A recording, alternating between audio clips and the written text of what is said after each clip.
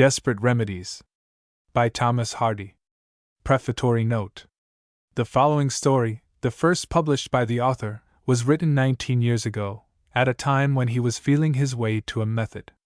The principles observed in its composition are, no doubt, too exclusively those in which mystery, entanglement, surprise, and moral obliquity are depended on for exciting interest, but some of the scenes, and at least one of the characters, have been deemed not unworthy of a little longer preservation, and as they could hardly be reproduced in a fragmentary form, the novel is reissued complete, the more readily that it has for some considerable time been reprinted and widely circulated in America. January 1889.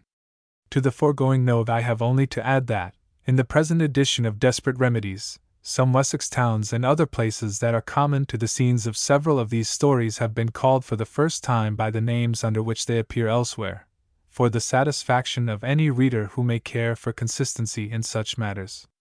This is the only material change, for, as it happened that certain characteristics which provoked most discussion in my latest story were present in this my first, published in 1871, when there was no French name for them, it has seemed best to let them stand unaltered. Th. February 1896. I. The Events of 30 Years. 1. December and January 1835–36.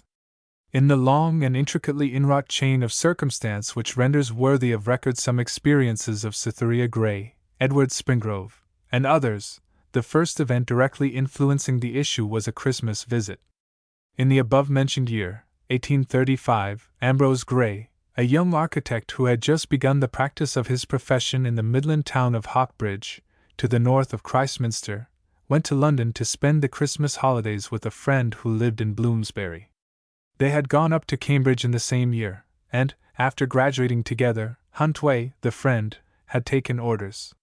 Grey was handsome, frank, and gentle. He had a quality of thought which, exercised on homeliness, was humor, on nature, picturesqueness, on abstractions, poetry. Being, as a rule, broadcast, it was all three. Of the wickedness of the world he was too forgetful. To discover evil in a new friend is to most people only an additional experience. To him it was ever a surprise. While in London he became acquainted with a retired officer in the Navy named Bradley, who, with his wife and their daughter, lived in a street not far from Russell Square. Though they were in no more than comfortable circumstances, the captain's wife came of an ancient family whose genealogical tree was interlaced with some of the most illustrious and well-known in the kingdom.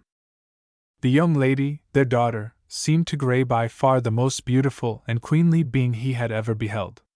She was about 19 or 20, and her name was Cytherea. In truth, she was not so very unlike country girls of that type of beauty, except in one respect. She was perfect in her manner and bearing, and they were not. A mere distinguishing peculiarity, by catching the eye, is often read as the pervading characteristic, and she appeared to him no less than perfection throughout, transcending her rural rivals in very nature. Grey did a thing the blissfulness of which was only eclipsed by its hazardousness. He loved her at first sight. His introductions had led him into contact with Cytherea and her parents 2 or 3 times on the first week of his arrival in London. An accident, and a lover's contrivance brought them together as frequently the week following. The parents liked young Grey, and having few friends, for their equals in blood were their superiors in position, he was received on very generous terms. His passion for Cytherea grew not only strong, but ineffably exalted. She, without positively encouraging him, tacitly assented to his schemes for being near her. Her father and mother seemed to have lost all confidence in nobility of birth, without money to give effect to its presence, and looked upon the budding consequence of the young people's reciprocal glances with placidity, if not actual favor. Grey's whole impassioned dream terminated in a sad and unaccountable episode. After passing through 3 weeks of sweet experience, he had arrived at the last stage, a kind of moral Gaza, before plunging into an emotional desert. The second week in January had come round, and it was necessary for the young architect to leave town. Throughout his acquaintanceship with the lady of his heart there had been this marked peculiarity in her love: she had delighted in his presence as a sweetheart should do, yet from first to last she had repressed all recognition of the true nature of the thread which drew them together, blinding herself to its meaning and only natural tendency, and appearing to dread his announcement of them. The present seemed enough for her without cumulative hope. Usually, even if love is in itself an end, it must be regarded as a beginning to be enjoyed. In spite of evasions as an obstacle, and in consequence of them as a spur, he would put the matter off no longer. It was evening. He took her into a little conservatory on the landing, and there among the evergreens, by the light of a few tiny lamps, infinitely enhancing the freshness and beauty of the leaves, he made the declaration of a love as fresh and beautiful as they. "My love, my darling, be my wife." She seemed like one just awakened. "Ah, we must part now," she faltered, in a voice of anguish. "I will write to you." She loosened her hand and rushed away. In a wild fever, Gray went home and watched for the next morning. Who shall express his misery and wonder when a note containing these words was put into his hand? "Goodbye, goodbye forever. As recognized lovers, something divides us eternally. Forgive me, I should have told you before, but your love was sweet. Never mention me." That very day, and as it seemed, to put an end to a painful condition of things, daughter and parents left London to pay off a promised visit to a relative in a western county. No message or letter of entreaty could wring from her any explanation. She begged him not to follow her, and the most bewildering point was that her father and mother appeared, from the tone of a letter Gray received from them, as vexed and sad as he at this sudden renunciation. One thing was plain: without admitting her reason as valid, they knew what that reason was, and did not intend to reveal it. A week from that day Ambrose Gray left his friend Huntway's house and saw no more of the love he mourned. From time to time his friend answered any inquiry Gray made by letter respecting her. But very poor food to a lover is intelligence of a mistress filtered through a friend. Huntway could tell nothing definitely. He said he believed there had been some prior flirtation between Cytherea and her cousin, an officer of the line, 2 or 3 years before Gray met her, which had suddenly been terminated by the cousin's departure for India, and the young lady's traveling on the continent with her parents the whole of the ensuing summer, on account of delicate health. Eventually Huntway said that circumstances had rendered Gray's attachment more hopeless still.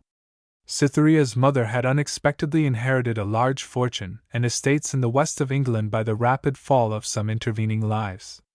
This had caused their removal from the small house in Bloomsbury, and, as it appeared, a renunciation of their old friends in that quarter. Young Gray concluded that his Cytherea had forgotten him and his love. But he could not forget her. 2. From 1843 to 1861.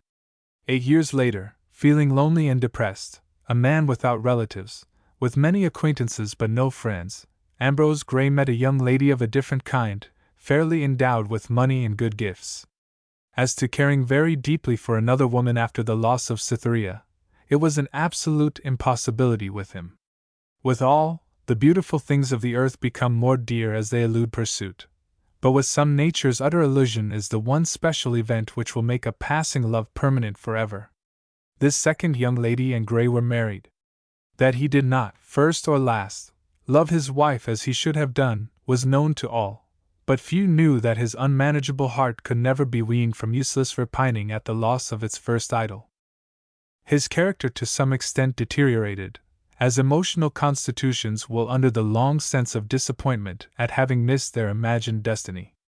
And thus, though naturally of a gentle and pleasant disposition, he grew to be not so tenderly regarded by his acquaintances as it is the lot of some of those persons to be. The winning and sanguine receptivity of his early life developed by degrees a moody nervousness, and when not picturing prospects drawn from baseless hope he was the victim of indescribable depression.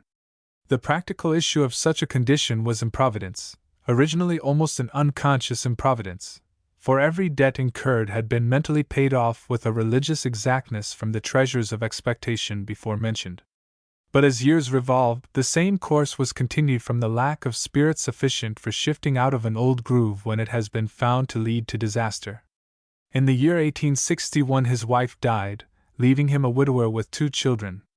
The elder, a son named Owen, now just turned 17, was taken from school, and initiated as pupil to the profession of architect in his father's office. The remaining child was a daughter, and Owen's junior by a year. Her Christian name was Cytherea, and it is easy to guess why. 3. October the 12th, 1863. We pass over 2 years in order to reach the next cardinal event of these persons' lives. The scene is still the Greys' native town of Hawkbridge, but as it appeared on a Monday afternoon in the month of October. The weather was sunny and dry, but the ancient borough was to be seen wearing one of its least attractive aspects. First, on account of the time. It was that stagnant hour of the 24 when the practical garishness of day, having escaped from the fresh long shadows and enlivening newness of the morning, has not yet made any perceptible advance towards acquiring those mellow and soothing tones which grace its decline. Next, it was that stage in the progress of the week when business, which, carried on under the gables of an old country place, is not devoid of a romantic sparkle, was well nigh extinguished.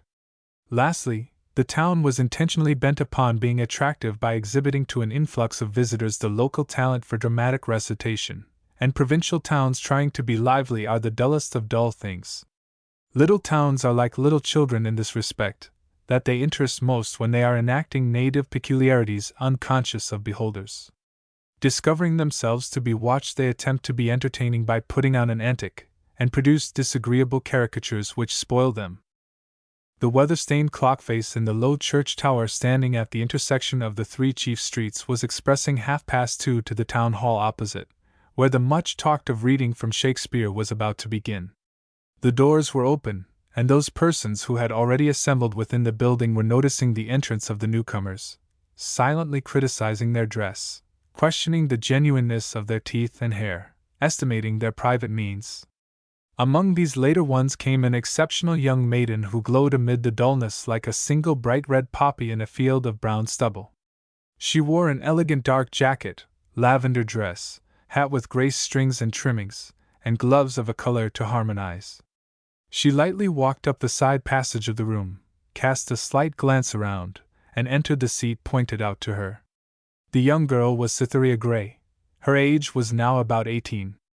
During her entry, and at various times while sitting in her seat and listening to the reader on the platform, her personal appearance formed an interesting subject of study for several neighboring eyes. Her face was exceedingly attractive, though artistically less perfect than her figure, which approached unusually near to the standard of faultlessness. But even this feature of hers yielded the palm to the gracefulness of her movement, which was fascinating and delightful to an extreme degree. Indeed, motion was her speciality, whether shown on its most extended scale of bodily progression, or minutely, as in the uplifting of her eyelids, the bending of her fingers, the pouting of her lip. The carriage of her head, motion within motion, a glide upon a glide, was as delicate as that of a magnetic needle. And this flexibility and elasticity had never been taught her by rule, nor even been acquired by observation, but nullo cultu, had naturally developed itself with her years. In childhood, a stone or stalk in the way, which had been the inevitable occasion of a fall to her playmates, had usually left her safe and upright on her feet after the narrowest escape by oscillations and whirls for the preservation of her balance. At mixed Christmas parties, when she numbered but 12 or 13 years, and was heartily despised on that account by lads who deemed themselves men, her apt lightness in the dance covered this incompleteness in her womanhood, and compelled the selfsame youths in spite of resolutions to seize upon her childish figure as a partner whom they could not afford to contemn. And in later years, when the instincts of her sex had shown her this point as the best and rarest feature in her external self, she was not found wanting in attention to the cultivation of finish in its details. Her hair rested gaily upon her shoulders in curls and was of a shining corn yellow in the high lights, deepening to a definite nut brown as each curl wound round into the shade. She had eyes of a sapphire hue, though rather darker than the gem ordinarily appears. They possessed the affectionate and liquid sparkle of loyalty and good faith as distinguishable from that harder brightness which seems to express faithfulness only to the object confronting them. But to attempt to gain a view of her, or indeed of any fascinating woman, from a measured category, is as difficult as to appreciate the effect of a landscape by exploring it at night with a lantern, or of a full chord of music by piping the notes in succession. Nevertheless, it may readily be believed from the description here ventured, that among the many winning phases of her aspect, these were particularly striking. She suddenly assumed the last mentioned bearing in the progress of the present entertainment. Her glance was directed out of the window. Why the particulars of a young lady's presence at a very mediocre performance were prevented from dropping into the oblivion which their intrinsic insignificance would naturally have involved, why they were remembered and individualized by herself and others through after years, was simply that she unknowingly stood, as it were, upon the extreme posterior edge of a tract in her life, in which the real meaning of taking thought had never been known. It was the last hour of experience she ever enjoyed with a mind entirely free from a knowledge of that labyrinth into which she stepped immediately afterwards, to continue a perplexed course along its mazes for the greater portion of 29 subsequent months. The town hall, in which Cytherea sat, was a building of brown stone, and through one of the windows could be seen from the interior of the room the housetops and chimneys of the adjacent street, and also the upper part of a neighbouring church spire, now in course of completion under the superintendence of Miss Gray's father, the architect to the work. That the top of this spire should be visible from her position in the room was a fact which Cytherea's idling eyes had discovered with some interest, and she was now engaged in watching the scene that was being enacted about its airy summit. Round the conical stonework rose a cage of scaffolding against the blue sky, and upon this stood 5 men, 4 in clothes as white as the new erection close beneath their hands, the 5th in the ordinary dark suit of a gentleman. The 4 working men in white were 3 masons and a mason's laborer. The 5th man was the architect, Mr. Gray. He had been giving directions as it seemed, and retiring as far as the narrow footway allowed, stood perfectly still. The picture thus presented to a spectator in the town hall was curious and striking. It was an illuminated miniature, framed in by the dark margin of the window, the keen-edged shoddiness of which emphasized by contrast the softness of the objects enclosed. The height of the spire was about 120 feet, and the 5 men engaged thereon seemed entirely removed from the sphere and experiences of ordinary human beings. They appeared little larger than pigeons, and made their tiny movements with a soft, spirit-like silentness. One idea above all others was conveyed to the mind of a person on the ground by their aspect, namely, concentration of purpose, that they were indifferent to, even unconscious of, the distracted world beneath them, and all that moved upon it. They never looked off the scaffolding. Then one of them turned. It was Mr. Gray. Again he stood motionless, with attention to the operations of the others.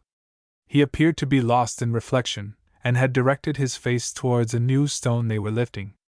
Why does he stand like that?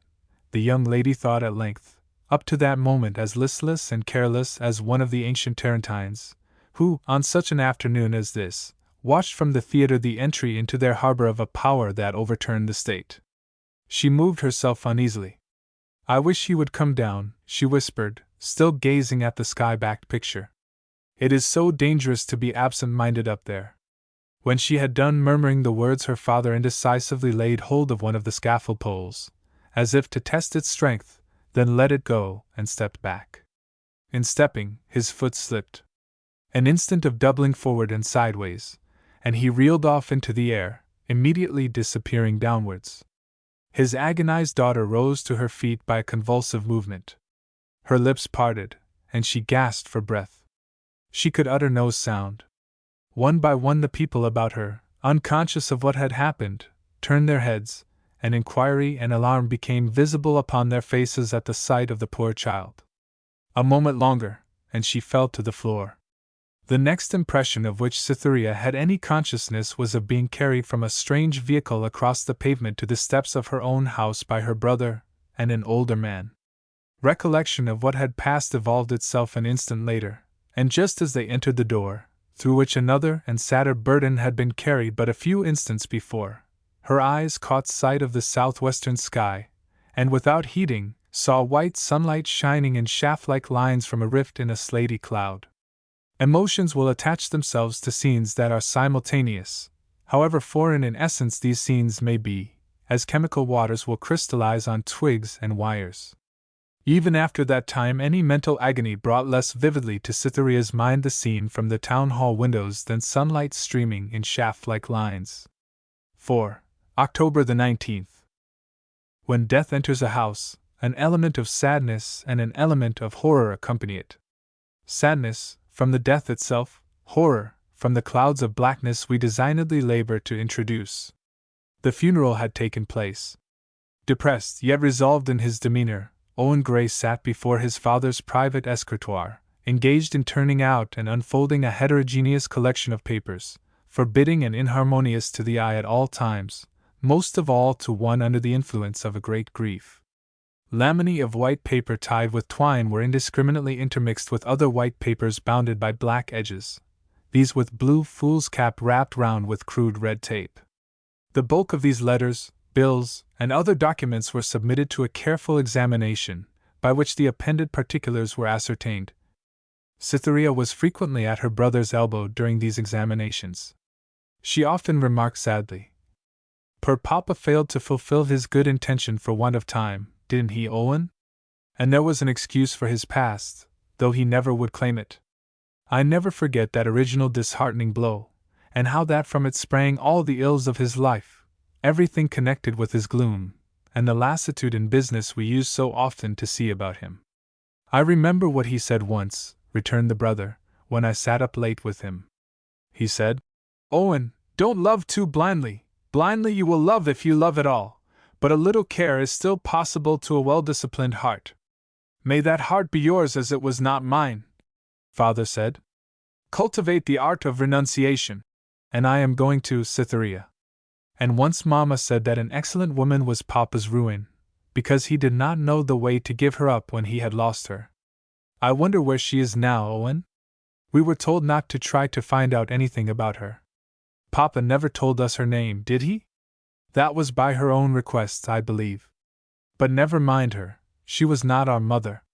The love affair which had been Ambrose Gray's disheartening blow was precisely of that nature which lads take little account of, but girls ponder in their hearts. 5. From October the 19th to July the 9th. Thus Ambrose Gray's good intentions with regard to the reintegration of his property had scarcely taken tangible form when his sudden death put them forever out of his power. Heavy bills, showing the extent of his obligations, tumbled in immediately upon the heels of the funeral from quarters previously unheard and unthought of. Thus pressed, a bill was filed in Chancery to have the assets, such as they were, administered by the court. What will become of us now? Thought Owen continually. There is in us an unquenchable expectation, which at the gloomiest time persists in inferring that because we are ourselves, there must be a special future in store for us, though our nature and antecedents to the remotest particular have been common to thousands. Thus to Cytherea and Owen Gray the question how their lives would end seemed the deepest of possible enigmas. To others who knew their position equally well with themselves the question was the easiest that could be asked, like those of other people similarly circumstanced. Then Owen held a consultation with his sister to come to some decision on their future course, and a month was passed in waiting for answers to letters, and in the examination of schemes more or less futile. Sudden hopes that were rainbows to the sight proved but mists to the touch. In the meantime, unpleasant remarks, disguised them as some well-meaning people might, were floating around them every day.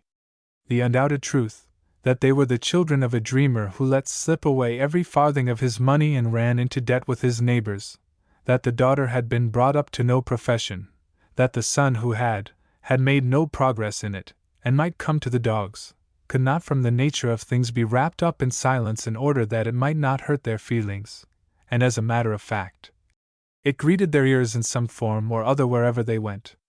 Their few acquaintances passed them hurriedly.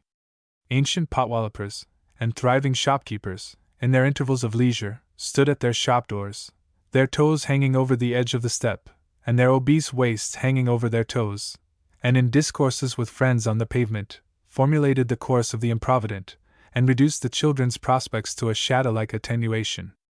The sons of these men, who wore breastpins of a sarcastic kind, and smoked humorous pipes, stared at Cytherea with a stare unmitigated by any of the respect that had formerly softened it.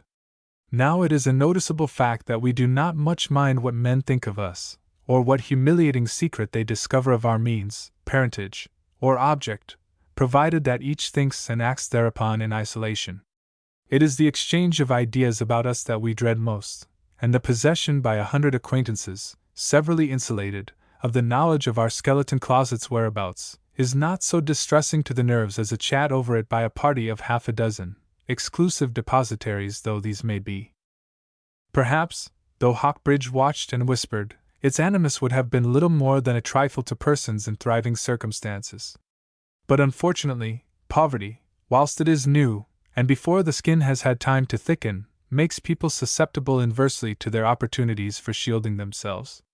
In Owen was found, in place of his father's impressibility, a larger share of his father's pride, and a squareness of idea which, if coupled with a little more blindness, would have amounted to positive prejudice. To him humanity, so far as he had thought of it at all, was rather divided into distinct classes than blended from extreme to extreme. Hence, by a sequence of ideas which might be traced if it were worthwhile, he either detested or respected opinion, and instinctively sought to escape a cold shade that mere sensitiveness would have endured. He could have submitted to separation, sickness, exile, drudgery, hunger and thirst, with stoical indifference, but superciliousness was too incisive. After living on for 9 months in attempts to make an income as his father's successor in the profession, attempts which were utterly fruitless by reason of his inexperience, Grey came to a simple and sweeping resolution. They would privately leave that part of England, drop from the sight of acquaintances, gossips, harsh critics, and bitter creditors of whose misfortune he was not the cause, and escape the position which galled him by the only road their great poverty left open to them, that of his obtaining some employment in a distant place by following his profession as a humble underdraftsman. He thought over his capabilities with the sensations of a soldier grinding his sword at the opening of a campaign. What with lack of employment, owing to the decrease of his late father's practice, and the absence of direct and uncompromising pressure towards monetary results from a pupil's labor, which seems to be always the case when a professional man's pupil is also his son, Owen's progress in the art and science of architecture had been very insignificant indeed. Though anything but an idle young man, he had hardly reached the age at which industrious men who lack an external whip to send them on in the world, are induced by their own common sense to whip on themselves. Hence his knowledge of plans, elevations, sections, and specifications was not greater at the end of 2 years of probation than might easily have been acquired in 6 months by a youth of average ability, himself, for instance, amid a bustling London practice. But at any rate he could make himself handy to one of the profession, some man in a remote town, and there fulfill his indentures. A tangible inducement lay in this direction of survey. He had a slight conception of such a man, a Mr. Gradfield, who was in practice in Budmouth Regis, a seaport town and watering place in the south of England. After some doubts, Grey ventured to write to this gentleman, asking the necessary question, shortly alluding to his father's death, and stating that his term of apprenticeship had only half expired. He would be glad to complete his articles at a very low salary for the whole remaining 2 years, provided payment could begin at once. The answer from Mr. Gradfield stated that he was not in want of a pupil who would serve the remainder of his time on the terms Mr. Grey mentioned. But he would just add one remark. He chanced to be in want of some young man in his office, for a short time only, probably about 2 months, to trace drawings, and attend to other subsidiary work of the kind. If Mr. Grey did not object to occupy such an inferior position as these duties would entail, and to accept weekly wages which to one with his expectations would be considered merely nominal, the post would give him an opportunity for learning a few more details of the profession. It is a beginning, and above all, an abiding place, away from the shadow of the cloud which hangs over us here. I will go, said Owen. Cytherea's plan for her future, an intensely simple one, owing to the even greater narrowness of her resources, was already marked out. One advantage had accrued to her through her mother's possession of a fair share of personal property, and perhaps only one. She had been carefully educated. Upon this consideration her plan was based. She was to take up her abode in her brother's lodging at Budmouth, when she would immediately advertise for a situation as governess, having obtained the consent of a lawyer at Aldbrickham who was winding up her father's affairs, and who knew the history of her position, to allow himself to be referred to in the matter of her past life and respectability. Early one morning they departed from their native town, leaving behind them scarcely a trace of their footsteps.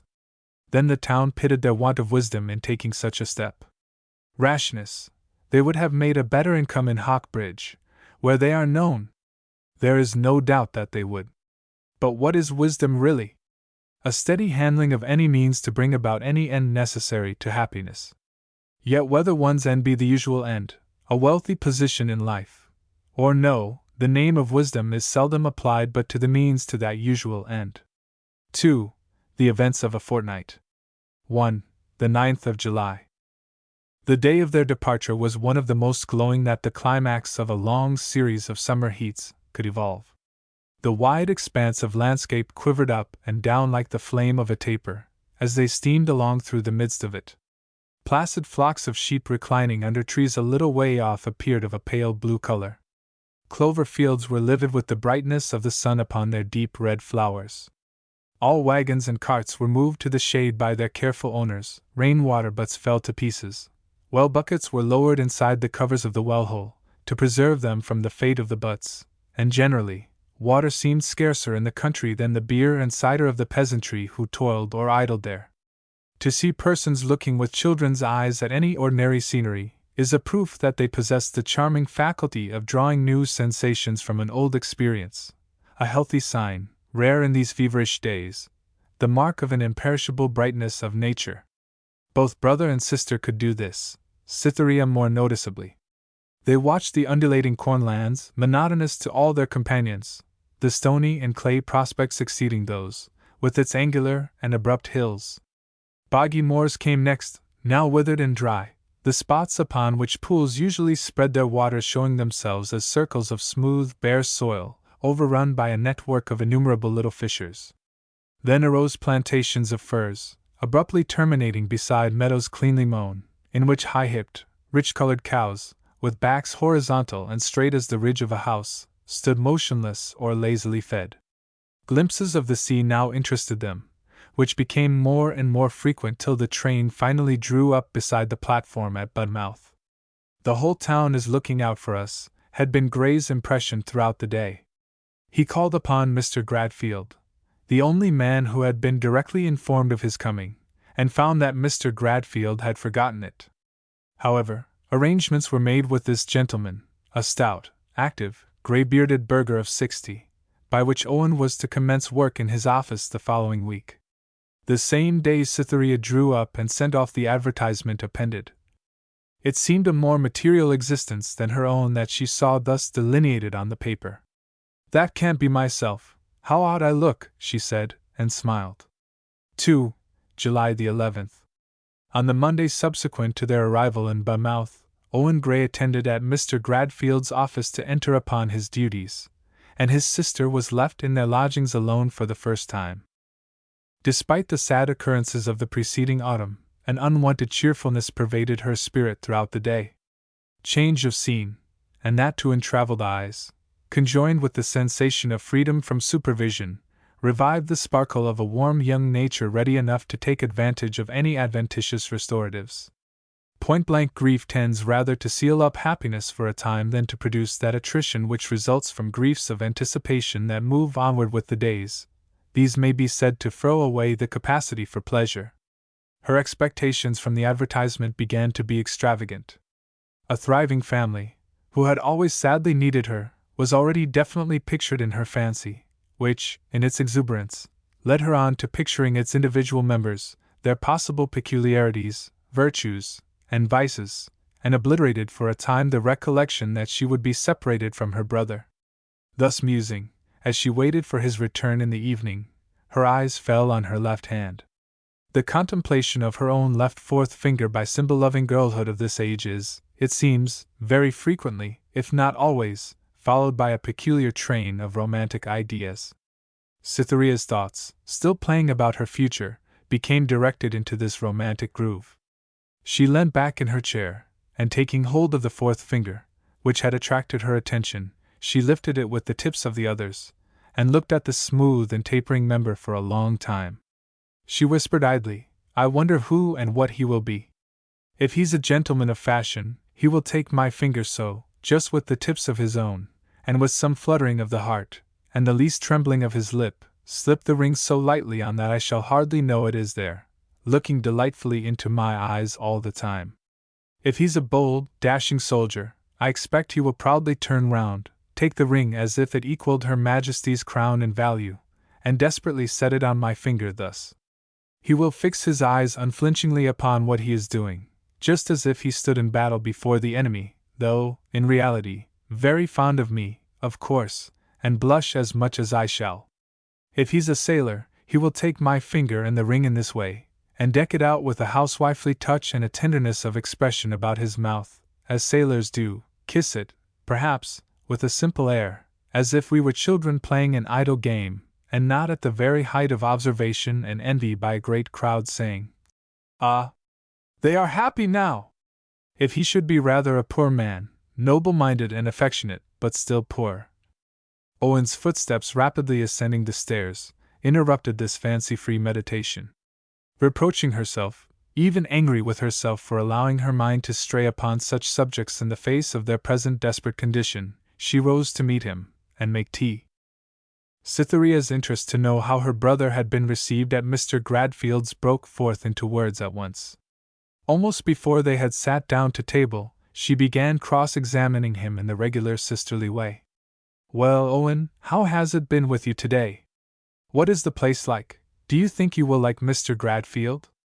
"Oh, yes. But he has not been there today. I have only had the head draftsman with me. Young women have a habit, not noticeable in men, of putting on at a moment's notice the drama of whosoever's life they choose." Cytherea's interest was transferred from Mr. Gradfield to his representative. "What sort of a man is he?"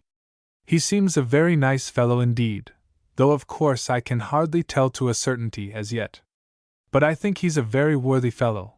There's no nonsense in him, and though he is not a public school man he has read widely, and has a sharp appreciation of what's good in books and art. In fact, his knowledge isn't nearly so exclusive as most professional men's. That's a great deal to say of an architect, for of all professional men they are, as a rule, the most professional." "Yes, perhaps they are. This man is rather of a melancholy turn of mind, I think."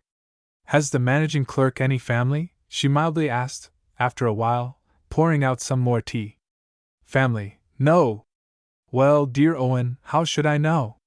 "Why, of course he isn't married.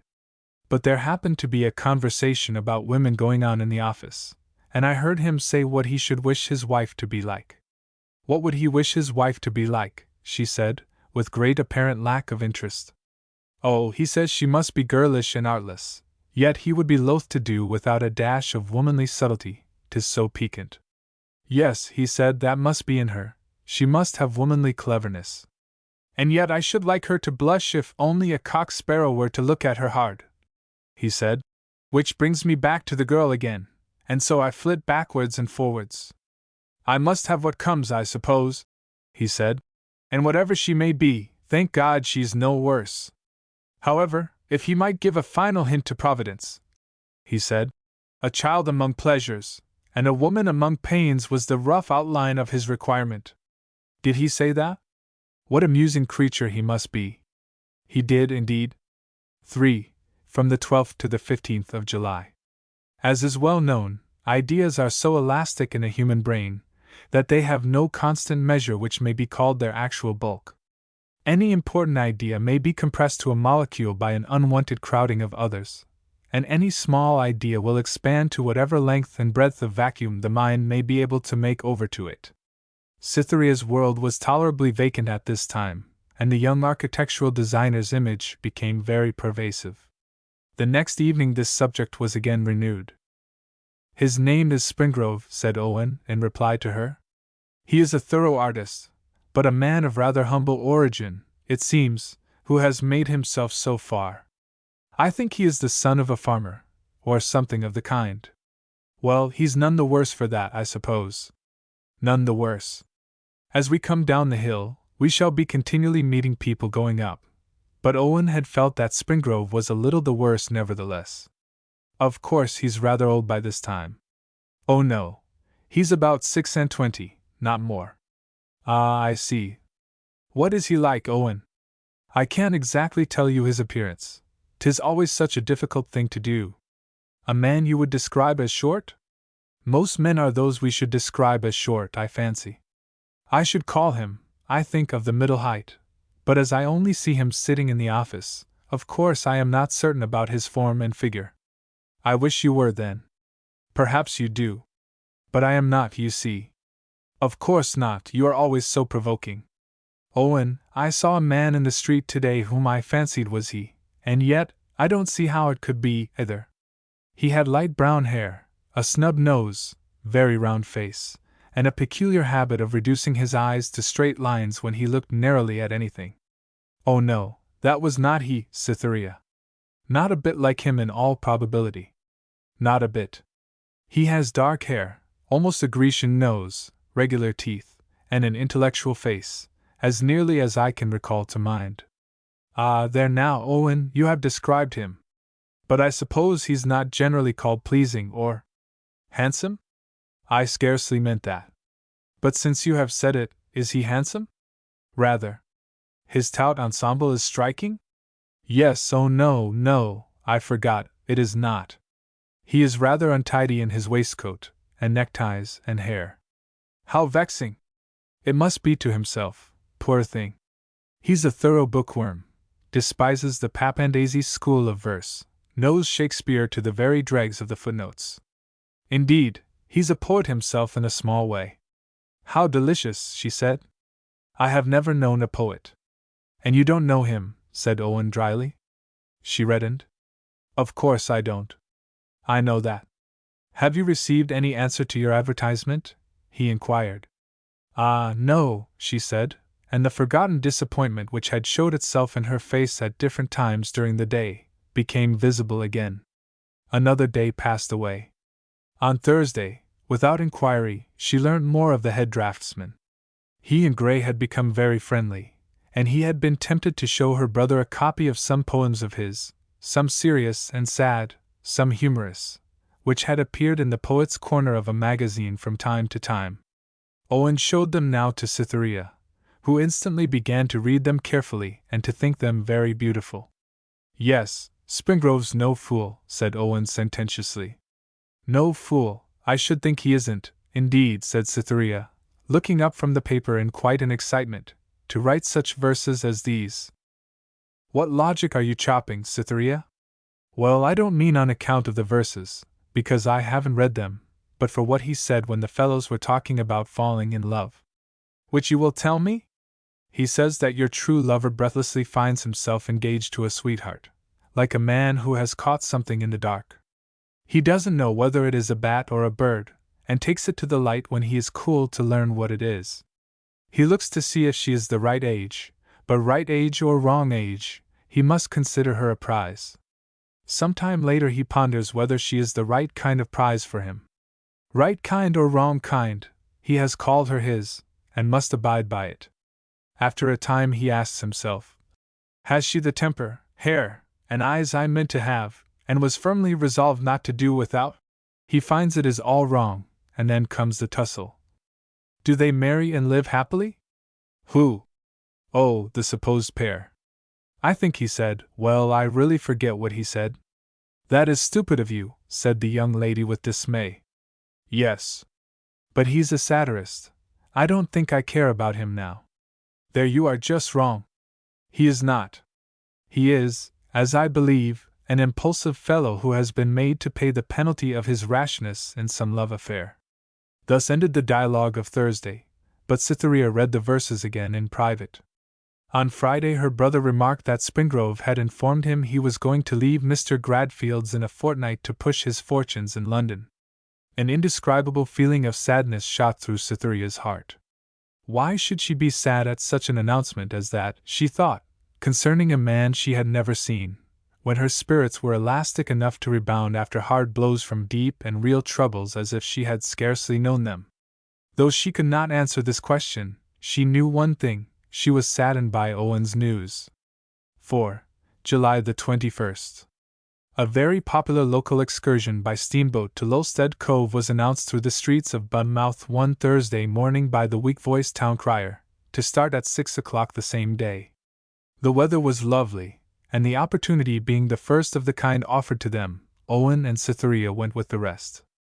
They had reached the cove, and had walked landward for nearly an hour over the hill which rose beside the strand, when Grey recollected that 2 or 3 miles yet further inland from this spot was an interesting medieval ruin. He was already familiar with its characteristics through the medium of an archaeological work, and now finding himself so close to the reality, felt inclined to verify some theory he had formed respecting it. Concluding that there would be just sufficient time for him to go there and return before the boat had left the shore, he parted from Cytherea on the hill, struck downwards, and then up a heathery valley. She remained on the summit where he had left her till the time of his expected return, scanning the details of the prospect around. Placidly spread out before her on the south was the open channel, reflecting a blue intenser by many shades than that of the sky overhead, and dotted in the foreground by half a dozen small craft of contrasting rig, their sails graduating in hue from extreme whiteness to reddish brown, the varying actual colors varied again in a double degree by the rays of the declining sun. Presently the distant bell from the boat was heard, warning the passengers to embark. This was followed by a lively air from the harps and violins on board, their tones, as they arose, becoming intermingled with, though not marred by, the brush of the waves when their crests rolled over, at the point where the check of the shallows was first felt, and then thinned away up the slope of pebbles and sand. She turned her face landward and strained her eyes to discern, if possible, some sign of Owen's return. Nothing was visible save the strikingly brilliant, still landscape. The wide concave which lay at the back of the hill in this direction was blazing with the western light, adding an orange tint to the vivid purple of the heather, now at the very climax of bloom, and free from the slightest touch of the invidious brown that so soon creeps into its shades. The light so intensified the colors that they seemed to stand above the surface of the earth, and float in midair like an exhalation of red. In the minor valleys, between the hillocks and ridges which diversified the contour of the basin, but did not disturb its general sweep, she marked breaks of tall, heavy-stemmed ferns, 5 or 6 feet high, in a brilliant light green dress, a broad riband of them with the path in their midst winding like a stream along the little ravine that reached to the foot of the hill, and delivered up the path to its grassy area. Among the ferns grew holly bushes deeper in tint than any shadow about them, whilst the whole surface of the scene was dimpled with small conical pits, and here and there were round ponds, now dry, and half overgrown with rushes. The last bell of the steamer rang. Cytherea had forgotten herself, and what she was looking for. In a fever of distress lest Owen should be left behind, she gathered up in her hand the corners of her handkerchief, containing specimens of the shells, plants, and fossils which the locality produced, started off to the sands, and mingled with the knots of visitors there congregated from other interesting points around, from the inn, the cottages, and hired conveyances that had returned from short drives inland. They all went aboard by the primitive plan of a narrow plank on 2 wheels, the women being assisted by a rope. Cytherea lingered till the very last, reluctant to follow, and looking alternately at the boat and the valley behind. Her delay provoked a remark from Captain Jacobs, a thick-set man of hybrid stains, resulting from the mixed effects of fire and water, peculiar to sailors where engines are the propelling power. "Now then, missy, if you please. I am sorry to tell 'ee our time's up." "Who are you looking for, miss?" "My brother. He has walked a short distance inland. He must be here directly." "Could you wait for him, just a minute?"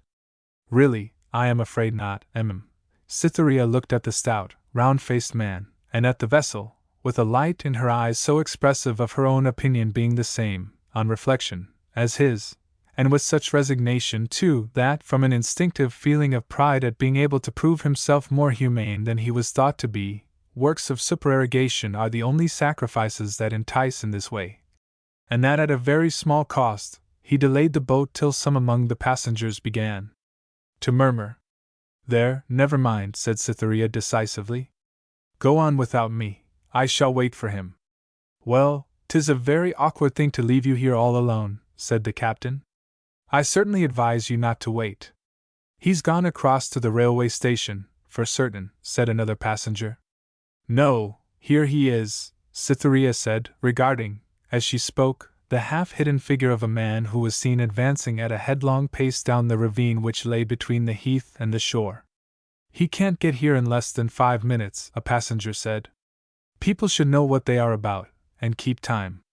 Really, if—" "You see, sir," said the captain, in an apologetic undertone, "since 'tis her brother, and she's all alone, 'tis only nater to wait a minute now he's in sight. Suppose, now, you were a young woman, as might be, and had a brother, like this one, and you stood of an evening upon this here wild lonely shore, like her, why you'd want us to wait, too, wouldn't you, sir? I think you would." The person so hastily approaching had been lost to view during this remark by reason of a hollow in the ground, and the projecting cliff immediately at hand covered the path in its rise.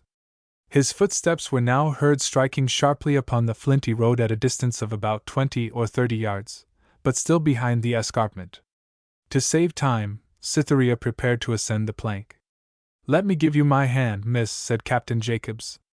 "No, please don't touch me," said she, ascending cautiously by sliding one foot forward 2 or 3 inches, bringing up the other behind it, and so on alternately, her lips compressed by concentration on the feet, her eyes glued to the plank, her hand to the rope, and her immediate thought to the fact of the distressing narrowness of her footing.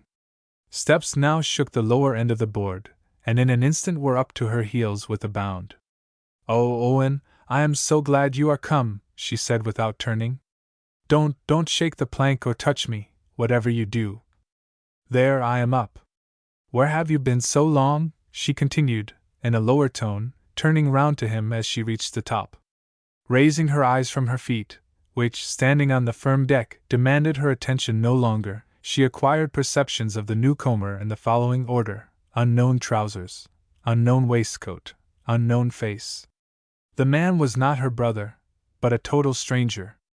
Off went the plank, the paddles started, stopped, backed, pattered in confusion, then revolved decisively, and the boat passed out into deep water. 1 or 2 persons had said, "How d'ye do, Mr. Springrove?" and looked at Cytherea, to see how she bore her disappointment. Her ears had but just caught the name of the head draftsman, when she saw him advancing directly to address her. "Miss Grey, I believe?" he said, lifting his hat. "Yes," said Cytherea, colouring, and trying not to look guilty of a surreptitious knowledge of him.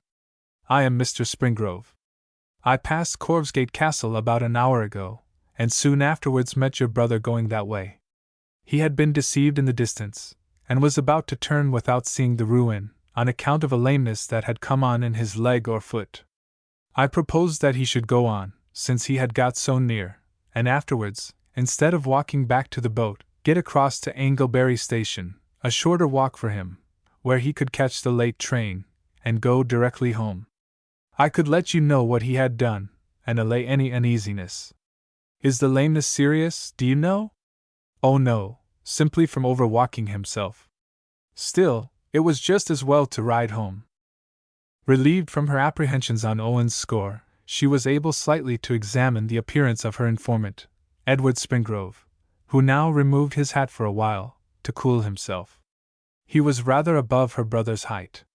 Although the upper part of his face and head was handsomely formed, and bounded by lines of sufficiently masculine regularity, his brows were somewhat too softly arched, and finely penciled for one of his sex, without prejudice, however, to the belief which the sum total of his features inspired, that though they did not prove that the man who thought inside them would do much in the world, men who had done most of all had had no better ones. Across his forehead, otherwise perfectly smooth, ran one thin line, the healthy freshness of his remaining features expressing that it had come there prematurely. Though some years short of the age at which the clear spirit bids good-bye to the last infirmity of noble mind, and takes to house hunting and investments, he had reached the period in a young man's life when episodic periods, with a hopeful birth and a disappointing death, have begun to accumulate, and to bear a fruit of generalities, his glance sometimes seeming to state, "I have already thought out the issue of such conditions as these we are experiencing." At other times he wore an abstracted look, "I seem to have lived through this moment before." He was carelessly dressed in dark grey, wearing a rolled-up black kerchief as a neckcloth, the knot of which was disarranged, and stood obliquely, a deposit of white dust having lodged in the creases. I am sorry for your disappointment, he continued, glancing into her face. Their eyes having met, became, as it were, mutually locked together, and the single instant only which good breeding allows as the length of such a look, became trebled. A clear penetrating ray of intelligence had shot from each into each, giving birth to one of those unaccountable sensations which carry home to the heart before the hand has been touched or the merest compliment passed, by something stronger than mathematical proof. The conviction, a tie has begun to unite us.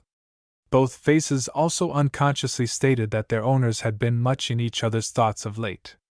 Owen had talked to the young architect of his sister as freely as to Cytherea of the young architect.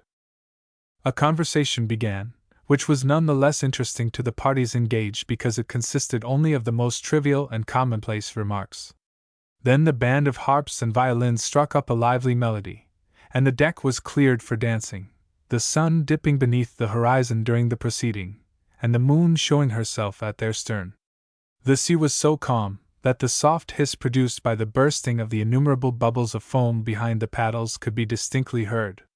The passengers who did not dance, including Cytherea and Springrove, lapsed into silence, leaning against the paddle boxes, or standing aloof, noticing the trembling of the deck to the steps of the dance, watching the waves from the paddles as they slid thinly and easily under each other's edges. Night had quite closed, and by the time they reached Bournemouth Harbour, sparkling with its white, red, and green lights in opposition to the shimmering path of the moon's reflection on the other side, which reached away to the horizon till the flecked ripples reduced themselves to sparkles as fine as gold dust. I will walk to the station and find out the exact time the train arrives, said Springrove, rather eagerly, when they had landed. She thanked him much. Perhaps we might walk together, he suggested hesitatingly. She looked as if she did not quite know, and he settled the question by showing the way. They found, on arriving there, that on the first day of that month the particular train selected for Gray's return had ceased to stop at Anglebury station. I am very sorry I misled him, said Springrove. Oh, I am not alarmed at all, replied Cytherea. Well, it's sure to be all right. He will sleep there, and come by the first in the morning. But what will you do alone? I am quite easy on that point. The landlady is very friendly. I must go indoors now. Good night, Mr. Springrove. Let me go round to your door with you, he pleaded. No, thank you, we live close by. He looked at her as a waiter looks at the change he brings back. But she was inexorable. Don't forget me, he murmured. She did not answer. Let me see you sometimes, he said. Perhaps you never will again. I am going away, she replied in lingering tones, and turning into Cross Street, ran indoors and upstairs. The sudden withdrawal of what was superfluous at first is often felt as an essential loss. It was felt now with regard to the maiden. More, too, after a meeting so pleasant and so enkindling, she had seemed to imply that they would never come together again. The young man softly followed her, stood opposite the house, and watched her come into the upper room with the light. Presently his gaze was cut short by her approaching the window and pulling down the blind, Edward dwelling upon her vanishing figure with a hopeless sense of loss akin to that which Adam is said by logicians to have felt when he first saw the sun set, and thought, in his inexperience, that it would return no more. He waited till her shadow had twice crossed the window, when, finding the charming outline was not to be expected again, he left the street, crossed the harbour bridge, and entered his own solitary chamber on the other side, vaguely thinking as he went, for undefined reasons. 3. The events of 8 days. 1. From the 22nd to the 27th of July. But things are not what they seem. A responsive love for Edward Springrove had made its appearance in Cytherea's bosom with all the fascinating attributes of a first experience, not succeeding to or displacing other emotions, as in older hearts, but taking up entirely new ground, as when gazing just after sunset at the pale blue sky we see a star come into existence where nothing was before. His parting words, "Don't forget me," she repeated to herself 100 times, and though she thought their import was probably commonplace, she could not help toying with them, looking at them from all points, and investing them with meanings of love and faithfulness, ostensibly entertaining such meanings only as fables wherewith to pass the time, yet in her heart admitting, for detached instants, a possibility of their deeper truth. and thus, for hours after he had left her, her reason flirted with her fancy as a kitten will sport with a dove, pleasantly and smoothly through easy attitudes, but disclosing its cruel and unyielding nature at crises. To turn now to the more material media through which this story moves, it so happened that the very next morning brought round a circumstance which, slight in itself, took up a relevant and important position between the past and the future of the persons herein concerned. At breakfast time, just as Cytherea had again seen the postman pass without bringing her an answer to the advertisement, as she had fully expected he would do, Owen entered the room. "Well," he said, kissing her, "you have not been alarmed, of course. Springrove told you what I had done, and you found there was no train?" "Yes, it was all clear." "But what is the lameness owing to?" "I don't know, nothing. It has quite gone off now. Cytherea, I hope you like Springrove. Springrove's a nice fellow, you know." "Yes. I think he is, except that. It happened just to the purpose that I should meet him there, didn't it? And when I reached the station and learnt that I could not get on by train, my foot seemed better. I started off to walk home, and went about 5 miles along a path beside the railway. It then struck me that I might not be fit for anything today if I walked and aggravated the bothering foot, so I looked for a place to sleep at. There was no available village or inn, and I eventually got the keeper of a gatehouse, where a lane crossed the line, to take me in. They proceeded with their breakfast. Owen yawned. "You didn't get much sleep at the gatehouse last night, I'm afraid, Owen," said his sister. "To tell the truth, I didn't. I was in such very close and narrow quarters.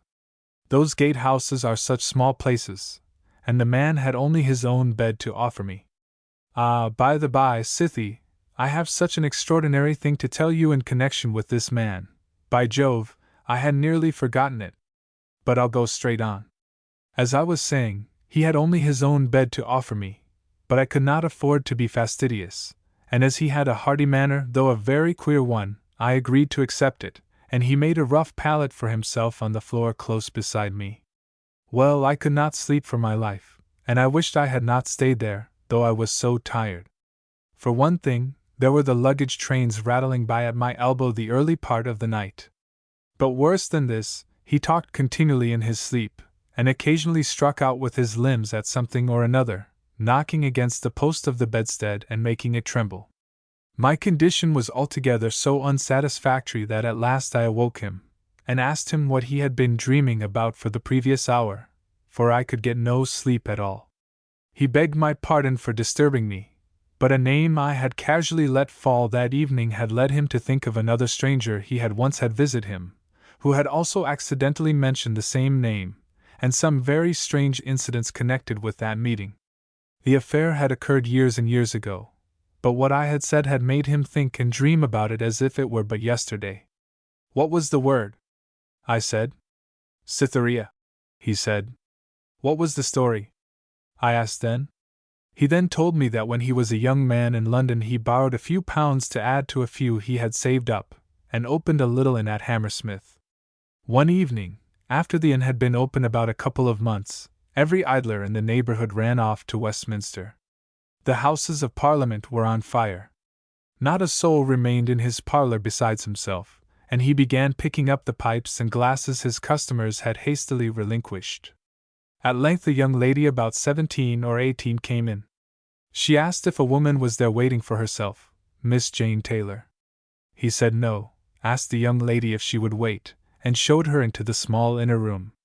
There was a glass pane in the partition dividing this room from the bar to enable the landlord to see if his visitors, who sat there, wanted anything. A curious awkwardness and melancholy about the behavior of the girl who called caused my informant to look frequently at her through the partition. She seemed weary of her life, and sat with her face buried in her hands, evidently quite out of her element in such a house. Then a woman much older came in and greeted Miss Taylor by name. The man distinctly heard the following words pass between them. "Why have you not brought him? He is ill. He is not likely to live through the night." At this announcement from the elderly woman, the young lady fell to the floor in a swoon, apparently overcome by the news. The landlord ran in and lifted her up. Well, do what they would, they could not for a long time bring her back to consciousness, and began to be much alarmed. "Who is she?" the innkeeper said to the other woman. "I know her," the other said, with deep meaning in her tone. The elderly and young woman seemed allied, and yet strangers. She now showed signs of life, and it struck him, he was plainly of an inquisitive turn, that in her half-bewildered state he might get some information from her. He stooped over her, put his mouth to her ear, and said sharply, "What's your name? To catch a woman napping is difficult, even when she's half dead, but I did it," says the gatekeeper. When he asked her name, she said immediately, "Cytherea," and stopped suddenly. "My own name," said Cytherea. "Yes, your name." Well, the gateman thought at the time it might be equally with Jane a name she had invented for the occasion, that they might not trace her, but I think it was truth unconsciously uttered, for she added directly afterwards, "Oh, what have I said?" and was quite overcome again, this time with fright. Her vexation that the woman now doubted the genuineness of her other name was very much greater than that the innkeeper did, and it is evident that to blind the woman was her main object. He also learned from words the elderly woman casually dropped, that meetings of the same kind had been held before, and that the falseness of the soi-disant Miss Jane Taylor's name had never been suspected by this dependent or confederate till then. She recovered, rested there for an hour, and first sending off her companion peremptorily, which was another odd thing, she left the house, offering the landlord all the money she had to say nothing about the circumstance. He has never seen her since, according to his own account. I said to him again and again, "Did you find any more particulars afterwards?" "Not a syllable," he said. Oh, he should never hear any more of that. Too many years had passed since it happened. "At any rate, you found out her surname?" I said. "Well, well, that's my secret," he went on. "Perhaps I should never have been in this part of the world if it hadn't been for that. I failed as a publican, you know. I imagine the situation of gateman was given him, and his debts paid off as a bribe to silence, but I can't say." "Ah, yes," he said, with a long breath. "I have never heard that name mentioned since that time till tonight, and then there instantly rose to my eyes the vision of that young lady lying in a fainting fit." He then stopped talking and fell asleep.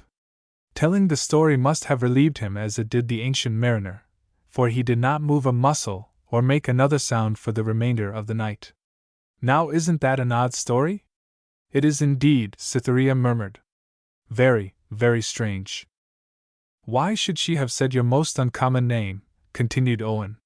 The man was evidently truthful, for there was not motive sufficient for his invention of such a tale, and he could not have done it either. Cytherea looked long at her brother. "Don't you recognize anything else in connection with the story?" she said. "What?" he asked. "Do you remember what poor Papa once let drop, that Cytherea was the name of his first sweetheart in Bloomsbury, who so mysteriously renounced him? A sort of intuition tells me that this was the same woman." "Oh no, not likely," said her brother skeptically. "How not likely, Owen? There's not another woman of the name in England." "In what year used Papa to say the event took place?" 1835. "And when were the Houses of Parliament burnt?" "Stop, I can tell you." She searched their little stock of books for a list of dates, and found one in an old school history. The Houses of Parliament were burnt down in the evening of the 16th of October, 1834. "Nearly a year and a quarter before she met Father," remarked Owen. They were silent. "If Papa had been alive, what a wonderful absorbing interest this story would have had for him," said Cytherea by and by. "And how strangely knowledge comes to us. We might have searched for a clue to her secret half the world over, and never found one. If we had really had any motive for trying to discover more of the sad history than Papa told us, we should have gone to Bloomsbury, but not caring to do so, we go 200 miles in the opposite direction, and there find information waiting to be told us. What could have been the secret, Owen? Heaven knows. But our having heard a little more of her in this way, if she is the same woman, is a mere coincidence after all, a family story to tell our friends if we ever have any. But we shall never know any more of the episode now, trust our fates for that." Cytherea sat silently thinking. "There was no answer this morning to your advertisement, Cytherea?" he continued. "None. I could see that by your looks when I came in. Fancy not getting a single one, she said sadly. Surely there must be people somewhere who want governesses. Yes, but those who want them, and can afford to have them, get them mostly by friends' recommendations, whilst those who want them, and can't afford to have them, make use of their poor relations. What shall I do? Never mind it. Go on living with me. Don't let the difficulty trouble your mind so you think about it all day. I can keep you, Scythie, in a plain way of living. 25 shillings a week do not amount to much truly, but then many mechanics have no more, and we live quite as sparingly as journeyman mechanics.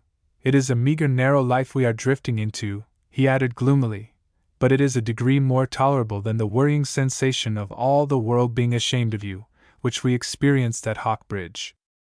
I couldn't go back there again, she said. Nor I. Oh, I don't regret our course for a moment. We did quite right in dropping out of the world. The sneering tones of the remark were almost too labored to be real. Besides, he continued, something better for me is sure to turn up soon. I wish my engagement here was a permanent one instead of for only 2 months. It may, certainly, be for a longer time, but all is uncertain. I wish I could get something to do, and I must too, she said firmly. Suppose, as is very probable, you are not wanted after the beginning of October, the time Mr. Gradfield mentioned, what should we do if I were dependent on you only throughout the winter? They pondered on numerous schemes by which a young lady might be supposed to earn a decent livelihood, more or less convenient and feasible in imagination, but relinquished them all until advertising had been once more tried, this time taking lower ground. Cytherea was vexed at her temerity in having represented to the world that so inexperienced a being as herself was a qualified governess, and had a fancy that this presumption of hers might be one reason why no ladies applied. The new and humbler attempt appeared in the following form. In the evening they went to post a letter, and then walked up and down the parade for a while. Soon they met Springrove, said a few words to him, and passed on. Owen noticed that his sister's face had become crimson. Rather oddly, they met Springrove again in a few minutes. This time the three walked a little way together, Edward ostensibly talking to Owen, though with a single thought to the reception of his words by the maiden at the farther side, upon whom his gaze was mostly resting, and who was attentively listening, looking fixedly upon the pavement the while. It has been said that men love with their eyes, women with their ears. As Owen and himself were little more than acquaintances as yet, and as Springrove was wanting in the assurance of many men of his age, it now became necessary to wish his friends good evening, or to find a reason for continuing near Cytherea by saying some nice new thing. He thought of a new thing. He proposed a pull across the bay. This was assented to. They went to the pier, stepped into one of the gaily painted boats, moored alongside, and sheered off. Cytherea sat in the stern steering. They rowed that evening, the next came, and with it the necessity of rowing again.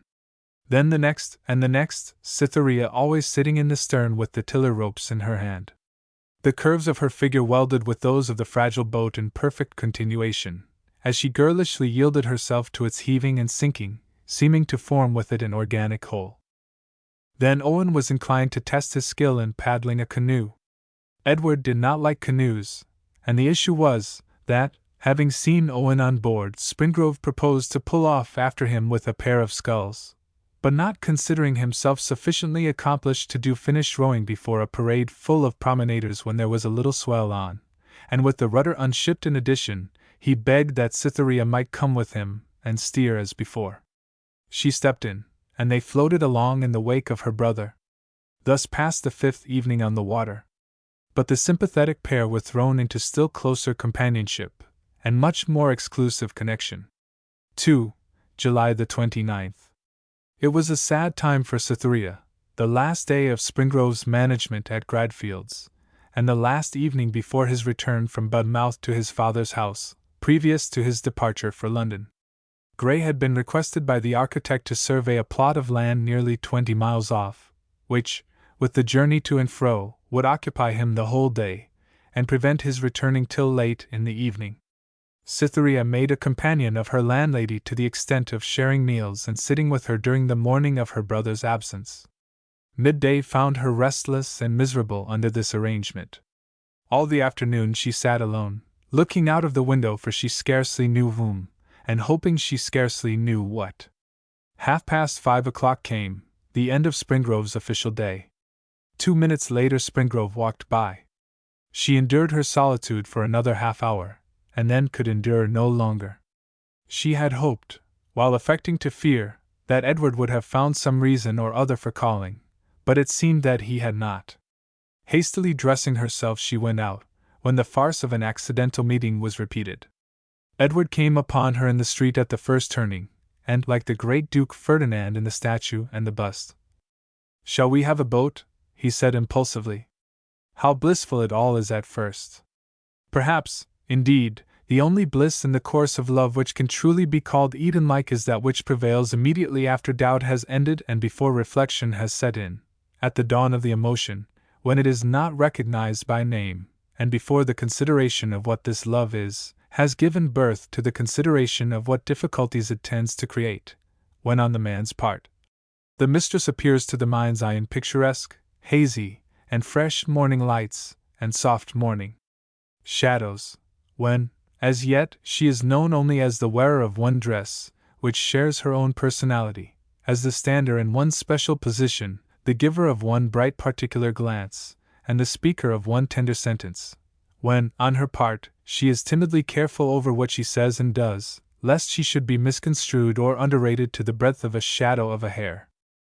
"Shall we have a boat?" he said again, more softly, seeing that to his first question she had not answered, but looked uncertainly at the ground, then almost, but not quite, in his face, blushed a series of minute blushes, left off in the midst of them, and showed the usual signs of perplexity in a matter of the emotions. Owen had always been with her before, but there was now a force of habit in the proceeding, and with Arcadian innocence she assumed that a row on the water was, under any circumstances, a natural thing. Without another word being spoken on either side, they went down the steps. He carefully handed her in, took his seat, slid noiselessly off the sand, and away from the shore. They thus sat facing each other in the graceful yellow cockleshell, and his eyes frequently found a resting place in the depths of hers. The boat was so small that at each return of the sculls, when his hands came forward to begin the pull, they approached so near to her that her vivid imagination began to thrill her with a fancy that he was going to clasp his arms round her. The sensation grew so strong that she could not run the risk of again meeting his eyes at those critical moments, and turned aside to inspect the distant horizon. Then she grew weary of looking sideways, and was driven to return to her natural position again. At this instant he again leant forward to begin, and met her glance by an ardent fixed gaze. An involuntary impulse of girlish embarrassment caused her to give a vehement pull at the tiller rope, which brought the boat's head round till they stood directly for shore. His eyes, which had dwelt upon her form during the whole time of her look askance, now left her. He perceived the direction in which they were going. "Why, you have completely turned the boat, Miss Grey," he said, looking over his shoulder.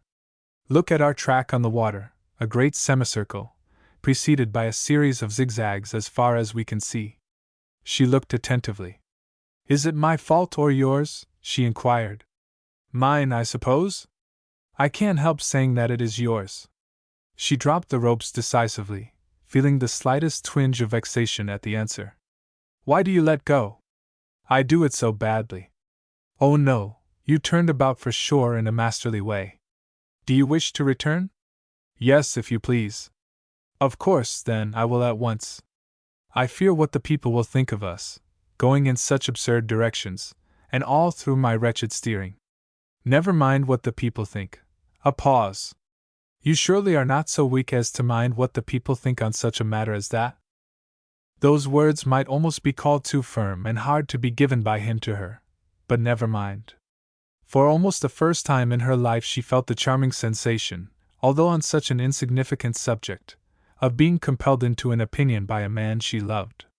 Owen, though less yielding physically and more practical, would not have had the intellectual independence to answer a woman thus. She replied quietly and honestly as when she had stated the contrary fact a minute earlier. "I don't mind. I'll unship the tiller that you may have nothing to do going back but to hold your parasol," he continued, and arose to perform the operation, necessarily leaning closely against her, to guard against the risk of capsizing the boat as he reached his hands astern. His warm breath touched and crept round her face like a caress, but he was apparently only concerned with his task. She looked guilty of something when he seated himself. He read in her face what that something was. She had experienced a pleasure from his touch. But he flung a practical glance over his shoulder, seized the oars, and they sped in a straight line towards the shore. Cytherea saw that he noted in her face what had passed in her heart, and that noting it, he continued as decided as before. She was inwardly distressed. She had not meant him to translate her words about returning home so literally at the first. She had not intended him to learn her secret. But more than all, she was not able to endure the perception of his learning it and continuing unmoved. There was nothing but misery to come now. They would step ashore. He would say good night, go to London tomorrow, and the miserable she would lose him forever. She did not quite suppose what was the fact, that a parallel thought was simultaneously passing through his mind. They were now within 10 yards, now within 5. He was only now waiting for a smooth to bring the boat in. Sweet, sweet love must not be slain thus, was the fair maid's reasoning. She was equal to the occasion, ladies are, and delivered the god. Do you want very much to land, Mr. Springrove? She said, letting her young violet eyes pine at him a very, very little. I? Not at all, said he, looking in astonishment at her inquiry which a slight twinkle of his eye half belied. But you do? I think that now we have come out, and it is such a pleasant evening, she said gently and sweetly, I should like a little longer row if you don't mind? I'll try to steer better than before if it makes it easier for you. I'll try very hard. It was the turn of his face to tell a tale now. He looked, we understand each other. Ah, we do, darling, turned the boat, and pulled back into the bay once more. Now steer wherever you will, he said in a low voice. Never mind the directness of the course, wherever you will. Shall it be Creston Shore? She said, pointing to a stretch of beach northward from Budmouth Esplanade. Creston Shore certainly, he responded, grasping the sculls. She took the strings daintily, and they wound away to the left.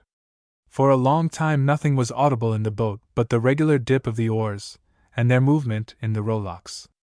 Springrove at length spoke. I must go away tomorrow, he said tentatively. Yes, she replied faintly. To endeavour to advance a little in my profession in London. Yes, she said again, with the same preoccupied softness. But I shan't advance. Why not? Architecture is a bewitching profession. They say that an architect's work is another man's play. Yes. But worldly advantage from an art doesn't depend upon mastering it. I used to think it did, but it doesn't. Those who get rich need have no skill at all as artists. What need they have? A certain kind of energy which men with any fondness for art possess very seldom indeed, an earnestness in making acquaintances, and a love for using them.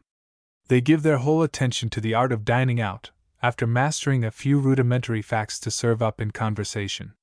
Now, after saying that, do I seem a man likely to make a name? You seem a man likely to make a mistake. What's that? To give too much room to the latent feeling which is rather common in these days among the unappreciated, that because some remarkably successful men are fools, all remarkably unsuccessful men are geniuses. Pretty subtle for a young lady, he said slowly. From that remark I should fancy you had bought experience. She passed over the idea. Do try to succeed, she said, with wistful thoughtfulness, leaving her eyes on him. Springrove flushed a little at the earnestness of her words, and mused. Then, like Cato the censor, I shall do what I despise, to be in the fashion, he said at last. Well, when I found all this out that I was speaking of, whatever do you think I did? From having already loved verse passionately, I went on to read it continually, then I went rhyming myself. If anything on earth ruins a man for useful occupation, and for content with reasonable success in a profession or trade, it is the habit of writing verses on emotional subjects, which had much better be left to die from want of nourishment. Do you write poems now? She said. None. Poetical days are getting past with me, according to the usual rule. Writing rhymes is a stage people of my sort pass through, as they pass through the stage of shaving for a beard, or thinking they are ill-used, or saying there's nothing in the world worth living for. Then the difference between a common man and a recognized poet is that one has been deluded, and cured of his delusion, and the other continues deluded all his days. Well, there's just enough truth in what you say to make the remark unbearable. However, it doesn't matter to me now that I meditate the thankless muse. No longer, but he paused, as if endeavoring to think what better thing he did. Cytherea's mind ran on to the succeeding lines of the poem, and their startling harmony with the present situation suggested the fancy that he was sporting with her, and brought an awkward contemplativeness to her face. Springrove guessed her thoughts, and in answer to them simply said yes. Then they were silent again. If I had known an Amaryllis was coming here, I should not have made arrangements for leaving, he resumed. Such levity, superimposed on the notion of sport, was intolerable to Cytherea, for a woman seems never to see any but the serious side of her attachment, though the most devoted lover has all the time a vague and dim perception that he is losing his old dignity and frittering away his time. But will you not try again to get on in your profession? Try once more, do try once more, she murmured. I am going to try again. I have advertised for something to do. Of course I will, he said, with an eager gesture and smile. But we must remember that the fame of Christopher Wren himself depended upon the accident of a fire and pudding laying. My successes seem to come very slowly.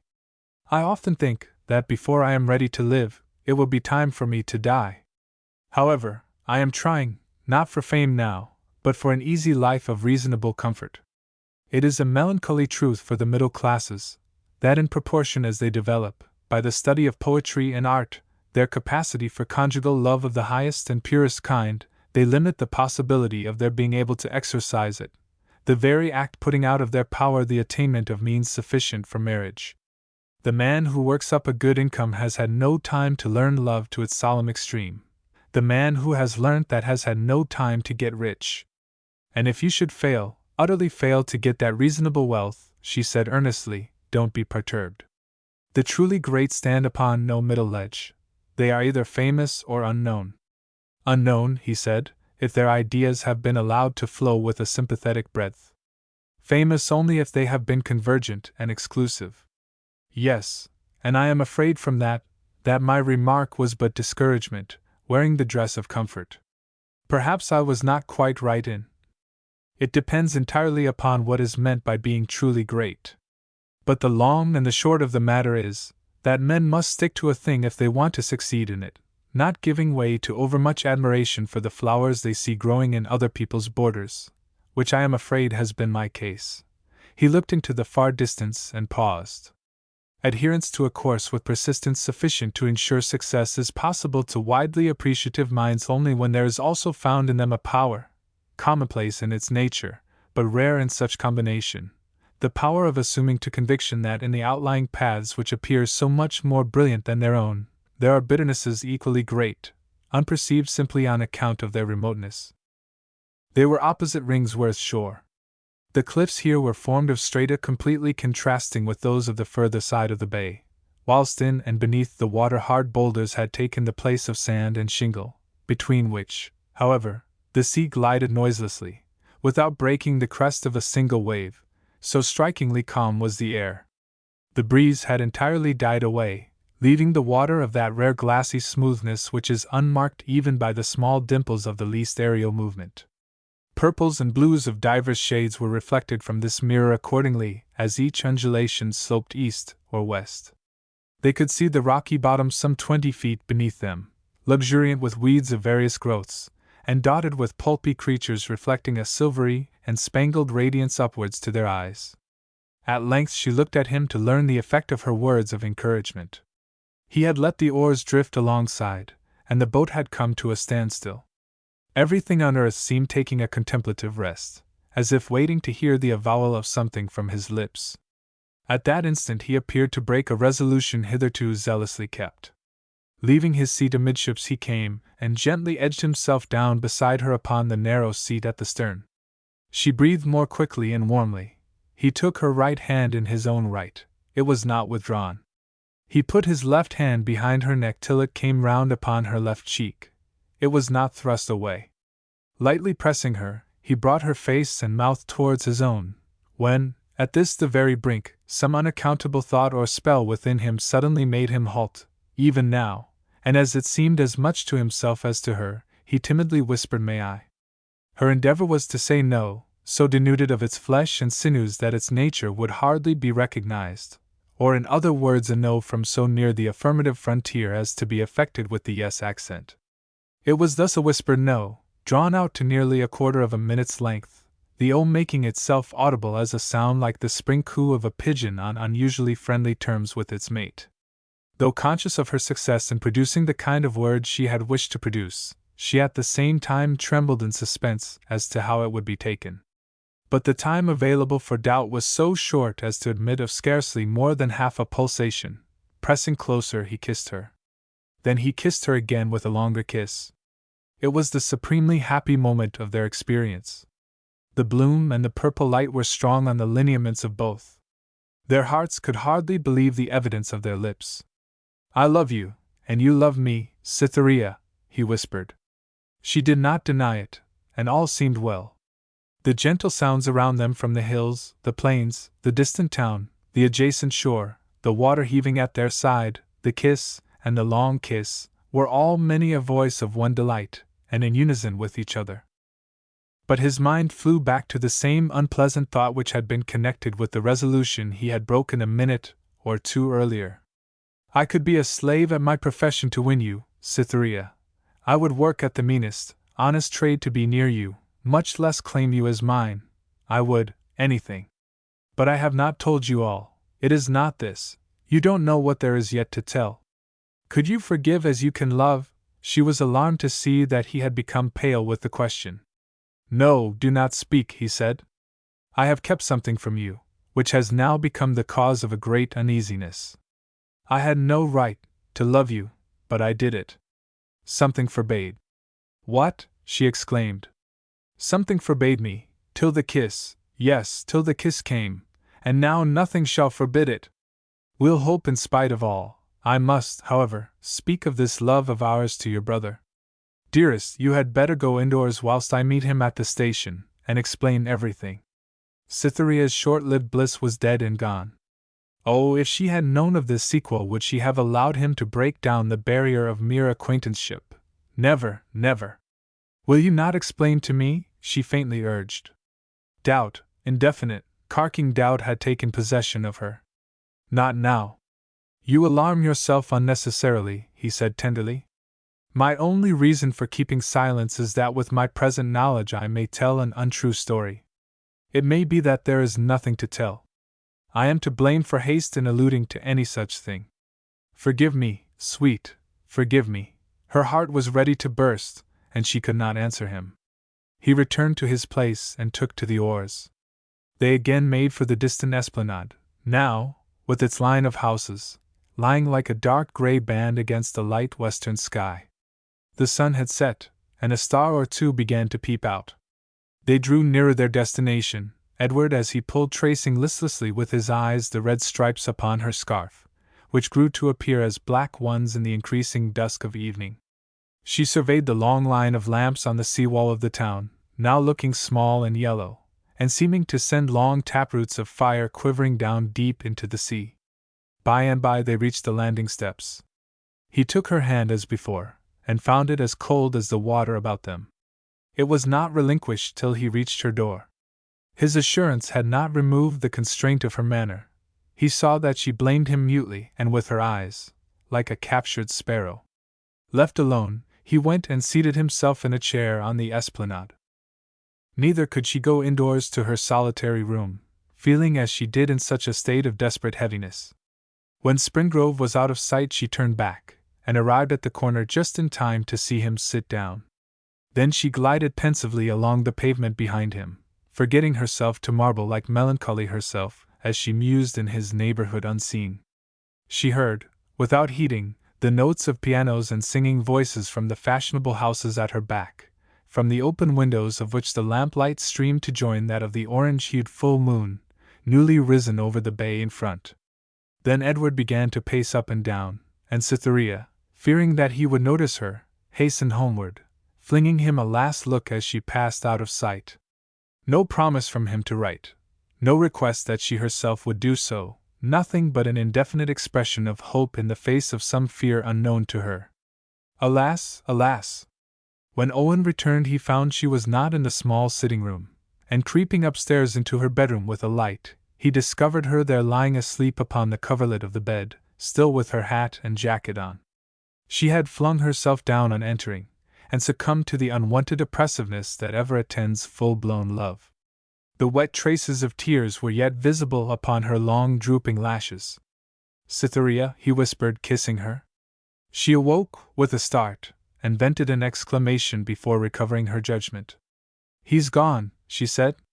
"He has told me all," said Gray soothingly. "He is going off early tomorrow morning. 'Twas a shame of him to win you away from me, and cruel of you to keep the growth of this attachment a secret." "We couldn't help it," she said, and then jumping up, "Owen, has he told you all?" "All of your love from beginning to end," he said simply. Edward then had not told more, as he ought to have done, yet she could not convict him. But she would struggle against his fetters. She tingled to the very soles of her feet at the very possibility that he might be deluding her. "Owen," she continued with dignity, "what is he to me?" "Nothing. I must dismiss such weakness as this, believe me, I will. Something far more pressing must drive it away. I have been looking my position steadily in the face, and I must get a living somehow. I mean to advertise once more. Advertising is no use. This one will be." He looked surprised at the sanguine tone of her answer, till she took a piece of paper from the table and showed it him. "See what I am going to do," she said sadly, almost bitterly. This was her third effort. Owen the respectable, looked blank astonishment. He repeated in a nameless, varying tone the two words. "Lady's maid." "Yes, lady's maid." "'Tis an honest profession," said Cytherea bravely. "But you, Cytherea?" "Yes, I. Who am I?" "You will never be a lady's maid, never, I am quite sure." "I shall try to be, at any rate." "Such a disgrace." "Nonsense! I maintain that it is no disgrace," she said, rather warmly. "You know very well." "Well, since you will, you must," he interrupted. "Why do you put inexperienced?" "Because I am." "Never mind that, scratch out inexperienced.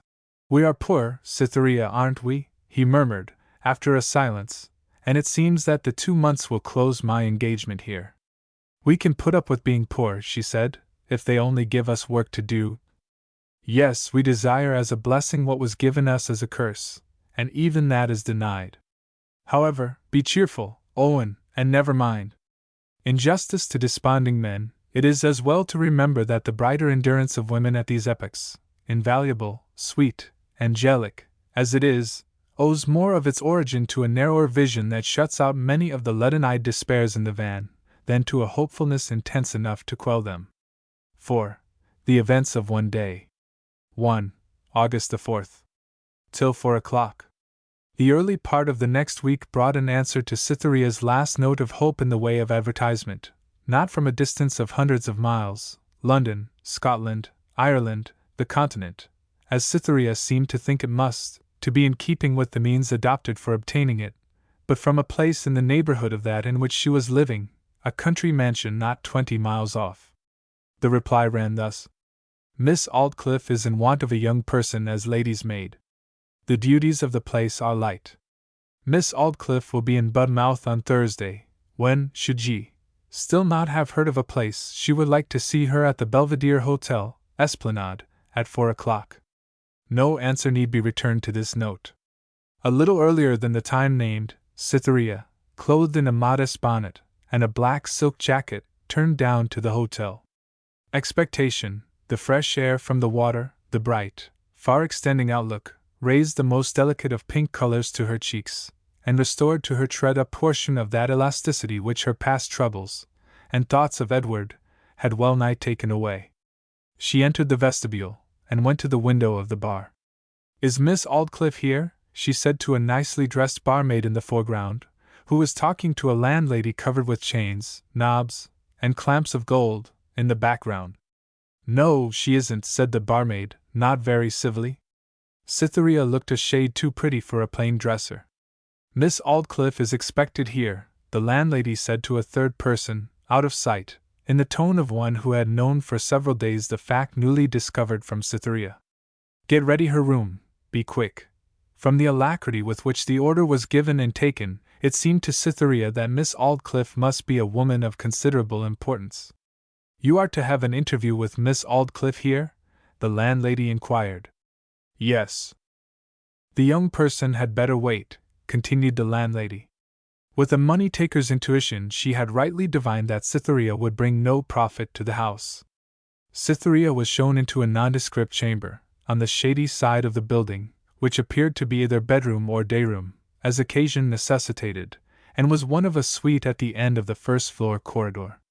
The prevailing color of the walls, curtains, carpet, and coverings of furniture was more or less blue, to which the cold light coming from the north-easterly sky, and falling on a wide roof of new slates, the only object the small window commanded, imparted a more striking paleness. But underneath the door, communicating with the next room of the suite, gleamed an infinitesimally small, yet very powerful, fraction of contrast, a very thin line of ruddy light, showing that the sun beamed strongly into this room adjoining. The line of radiance was the only cheering thing visible in the place. People give way to very infantine thoughts and actions when they wait. The battlefield of life is temporarily fenced off by a hard and fast line, the interview.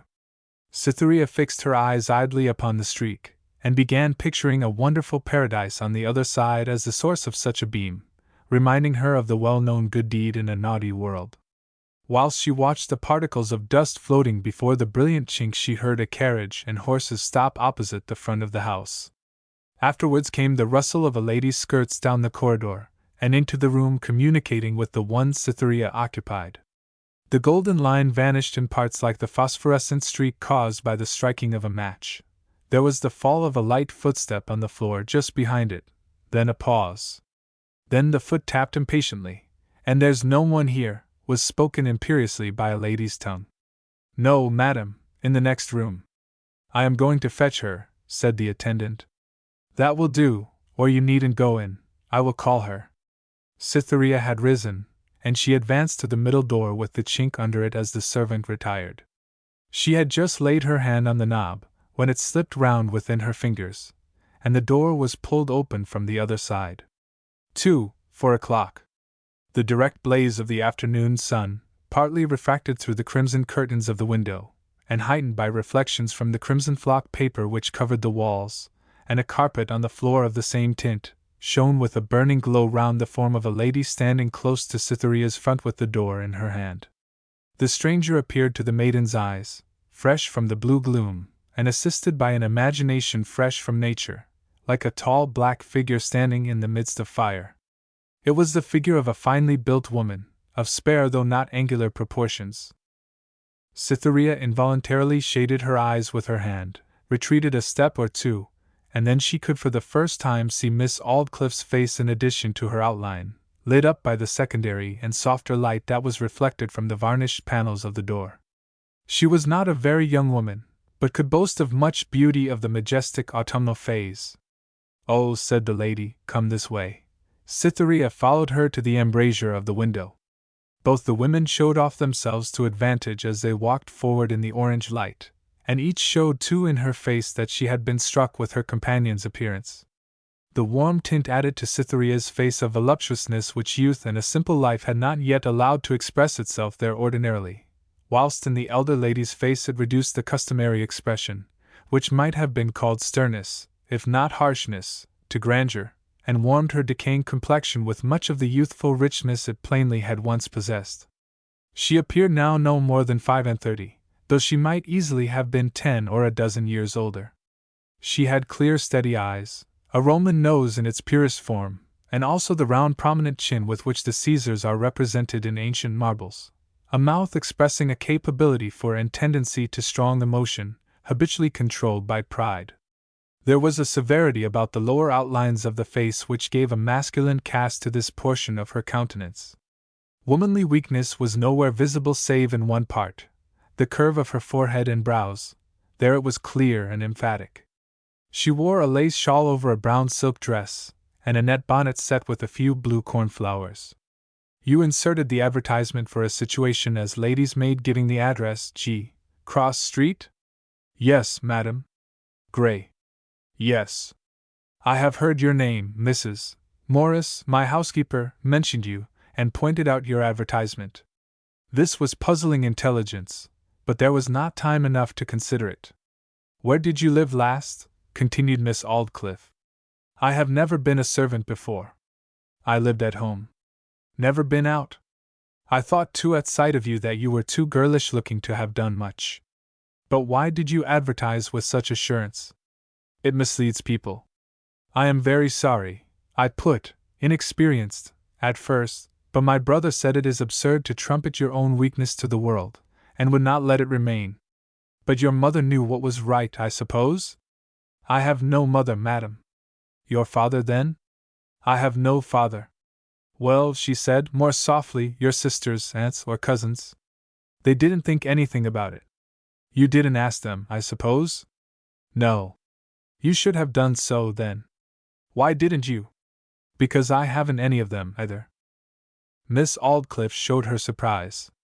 You deserve forgiveness, then, at any rate, child, she said, in a sort of drilly kind tone. However, I am afraid you do not suit me, as I am looking for an elderly person. You see, I want an experienced maid who knows all the usual duties of the office. She was going to add, though I like your appearance, but the words seemed offensive to apply to the ladylike girl before her, and she modified them to, though I like you much. I am sorry I misled you, madam, said Cytherea. Miss Aldclyffe stood in a reverie, without replying. Good afternoon, continued Cytherea. Goodbye, Miss Gray. I hope you will succeed. Cytherea turned away towards the door. The movement chanced to be one of her masterpieces. It was precise. It had as much beauty as was compatible with precision, and as little coquettishness as was compatible with beauty. And she had in turning looked over her shoulder at the other lady with a faint accent of reproach in her face. Those who remember Groy's Head of a Girl have an idea of Cytherea's look askance at the turning. It is not for a man to tell fishers of men how to set out their fascinations so as to bring about the highest possible average of takes within the year. But the action that tugs the hardest of all at an emotional beholder is this sweet method of turning which steals the bosom away and leaves the eyes behind. Now Miss Aldclyffe herself was no tyro at wheeling. When Cytherea had closed the door upon her, she remained for some time in her motionless attitude, listening to the gradually dying sound of the maiden's retreating footsteps. She murmured to herself, "It is almost worth while to be bored with instructing her in order to have a creature who could glide round my luxurious indolent body in that manner, and look at me in that way. I warrant how light her fingers are upon one's head and neck. What a silly modest young thing she is, to go away so suddenly as that." She rang the bell. "Ask the young lady who has just left me to step back again," she said to the attendant. "Quick! Or she will be gone." Cytherea was now in the vestibule, thinking that if she had told her history, Miss Aldclyffe might perhaps have taken her into the household. Yet her history she particularly wished to conceal from a stranger. When she was recalled she turned back without feeling much surprise. Something, she knew not what, told her she had not seen the last of Miss Aldclyffe.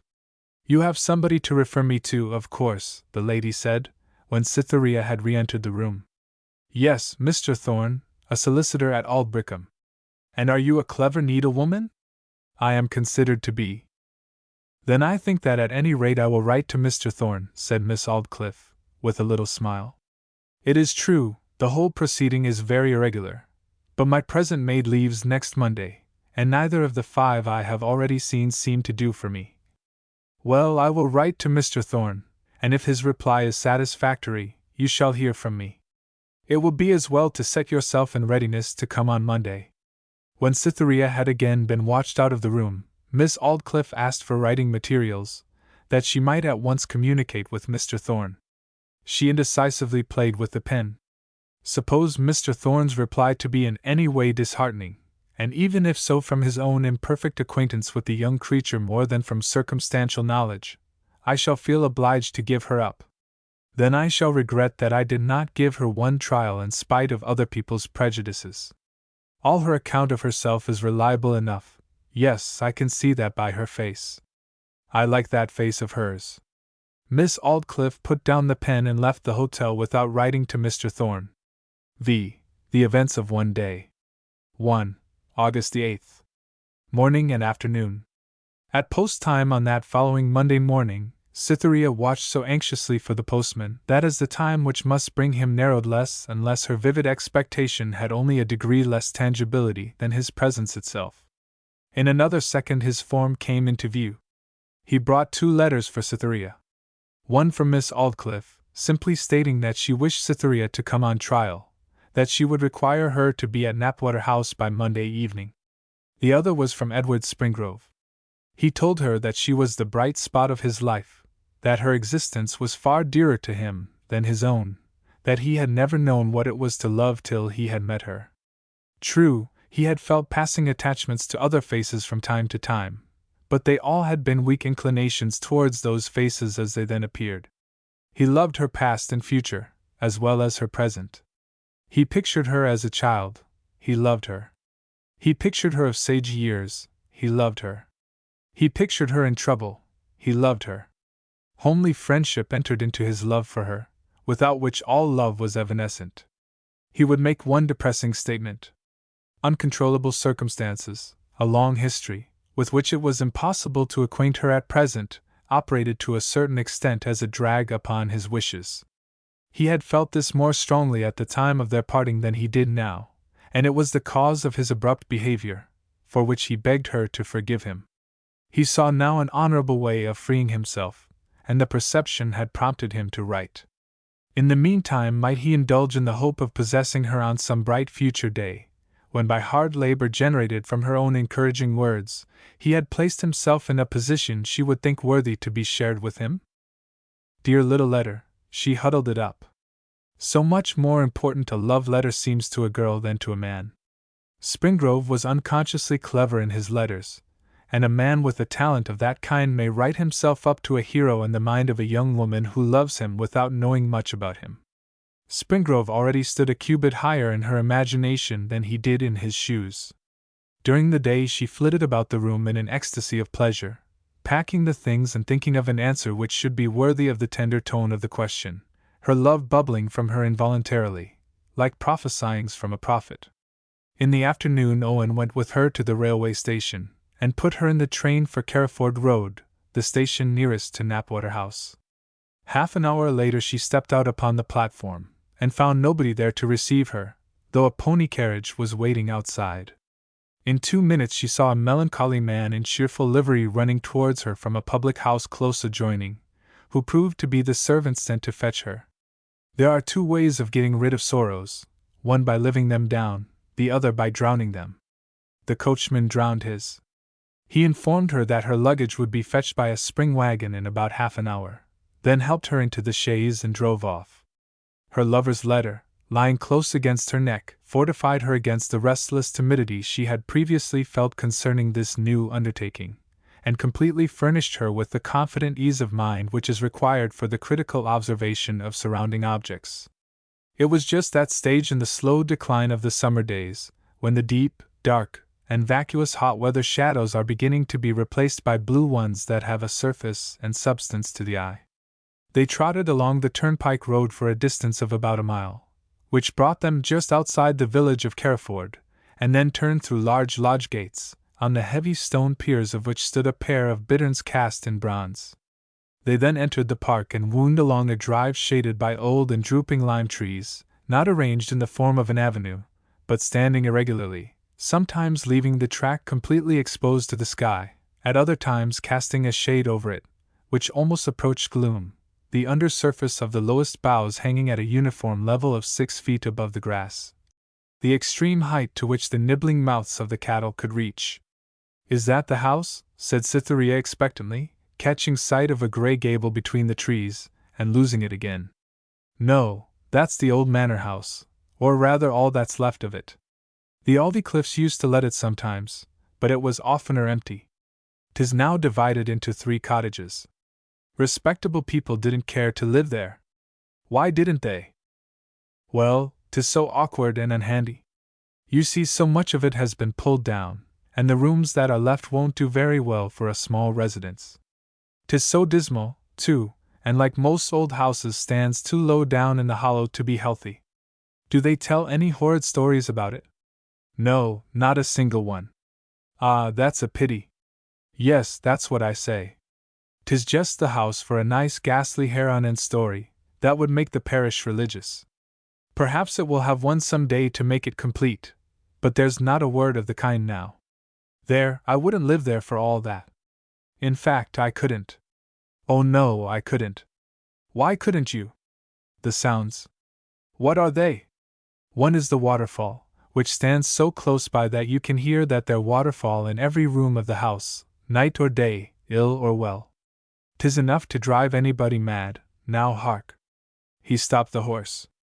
Above the slight common sounds in the air came the unvarying steady rush of falling water from some spot unseen on account of the thick foliage of the grove. There's something awful in the timing o' that sound, ain't there, miss? When you say there is, there really seems to be.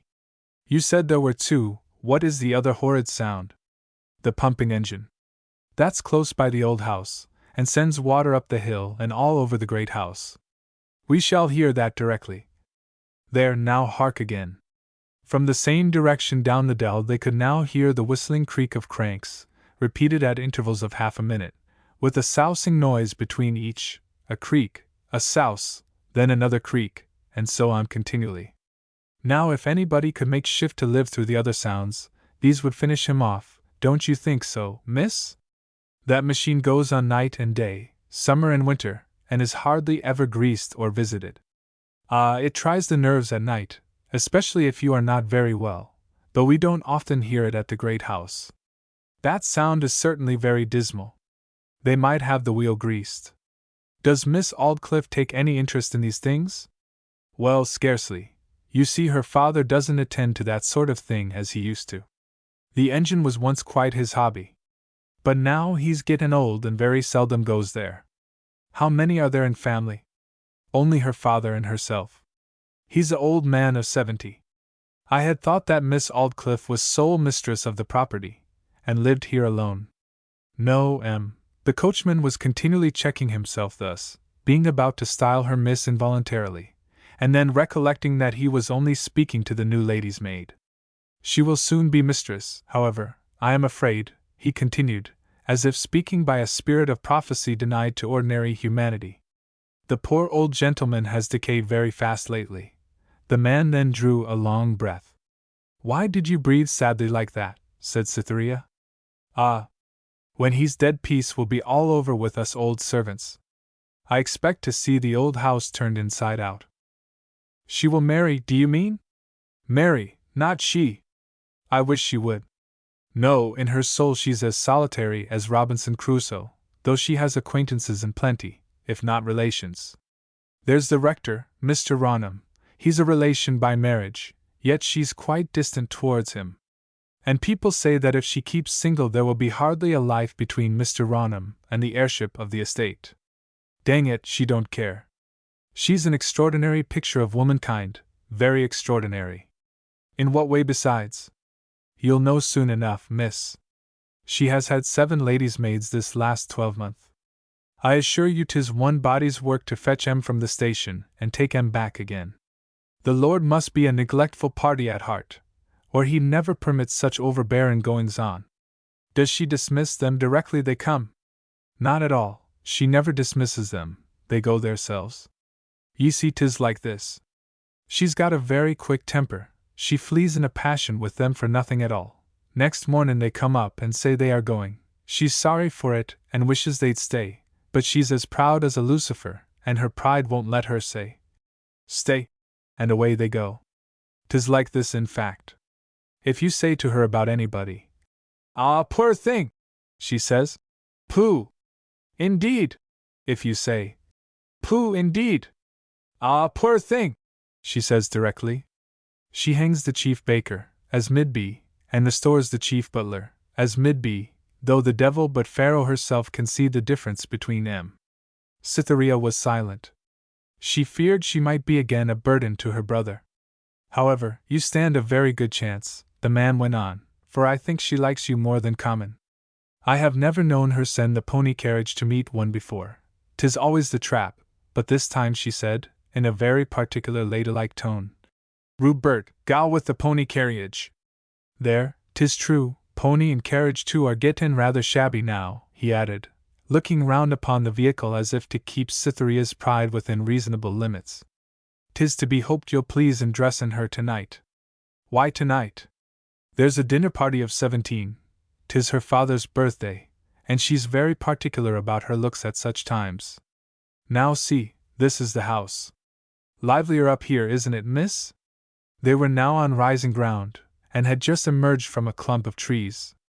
Still a little higher than where they stood was situated the mansion, called Knapwater House, the offices gradually losing themselves among the trees behind. 2. Evening. The house was regularly and substantially built of clean grey freestone throughout, in that plainer fashion of Greek classicism which prevailed at the latter end of the last century, when the copyists called designers had grown weary of fantastic variations in the Roman orders. The main block approximated to a square on the ground plan, having a projection in the center of each side, surmounted by a pediment. From each angle of the inferior side ran a line of buildings lower than the rest, turning inwards again at their further end, and forming within them a spacious open court, within which resounded an echo of astonishing clearness. These erections were in their turn backed by ivy-covered ice-houses, laundries, and stables, the whole mass of subsidiary buildings being half buried beneath close-set shrubs and trees. There was opening sufficient through the foliage on the right hand to enable her on nearer approach to form an idea of the arrangement of the remoter or lawn front also.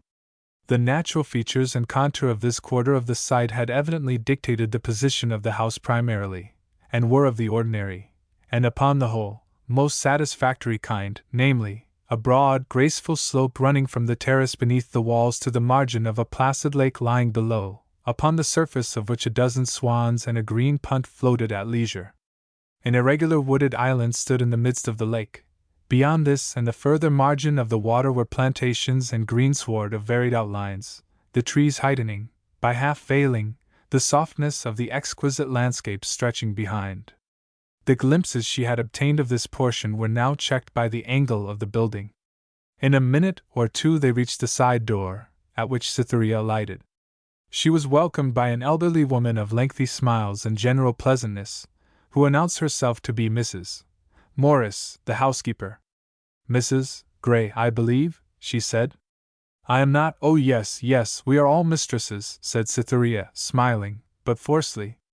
The title accorded her seemed disagreeably like the first slight scar of a brand, and she thought of Owen's prophecy. Mrs. Morris led her into a comfortable parlor called the room. Here tea was made ready, and Cytherea sat down, looking, whenever occasion allowed, at Mrs. Morris with great interest and curiosity, to discover, if possible, something in her which should give a clue to the secret of her knowledge of herself, and the recommendation based upon it. But nothing was to be learnt, at any rate just then. Mrs. Morris was perpetually getting up, feeling in her pockets, going to cupboards, leaving the room 2 or 3 minutes, and trotting back again. You'll excuse me, Mrs.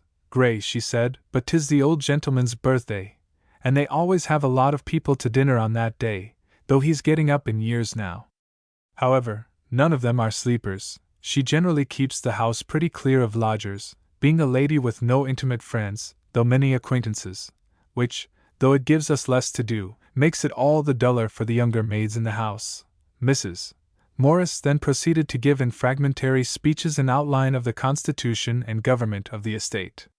Now, are you sure you have quite done tea? Not a bit or drop more?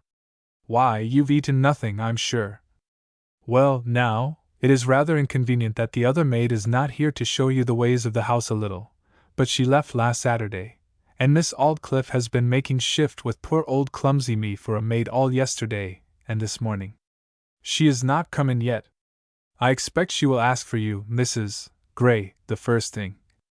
I was going to say that if you have really done tea, I will take you upstairs, and show you through the wardrobes. Miss Aldclyffe's things are not laid out for tonight yet.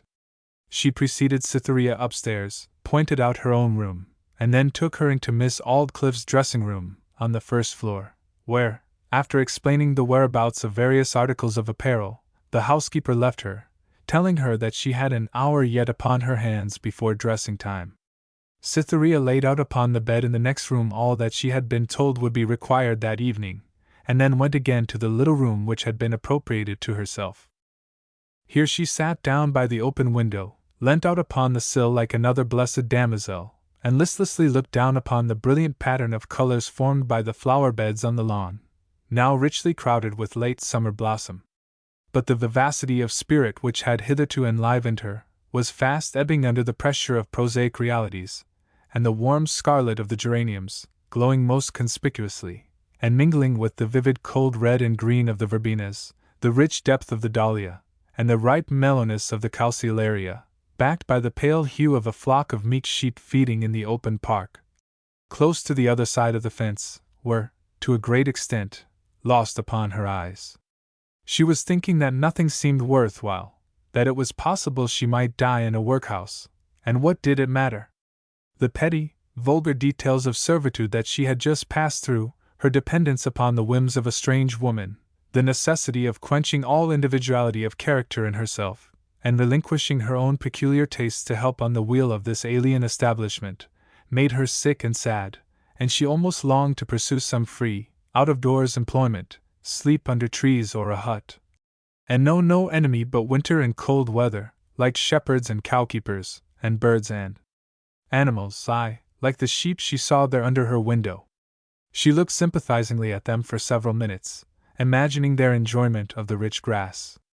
Yes, like those sheep, she said aloud, and her face reddened with surprise at a discovery she made that very instant. The flock consisted of some 90 or 100 young stock ewes. The surface of their fleece was as rounded and even as a cushion, and white as milk. Now she had just observed that on the left buttock of every one of them were marked in distinct red letters the initials E.S. E.S. could bring to Cytherea's mind only one thought, but that immediately and forever, the name of her lover, Edward Springrove. Oh, if it should be, she interrupted her words by a resolve. Miss Aldclyffe's carriage at the same moment made its appearance in the drive. But Miss Aldclyffe was not her object now. It was to ascertain to whom the sheep belonged, and to set her surmise at rest one way or the other. She flew downstairs to Mrs. Morris. "Whose sheep are those in the park, Mrs. Morris?" "Farmer Springrove's." "What Farmer Springrove is that?" she said quickly. "Why, surely you know. Your friend, Farmer Springrove, the cider maker, and who keeps the Three Tranters Inn, who recommended you to me when he came in to see me the other day." Cytherea's mother-wit suddenly warned her in the midst of her excitement that it was necessary not to betray the secret of her love. "Oh yes," she said, "of course." Her thoughts had run as follows in that short interval.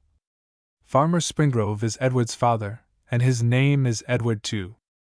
Edward knew I was going to advertise for a situation of some kind. He watched the Times, and saw it, my address being attached. He thought it would be excellent for me to be here that we might meet whenever he came home. He told his father that I might be recommended as a lady's maid, and he knew my brother and myself. His father told Mrs. Morris, Mrs. Morris told Miss Aldclyffe. The whole chain of incidents that drew her there was plain, and there was no such thing as chance in the matter. It was all Edward's doing. The sound of a bell was heard. Cytherea did not heed it, and still continued in her reverie. "That's Miss Aldclyffe's bell," said Mrs. Morris. "I suppose it is," said the young woman placidly. "Well, it means that you must go up to her," the matron continued, in a tone of surprise. Cytherea felt a burning heat come over her, mingled with a sudden irritation at Mrs. Morris's hint. But the good sense which had recognized stern necessity prevailed over rebellious independence. The flush passed, and she said hastily, "Yes, yes, of course, I must go to her when she pulls the bell, whether I want to or no." However, in spite of this painful reminder of her new position in life, Cytherea left the apartment in a mood far different from the gloomy sadness of 10 minutes previous. The place felt like home to her now. She did not mind the pettiness of her occupation, because Edward evidently did not mind it, and this was Edward's own spot. She found time on her way to Miss Aldclyffe's dressing room to hurriedly glide out by a side door, and look for a moment at the unconscious sheep bearing the friendly initials.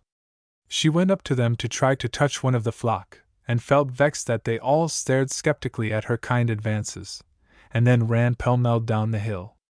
Then, fearing any one should discover her childish movements, she slipped indoors again, and ascended the staircase, catching glimpses, as she passed, of silver-buttoned footmen, who flashed about the passages like lightning. Miss Aldclyffe's dressing-room was an apartment which, on a casual survey, conveyed an impression that it was available for almost any purpose save the adornment of the feminine person. In its hours of perfect order nothing pertaining to the toilet was visible. Even the inevitable mirrors with their accessories were arranged in a roomy recess not noticeable from the door, lighted by a window of its own, called the dressing window. The washing stand figured as a vast oak chest, carved with grotesque Renaissance ornament. The dressing table was in appearance something between a high altar and a cabinet piano, the surface being richly worked in the same style of semi-classic decoration, but the extraordinary outline having been arrived at by an ingenious joiner and decorator from the neighboring town, after months of painful toil in cutting and fitting, under Miss Aldclyffe's immediate eye. The materials being the remains of 2 or 3 old cabinets the lady had found in the lumber room. About 2/3 of the floor was carpeted, the remaining portion being laid with parquetry of light and dark woods. Miss Aldclyffe was standing at the larger window, away from the dressing niche. She bowed, and said pleasantly, "I am glad you have come. We shall get on capitally, I dare say." Her bonnet was off. Cytherea did not think her so handsome as on the earlier day. The queenliness of her beauty was harder and less warm. But a worse discovery than this was that Miss Aldclyffe, with the usual obliviousness of rich people to their dependents' specialties, seemed to have quite forgotten Cytherea's inexperience, and mechanically delivered up her body to her handmaid without a thought of details, and with a mild yawn. Everything went well at first. The dress was removed, stockings and black boots were taken off, and silk stockings and white shoes were put on. Miss Aldclyffe then retired to bathe her hands and face, and Cytherea drew breath. If she could get through this first evening, all would be right. She felt that it was unfortunate that such a crucial test for her powers as a birthday dinner should have been applied on the threshold of her arrival, but set to again. Miss Aldclyffe was now arrayed in a white dressing gown, and dropped languidly into an easy-chair, pushed up before the glass. The instincts of her sex and her own practice told Cytherea the next movement. She let Miss Aldclyffe's hair fall about her shoulders, and began to arrange it. It proved to be all real, a satisfaction. Miss Aldclyffe was musingly looking on the floor, and the operation went on for some minutes in silence. At length her thoughts seemed to turn to the present, and she lifted her eyes to the glass. "Why, what on earth are you doing with my head?" she exclaimed, with widely opened eyes. At the word she felt the back of Cytherea's little hand tremble against her neck. "Perhaps you prefer it done the other fashion, madam?" said the maiden. "No, no, that's the fashion right enough, but you must make more show of my hair than that, or I shall have to buy some, which God forbid." "It is how I do my own," said Cytherea naively, and with a sweetness of tone that would have pleased the most acrimonious under favourable circumstances. But tyranny was in the ascendant with Miss Aldclyffe at this moment, and she was assured of palatable food for her vice by having felt the trembling of Cytherea's hand. "Yours, indeed! Your hair! Come, go on." Considering that Cytherea possessed at least 5 times as much of that valuable auxiliary to woman's beauty as the lady before her, there was at the same time some excuse for Miss Aldclyffe's outburst. She remembered herself, however, and said more quietly, "Now then, Gray, by the by, what do they call you downstairs?" "Mrs. Gray," said the handmaid. "Then tell them not to do any such absurd thing. Not but that it is quite according to usage, but you are too young yet." This dialogue tided Cytherea safely onward through the hairdressing till the flowers and diamonds were to be placed upon the lady's brow. Cytherea began arranging them tastefully, and to the very best of her judgment. "That won't do," said Miss Aldclyffe harshly. "Why?" "I look too young, an old dress doll." "Will that, madam?" "No, I look a fright, A perfect fright. This way, perhaps? Heavens! Don't worry me so. She shut her lips like a trap. Having once worked herself up to the belief that her headdress was to be a failure that evening, no cleverness of Cytherea's in arranging it could please her. She continued in a smoldering passion during the remainder of the performance, keeping her lips firmly closed, and the muscles of her body rigid. Finally, snatching up her gloves, and taking her handkerchief and fan in her hand, she silently sailed out of the room, without betraying the least consciousness of another woman's presence behind her. Cytherea's fears that at the undressing this suppressed anger would find a vent kept her on thorns throughout the evening. She tried to read, she could not. She tried to sew, she could not.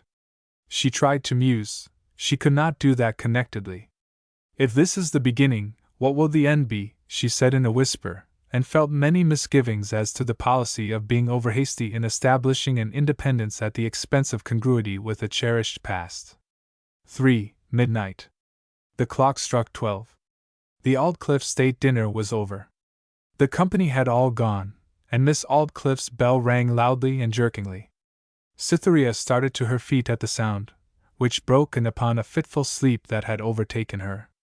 She had been sitting drearily in her chair waiting minute after minute for the signal, her brain in that state of intentness which takes cognizance of the passage of time as a real motion without matter, the instants throbbing past in the company of a feverish pulse.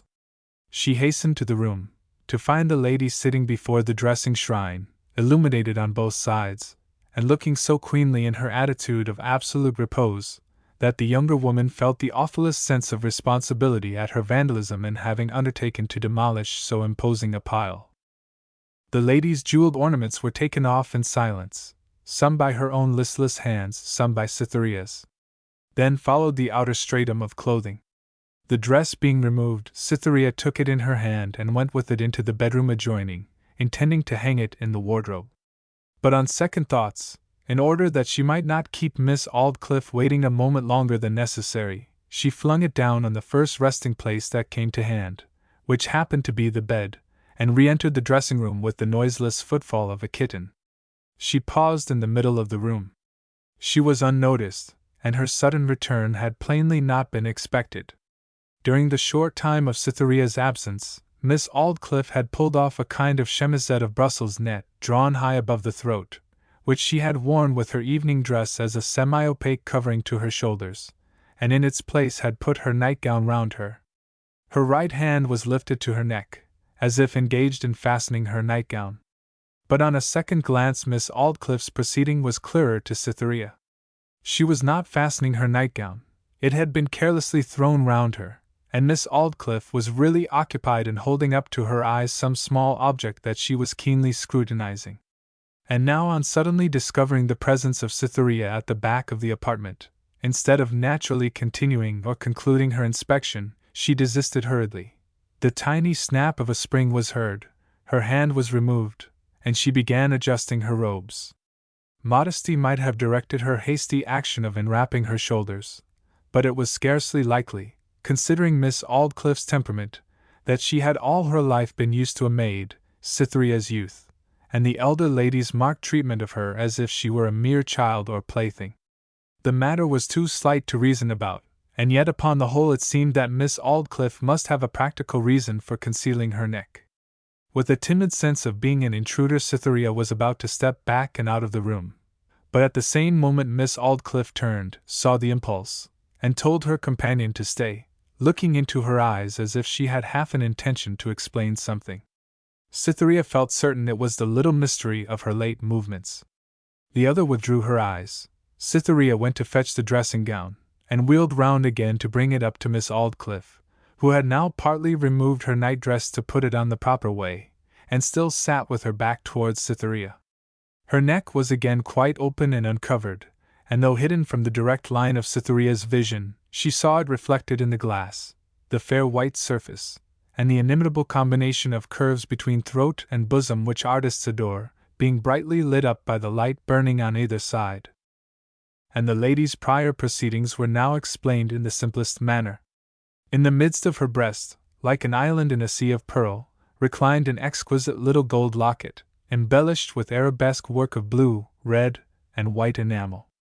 That was undoubtedly what Miss Aldclyffe had been contemplating, and moreover, not having been put off with her other ornaments, it was to be retained during the night, a slight departure from the custom of ladies which Miss Aldclyffe had at first not cared to exhibit to her new assistant, though now, on further thought, she seemed to have become indifferent on the matter. "My dressing gown," she said, quietly fastening her night-dress as she spoke. Cytherea came forward with it. Miss Aldclyffe did not turn her head, but looked inquiringly at her maid in the glass. "You saw what I wear on my neck, I suppose?" she said to Cytherea's reflected face. "Yes, madam, I did," said Cytherea to Miss Aldclyffe's reflected face. Miss Aldclyffe again looked at Cytherea's reflection as if she were on the point of explaining. Again she checked her resolve, and said lightly, "Few of my maids discover that I wear it always. I generally keep it a secret, not that it matters much. But I was careless with you, and seemed to want to tell you. You and me to make confidences that—" She ceased, took Cytherea's hand in her own, lifted the locket with the other, touched the spring and disclosed a miniature. "It is a handsome face, is it not?" she whispered mournfully, and even timidly. "It is." But the sight had gone through Cytherea like an electric shock, and there was an instantaneous awakening of perception in her, so thrilling in its presence as to be well nigh insupportable. The face in the miniature was the face of her own father, younger and fresher than she had ever known him. But her father? Was this the woman of his wild and unquenchable early love? And was this the woman who had figured in the gateman's story as answering the name of Cytherea before her judgment was awake? Surely it was. And if so, here was the tangible outcrop of a romantic and hidden stratum of the past hitherto seen only in her imagination, but as far as her scope allowed, clearly defined therein by reason of its strangeness. Miss Aldclyffe's eyes and thoughts were so intent upon the miniature that she had not been conscious of Cytherea's start of surprise. She went on speaking in a low and abstracted tone. "Yes, I lost him." She interrupted her words by a short meditation, and went on again. "I lost him by excessive honesty as regarded my past.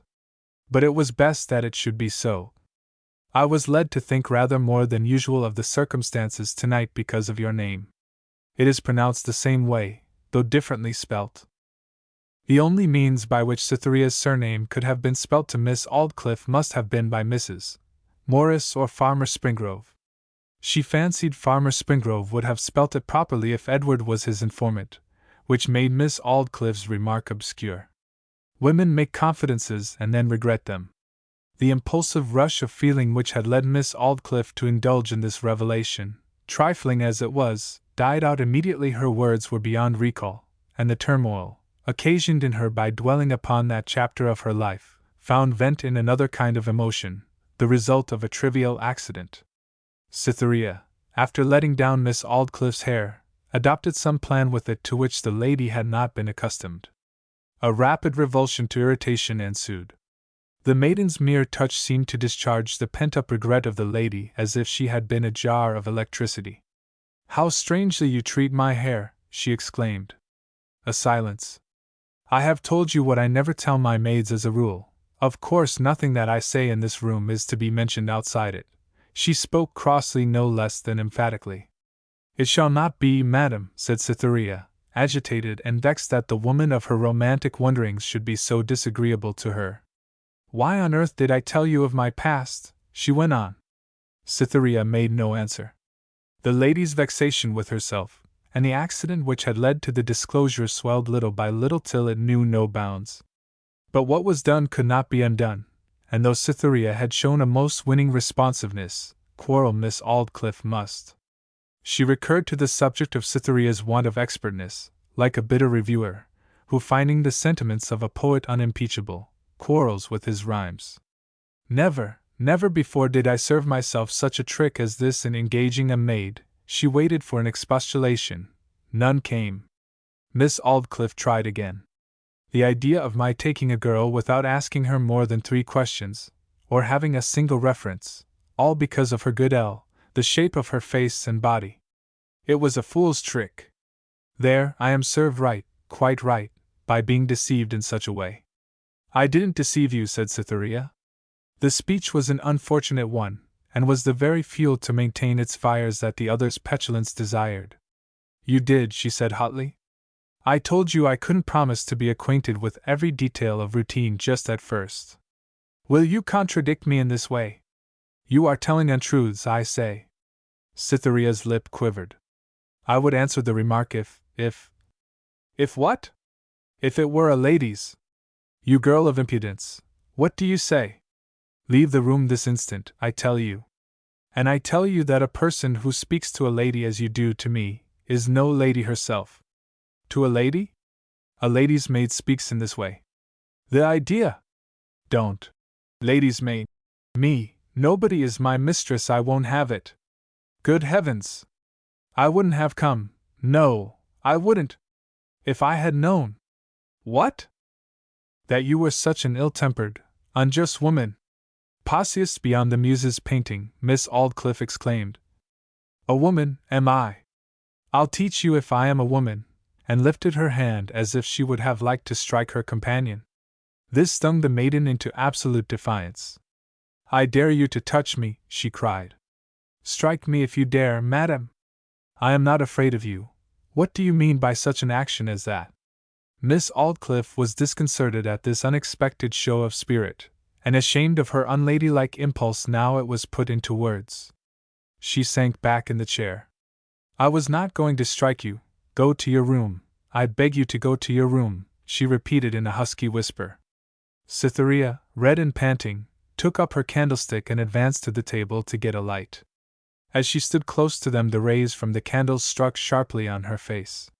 She usually bore a much stronger likeness to her mother than to her father, but now, looking with a grave, reckless, and angered expression of countenance at the kindling wick as she held it slanting into the other flame, her father's features were distinct in her.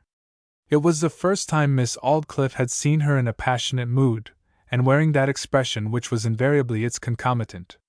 It was Miss Aldclyffe's turn to start now, and the remark she made was an instance of that sudden change of tone from high-flown invective to the pettiness of curiosity which so often makes women's quarrels ridiculous. Even Miss Aldclyffe's dignity had not sufficient power to postpone the absorbing desire she now felt to settle the strange suspicion that had entered her head. You spell your name the common way, Grey, don't you? She said, with assumed indifference. No, said Cytherea, poised on the side of her foot, and still looking into the flame. Yes, surely? The name was spelt that way on your boxes. I looked and saw it myself. The enigma of Miss Aldclyffe's mistake was solved. Oh, was it? Said Cytherea. Ah, I remember Mrs. Jackson, the lodging-house keeper at Budmouth, labelled them. We spell our name Gray. What was your father's trade? Cytherea thought it would be useless to attempt to conceal facts any longer. His was not a trade, she said. He was an architect. The idea of your being an architect's daughter. There's nothing to offend you in that, I hope? Oh no. Why did you say, the idea? Leave that alone.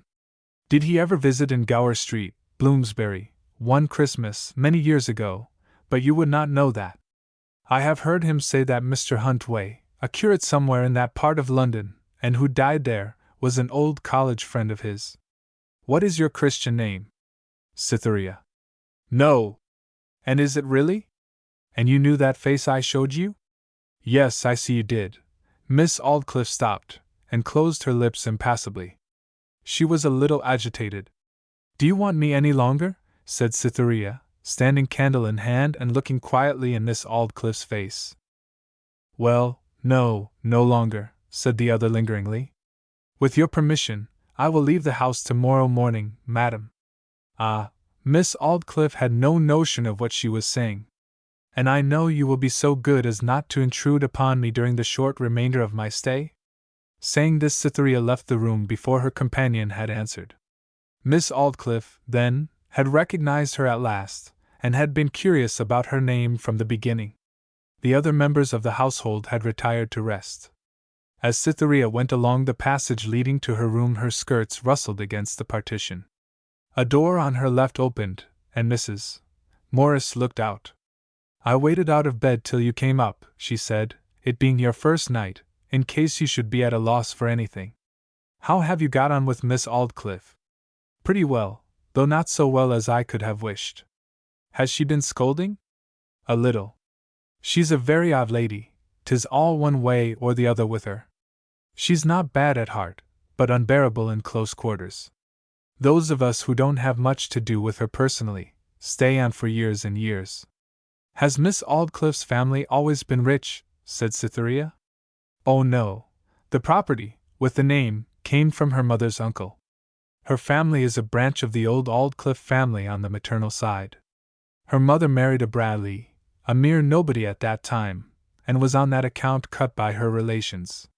But very singularly the other branch of the family died out one by one, 3 of them, and Miss Aldclyffe's great-uncle then left all his property, including this estate, to Captain Bradley and his wife, Miss Aldclyffe's father and mother, on condition that they took the old family name as well. There's all about it in the landed gentry. 'Tis a thing very often done. Oh, I see. Thank you. Well, now I am going. Good night. 6. The events of 12 hours. 1. August the 9th. 1 to 2 o'clock a.m.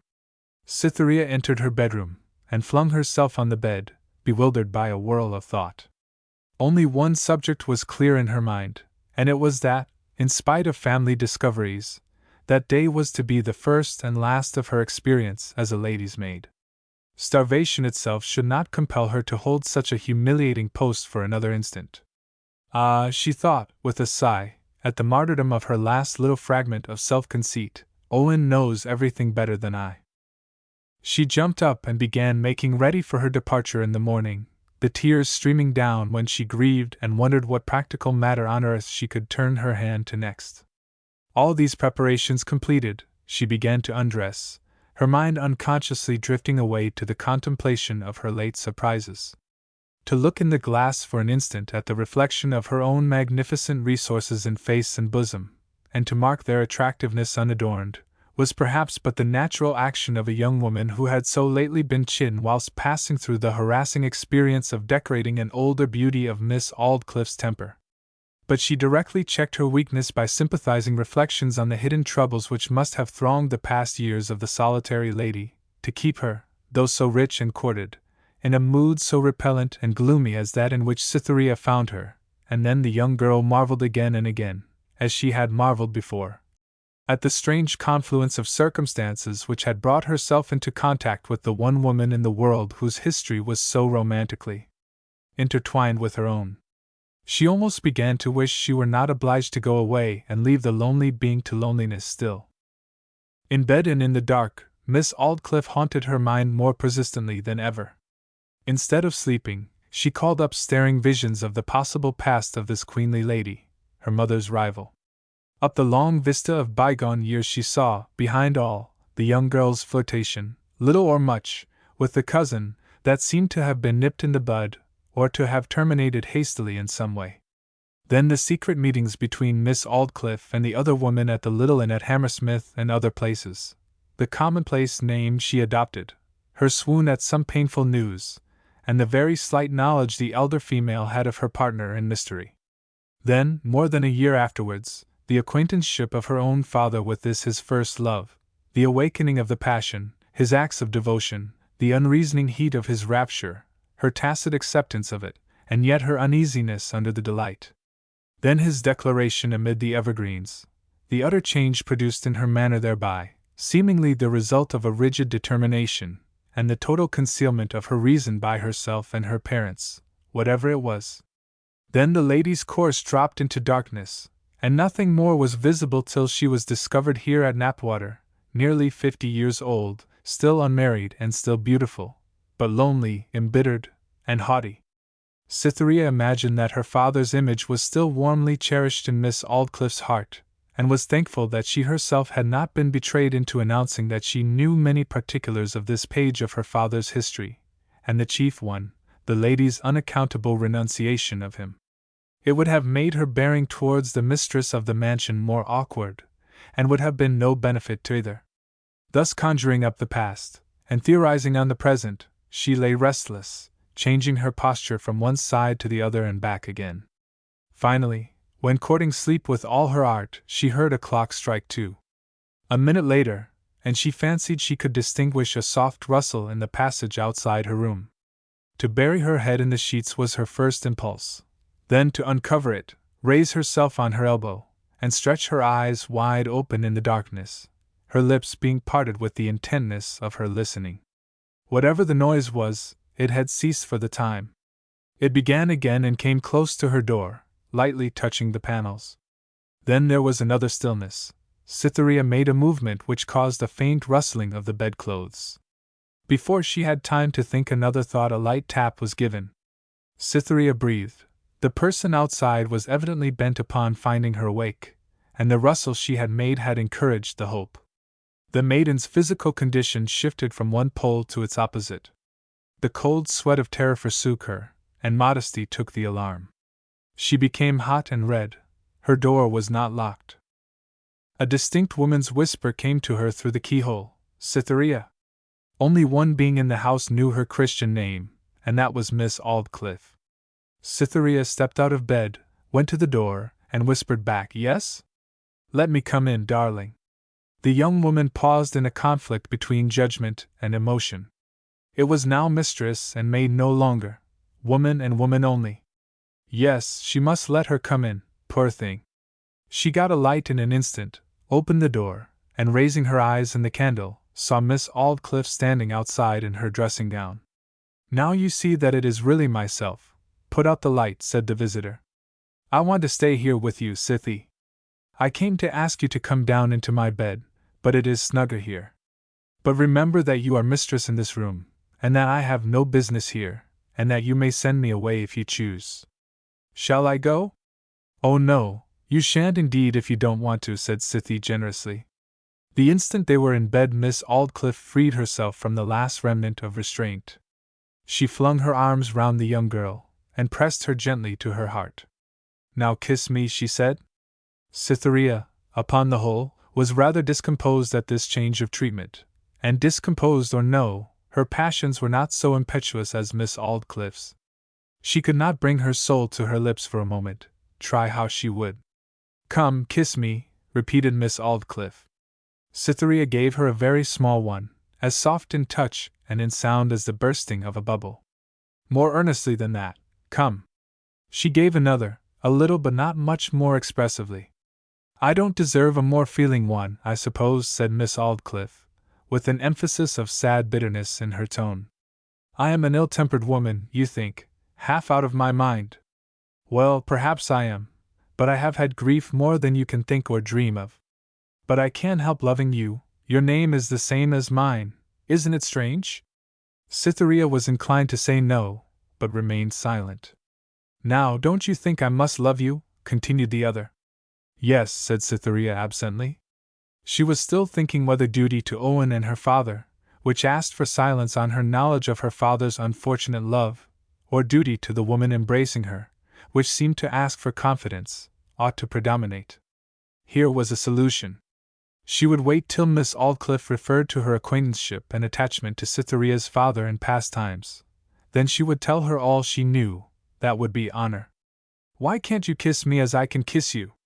Why can't you?" She impressed upon Cytherea's lips a warm motherly salute, given as if in the outburst of strong feeling, long checked, and yearning for something to love and be loved by in return.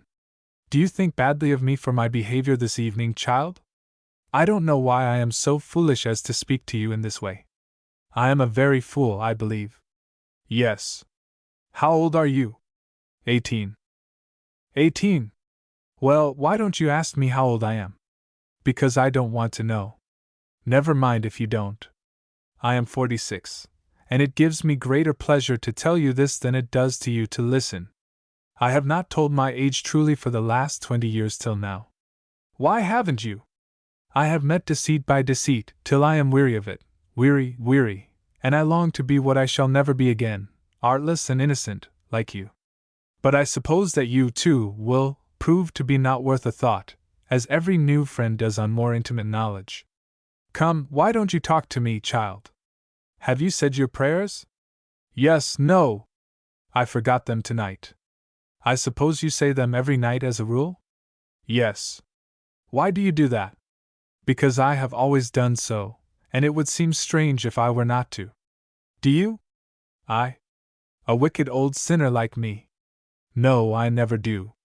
I have thought all such matters humbug for years, thought so long that I should be glad to think otherwise from very weariness, and yet, such is the code of the polite world, that I subscribe regularly to missionary societies and others of the sort.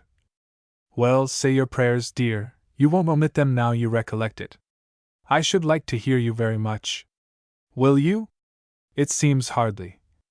It would seem so like old times to me, when I was young, and nearer, far nearer heaven than I am now. Do, sweet one. Cytherea was embarrassed, and her embarrassment arose from the following conjuncture of affairs. Since she had loved Edward Springrove, she had linked his name with her brother Owen's in her nightly supplications to the Almighty. She wished to keep her love for him a secret, and above all, a secret from a woman like Miss Aldclyffe, yet her conscience, and the honesty of her love would not for an instant allow her to think of omitting his dear name, and so endanger the efficacy of all her previous prayers for his success by an unworthy shame now. It would be wicked of her, she thought, and a grievous wrong to him. Under any worldly circumstances she might have thought the position justified a little finesse, and have skipped him for once. But prayer was too solemn a thing for such trifling. I would rather not say them, she murmured first. It struck her then that this declining altogether was the same cowardice in another dress, and was delivering her poor Edward over to Satan just as unceremoniously as before. Yes, I will say my prayers, and you shall hear me, she added firmly. She turned her face to the pillow and repeated in low soft tones the simple words she had used from childhood on such occasions. Owen's name was mentioned without faltering, but in the other case, maidenly shyness was too strong even for religion, and that when supported by excellent intentions. At the name of Edward she stammered, and her voice sank to the faintest whisper in spite of her. Thank you, dearest, said Miss Aldclyffe. I have prayed too, I verily believe. You are a good girl, I think. Then the expected question came. Bless Owen. And whom did you say? There was no help for it now, and out it came. Owen and Edward, said Cytherea. Who are Owen and Edward? Owen is my brother, madam, faltered the maid. Ah, I remember. Who is Edward? A silence. Your brother too, continued Miss Aldclyffe. No. Miss Aldclyffe reflected a moment. Don't you want to tell me who Edward is? She said at last, in a tone of meaning. I don't mind telling, only. You would rather not, I suppose? Yes. Miss Aldclyffe shifted her ground. Were you ever in love? She inquired suddenly. Cytherea was surprised to hear how quickly the voice had altered from tenderness to harshness, vexation, and disappointment. Yes, I think I was, once, she murmured. Aha! And were you ever kissed by a man? A pause. Well, were you? Said Miss Aldclyffe, rather sharply. Don't press me to tell, I can't, indeed I won't, madam. Miss Aldclyffe removed her arms from Cytherea's neck. 'Tis now with you as it is always with all girls, she said, in jealous and gloomy accents. You are not, after all, the innocent I took you for. No, no. She then changed her tone with fitful rapidity. Cytherea, try to love me more than you love him. Do. I love you more sincerely than any man can. Do, Cythie, don't let any man stand between us. Oh, I can't bear that, she clasped Cytherea's neck again. I must love him now I have begun, replied the other. Must, yes, must, said the elder lady reproachfully. Yes, women are all alike. I thought I had at last found an artless woman who had not been sullied by a man's lips, and who had not practiced or been practiced upon by the arts which ruin all the truth and sweetness and goodness in us. Find a girl, if you can, whose mouth and ears have not been made a regular highway of by some man or another. Leave the admittedly notorious spots, the drawing-rooms of society, and look in the villages. Leave the villages and search in the schools, and you can hardly find a girl whose heart has not been had, is not an old thing half worn out by some he or another. If men only knew the staleness of the freshest of us, that 9 times out of 10 their first love, they think they are winning from a woman is but the hulk of an old wrecked affection, fitted with new sails and reused. Oh, Cytherea, can it be that you, too, are like the rest? No, no, no, urged Cytherea, awed by the storm she had raised in the impetuous woman's mind. He only kissed me once, twice I mean. He might have done it 1,000 times if he had cared to, there's no doubt about that, whoever his lordship is. You are as bad as I, we are all alike, and I, an old fool, have been sipping at your mouth as if it were honey, because I fancied no wasting lover knew the spot. But a minute ago, and you seemed to me like a fresh spring meadow, now you seem a dusty highway. Oh no, no, Cytherea was not weak enough to shed tears except on extraordinary occasions, but she was fain to begin sobbing now. She wished Miss Aldclyffe would go to her own room, and leave her and her treasured dreams alone. This vehement, imperious affection was in one sense soothing, but yet it was not of the kind that Cytherea's instincts desired. Though it was generous, it seemed somewhat too rank and capricious for endurance. Well, said the lady in continuation, who is he? Her companion was desperately determined not to tell his name. She too much feared a taunt when Miss Aldclyffe's fiery mood again ruled her tongue. Won't you tell me? Not tell me after all the affection I have shown? I will, perhaps, another day.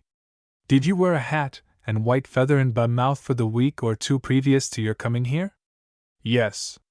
Then I have seen you and your lover at a distance. He rowed you round the bay with your brother. Yes. And without your brother, fie! There, don't let that little heart beat itself to death. Throb, throb, it shakes the bed, you silly thing. I didn't mean that there was any harm in going alone with him. I only saw you from the esplanade, in common with the rest of the people. I often run down to Budmouth. He was a very good figure. Now who was he? I won't tell, madam, I cannot indeed. Won't tell, very well, don't. You are very foolish to treasure up his name and image as you do. Why, he has had loves before you, trust him for that, whoever he is, and you are but a temporary link in a long chain of others like you, who only have your little day as they have had theirs. 'Tisn't true! 'Tisn't true! 'Tisn't true! Cried Cytherea in an agony of torture. He has never loved anybody else, I know, I am sure he hasn't. Miss Aldclyffe was as jealous as any man could have been. She continued. He sees a beautiful face and thinks he will never forget it, but in a few weeks the feeling passes off, and he wonders how he could have cared for anybody so absurdly much. No, he doesn't. What does he do when he has thought that? Come, tell me. You are as hot as fire, and the throbbing of your heart makes me nervous. I can't tell you if you get in that flustered state. Do tell. Oh, it makes me so miserable. But come tell me. Ah, the tables are turned now, dear, she continued, in a tone which mingled pity with derision. What does he do next? Why, this is what he does next, ruminate on what he has heard of women's romantic impulses, and how easily men torture them when they have given way to those feelings, and have resigned everything for their hero. It may be that though he loves you heartily now, that is, as heartily as a man can, and you love him in return, your loves may be impracticable and hopeless, and you may be separated forever. You, as the weary years pass by, will fade and fade, bright eyes will fade, and you will perhaps then die early, true to him to your latest breath, and believing him to be true to the latest breath also, whilst he, in some gay and busy spot far away from your last quiet nook, will have married some dashing lady, and not purely oblivious of you, will long have ceased to regret you, will chat about you, as you were in long past years. Will say, ah, little Cytherea used to tie her hair like that. Poor innocent trusting thing, it was a pleasant useless idle dream, that dream of mine for the maid with the bright eyes and simple, silly heart, but I was a foolish lad at that time. Then he will tell the tale of all your little wills and won'ts and particular ways, and as he speaks, turn to his wife with a placid smile. It is not true. He can't be so cruel, and you are cruel to me, you are. She was at last driven to desperation.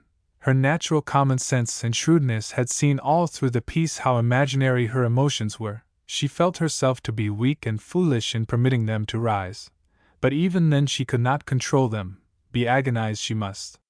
She was only 18, and the long day's labor, her weariness, her excitement, had completely unnerved her and worn her out.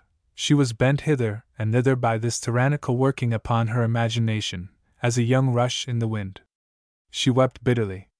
"And now think how much I like you," resumed Miss Aldclyffe, when Cytherea grew calmer. "I shall never forget you for anybody else, as men do, never. I will be exactly as a mother to you. Now will you promise to live with me always, and always be taken care of, and never deserted?"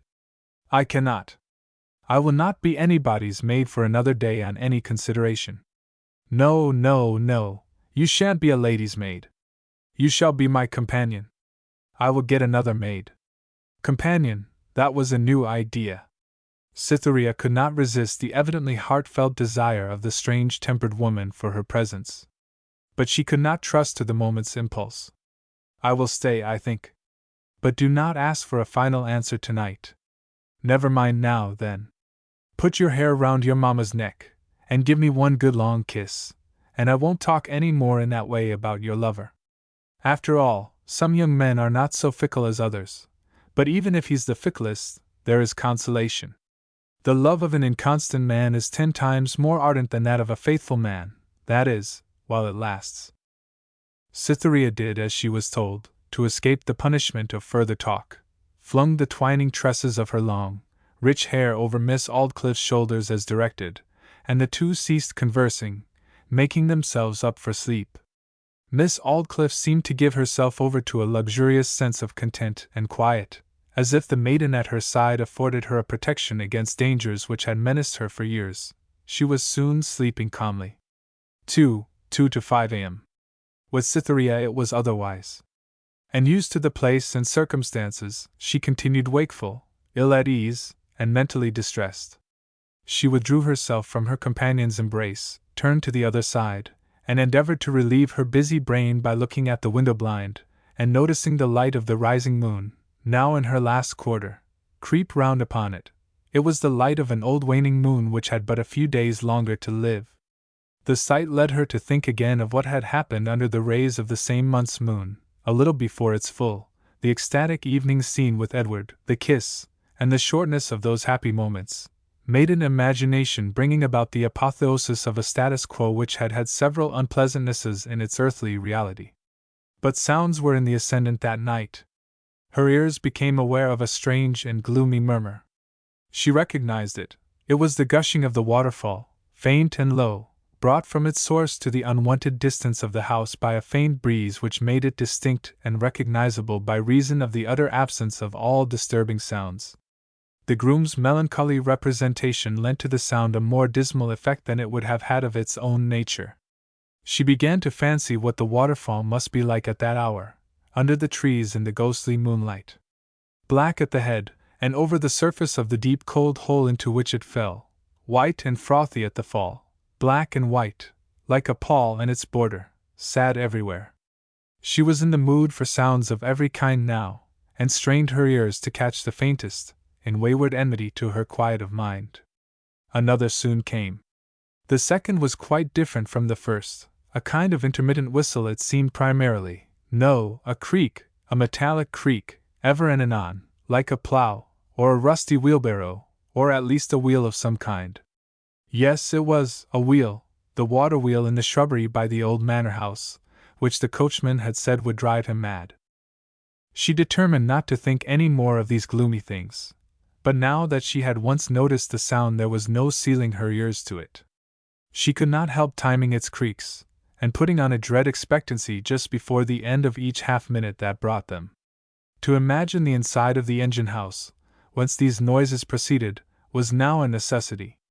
No window, but crevices in the door through which, probably, the moonbeams streamed in the most attenuated and skeleton-like rays striking sharply upon portions of wet rusty cranks and chains, a glistening wheel, turning incessantly, laboring in the dark like a captive starving in a dungeon, and instead of a floor below, gurgling water, which on account of the darkness could only be heard. Water which labored up dark pipes almost to where she lay. She shivered. Now she was determined to go to sleep. There could be nothing else left to be heard or to imagine, It was horrid that her imagination should be so restless. Yet just for an instant before going to sleep she would think this. Suppose another sound should come, just suppose it should. Before the thought had well passed through her brain, a third sound came.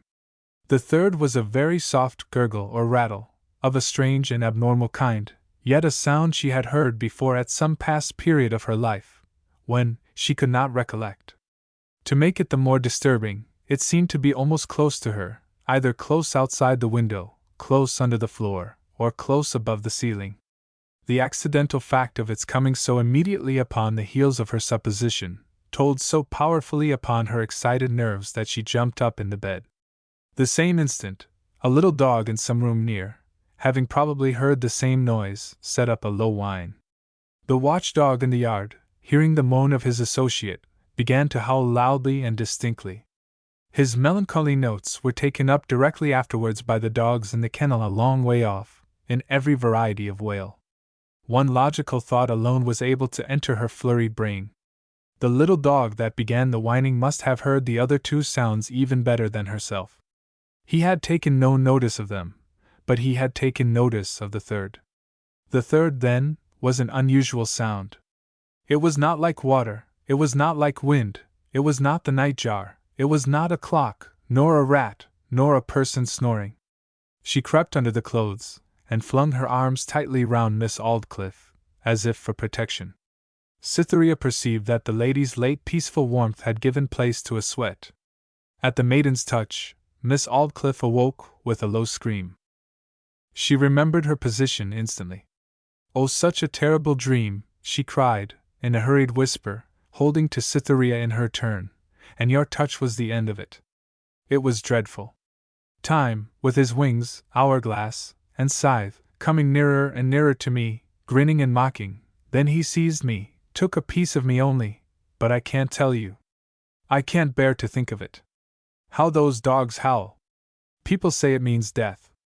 The return of Miss Aldclyffe to consciousness was sufficient to dispel the wild fancies which the loneliness of the night had woven in Cytherea's mind. She dismissed the third noise as something which in all likelihood could easily be explained, if trouble were taken to inquire into it. Large houses had all kinds of strange sounds floating about them. She was ashamed to tell Miss Aldclyffe her terrors. A silence of 5 minutes. "Are you asleep?" said Miss Aldclyffe. "No," said Cytherea, in a long-drawn whisper. "How those dogs howl, don't they?" "Yes. A little dog in the house began it." "Ah, yes, that was Totsy. He sleeps on the mat outside my father's bedroom door. A nervous creature." There was a silent interval of nearly half an hour. A clock on the landing struck 3. "Are you asleep, Miss Aldclyffe?" whispered Cytherea. "No," said Miss Aldclyffe. "How wretched it is not to be able to sleep, isn't it?" "Yes," replied Cytherea, like a docile child. Another hour passed, and the clock struck 4. Miss Aldclyffe was still awake. "Cytherea," she said very softly. Cytherea made no answer. She was sleeping soundly. The first glimmer of dawn was now visible. Miss Aldclyffe arose, put on her dressing gown, and went softly downstairs to her own room. "I have not told her who I am after all, or found out the particulars of Ambrose's history," she murmured. "But her being in love alters everything." 3. 7:30 to 10 o'clock a.m. Cytherea awoke, quiet in mind and refreshed. A conclusion to remain at Knapwater was already in possession of her. Finding Miss Aldclyffe gone, she dressed herself and sat down at the window to write an answer to Edward's letter, and an account of her arrival at Knapwater to Owen. The dismal and heartbreaking pictures that Miss Aldclyffe had placed before her the preceding evening, the later terrors of the night, were now but as shadows of shadows, and she smiled in derision at her own excitability. But writing Edward's letter was the great consoler, the effect of each word upon him being enacted in her own face as she wrote it. She felt how much she would like to share his trouble, how well she could endure poverty with him, and wondered what his trouble was. But all would be explained at last, she knew. At the appointed time she went to Miss Aldclyffe's room, intending, with the contradictoriness common in people, to perform with pleasure, as a work of supererogation, what as a duty was simply intolerable. Miss Aldclyffe was already out of bed. The bright penetrating light of morning made a vast difference in the elder lady's behavior to her dependent. The day, which had restored Cytherea's judgment, had effected the same for Miss Aldclyffe. Though practical reasons forbade her regretting that she had secured such a companionable creature to read, talk, or play to her whenever her whim required, she was inwardly vexed at the extent to which she had indulged in the womanly luxury of making confidences and giving way to emotions. Few would have supposed that the calm lady sitting aristocratically at the toilet table, seeming scarcely conscious of Cytherea's presence in the room, even when greeting her, was the passionate creature who had asked for kisses a few hours before. It is both painful and satisfactory to think how often these antitheses are to be observed in the individual most open to our observation, ourselves. We pass the evening with faces lit up by some flaring illumination or other. We get up the next morning, the fiery jets have all gone out, and nothing confronts us but a few crinkled pipes and sooty wirework, hardly even recalling the outline of the blazing picture that arrested our eyes before bedtime. Emotions would be half-starved if there were no candlelight. Probably 9/10 of the gushing letters of indiscreet confession are written after 9 or 10 o'clock in the evening, and sent off before day returns to leer invidiously upon them. Few that remain open to catch our glance as we rise in the morning, survive the frigid criticism of dressing time. The subjects uppermost in the minds of the two women who had thus cooled from their fires were not the visionary ones of the later hours, but the hard facts of their earlier conversation. After a remark that Cytherea need not assist her in dressing unless she wished to, Miss Aldclyffe said abruptly, "I can tell that young man's name." She looked keenly at Cytherea. "It is Edward Springrove, my tenant's son." The inundation of colour upon the younger lady at hearing a name which to her was a world, handled as if it were only an atom, told Miss Aldclyffe that she had divined the truth at last. "Ah, it is he, is it?" she continued. "Well, I wanted to know for practical reasons. His example shows that I was not so far wrong in my estimate of men after all, though I only generalized, and had no thought of him. This was perfectly true." "What do you mean?" said Cytherea, visibly alarmed. "Mean? Why, that all the world knows him to be engaged to be married, and that the wedding is soon to take place." She made the remark bluntly and superciliously, as if to obtain absolution at the hands of her family pride for the weak confidences of the night. But even the frigidity of Miss Aldclyffe's morning mood was overcome by the look of sick and blank despair which the carelessly uttered words had produced upon Cytherea's face. She sank back into a chair, and buried her face in her hands. "Don't be so foolish," said Miss Aldclyffe. "Come, make the best of it. I cannot upset the fact I have told you of, unfortunately. But I believe the match can be broken off." "Oh, no, no. Nonsense. I liked him much as a youth, and I like him now. I'll help you to captivate and chain him down.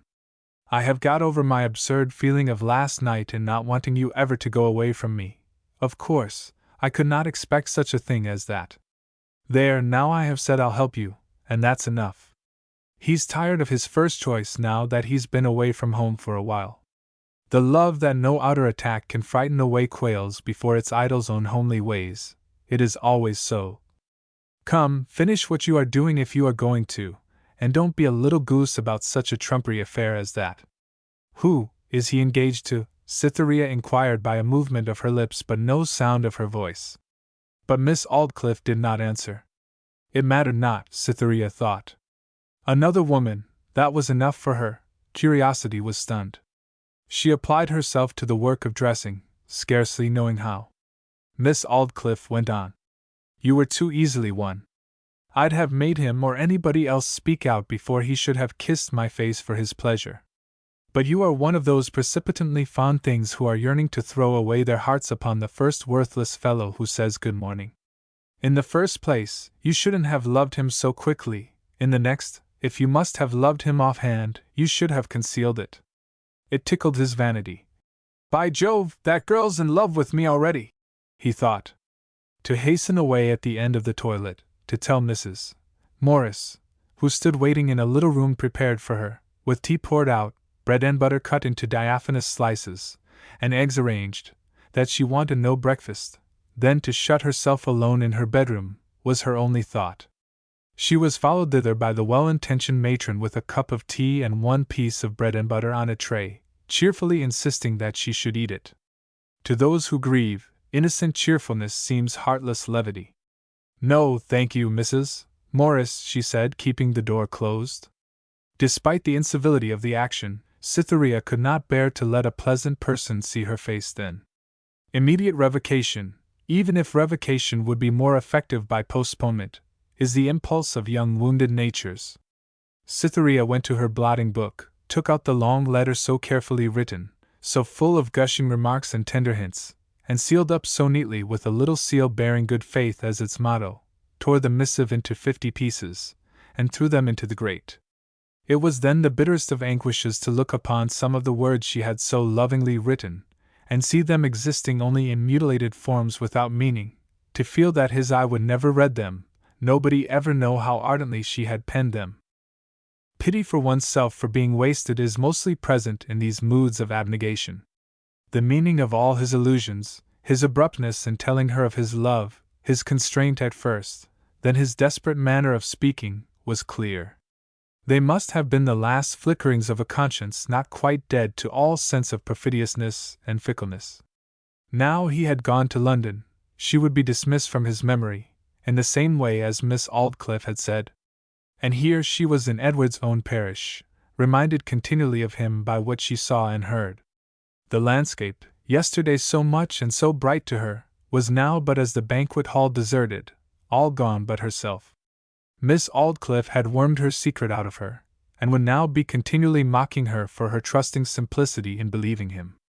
It was altogether unbearable, she would not stay there. She went downstairs and found Miss Aldclyffe had gone into the breakfast-room, but that Captain Aldclyffe, who rose later with increasing infirmities, had not yet made his appearance. Cytherea entered. Miss Aldclyffe was looking out of the window, watching a trail of white smoke along the distant landscape, signifying a passing train. At Cytherea's entry she turned and looked inquiry. "I must tell you now," began Cytherea, in a tremulous voice. "Well, what?" Miss Aldclyffe said. "I am not going to stay with you. I must go away, a very long way. I am very sorry, but indeed I can't remain." "Pooh, what shall we hear next?" Miss Aldclyffe surveyed Cytherea's face with leisurely criticism. "You are breaking your heart again about that worthless young Springrove. I knew how it would be. It is as Hallam says of Juliet, what little reason you may have possessed originally has all been whirled away by this love. I shan't take this notice, mind. Do let me go." Miss Aldclyffe took her new pet's hand, and said with severity, "As to hindering you, if you are determined to go, of course that's absurd. But you are not now in a state of mind fit for deciding upon any such proceeding, and I shall not listen to what you have to say. Now, Cythie, come with me. We'll let this volcano burst and spend itself, and after that we'll see what had better be done." She took Cytherea into her workroom, opened a drawer, and drew forth a roll of linen. "This is some embroidery I began one day, and now I should like it finished." She then preceded the maiden upstairs to Cytherea's own room. "There," she said, "now sit down here, go on with this work, and remember one thing, that you are not to leave the room on any pretext whatever for 2 hours unless I send for you. I insist kindly, dear.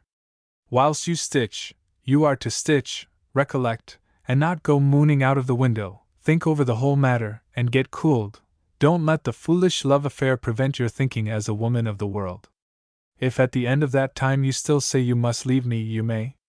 I will have no more to say in the matter. Come, sit down, and promise to sit here the time I name." To hearts in a despairing mood, compulsion seems a relief, and docility was at all times natural to Cytherea. She promised, and sat down.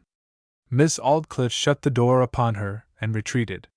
She sewed, stopped to think, shed a tear or two, recollected the articles of the treaty, and sewed again, and at length fell into a reverie which took no account whatever of the lapse of time. 10 to 12 o'clock a.m. A quarter of an hour might have passed when her thoughts became attracted from the past to the present by unwonted movements downstairs. She opened the door and listened. There were hurryings along passages, opening and shutting of doors, trampling in the stable-yard.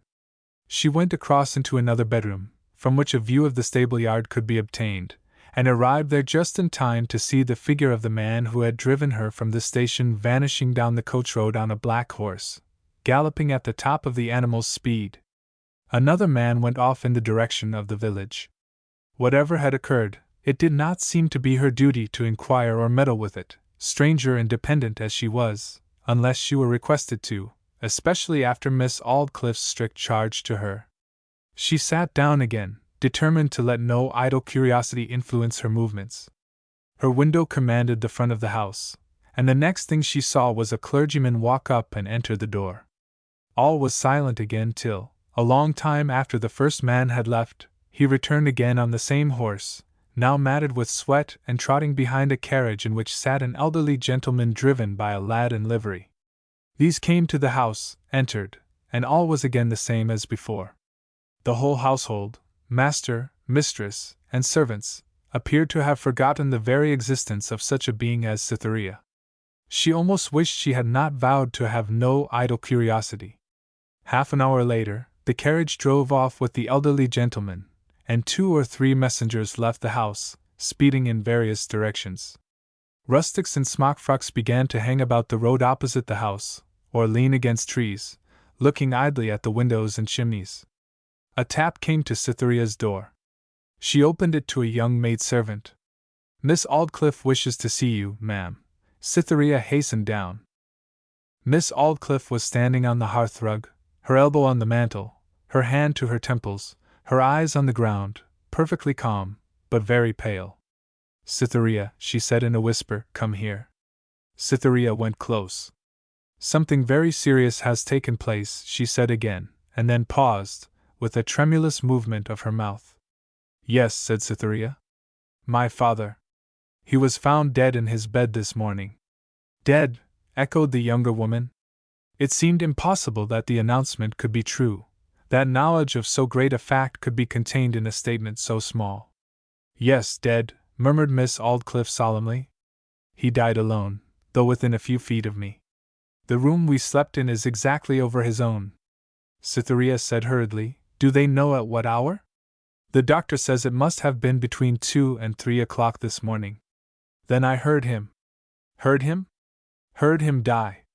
"You heard him die? What did you hear?" "A sound I heard once before in my life, at the deathbed of my mother.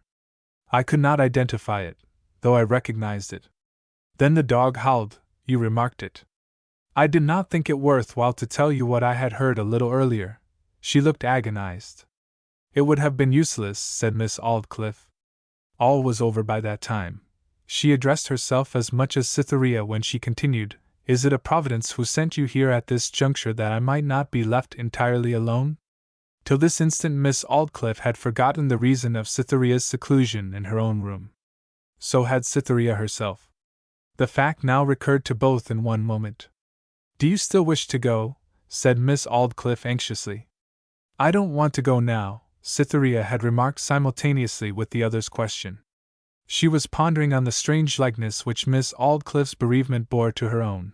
It had the appearance of being still another call to her not to forsake this woman so linked to her life, for the sake of any trivial vexation. Miss Aldclyffe held her almost as a lover would have held her, and said musingly, "We get more and more into one groove. I now am left fatherless and motherless as you were." Other ties lay behind in her thoughts, but she did not mention them. "You loved your father, Cytherea, and wept for him?" "Yes, I did," purred Papa. "I was always at variance with mine, and can't weep for him now. But you must stay here always, and make a better woman of me." The compact was thus sealed, and Cytherea, in spite of the failure of her advertisements, was installed as a veritable companion.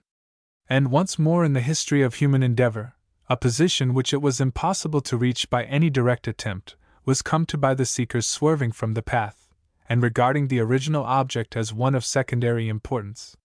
7. The events of 18 days. 1. August the 17th. The time of day was 4 o'clock in the afternoon. The place was the lady's study or boudoir, Knapwater House. The person was Miss Aldclyffe sitting there alone, clothed in deep mourning. The funeral of the old captain had taken place, and his will had been read. It was very concise, and had been executed about 5 years previous to his death. It was attested by his solicitors, Messrs. Middleton and Tayling, of Lincoln's Inn Fields. The whole of his estate, real and personal, was bequeathed to his daughter Cytherea, for her sole and absolute use, subject only to the payment of a legacy to the rector, their relative, and a few small amounts to the servants. Miss Aldclyffe had not chosen the easiest chair of her boudoir to sit in, or even a chair of ordinary comfort, but an uncomfortable, high, narrow-backed, oak-framed and seated chair, which was allowed to remain in the room only on the ground of being a companion in artistic quaintness to an old coffer beside it, and was never used except to stand in to reach for a book from the highest row of shelves. But she had sat erect in this chair for more than an hour, for the reason that she was utterly unconscious of what her actions and bodily feelings were.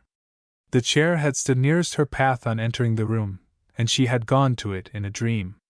She sat in the attitude which denotes unflagging, intense, concentrated thought, as if she were cast in bronze. Her feet were together, her body bent a little forward, and quite unsupported by the back of the chair, her hands on her knees, her eyes fixed intently on the corner of a footstool. At last she moved and tapped her fingers upon the table at her side. Her pent-up ideas had finally found some channel to advance Indiana. Motions became more and more frequent as she labored to carry further and further the problem which occupied her brain. She sat back and drew a long breath, she sat sideways and leant her forehead upon her hand. Later still she arose, walked up and down the room, at first abstractedly, with her features as firmly set as ever. But by degrees her brow relaxed, her footsteps became lighter and more leisurely. Her head rode gracefully and was no longer bowed. She plumed herself like a swan after exertion. "Yes," she said aloud. "To get him here without letting him know that I have any other object than that of getting a useful man, that's the difficulty, and that I think I can master." She rang for the new maid, a placid woman of 40 with a few grey hairs. "Ask Miss Grey if she can come to me." Cytherea was not far off, and came in. "Do you know anything about architects and surveyors?" said Miss Aldclyffe abruptly. "Know anything?" replied Cytherea, poising herself on her toe to consider the compass of the question. "Yes, know anything," said Miss Aldclyffe. "Owen is an architect and surveyor's draftsman," the maiden said, and thought of somebody else who was likewise. "Yes. That's why I asked you. What are the different kinds of work comprised in an architect's practice?" "They lay out estates, and superintend the various works done upon them, I should think, among other things?" "Those are, more properly, a land or building steward's duties, at least I have always imagined so. Country architects include those things in their practice, city architects don't." "I know that, child. But a steward's is an indefinite, fast and loose profession, it seems to me. Shouldn't you think that a man who had been brought up as an architect would do for a steward?" Cytherea had doubts whether an architect pure would do. The chief pleasure connected with asking an opinion lies in not adopting it. Miss Aldclyffe replied decisively. "Nonsense, of course he would. Your brother Owen makes plans for country buildings, such as cottages, stables, homesteads, and so on?" "Yes, he does." "And superintends the building of them?" "Yes, he will soon." "And he surveys land?" "Oh, yes." "And he knows about hedges and ditches, how wide they ought to be, boundaries, leveling, planting trees to keep away the winds, measuring timber, houses for 99 years, and such things?" "I have never heard him say that, but I think Mr. Gradfield does those things." "Owen, I am afraid, is inexperienced as yet." "Yes, your brother is not old enough for such a post yet, of course. And then there are rent days, the audit and winding up of tradesmen's accounts. I am afraid, Cytherea, you don't know much more about the matter than I do myself. I am going out just now," she continued. "I shall not want you to walk with me today. Run away till dinner time." Miss Aldclyffe went out of doors, and down the steps to the lawn, then turning to the left, through a shrubbery, she opened a wicket and passed into a neglected and leafy carriage drive, leading down the hill. This she followed till she reached the point of its greatest depression, which was also the lowest ground in the whole grove. The trees here were so interlaced, and hung their branches so near the ground, that a whole summer's day was scarcely long enough to change the air pervading the spot from its normal state of coolness to even a temporary warmth. The unvarying freshness was helped by the nearness of the ground to the level of the springs, and by the presence of a deep, sluggish stream close by, equally well shaded by bushes and a high wall. Following the road, which now ran along at the margin of the stream, she came to an opening in the wall, on the other side of the water, revealing a large rectangular nook from which the stream proceeded, covered with froth, and accompanied by a dull roar. 2 more steps, and she was opposite the nook, in full view of the cascade forming its further boundary. Over the top could be seen the bright outer sky in the form of a crescent, caused by the curve of a bridge across the rapids, and the trees above. Beautiful as was the scene, she did not look in that direction. The same standing ground afforded another prospect, straight in the front, less somber than the water on the right or the trees all around. The avenue and grove which flanked it abruptly terminated a few yards ahead, where the ground began to rise, and on the remote edge of the greensward thus laid open, stood all that remained of the original manor house, to which the dark margin line of the trees in the avenue formed an adequate and well-fitting frame. It was the picture thus presented that was now interesting Miss Aldclyffe, not artistically or historically, but practically, as regarded its fitness for adaptation to modern requirements.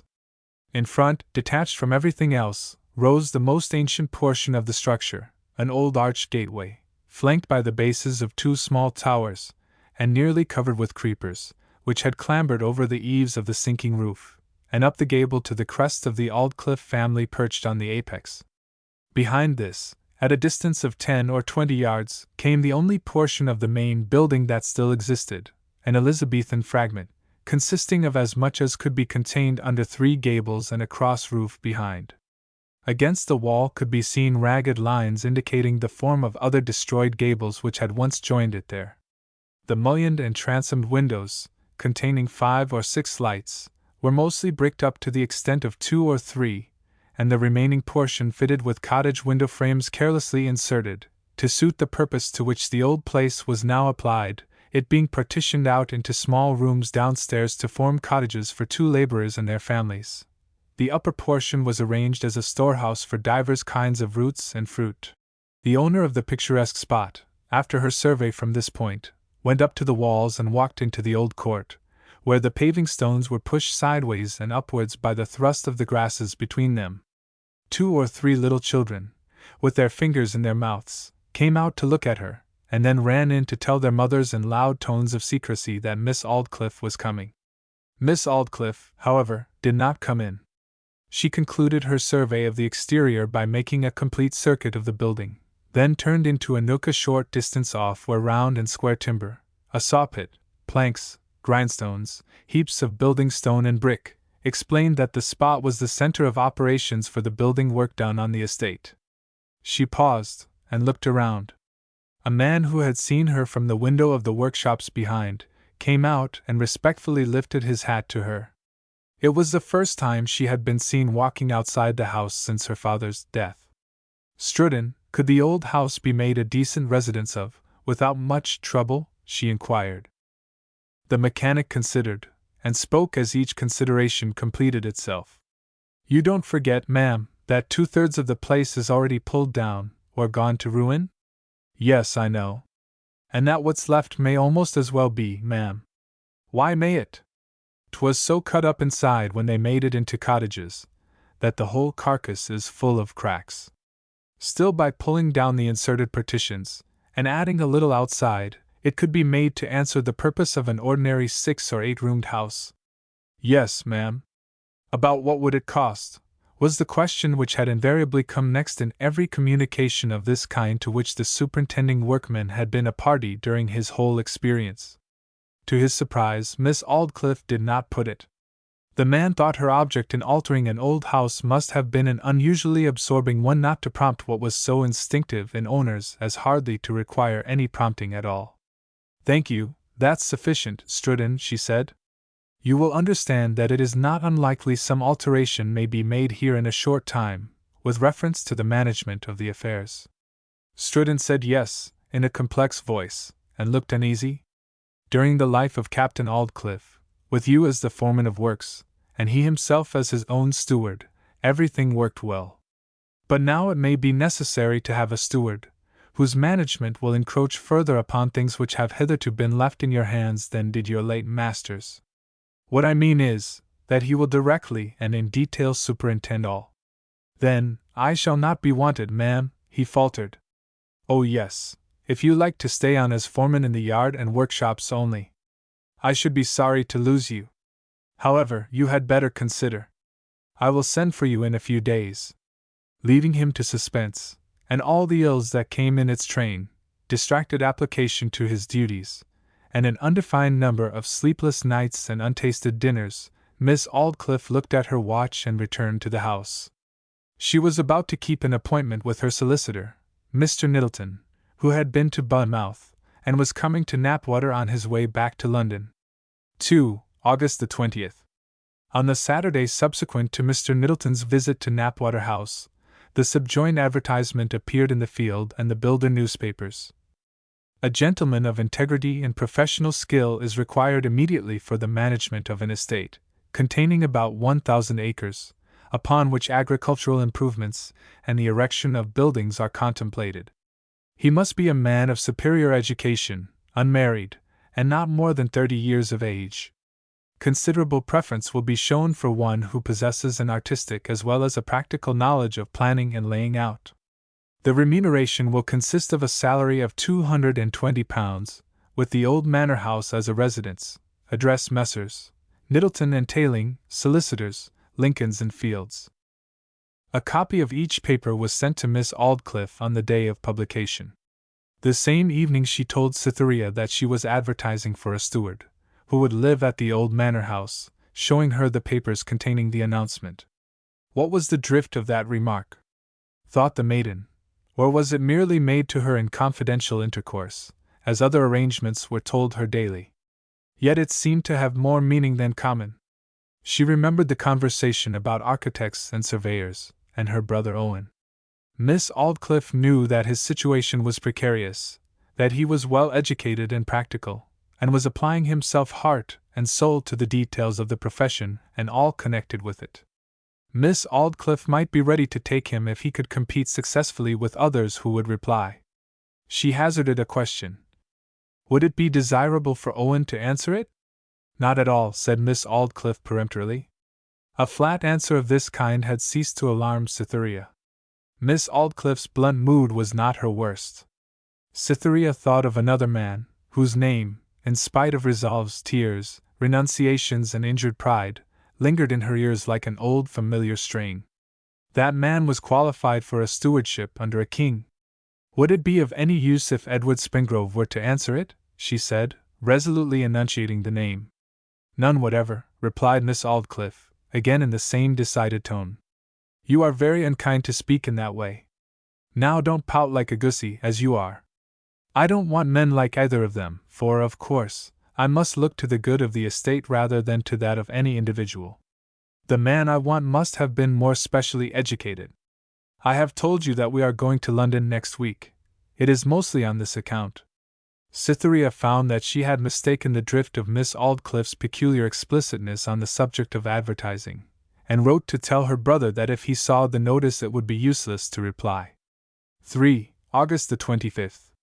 5 days after the above-mentioned dialogue took place they went to London, and with scarcely a minute's pause, to the solicitors' offices in Lincoln's Inn Fields. They alighted opposite one of the characteristic entrances about the place, a gate which was never, and could never be, closed, flanked by lamp-standards carrying no lamp. Rust was the only active agent to be seen there at this time of the day and year. The palings along the front were rusted away at their base to the thinness of wires, and the successive coats of paint, with which they were overlaid in bygone days, had been completely undermined by the same insidious canker, which lifted off the paint in flakes, leaving the raw surface of the iron on palings, standards, and gate hinges, of a staring blood red. But once inside the railings the picture changed. The court and offices were a complete contrast to the grand ruin of the outwork which enclosed them. Well-painted respectability extended over, within, and around the doorstep, and in the carefully swept yard not a particle of dust was visible. Mr. Middleton, who had just come up from Margate, where he was staying with his family, was standing at the top of his own staircase as the pair ascended. He politely took them inside. "Is there a comfortable room in which this young lady can sit during our interview?" said Miss Aldclyffe. It was rather a favourite habit of hers to make much of Cytherea when they were out, and snub her for it afterwards when they got home. "Certainly, Mr. Tailings." Cytherea was shown into an inner room. Social definitions are all made relatively, and absolute datum is only imagined. The small gentry about Knapwater seemed unpractised to Miss Aldclyffe. Miss Aldclyffe herself seemed unpractised to Mr. Nettleton's experienced old eyes. "Now then," the lady said, when she was alone with the lawyer, "what is the result of our advertisement?" It was late summer. The estate agency, building, engineering, and surveying worlds were dull. There were 45 replies to the advertisement. Mr. Nettleton spread them one by one before Miss Aldclyffe. "You will probably like to read some of them yourself, madam?" he said. "Yes, certainly," said she. "I will not trouble you with those which are from persons manifestly unfit at first sight," he continued, and began selecting from the heaped 2s and 3s which he had marked, collecting others into his hand. "The man we want lies among these, if my judgment doesn't deceive me, and from them it would be advisable to select a certain number to be communicated with. I should like to see every one, only just to glance them over, exactly as they came," she said suasively. He looked as if he thought this a waste of his time, but dismissing his sentiment unfolded each singly, and laid it before her. As he laid them out, it struck him that she studied them quite as rapidly as he could spread them. He slyly glanced up from the outer corner of his eye to hers, and noticed that all she did was look at the name at the bottom of the letter, and then put the enclosure aside without further ceremony. He thought this an odd way of inquiring into the merits of 45 men who at considerable trouble gave in detail reasons why they believed themselves well qualified for a certain post. She came to the final one, and put it down with the rest. Then the lady said that in her opinion it would be best to get as many replies as they possibly could before selecting, to give us a wider choice. "What do you think, Mr. Nettleton?" It seemed to him, he said, that a greater number than those they already had would scarcely be necessary, and if they waited for more, there would be this disadvantage attending it, that some of those they now could command would possibly not be available. "Never mind, we will run that risk," said Miss Aldclyffe. "Let the advertisement be inserted once more, and then we will certainly settle the matter." Mr. Nettleton bowed, and seemed to think Miss Aldclyffe, for a single woman, and one who till so very recently had never concerned herself with business of any kind, a very meddlesome client. But she was rich, and handsome still. "She's a new broom in estate management as yet," he thought. "She will soon get tired of this," and he parted from her without a sentiment which could mar his habitual blandness. The two ladies then proceeded westward. Dismissing the cab in Waterloo Place, they went along Pall Mall on foot, where in place of the usual well-dressed clubbists, rubicund with alcohol, were to be seen, in linen pinafores, flocks of house-painters pallid from white lead. When they had reached the Green Park, Cytherea proposed that they should sit down a while under the young elms at the brow of the hill. This they did, the growl of Piccadilly on their left hand, the monastic seclusion of the palace on their right, before them, the clock tower of the Houses of Parliament, standing forth with a metallic lustre against the livid Lambeth sky. Miss Aldclyffe still carried in her hand a copy of the newspaper, and while Cytherea had been interesting herself in the picture around, glanced again at the advertisement. She heaved a slight sigh, and began to fold it up again. In the action her eye caught sight of 2 consecutive advertisements on the cover, one relating to some lecture on art, and addressed to members of the Institute of Architects. The other emanated from the same source, but was addressed to the public, and stated that the exhibition of drawings at the Institute's rooms would close at the end of that week. Her eye lighted up. She sent Cytherea back to the hotel in a cab, then turned round by Piccadilly into Bond Street, and proceeded to the rooms of the Institute. The secretary was sitting in the lobby. After making her payment, and looking at a few of the drawings on the walls, in the company of 3 gentlemen, the only other visitors to the exhibition, she turned back and asked if she might be allowed to see a list of the members. She was a little connected with the architectural world, she said, with a smile, and was interested in some of the names.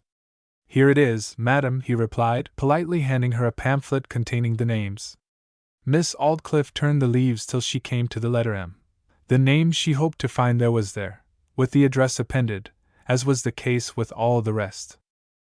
The address was at some chambers in a street not far from Charing Cross.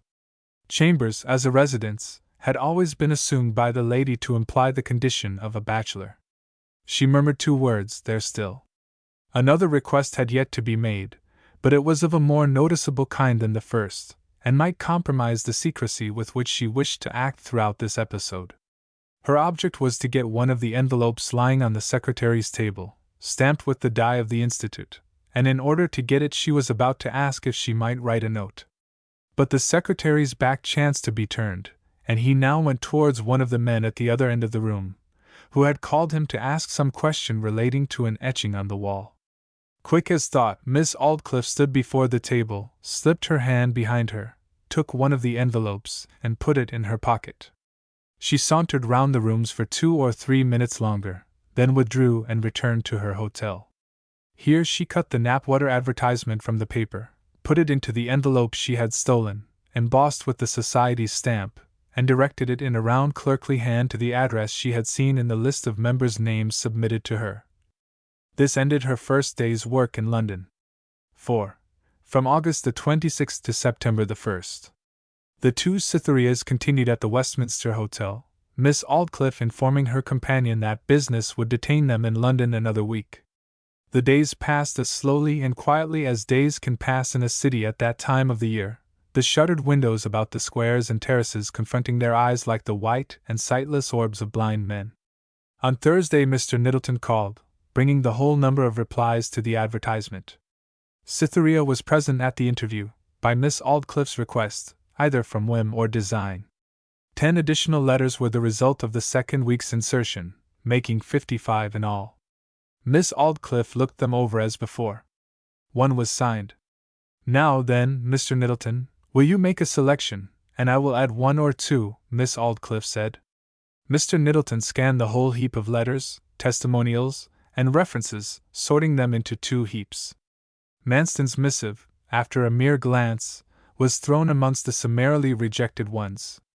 Miss Aldclyffe read, or pretended to read after the lawyer. When he had finished, 5 lay in the group he had selected. Would you like to add to the number? He said, turning to the lady. No, she said carelessly. Well, 2 or 3 additional ones rather took my fancy, she added, searching for some in the larger collection. She drew out 3. One was Manston's. These 8, then, shall be communicated with, said the lawyer, taking up the 8 letters and placing them by themselves. They stood up. If I myself, Miss Aldclyffe, were only concerned personally, he said, in an off-hand way, and holding up a letter singly, I should choose this man unhesitatingly. He writes honestly, is not afraid to name what he does not consider himself well acquainted with, a rare thing to find in answers to advertisements. He is well recommended, and possesses some qualities rarely found in combination.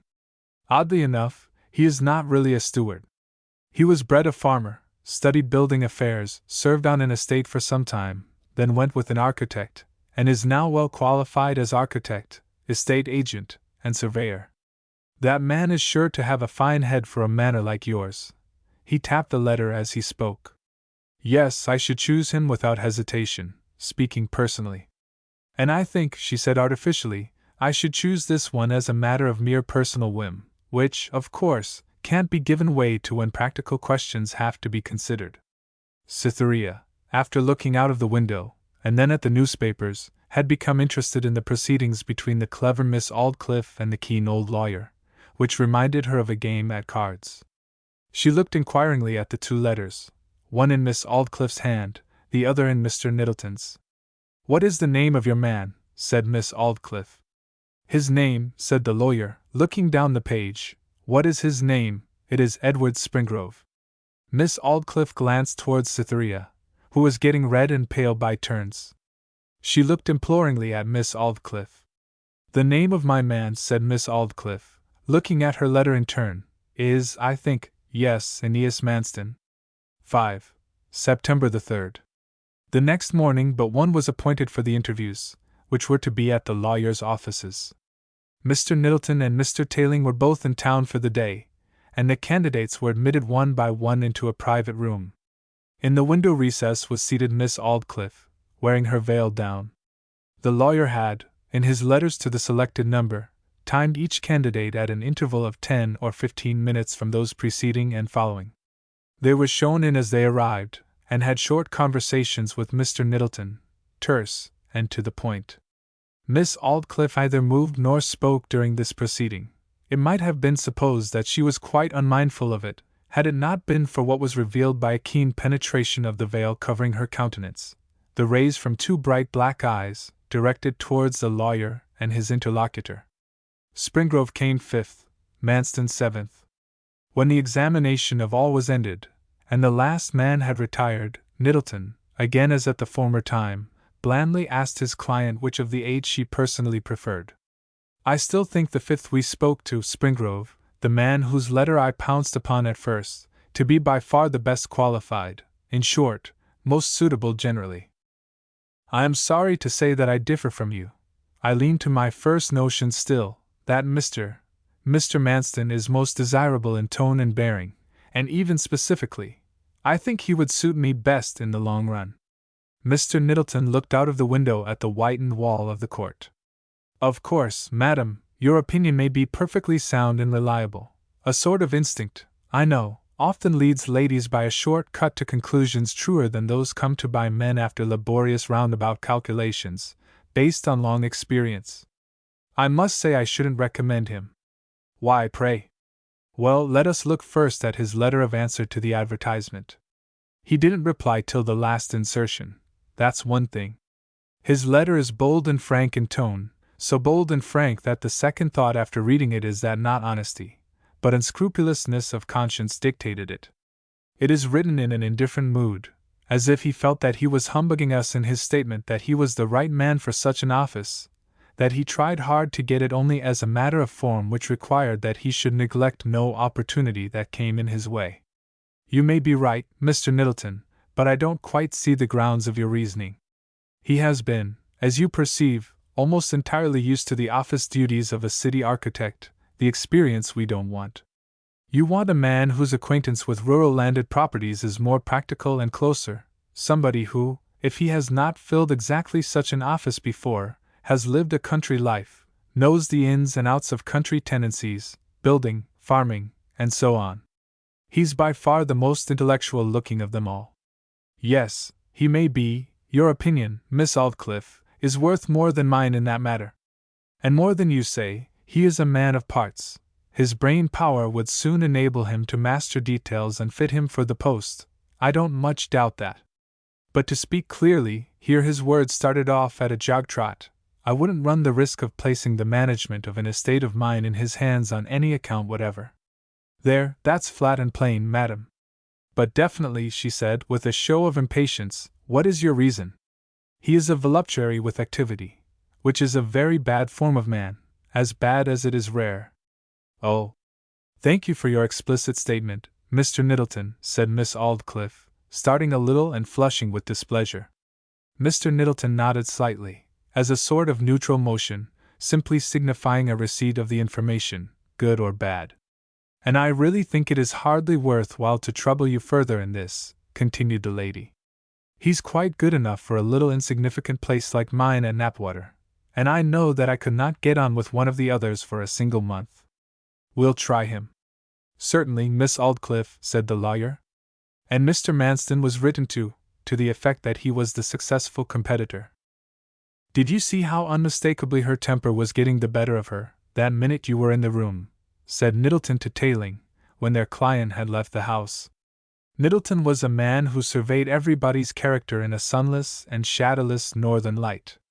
A culpable slyness, which marked him as a boy, had been molded by time, the improver, into honorable circumspection.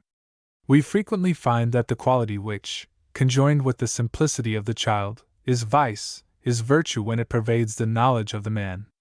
She was as near as damn it to boiling over when I added up her man, continued Middleton. His handsome face is his qualification in her eyes. They have met before. I saw that. He didn't seem conscious of it, said the junior. He didn't. That was rather puzzling to me. But still, if ever a woman's face spoke out plainly that she was in love with a man, hers did that she was with him. Poor old maid, she's almost old enough to be his mother. If that Manston's a schemer, he'll marry her, as sure as I am Middleton. Let's hope he's honest, however. I don't think she's in love with him, said Tayling.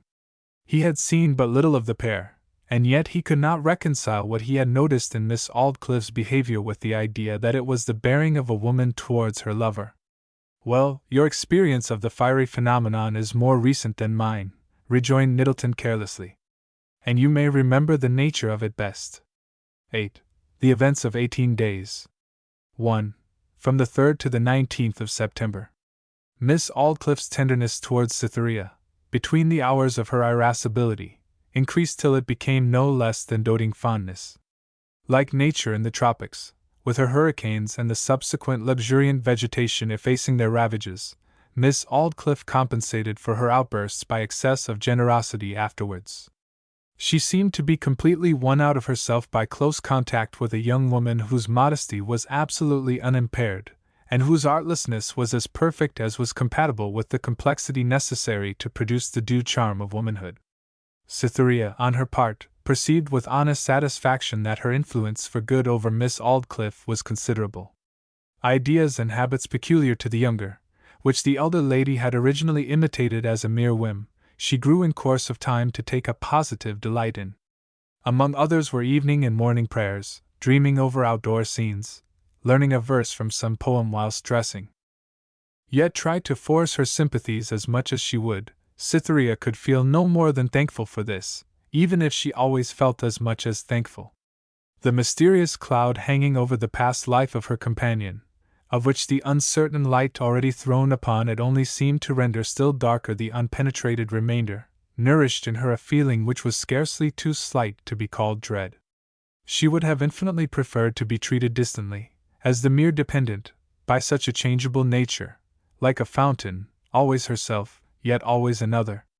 That a crime of any deep dye had ever been perpetrated or participated in by her namesake, she would not believe, but the reckless adventuring of the lady's youth seemed connected with deeds of darkness rather than of light.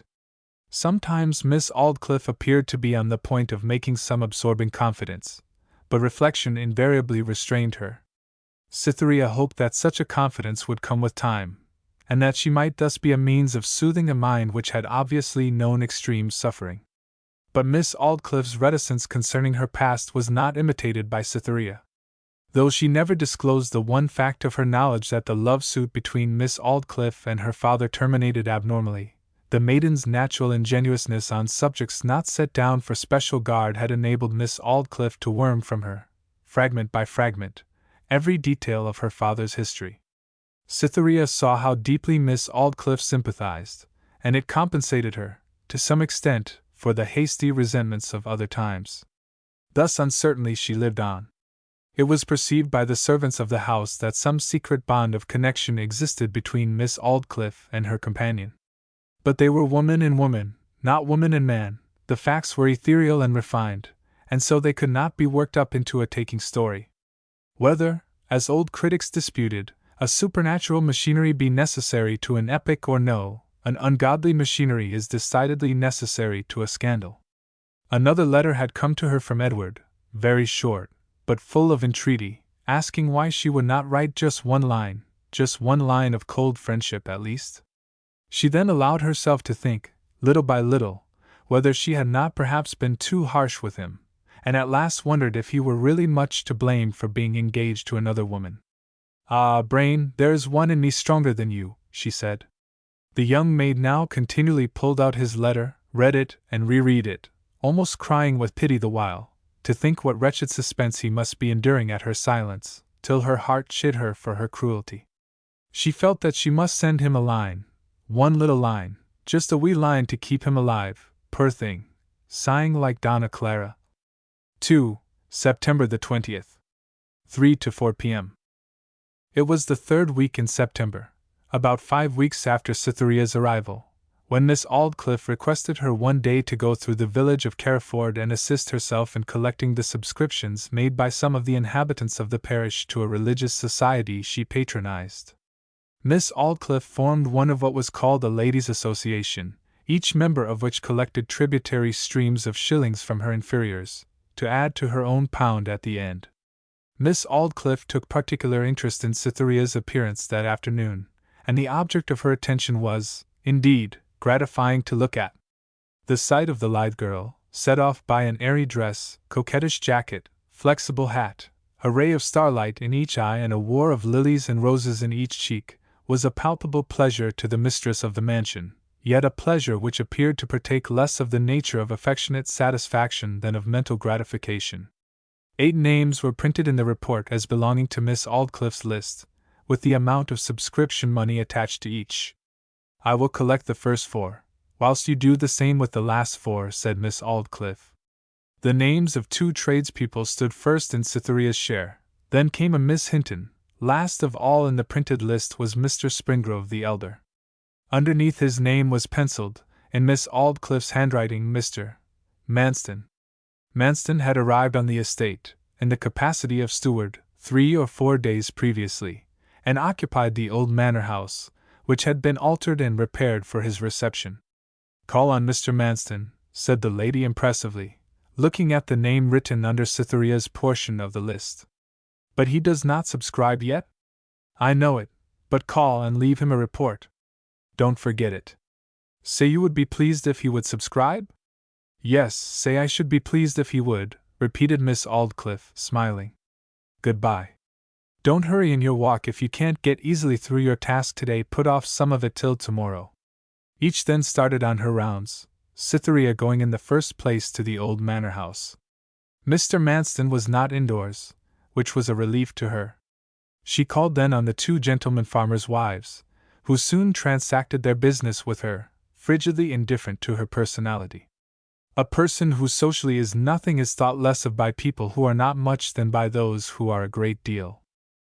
She then turned towards Peakhill Cottage, the residence of Miss Hinton, who lived there happily enough, with an elderly servant and a house-dog as companions. Her father, and last remaining parent, had retired thither 4 years before this time, after having filled the post of editor to the Casterbridge Chronicle for 18 or 20 years. There he died soon after, and though comparatively a poor man, he left his daughter sufficiently well provided for as a modest fund-holder and claimant of sundry small sums in dividends to maintain herself as mistress at Peakhill. At Cytherea's knock an inner door was heard to open and close, and footsteps crossed the passage hesitatingly. The next minute Cytherea stood face to face with the lady herself. Adelaide Hinton was about 29 years of age. Her hair was plentiful, like Cytherea's own. Her teeth equaled Cytherea's in regularity and whiteness. But she was much paler, and had features too transparent to be in place among household surroundings. Her mouth expressed love less forcibly than Cytherea's, and, as a natural result of her greater maturity, her tread was less elastic, and she was more self-possessed. She had been a girl of that kind which mothers praise as not forward, by way of contrast, when disparaging those warmer ones with whom loving is an end and not a means. Men of 40, too, said of her, a good sensible wife for any man, if she cares to marry, the caring to marry being thrown in as the vaguest hypothesis, because she was so practical. Yet it would be singular if, in such cases, the important subject of marriage should be excluded from manipulation by hands that are ready for practical performance in every domestic concern besides. Cytherea was an acquisition, and the greeting was hearty. "Good afternoon." "Oh yes, Miss Grey," from Miss Aldclyffe's. "I have seen you at church, and I am so glad you have called. Come in. I wonder if I have change enough to pay my subscription." She spoke girlishly. Adelaide, when in the company of a younger woman, always levelled herself down to that younger woman's age from a sense of justice to herself, as if, though not her own age at common law, it was in equity. "It doesn't matter.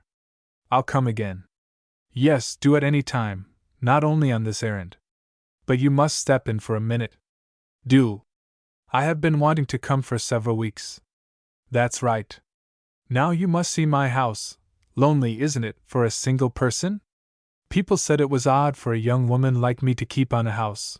But what did I care?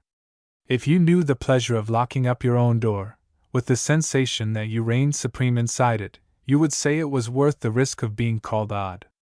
Mr. Springrove attends to my gardening, the dog attends to robbers, and whenever there is a snake or toad to kill, Jane does it. How nice!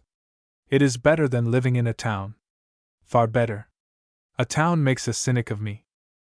The remark recalled, somewhat startlingly, to Cytherea's mind, that Edward had used those very words to herself one evening at Budmouth. Miss Hinton opened an interior door and led her visitor into a small drawing-room commanding a view of the country for miles. The missionary business was soon settled, but the chat continued. "How lonely it must be here at night," said Cytherea. "Aren't you afraid?"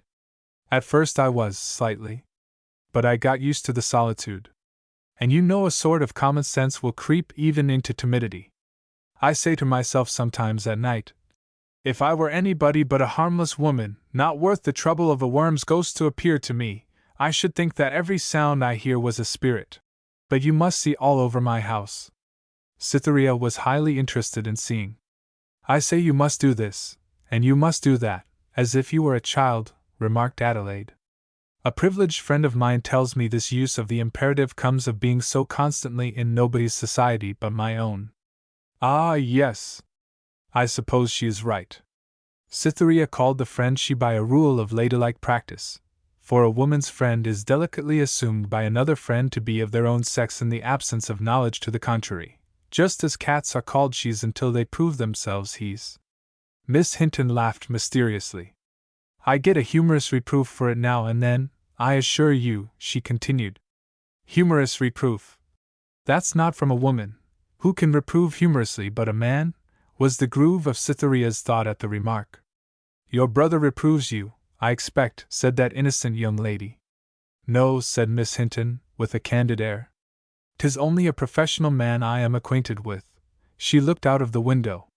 Women are persistently imitative. No sooner did a thought flash through Cytherea's mind that the man was a lover than she became a Miss Aldclyffe in a mild form. "I imagine he's a lover," she said. Miss Hinton smiled a smile of experience in that line.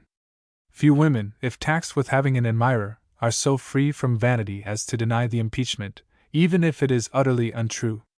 When it does happen to be true, they look pityingly away from the person who is so benighted as to have gotten no further than suspecting it. "There now, Miss Hinton, you are engaged to be married," said Cytherea accusingly. Adelaide nodded her head practically. "Well, yes, I am," she said. The word engaged had no sooner passed Cytherea's lips than the sound of it, the mere sound of her own lips, carried her mind to the time and circumstances under which Miss Aldclyffe had used it towards herself.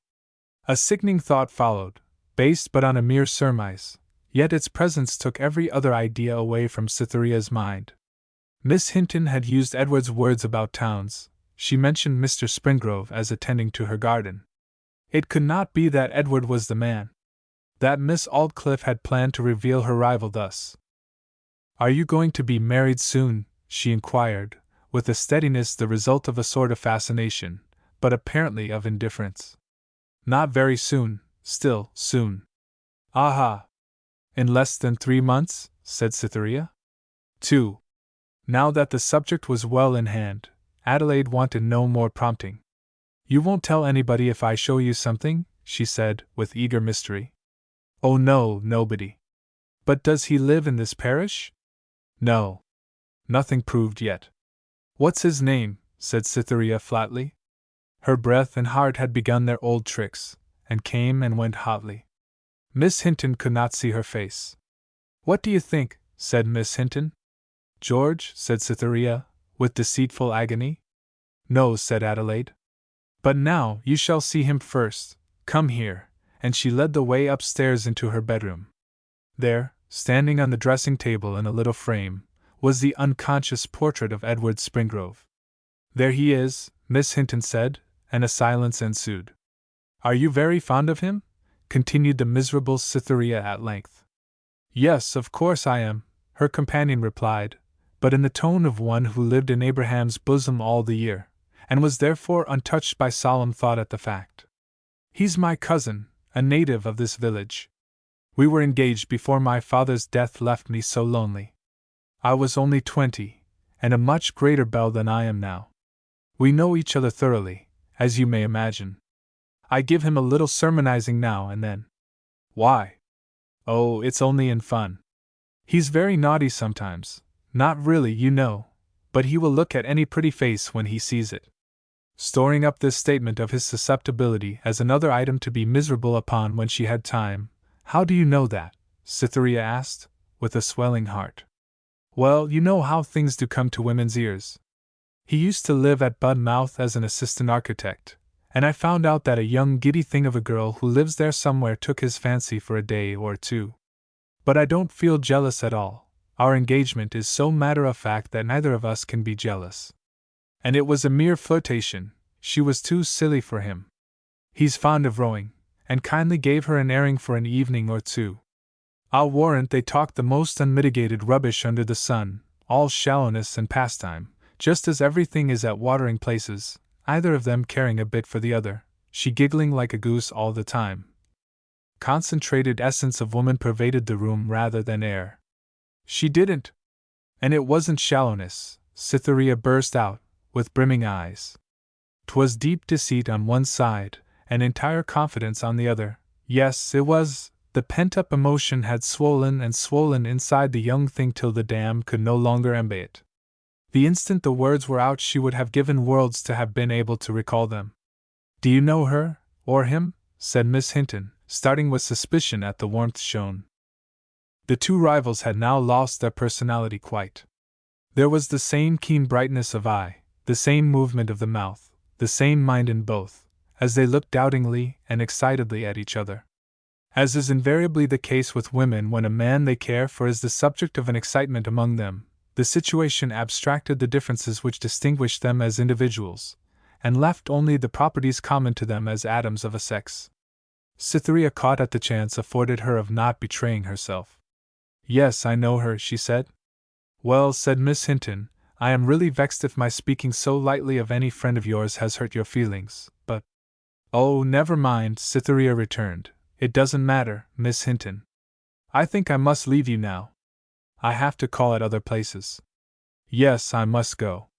Miss Hinton, in a perplexed state of mind, showed her visitor politely downstairs to the door. Here Cytherea bade her a hurried adieu, and flitted down the garden into the lane. She persevered in her duties with a wayward pleasure in giving herself misery, as was her wont. Mr. Springrove's name was next on the list, and she turned towards his dwelling, the Three Tranters Inn. 4 to 5 p.m. The cottages along Carriford village street were not so close but that on one side or other of the road was always a hedge of hawthorn or privet, over or through which could be seen gardens or orchards rich with produce. It was about the middle of the early apple harvest, and the laden trees were shaken at intervals by the gatherers, the soft pattering of the falling crop upon the grassy ground being diversified by the loud rattle of vagrant ones upon a rail, hen-coop, basket, or lean-to roof, or upon the rounded and stooping backs of the collectors, mostly children, who would have cried bitterly at receiving such a smart blow from any other quarter, but smilingly assumed it to be but fun in apples. The Three Tranters Inn, a many-gabled, medieval building, constructed almost entirely of timber, plaster, and thatch, stood close to the line of the roadside, almost opposite the churchyard, and was connected with a row of cottages on the left by thatched outbuildings. It was an uncommonly characteristic and handsome specimen of the genuine roadside inn of bygone times, and standing on one of the great highways in this part of England, had in its time been the scene of as much of what is now looked upon as the romantic and genial experience of stagecoach travelling as any halting place in the country. The railway had absorbed the whole stream of traffic which formerly flowed through the village and along by the ancient door of the inn, reducing the empty-handed landlord, who used only to farm a few fields at the back of the house, to the necessity of eking out his attenuated income by increasing the extent of his agricultural business if he would still maintain his social standing. Next to the general stillness pervading the spot, the long line of outbuildings adjoining the house was the most striking and saddening witness to the passed-away fortunes of the Three Tranters Inn. It was the bulk of the original stabling, and where once the hoofs of 20 horses had daily rattled over the stony yard, to and from the stalls within, thick grass now grew, whilst the line of roofs, once so straight, over the decayed stalls, had sunk into vast hollows till they seemed like the cheeks of toothless age. On a green plot at the other end of the building grew 2 or 3 large, wide-spreading elm trees, from which the sign was suspended, representing the 3 men called tranters, irregular carriers, standing side by side, and exactly alike to a hair's breadth, the grain of the wood and joints of the boards being visible through the thin paint depicting their forms, which were still further disfigured by red stains running downwards from the rusty nails above. Under the trees now stood a cider mill and press, and upon the spot sheltered by the boughs were gathered Mr. Springrove himself, his men, the parish clerk, 2 or 3 other men, grinders and supernumeraries, a woman with an infant in her arms, a flock of pigeons, and some little boys with straws in their mouths, endeavoring, whenever the men's backs were turned, to get a sip of the sweet juice issuing from the vat. Edward Springrove the elder, the landlord, now more particularly a farmer, and for 2 months in the year a cider maker, was an employer of labor of the old school, who worked himself among his men. He was now engaged in packing the pomace into horsehair bags with a rammer, and Gad Weedy, his man, was occupied in shoveling up more from a tub at his side. The shovel shone like silver from the action of the juice, and ever and anon, in its motion to and fro, caught the rays of the declining sun and reflected them in bristling stars of light. Mr. Springrove had been too young a man when the pristine days of the 3 tranters had departed forever to have much of the host left in him now. He was a poet with a rough skin, one whose sturdiness was more the result of external circumstances than of intrinsic nature. Too kindly constituted to be very provident, he was yet not imprudent. He had a quiet humorousness of disposition, not out of keeping with a frequent melancholy, the general expression of his countenance being one of abstraction. Like Walt Whitman, he felt as his years increased. On the present occasion he wore gaiters and a leathern apron, and worked with his shirt sleeves rolled up beyond his elbows, disclosing solid and fleshy rather than muscular arms. They were stained by the cider, and 2 or 3 brown apple pips from the pomace he was handling were to be seen sticking on them here and there. The other prominent figure was that of Richard Cricket, the parish clerk, a kind of Bowdlerized rake, who ate only as much as a woman, and had the rheumatism in his left hand. The remainder of the group, brown-faced peasants, wore smock frocks embroidered on the shoulders with hearts and diamonds, and were girt round their middle with a strap, another being worn round the right wrist. "And have you seen the steward, Mr. Springrove?" said the clerk. "Just a glimpse of him, but 'twas just enough to show me that he's not here for long." "Why mid that be?" "He'll never stand the vagaries of the female figure holding the reins, not he." "She de payin' well," said a grinder, "and money's money." "Ah, 'tis very much so," the clerk replied. "Yes, yes, neighbor Cricket," said Springrove, "but she'll flee in a passion, all the fat will be in the fire, and there's an end o't." "Yes, she is a one," continued the farmer, resting, raising his eyes, and reading the features of a distant apple. "She is," said Gad, resting too. It is wonderful how prompt a journeyman is in following his master's initiative to rest, and reflectively regarding the ground in front of him. "True, a one is she," the clerk chimed in, shaking his head ominously.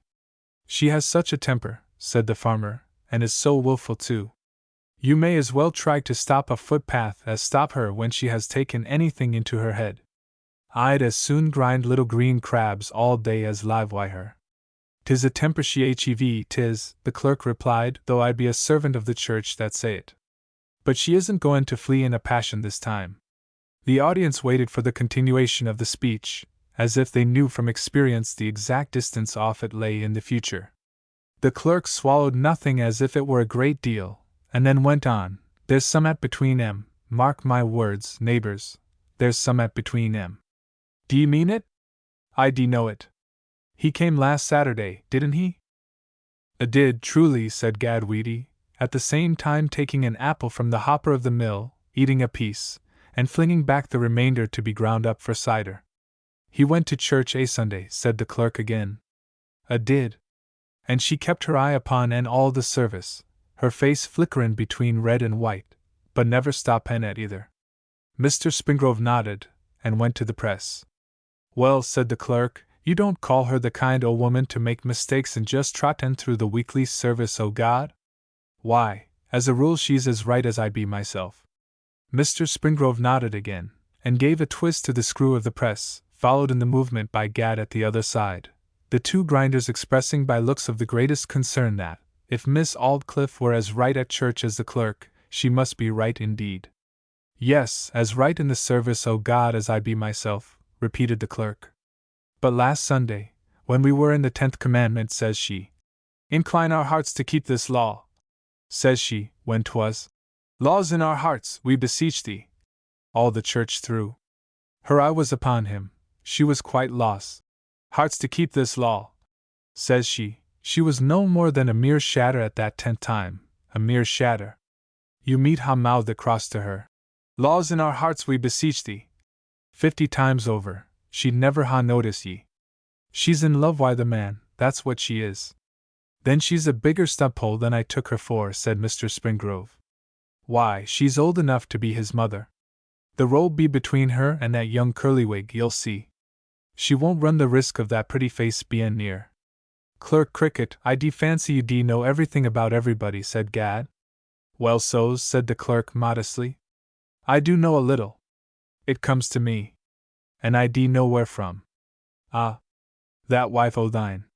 She's an entertainin' woman, not to speak disrespectful. She is, and a winnin' one. Look at the husband she've had, God bless her. I wonder you could stand third in that list, Clerk Cricket, said Mr. Springrove. Well, 't has been a power o' marvel to myself oftentimes. Yes, matrimony do begin why, dearly beloved, and ends why, amazement, as the prayer book says. But what could I do, neighbor Springrove? 'Twas ordained to be. Well, do I call to mind what your poor lady said to me when I had just married. Ah, Mr. Cricket, says she, your wife will soon settle you as she did her other two. Here's a glass o' rum, for I shan't see your poor face this time next year. I swallowed the rum, called again next year, and said, Mrs. Springrove, you gave me a glass o' rum last year because I was going to die. Here I be alive still, you see. Well said, clerk. Here's 2 glasses for you now, then, says she. Thank you, M.M., I said, and swallowed the rum. Well, dang my old sides, next year I thought I'd call again and get 3. And call I did. But she wouldn't give me a drop o' the commonest. No, clerk, says she, you be too tough for a woman's pity. Ah, poor soul, 'twas true enough. Here be I, that was expected to die, alive and hard as a nail, you see, and there's she moulderin' in her grave. I used to think 'twas your wife's fate not to have a livin' husband when I zid die off so, said Gad. Fate? Bless thy simplicity, so 'twas her fate, but she struggled to have one, and would, and did. Fate's nahan beside a woman's schemin'. I suppose, then, that fate is a he, like us, and the Lord, and the rest o' 'em up above there, said Gad, lifting his eyes to the sky. Hello! Here's the young woman comin' that we were talkin' about by now, said a grinder, suddenly interrupting. She's comin' up here, as I be alive. The 2 grinders stood and regarded Cytherea as if she had been a ship tacking into a harbor, nearly stopping the mill in their new interest. Stylish accoutrements about the head and shoulders, to my thinken, said the clerk. Sheen and curls, and plenty o''em. If there's one kind of pride more excusable than another in a young woman, 'tis being proud of her hair, said Mr. Springrove. Dear man, the pride there is only a small piece o' the whole. I warrant now, though she can show such a figure, she ha'n't a stick o' furniture to call her own. Come, Clerk Cricket, let the maid be a maid while she is a maid, said Farmer Springrove chivalrously. Oh, replied the servant of the church, I've nahan to say against it, oh no. Cytherea was rather disconcerted at finding that the gradual cessation of the chopping of the mill was on her account, and still more when she saw all the cider-makers' eyes fixed upon her except Mr. Springrove's, whose natural delicacy restrained him. She neared the plot of grass, but instead of advancing further, hesitated on its border. Mr. Springrove perceived her embarrassment, which was relieved when she saw his old established figure coming across to her, wiping his hands in his apron. I know your errand, missy, he said, and am glad to see you and attend to it. I'll step indoors. If you are busy, I am in no hurry for a minute or two, said Cytherea. Then, if so be you really wouldn't mind, we'll ring down this last filling to let it drain all night? Not at all. I like to see you. We are only just grinding down the early Pickthongs and Griffins, continued the farmer, in a half-apologetic tone for detaining by his side or making any well-dressed woman. They rot as black as a chimney crook if we keep 'em till the regulars turn in. As he spoke he went back to the press, Cytherea keeping at his elbow. I'm later than I should have been by rights, he continued, taking up a lever for propelling the screw, and beckoning to the men to come forward. The truth is, my son Edward had promised to come today, and I made preparations, but instead of him comes a letter. London, September the 18th, dear father, says he, and went on to tell me he couldn't. It threw me out a bit. Of course, said Cytherea. He's got a place, I believe, said the clerk, drawing near. No, poor mortal fellow, no. He tried for this one here, you know, but couldn't manage to get it. I don't know the rights o' the matter, but willy-nilly they wouldn't have him for steward. Now, mates, form in line. Springrove, the clerk, the grinders, and Gad, all ranged themselves behind the lever of the screw, and walked round like soldiers wheeling. The man that the old Queen hev got is a man you can hardly get upon your tongue to gainsay, by the look o' un, rejoined Clerk Cricket. One o' them people that can contrive to be thought no worse o' for stealin' a horse than another man for lookin' over hedge at un, said a grinder.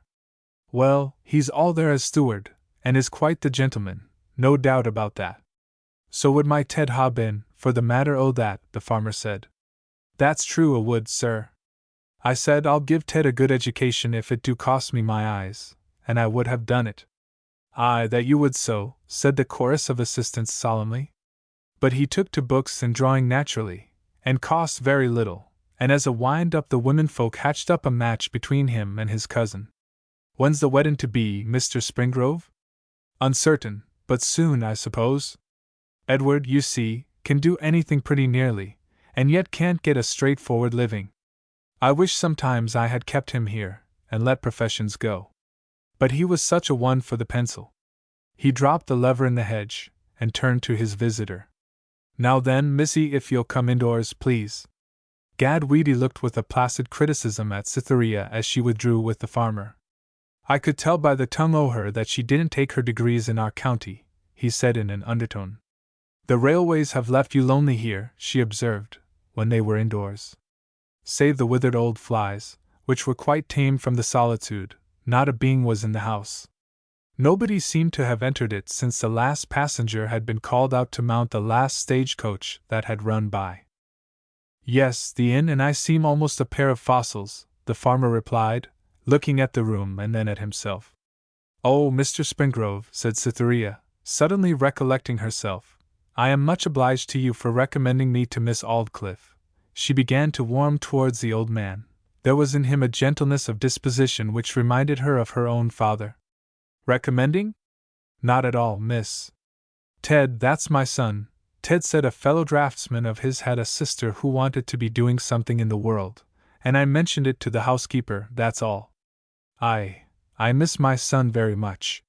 She kept her back to the window that he might not see her rising color. Yes, he continued, sometimes I can't help feeling uneasy about him. You know, he seems not made for a town life exactly. He gets very queer over it sometimes, I think. Perhaps he'll be better when he's married to Adelaide. A half-impatient feeling arose in her, like that which possesses a sick person when he hears a recently struck hour struck again by a slow clock. She had lived further on. Everything depends upon whether he loves her, she said tremulously. He used to. He doesn't show it so much now, but that's because he's older. You see, it was several years ago they first walked together as young man and young woman. She's altered too from what she was when he first courted her. How, sir? Oh, she's more sensible by half. When he used to write to her she'd creep up the lane and look back over her shoulder, and slide out the letter, and read a word and stand in thought looking at the hills and seeing none. Then the cuckoo would cry, away the letter would slip, and she'd start right at the mere bird, and have a red skin before the quickest man among ye could say, blood rush up. He came forward with the money and dropped it into her hand. His thoughts were still with Edward, and he absently took her little fingers in his as he said, earnestly and ingenuously, "'Tis so seldom I get a gentlewoman to speak to that I can't help speaking to you, Miss Grey, on my fears for Edward. I sometimes am afraid that he'll never get on, that he'll die poor and despised under the worst mental conditions, a keen sense of having been passed in the race by men whose brains are nothing to his own, all through his seeing too far into things, being discontented with makeshifts, thinking perfection in things, and then sickened that there's no such thing as perfection. I shan't be sorry to see him marry, since it may settle him down and do him good. I will hope for the best." He let go her hand and accompanied her to the door, saying, "If you should care to walk this way and talk to an old man once now and then, it will be a great delight to him, Miss Grey. Good evening to ye. Ah, look! A thunderstorm is brewing, be quick home. Or shall I step up with you?" "No, thank you, Mr. Springrove. Good evening," she said in a low voice, and hurried away. One thought still possessed her. Edward had trifled with her love. 5 to 6 p.m. She followed the road into a bower of trees, overhanging it so densely that the pass appeared like a rabbit's burrow, and presently reached a side entrance to the park. The clouds rose more rapidly than the farmer had anticipated. The sheep moved in a trail, and complained incoherently. Livid gray shades, like those of the modern French painters, made a mystery of the remote and dark parts of the vista, and seemed to insist upon a suspension of breath. Before she was halfway across the park, the thunder rumbled distinctly. The direction in which she had to go would take her close by the old manor house. The air was perfectly still, and between each low rumble of the thunder behind she could hear the roar of the waterfall before her, and the creak of the engine among the bushes hard by it. Hurrying on, with a growing dread of the gloom and of the approaching storm, she drew near the old house, now rising before her against the dark foliage and sky in tones of strange whiteness. On the flight of steps, which descended from a terrace in front to the level of the park, stood a man. He appeared, partly from the relief the position gave to his figure, and partly from fact, to be of towering height. He was dark in outline, and was looking at the sky, with his hands behind him. It was necessary for Cytherea to pass directly across the line of his front. She felt so reluctant to do this, that she was about to turn under the trees out of the path and enter it again at a point beyond the old house. But he had seen her, and she came on mechanically, unconsciously averting her face a little, and dropping her glance to the ground. Her eyes unswervingly lingered along the path until they fell upon another path branching in a right line from the path she was pursuing. It came from the steps of the old house. "I am exactly opposite him now," she thought, "and his eyes are going through me." A clear masculine voice said, at the same instant, "Are you afraid?" She, interpreting his question by her feelings at the moment, assumed himself to be the object of fear, if any. "I don't think I am," she stammered. He seemed to know that she thought in that sense. "Of the thunder, I mean," he said, "not of myself."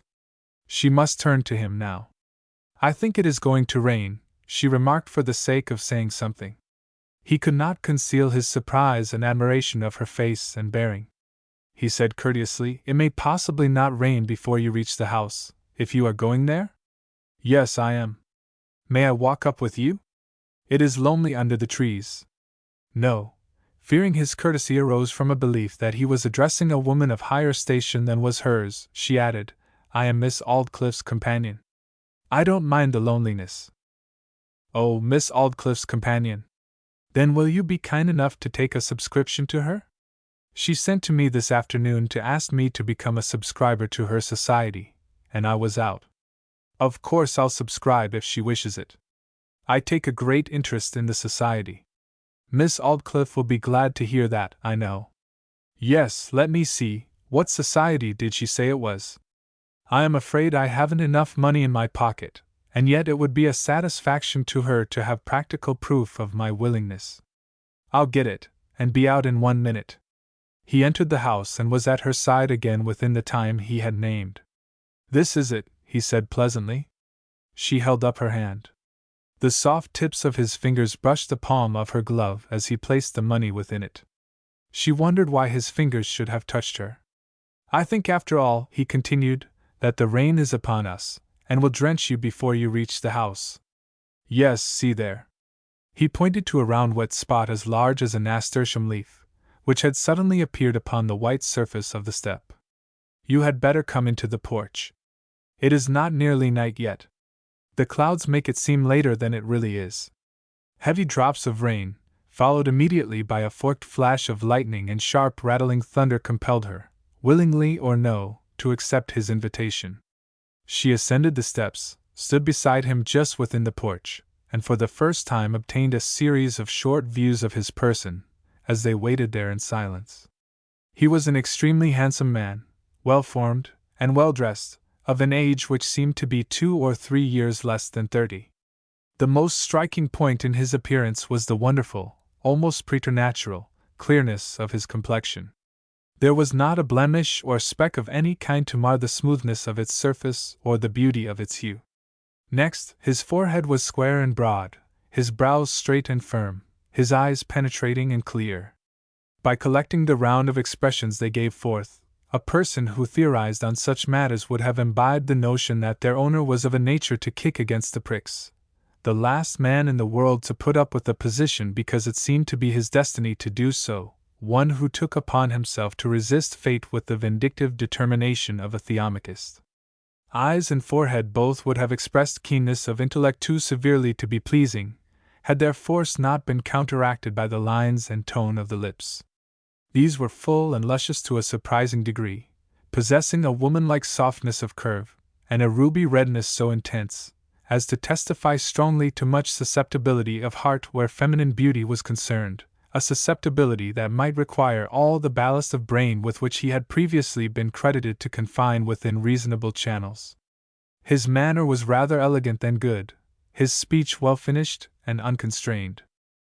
The pause in their discourse, which had been caused by the peal of thunder, was unbroken by either for a minute or two, during which the ears of both seemed to be absently following the low roar of the waterfall as it became gradually rivaled by the increasing rush of rain upon the trees and herbage of the grove.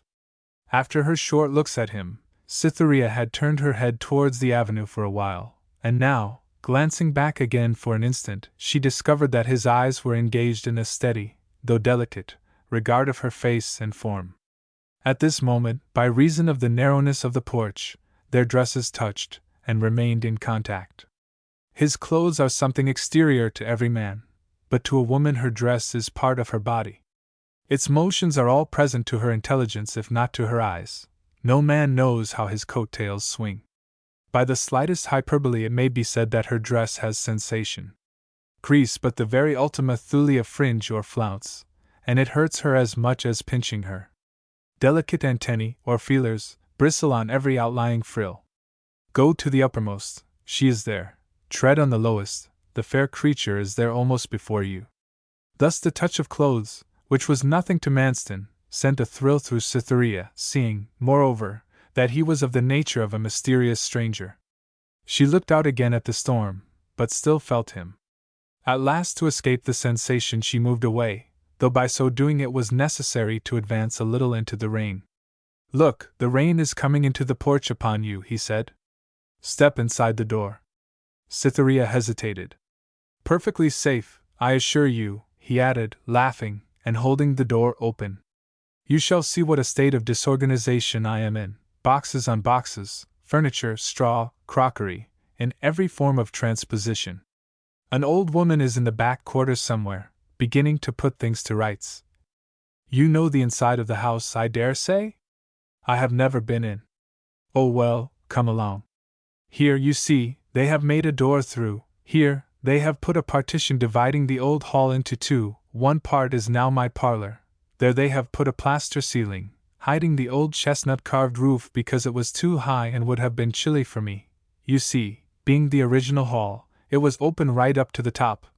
And here the lord of the manor and his retainers used to meet and be merry by the light from the monstrous fire which shone out from that monstrous fireplace. Now narrowed to a mere nothing from my grate, though you can see the old outline still.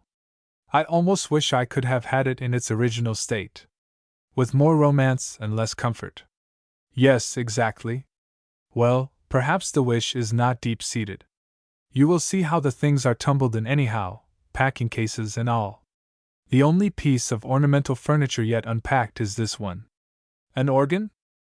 Yes, an organ. I made it myself, except the pipes.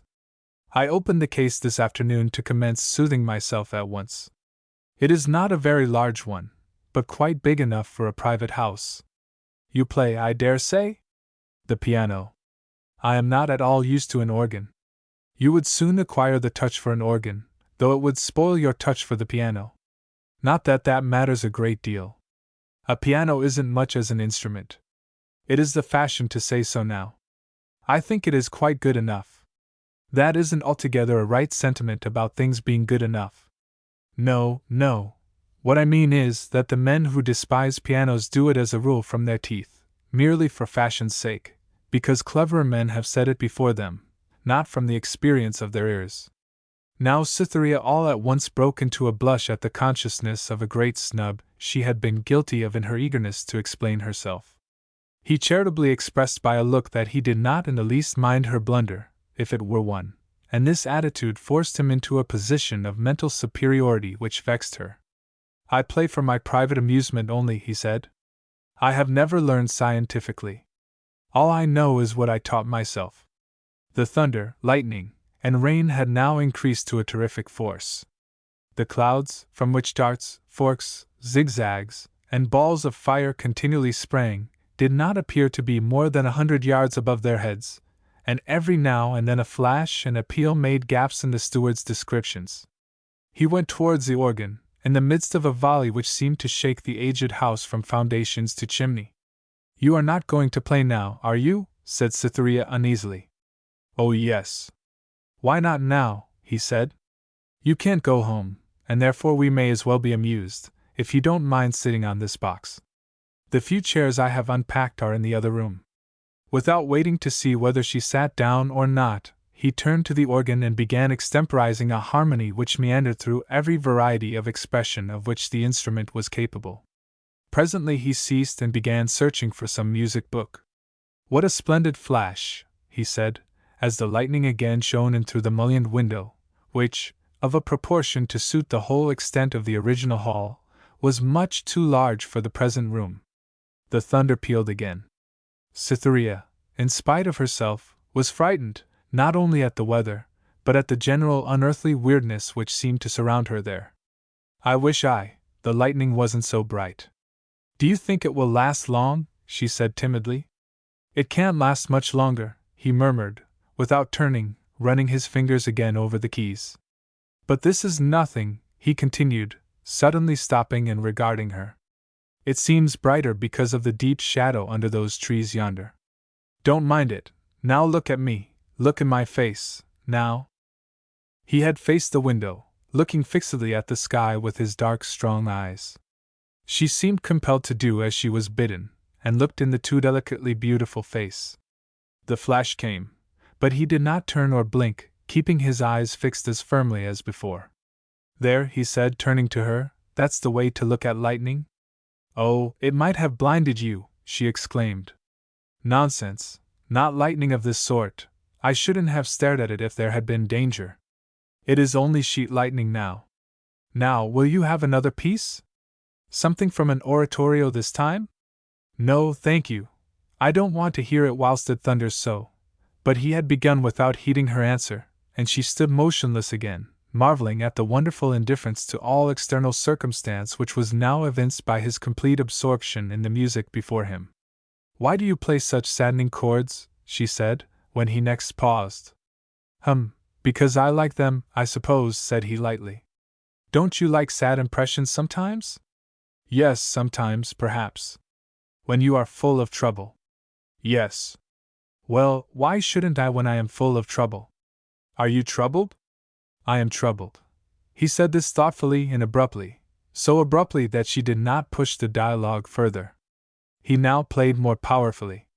Cytherea had never heard music in the completeness of full orchestral power, and the tones of the organ, which reverberated with considerable effect in the comparatively small space of the room, heightened by the elemental strife of light and sound outside, moved her to a degree out of proportion to the actual power of the mere notes, practiced as was the hand that produced them. The varying strains, now loud, now soft, simple, complicated, weird, touching, grand, boisterous, subdued, each phase distinct, yet modulating into the next with a graceful and easy flow, shook and bent her to themselves, as a gushing brook shakes and bends a shadow cast across its surface. The power of the music did not show itself so much by attracting her attention to the subject of the piece, as by taking up and developing as its libretto the poem of her own life and soul, shifting her deeds and intentions from the hands of her judgment, and holding them in its own. She was swayed into emotional opinions concerning the strange man before her. New impulses of thought came with new harmonies, and entered into her with a gnawing thrill. A dreadful flash of lightning then, and the thunder close upon it. She found herself involuntarily shrinking up beside him, and looking with parted lips at his face. He turned his eyes and saw her emotion, which greatly increased the ideal element in her expressive face. She was in the state in which woman's instinct to conceal has lost its power over her impulse to tell, and he saw it. Bending his handsome face over her till his lips almost touched her ear, he murmured, without breaking the harmonies, "Do you very much like this piece?" "Very much indeed," she said. "I could see you were affected by it. I will copy it for you." "Thank you much. I will bring it to the house to you tomorrow." "Who shall I ask for?" "Oh, not for me." "Don't bring it," she said hastily. "I shouldn't like you to. Let me see, tomorrow evening at 7 or a few minutes past I shall be passing the waterfall on my way home. I could conveniently give it you there, and I should like you to have it." He modulated into the pastoral symphony, still looking in her eyes. "Very well," she said, to get rid of the look. The storm had by this time considerably decreased in violence, and in 7 or 10 minutes the sky partially cleared, the clouds around the western horizon becoming lighted up with the rays of the sinking sun. Cytherea drew a long breath of relief, and prepared to go away. She was full of a distressing sense that her detention in the old manor house, and the acquaintanceship it had set on foot, was not a thing she wished. It was such a foolish thing to have been excited and dragged into frankness by the wiles of a stranger. "Allow me to come with you," he said, accompanying her to the door, and again showing by his behavior how much he was impressed with her. His influence over her had vanished with the musical chords, and she turned her back upon him. "May I come?" he repeated. "No, no. The distance is not a quarter of a mile. It is really not necessary, thank you," she said quietly. And wishing him good evening, without meeting his eyes, she went down the steps, leaving him standing at the door. "Oh, how is it that man has so fascinated me?" was all she could think. Her own self, as she had sat spellbound before him, was all she could see. Her gait was constrained, from the knowledge that his eyes were upon her until she had passed the hollow by the waterfall, and by ascending the rise had become hidden from his view by the boughs of the overhanging trees. 6 to 7 p.m. The wet shining road threw the western glare into her eyes with an invidious luster which rendered the restlessness of her mood more wearying. Her thoughts flew from idea to idea without asking for the slightest link of connection between one and another. One moment she was full of the wild music and stirring scene with Manston, the next, Edward's image rose before her like a shadowy ghost. Then Manston's black eyes seemed piercing her again, and the reckless voluptuous mouth appeared bending to the curves of his special words. What could be those troubles to which he had alluded? Perhaps Miss Aldclyffe was at the bottom of them. Sad at heart she paced on, her life was bewildering her. On coming into Miss Aldclyffe's presence Cytherea told her of the incident, not without a fear that she would burst into one of her ungovernable fits of temper at learning Cytherea's slight departure from the programme. But strangely to Cytherea, Miss Aldclyffe looked delighted. The usual cross-examination followed. "And so you were with him all that time?" said the lady, with assumed severity. "Yes, I was. I did not tell you to call at the old house twice. I didn't call, as I have said. He made me come into the porch." "What remarks did he make, do you say?" "That the lightning was not so bad as I thought." "A very important remark, that." "Did he?" She turned her glance full upon the girl, and eyeing her searchingly, said, Did he say anything about me? Nothing, said Cytherea, returning her gaze calmly, except that I was to give you the subscription. You are quite sure? Quite. I believe you. Did he say anything striking or strange about himself? Only one thing, that he was troubled. Troubled. After saying the word, Miss Aldclyffe relapsed into silence. Such behavior as this had ended, on most previous occasions, by her making a confession, and Cytherea expected one now. But for once she was mistaken, nothing more was said. When she had returned to her room she sat down and penned a farewell letter to Edward Springrove, as little able as any other excitable and brimming young woman of 19 to feel that the wisest and only dignified course at that juncture was to do nothing at all. She told him that, to her painful surprise, she had learnt that his engagement to another woman was a matter of notoriety. She insisted that all honor bade him marry his early love, a woman far better than her unworthy self, who only deserved to be forgotten, and begged him to remember that he was not to see her face again. She upbraided him for levity and cruelty in meeting her so frequently at Budmouth, and above all in stealing the kiss from her lips on the last evening of the water excursions. I never can forget it, she said, and then felt a sensation of having done her duty, ostensibly persuading herself that her reproaches and commands were of such a force that no man to whom they were uttered could ever approach her more. Yet it was all unconsciously said in words which betrayed a lingering tenderness of love at every unguarded turn. Like Beatrice accusing Dante from the chariot, try as she might to play the superior being who contemned such mere licentiousness, she betrayed at every point a pretty woman's jealousy of a rival, and covertly gave her old lover hints for excusing himself at each fresh indictment. This done, Cytherea, still in a practical mood, upbraided herself with weakness in allowing a stranger like Mr. Manston to influence her, as he had done that evening. What right on earth had he to suggest so suddenly that she might meet him at the waterfall to receive his music? She would have given much to be able to annihilate the ascendancy he had obtained over her during that extraordinary interval of melodious sound. Not being able to endure the notion of his living a minute longer in the belief he was then holding, she took her pen and wrote to him also. A great statesman thinks several times, and acts, a young lady acts, and thinks several times. When, a few minutes later, she saw the postman carry off the bag containing one of the letters, and a messenger with the other, she, for the first time, asked herself the question whether she had acted very wisely in writing to either of the two men who had so influenced her. 9. The events of 10 weeks. 1. From September the 21st to the middle of November. The foremost figure within Cytherea's horizon, exclusive of the inmates of Knapwater House, was now the steward, Mr. Manston. It was impossible that they should live within a quarter of a mile of each other, be engaged in the same service, and attend the same church, without meeting at some spot or another, twice or thrice a week. On Sundays, in her pew, when by chance she turned her head, Cytherea found his eyes waiting desirously for a glimpse of hers, and, at first more strangely, the eyes of Miss Aldclyffe furtively resting on him. On coming out of church he frequently walked beside Cytherea till she reached the gate at which residence in the house turned into the shrubbery. By degrees a conjecture grew to a certainty. She knew that he loved her. But a strange fact was connected with the development of his love. He was palpably making the strongest efforts to subdue, or at least to hide, the weakness, and as it sometimes seemed, rather from his own conscience than from surrounding eyes.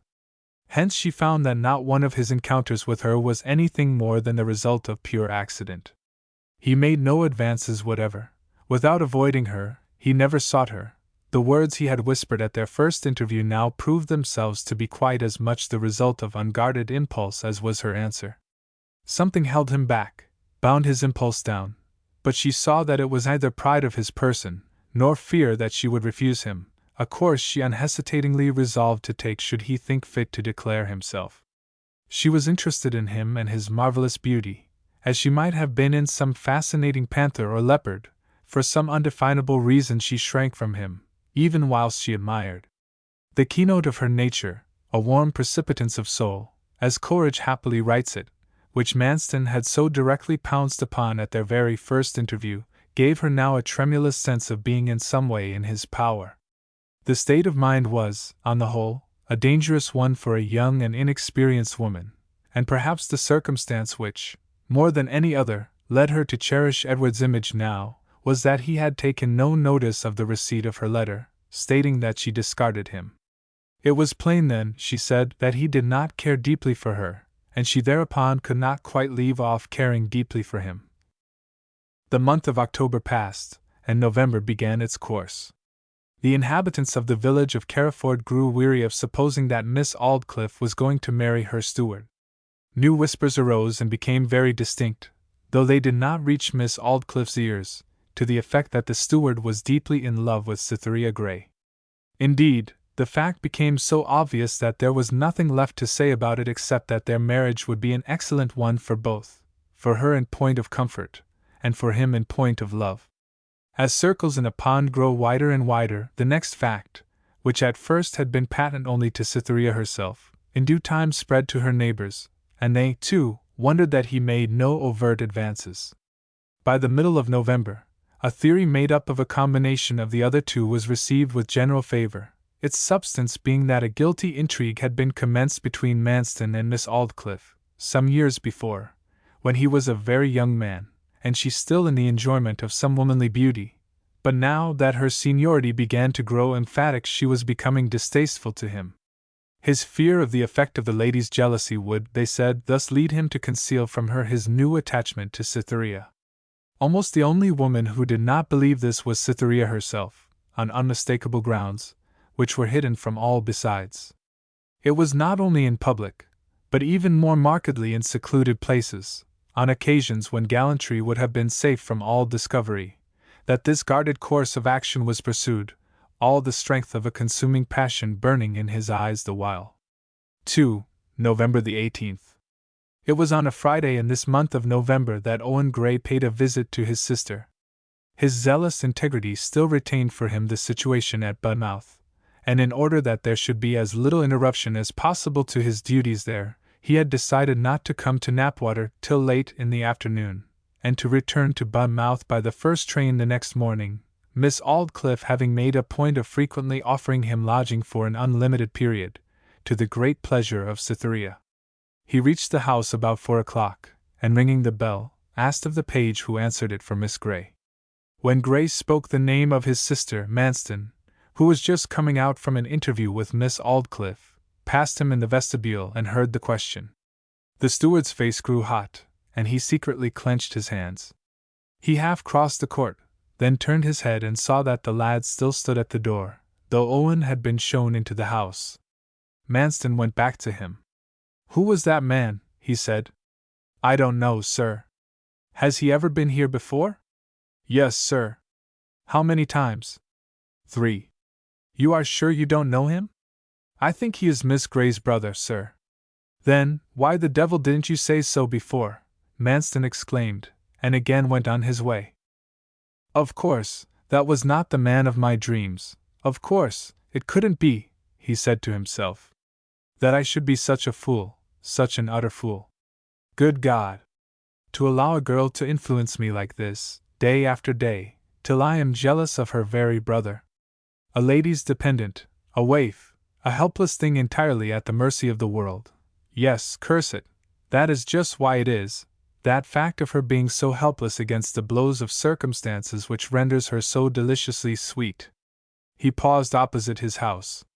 Should he get his horse saddled? No. He went down the drive and out of the park, having started to proceed to an outlying spot on the estate concerning some draining, and to call at the potter's yard to make an arrangement for the supply of pipes. But a remark which Miss Aldclyffe had dropped in relation to Cytherea was what still occupied his mind, and had been the immediate cause of his excitement at the sight of her brother. Miss Aldclyffe had meaningly remarked during their intercourse that Cytherea was wildly in love with Edward Springrove, in spite of his engagement to his cousin Adelaide. "How I am harassed," he said aloud, after deep thought for half an hour, while still continuing his walk with the greatest vehemence. "How I am harassed by these emotions of mine," he calmed himself by an effort. "Well, duty after all it shall be, as nearly as I can effect it. Honesty is the best policy." With which vigorously uttered resolve he once more attempted to turn his attention to the prosy object of his journey. The evening had closed into a dark and dreary night when the steward came from the potter's door to proceed homewards again. The gloom did not tend to raise his spirits, and in the total lack of objects to attract his eye, he soon fell to introspection as before. It was along the margin of turnip fields that his path lay, and the large leaves of the crops struck flatly against his feet at every step, pouring upon them the rolling drops of moisture gathered upon their broad surfaces. But the annoyance was unheeded. Next, reaching a fir plantation, he mounted the stile and followed the path into the midst of the darkness produced by the overhanging trees. After walking under the dense shade of the inky boughs for a few minutes, he fancied he had mistaken the path, which as yet was scarcely familiar to him. This was proved directly afterwards by his coming at right angles upon some obstruction, which careful feeling with outstretched hands soon told him to be a rail fence. However, as the wood was not large, he experienced no alarm about finding the path again, and with some sense of pleasure halted a while against the rails, to listen to the intensely melancholy yet musical wail of the fir tops, and as the wind passed on, the prompt moan of an adjacent plantation in reply. He could just dimly discern the airy summits of the 2 or 3 trees nearest him waving restlessly backwards and forwards, and stretching out their boughs like hairy arms into the dull sky. The scene, from its striking and emphatic loneliness, began to grow congenial to his mood. All of humankind seemed at the antipodes. A sudden rattle on his right hand caused him to start from his reverie, and turn in that direction. There, before him, he saw rise up from among the trees a fountain of sparks and smoke, then a red glare of light coming forward towards him, then a flashing panorama of illuminated oblong pictures, then the old darkness, more impressive than ever. The surprise, which had owed its origin to his imperfect acquaintance with the topographical features of that end of the estate, had been but momentary, the disturbance, a well-known one to dwellers by a railway, being caused by the 6.50 down train passing along a shallow cutting in the midst of the wood immediately below where he stood, the driver having the fire door of the engine open at the minute of going by. The train had, when passing him, already considerably slackened speed, and now a whistle was heard, announcing that Carriford Road Station was not far in its van. But contrary to the natural order of things, the discovery that it was only a commonplace train had not caused Manston to stir from his position of facing the railway. If the 6.50 down train had been a flash of forked lightning transfixing him to the earth, he could scarcely have remained in a more trance-like state. He still leant against the railings, his right hand still continued pressing on his walking stick, his weight on one foot, his other heel raised, his eyes wide open towards the blackness of the cutting. The only movement in him was a slight dropping of the lower jaw, separating his previously closed lips a little way, as when a strange conviction rushes home suddenly upon a man. A new surprise, not nearly so trivial as the first, had taken possession of him. It was on this account. At one of the illuminated windows of a second-class carriage in the series gone by, he had seen a pale face, reclining upon one hand, the light from the lamp falling full upon it. The face was a woman's. At last Manston moved, gave a whispering kind of whistle, adjusted his hat, and walked on again, cross-questioning himself in every direction as to how a piece of knowledge he had carefully concealed had found its way to another person's intelligence. "How can my address have become known?" he said at length, audibly. "Well, it is a blessing I have been circumspect and honorable, in relation to that. Yes, I will say it, for once, even if the words choke me, that darling of mine, Cytherea, never to be my own, never. I suppose all will come out now." All. The great sadness of his utterance proved that no mean force had been exercised upon himself to sustain the circumspection he had just claimed. He wheeled to the left, pursued the ditch beside the railway fence, and presently emerged from the wood, stepping into a road which crossed the railway by a bridge. As he neared home, the anxiety lately written in his face merged by degrees into a grimly humorous smile, which hung long upon his lips, and he quoted aloud a line from the book of Jeremiah. 3. November the 19th. Daybreak. Before it was light the next morning, 2 little naked feet pattered along the passage in Knapwater House, from which Owen Gray's bedroom opened, and a tap was given upon his door. "Owen, Owen, are you awake?" said Cytherea in a whisper through the keyhole. "You must get up directly, or you'll miss the train." When he descended to his sister's little room, he found her there already waiting with a cup of cocoa and a grilled rasher on the table for him. A hasty meal was dispatched in the intervals of putting on his overcoat and finding his hat, and they then went softly through the long deserted passages, the kitchen maid who had prepared their breakfast walking before them with a lamp held high above her head, which cast long wheeling shadows down corridors intersecting the one they followed, their remoter ends being lost in darkness. The door was unbolted and they stepped out. Owen had preferred walking to the station to accepting the pony carriage which Miss Aldclyffe had placed at his disposal, having a morbid horror of giving trouble to people richer than himself, and especially to their men servants, who looked down upon him as a hybrid monster in social position. Cytherea proposed to walk a little way with him. "I want to talk to you as long as I can," she said tenderly. Brother and sister then emerged by the heavy door into the drive. The feeling and aspect of the hour were precisely similar to those under which the steward had left the house the evening previous, excepting that apparently unearthly reversal of natural sequence, which is caused by the world getting lighter instead of darker. The tearful glimmer of the languid dawn was just sufficient to reveal to them the melancholy red leaves, lying thickly in the channels by the roadside, ever and anon loudly tapped on by heavy drops of water, which the boughs above had collected from the foggy air. They passed the old house, engaged in a deep conversation, and had proceeded about 20 yards by a cross route, in the direction of the turnpike road, when the form of a woman emerged from the porch of the building. She was wrapped in a grey waterproof cloak, the hood of which was drawn over her head and closely round her face, so closely that her eyes were the sole features uncovered. With this one exception of her appearance there, the most perfect stillness and silence pervaded the steward's residence from basement to chimney. Not a shutter was open, not a twine of smoke came forth. Underneath the ivy-covered gateway she stood still and listened for 2, or possibly 3 minutes, till she became conscious of others in the park.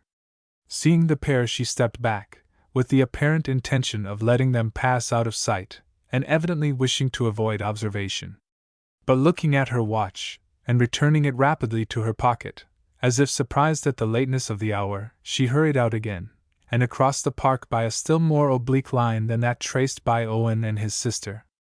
These in the meantime had got into the road, and were walking along it as the woman came up on the other side of the boundary hedge, looking for a gate or stile, by which she, too, might get off the grass upon the hard ground.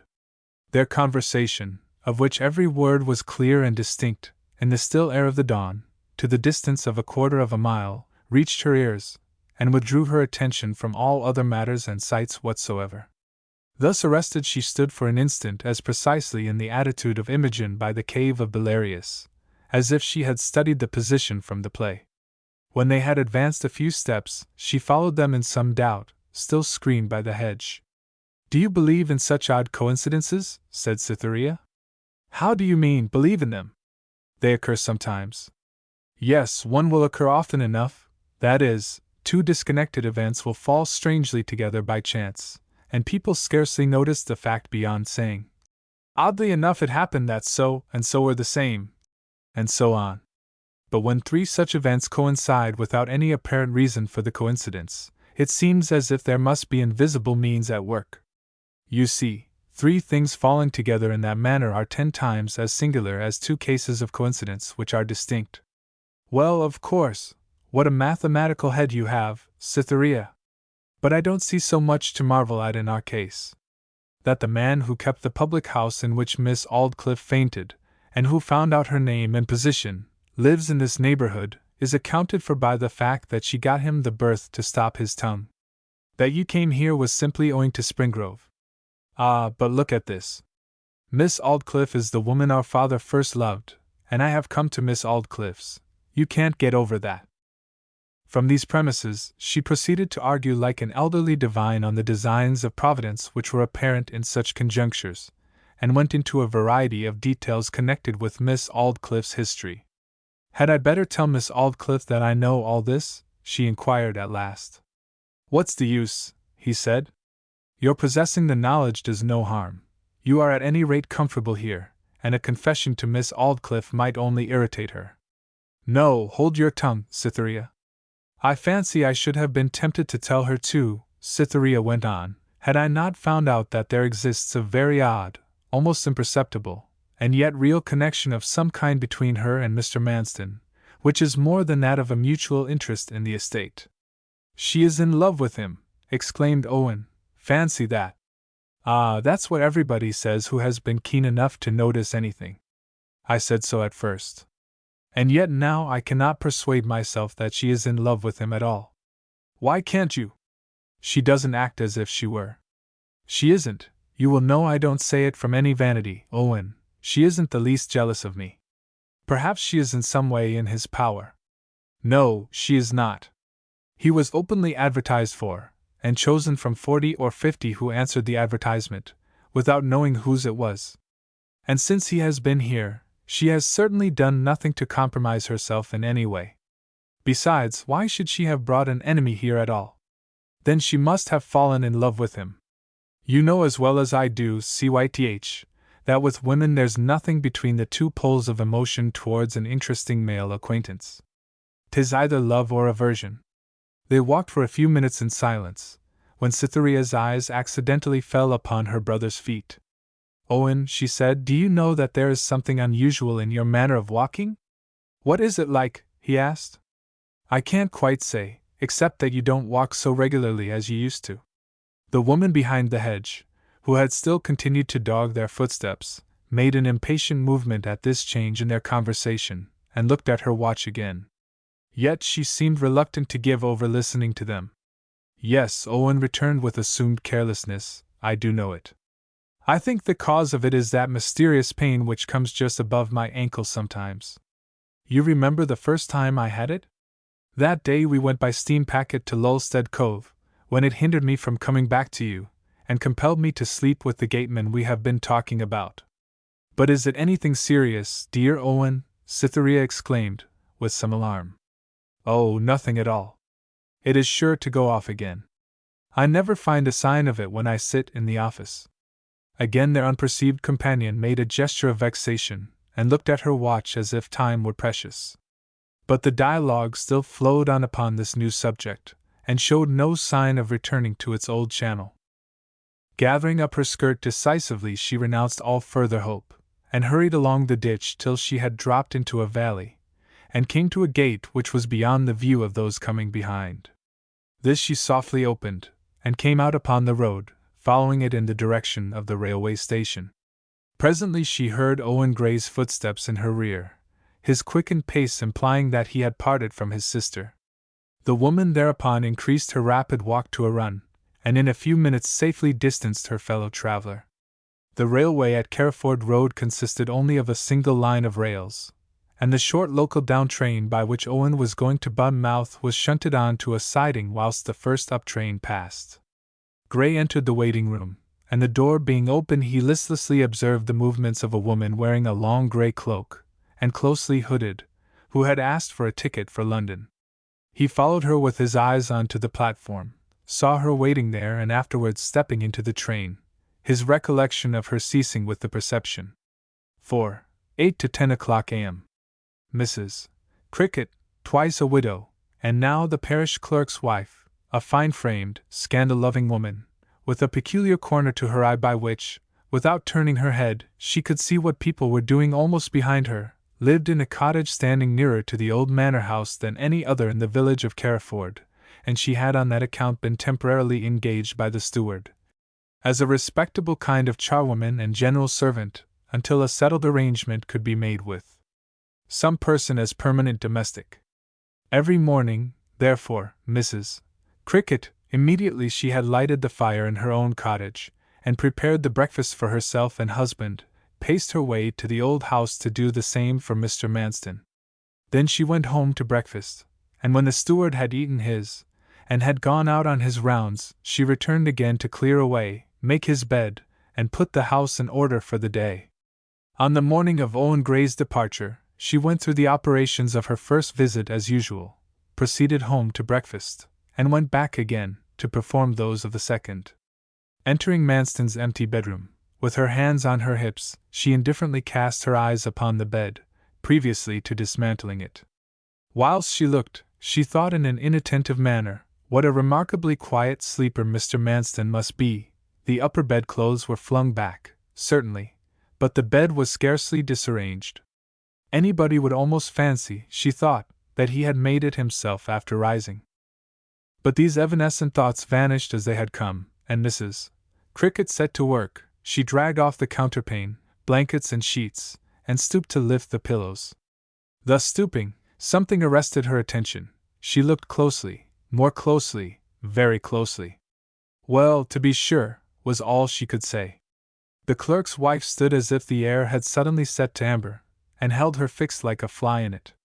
The object of her wonder was a trailing brown hair, very little less than a yard long, which proved it clearly to be a hair from some woman's head. She drew it off the pillow, and took it to the window. There, holding it out, she looked fixedly at it, and became utterly lost in meditation. Her gaze, which had at first actively settled on the hair, involuntarily dropped past its object by degrees and was lost on the floor, as the inner vision obscured the outer one.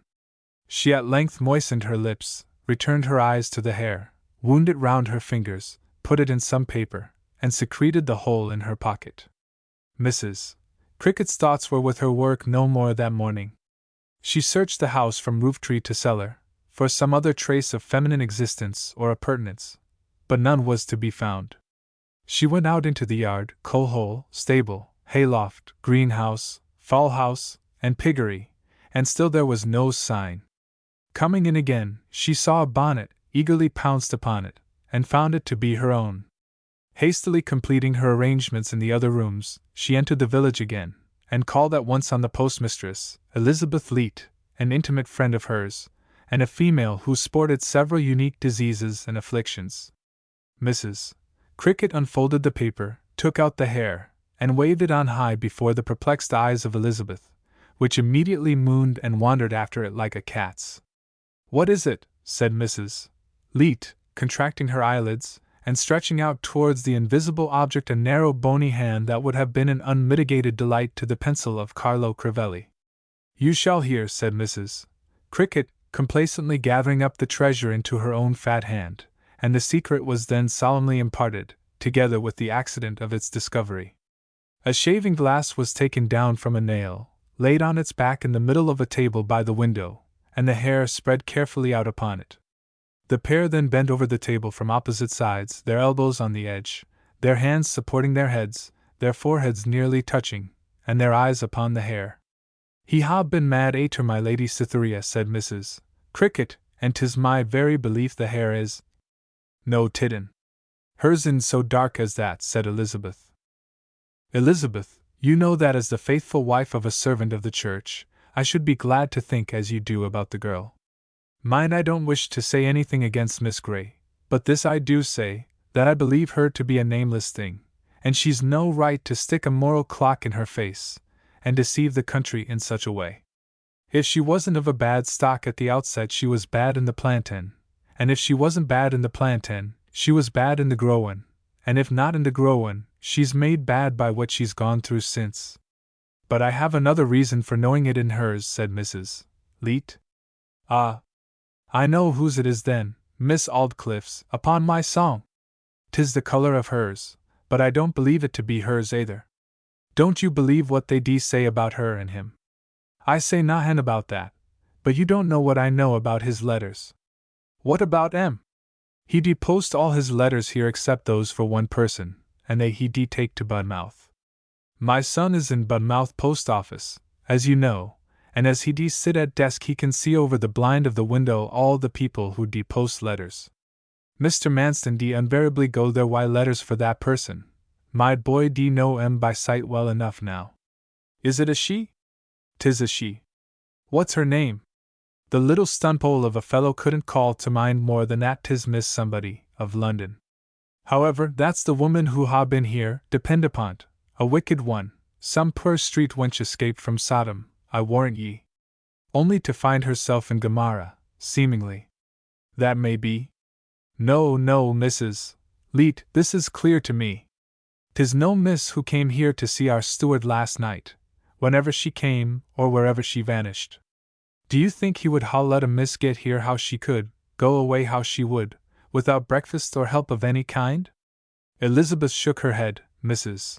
Cricket looked at her solemnly. I say I know she had no help of any kind.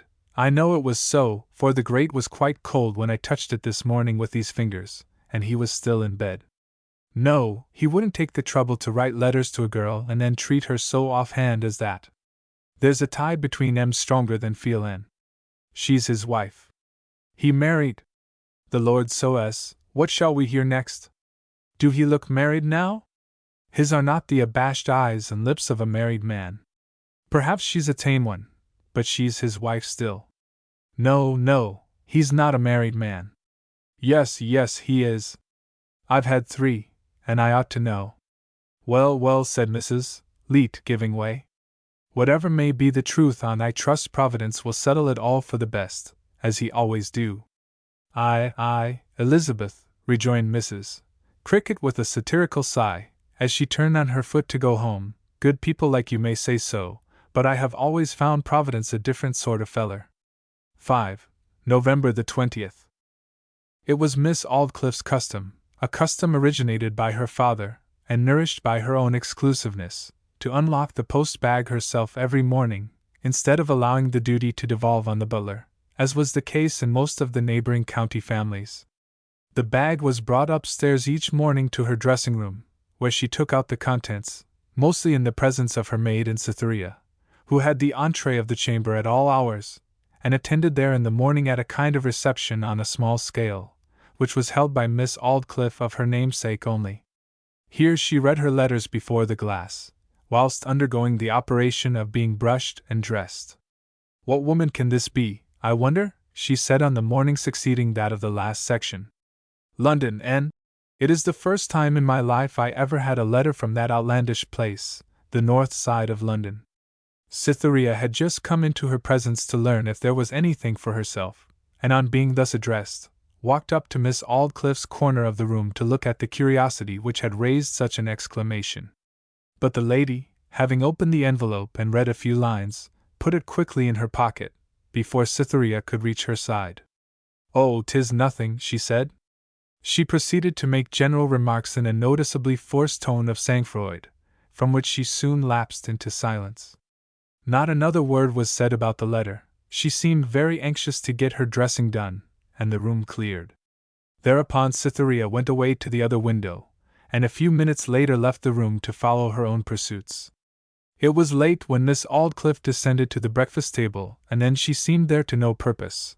Tea, coffee, eggs, cutlets, and all their accessories, were left absolutely untasted. The next that was seen of her was when walking up and down the south terrace, and round the flower beds. Her face was pale, and her tread was fitful, and she crumpled a letter in her hand.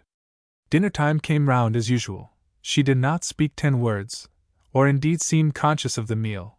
For all that Miss Aldclyffe did in the way of eating, dinner might have been taken out as intact as it was taken in. In her own private apartment Miss Aldclyffe again pulled out the letter of the morning. One passage in it ran thus. Of course, being his wife, I could publish the fact, and compel him to acknowledge me at any moment, notwithstanding his threats, and reasonings that it will be better to wait. I have waited, and waited again, and the time for such acknowledgment seems no nearer than at first. To show you how patiently I have waited, I can tell you that not till a fortnight ago, when by stress of circumstances I had been driven to new lodgings, have I ever assumed my married name, solely on account of its having been his request all along that I should not do it. This writing to you, madam, is my first disobedience, and I am justified in it.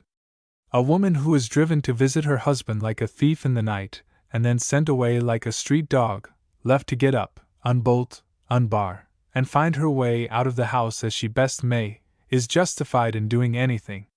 But should I demand of him a restitution of rights, there would be involved a publicity which I could not endure, and a noisy scandal flinging my name the length and breadth of the country.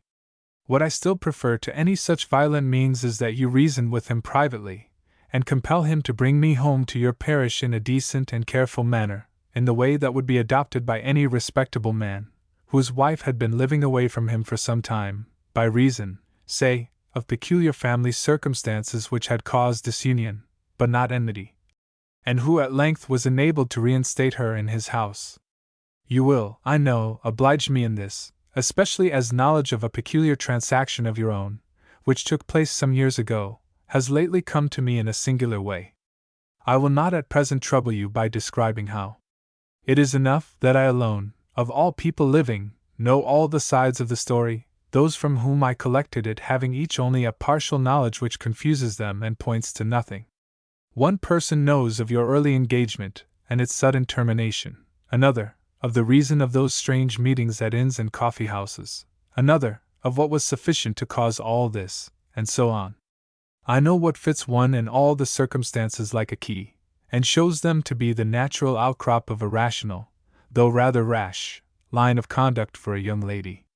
You will at once perceive how it was that some at least of these things were revealed to me. This knowledge, then, common to, and secretly treasured by us both, is the ground upon which I beg for your friendship and help, with a feeling that you will be too generous to refuse it to me. I may add that, as yet, my husband knows nothing of this, either need he if you remember my request. A threat, a flat, stinging threat, as delicately wrapped up in words as the woman could do it, a threat from a miserable unknown creature to an Aldclyffe, and not the least proud member of the family either. A threat on his account, oh! Shall it be? Presently this humor of defiance vanished, and the members of her body became supple again, her proceedings proving that it was absolutely necessary to give way, Aldclyffe as she was. She wrote a short answer to Mrs. Manston, saying civilly that Mr. Manston's possession of such a near relation was a fact quite new to herself, and that she would see what could be done in such an unfortunate affair. 6. November the 21st. Manston received a message the next day requesting his attendance at the house punctually at 8 o'clock the ensuing evening. Miss Aldclyffe was brave and imperious, but with the purpose she had in view she could not look him in the face whilst daylight shone upon her. The steward was shown into the library. On entering it, he was immediately struck with the unusual gloom which pervaded the apartment. The fire was dead and dull, one lamp, and that a comparatively small one, was burning at the extreme end, leaving the main proportion of the lofty and sombre room in an artificial twilight, scarcely powerful enough to render visible the titles of the folio and quarto volumes which were jammed into the lower tiers of the bookshelves. After keeping him waiting for more than 20 minutes, Miss Aldclyffe knew that excellent recipe for taking the stiffness out of human flesh, and for extracting all prearrangement from human speech. She entered the room. Manston sought her eye directly.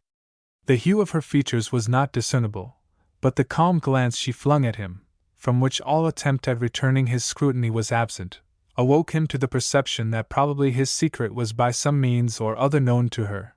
How it had become known he could not tell. She drew forth the letter, unfolded it, and held it up to him, letting it hang by one corner from between her finger and thumb, so that the light from the lamp, though remote, fell directly upon its surface. You know whose writing this is, she said.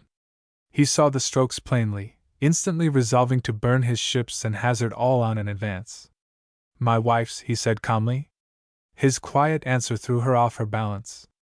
She had no more expected an answer than does a preacher when he exclaims from the pulpit, "Do you feel your sin?" She had clearly expected a sudden alarm. "And why all this concealment?" she said again, her voice rising, as she vainly endeavored to control her feelings, whatever they were. "It doesn't follow that, because a man is married, he must tell every stranger of it, madam," he answered, just as calmly as before. "Stranger? Well, perhaps not. But, Mr. Manston, why did you choose to conceal it, I ask again? I have a perfect right to ask this question, as you will perceive, if you consider the terms of my advertisement. I will tell you. There were two simple reasons. The first was this practical one. You advertise for an unmarried man, if you remember?" "Of course I remember." "Well, an incident suggested to me that I should try for the situation. I was married. But, knowing that in getting an office where there is a restriction of this kind, leaving one's wife behind is always accepted as a fulfillment of the condition, I left her behind for a while. The other reason is that these terms of yours afforded me a plausible excuse for escaping, for a short time, the company of a woman I had been mistaken in marrying. Mistaken? What was she? The lady inquired. A third-rate actress, whom I met with during my stay in Liverpool last summer, where I had gone to fulfill a short engagement with an architect. Where did she come from? She is an American by birth, and I grew to dislike her when we had been married a week. She was ugly, I imagine? She is not an ugly woman by any means. Up to the ordinary standard? Quite up to the ordinary standard, indeed, handsome. After a while we quarreled and separated. You did not ill-use her, of course, said Miss Aldclyffe, with a little sarcasm. I did not. But at any rate you got thoroughly tired of her. Manston looked as if he began to think her questions out of place. However, he said quietly, I did get tired of her. I never told her so, but we separated. I to come here, bringing her with me as far as London and leaving her there in perfectly comfortable quarters. And though your advertisement expressed a single man, I have always intended to tell you the whole truth, and this was when I was going to tell it, when your satisfaction with my careful management of your affairs should have proved the risk to be a safe one to run. She bowed. Then I saw that you were good enough to be interested in my welfare to a greater extent than I could have anticipated or hoped, judging you by the frigidity of other employers, and this caused me to hesitate. I was vexed at the complication of affairs. So matters stood till 3 nights ago. I was then walking home from the pottery, and came up to the railway. The down train came along close to me, and there, sitting at a carriage window, I saw my wife. She had found out my address, and had thereupon determined to follow me here. I had not been home many minutes before she came in. Next morning early she left again. Because you treated her so cavalierly? And as I suppose, wrote to you directly? That's the whole story of her, madam. Whatever were Manston's real feelings towards the lady who had received his explanation in these supercilious tones, they remained locked within him as within a casket of steel. Did your friends know of your marriage, Mr. Manston? She continued. Nobody at all. We kept it a secret for various reasons. It is true then that, as your wife tells me in this letter, she has not passed as Mrs. Manston till within these last few days? It is quite true. I was in receipt of a very small and uncertain income when we married, and so she continued playing at the theatre as before our marriage, and in her maiden name. Has she any friends? I have never heard that she has any in England. She came over here on some theatrical speculation, as one of a company who were going to do much, but who never did anything, and here she has remained. A pause ensued, which was terminated by Miss Aldclyffe. I understand, she said. Now, though I have no direct right to concern myself with your private affairs, beyond those which arise from your misleading me and getting the office you hold. As to that, madam, he interrupted, rather hotly, as to coming here, I am vexed as much as you. Somebody, a member of the Institute of Architects, who, I could never tell, sent to my old address in London your advertisement cut from the paper. It was forwarded to me. I wanted to get away from Liverpool, and it seemed as if this was put in my way on purpose, by some old friend or other. I answered the advertisement certainly, but I was not particularly anxious to come here, nor am I anxious to stay.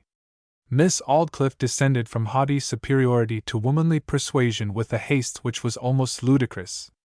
Indeed, the quos ego of the whole lecture had been less the genuine menace of the imperious ruler of Knapwater than an artificial utterance to hide a failing heart. Now, Mr. Manston, you wrong me. Don't suppose I wish to be overbearing, or anything of the kind, and you will allow me to say this much, at any rate, that I have become interested in your wife, as well as in yourself. Certainly, madam, he said slowly, like a man feeling his way in the dark. Manston was utterly at fault now. His previous experience of the effect of his form and features upon womankind en masse had taught him to flatter himself that he could account by the same law of natural selection for the extraordinary interest Miss Aldclyffe had hitherto taken in him, as an unmarried man, an interest he did not at all object to, seeing that it kept him near Cytherea, and enabled him, a man of no wealth, to rule on the estate as if he were its lawful owner. Like Curius at his Sabine farm, he had counted it his glory not to possess gold himself, but to have power over her who did. But at this hint of the lady's wish to take his wife under her wing also, he was perplexed. Could she have any sinister motive in doing so? But he did not allow himself to be troubled with these doubts, which only concerned his wife's happiness. She tells me, continued Miss Aldclyffe, how utterly alone in the world she stands, and that is an additional reason why I should sympathize with her. Instead, then, of requesting the favor of your retirement from the post, and dismissing your interests altogether, I will retain you as my steward still, on condition that you bring home your wife, and live with her respectably, in short, as if you loved her, you understand. I wish you to stay here if you grant that everything shall flow smoothly between yourself and her. The breast and shoulders of the steward rose, as if an expression of defiance was about to be poured forth. Before it took form, he controlled himself and said, in his natural voice, "My part of the performance shall be carried out, madam." "And her anxiety to obtain a standing in the world ensures that hers will," replied Miss Aldclyffe. "That will be satisfactory, then." After a few additional remarks, she gently signified that she wished to put an end to the interview. The steward took the hint and retired. He felt vexed and mortified, yet in walking homeward he was convinced that telling the whole truth as he had done, with the single exception of his love for Cytherea, which he tried to hide even from himself, had never served him in better stead than it had done that night. Manston went to his desk and thought of Cytherea's beauty with the bitterest, wildest regret. After the lapse of a few minutes he calmed himself by a stoical effort, and wrote the subjoined letter to his wife. "Dear Eunice, I hope you reached London safely after your flighty visit to me. As I promised, I have thought over our conversation that night, and your wish that your coming here should be no longer delayed. After all, it was perfectly natural that you should have spoken unkindly as you did, ignorant as you were of the circumstances which bound me. So I have made arrangements to fetch you home at once. It is hardly worth while for you to attempt to bring with you any luggage you may have gathered about you, beyond mere clothing. Dispose of superfluous things at a broker's. Your bringing them would only make a talk in this parish, and lead people to believe we had long been keeping house separately. Will next Monday suit you for coming? You have nothing to do that can occupy you for more than a day or two, as far as I can see, and the remainder of this week will afford ample time. I can be in London the night before, and we will come down together by the midday train. Your very affectionate husband." Now, of course, I shall no longer write to you as Mrs. Ronley. The address on the envelope was. He took the letter to the house, and it being too late for the country post, sent one of the stablemen with it to Casterbridge, instead of troubling to go to Bournemouth with it himself as heretofore. He had no longer any necessity to keep his condition a secret. 7. From the 22nd to the 27th of November. But the next morning Manston found that he had been forgetful of another matter, in naming the following Monday to his wife for the journey. The fact was this. A letter had just come, reminding him that he had left the whole of the succeeding week open for an important business engagement with a neighbouring land agent, at that gentleman's residence 13 miles off. The particular day he had suggested to his wife had, in the interim, been appropriated by his correspondent. The meeting could not now be put off. So he wrote again to his wife, stating that business, which could not be postponed, called him away from home on Monday, and would entirely prevent him coming all the way to fetch her on Sunday night as he had intended, but that he would meet her at the Carriford Road station with a conveyance when she arrived there in the evening. The next day came his wife's answer to his first letter, in which she said that she would be ready to be fetched at the time named. Having already written his second letter, which was by that time in her hands, he made no further reply. The week passed away. The steward had, in the meantime, let it become generally known in the village that he was a married man, and by a little judicious management, sound family reasons for his past secrecy upon the subject, which were floated as adjuncts to the story, were placidly received. They seemed so natural and justifiable to the unsophisticated minds of 9/10 of his neighbors, that curiosity in the matter, beyond a strong curiosity to see the lady's face, was well nigh extinguished. X. The events of a day and night. 1. November the 28th. Until 10 p.m. Monday came, the day named for Mrs. Manston's journey from London to her husband's house, a day of singular and great events, influencing the present and future of nearly all the personages whose actions in a complex drama form the subject of this record. The proceedings of the steward demand the first notice. Whilst taking his breakfast on this particular morning, the clock pointing to 8, the horse and gig that was to take him to Chettlewood waiting ready at the door, Manston hurriedly cast his eyes down the column of Bradshaw which showed the details and duration of the selected train's journey. The inspection was carelessly made, the leaf being kept open by the aid of one hand, whilst the other still held his cup of coffee, much more carelessly than would have been the case had the expected newcomer been Cytherea Grey, instead of his lawful wife. He did not perceive, branching from the column down which his finger ran, a small twist, called a shunting line, inserted at a particular place, to imply that at that point the train was divided into two. By this oversight he understood that the arrival of his wife at Carriford Road Station would not be till late in the evening, by the second half of the train, containing the third-class passengers, and passing 2 hours and 3/4 later than the previous one, by which the lady, as a second-class passenger, would really be brought. He then considered that there would be plenty of time for him to return from his day's engagement to meet this train. He finished his breakfast, gave proper and precise directions to his servant on the preparations that were to be made for the lady's reception, jumped into his gig, and drove off to Lord Claydonfield's, at Chettlewood. He went along by the front of Knapwater House. He could not help turning to look at what he knew to be the window of Cytherea's room. Whilst he looked, a hopeless expression of passionate love and sensuous anguish came upon his face and lingered there for a few seconds. Then, as on previous occasions, it was resolutely repressed, and he trotted along the smooth white road, again endeavoring to banish all thought of the young girl whose beauty and grace had so enslaved him. Thus it was that when, in the evening of the same day, Mrs.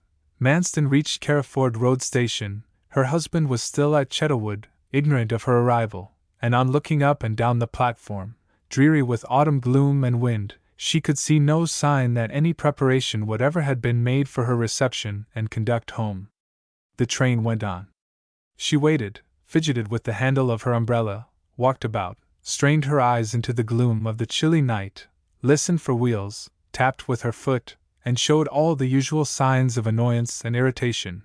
She was the more irritated in that this seemed a second and culminating instance of her husband's neglect, the first having been shown in his not fetching her. Reflecting a while upon the course it would be best to take, in order to secure a passage to Knapwater, she decided to leave all her luggage, except a dressing bag, in the cloakroom, and walk to her husband's house, as she had done on her first visit. She asked one of the porters if he could find a lad to go with her and carry her bag. He offered to do it himself. The porter was a good-tempered, shallow-minded, ignorant man. Mrs. Manston, being apparently in very gloomy spirits, would probably have preferred walking beside him without saying a word, but her companion would not allow silence to continue between them for a longer period than 2 or 3 minutes together. He had volunteered several remarks upon her arrival, chiefly to the effect that it was very unfortunate Mr. Manston had not come to the station for her, when she suddenly asked him concerning the inhabitants of the parish. He told her categorically the names of the chief, first the chief possessors of property, then of brains, then of good looks. As first among the latter he mentioned Miss Cytherea Grey. After getting him to describe her appearance as completely as lay in his power, she wormed out of him the statement that everybody had been saying, before Mrs. Manston's existence was heard of, how well the handsome Mr. Manston and the beautiful Miss Grey were suited for each other as man and wife, and that Miss Aldclyffe was the only one in the parish who took no interest in bringing about the match. He rather liked her, you think? The porter began to think he had been too explicit, and hastened to correct the error. Oh no, he don't care a bit about her, ma'am, he said solemnly. Not more than he does about me? Not a bit. Then that must be little indeed, Mrs. Manston murmured. She stood still, as if reflecting upon the painful neglect her words had recalled to her mind, then, with a sudden impulse, turned round, and walked petulantly a few steps back again in the direction of the station. The porter stood still and looked surprised. I'll go back again. Yes, indeed, I'll go back again, she said plaintively. Then she paused and looked anxiously up and down the deserted road. No, I mustn't go back now, she continued, in a tone of resignation.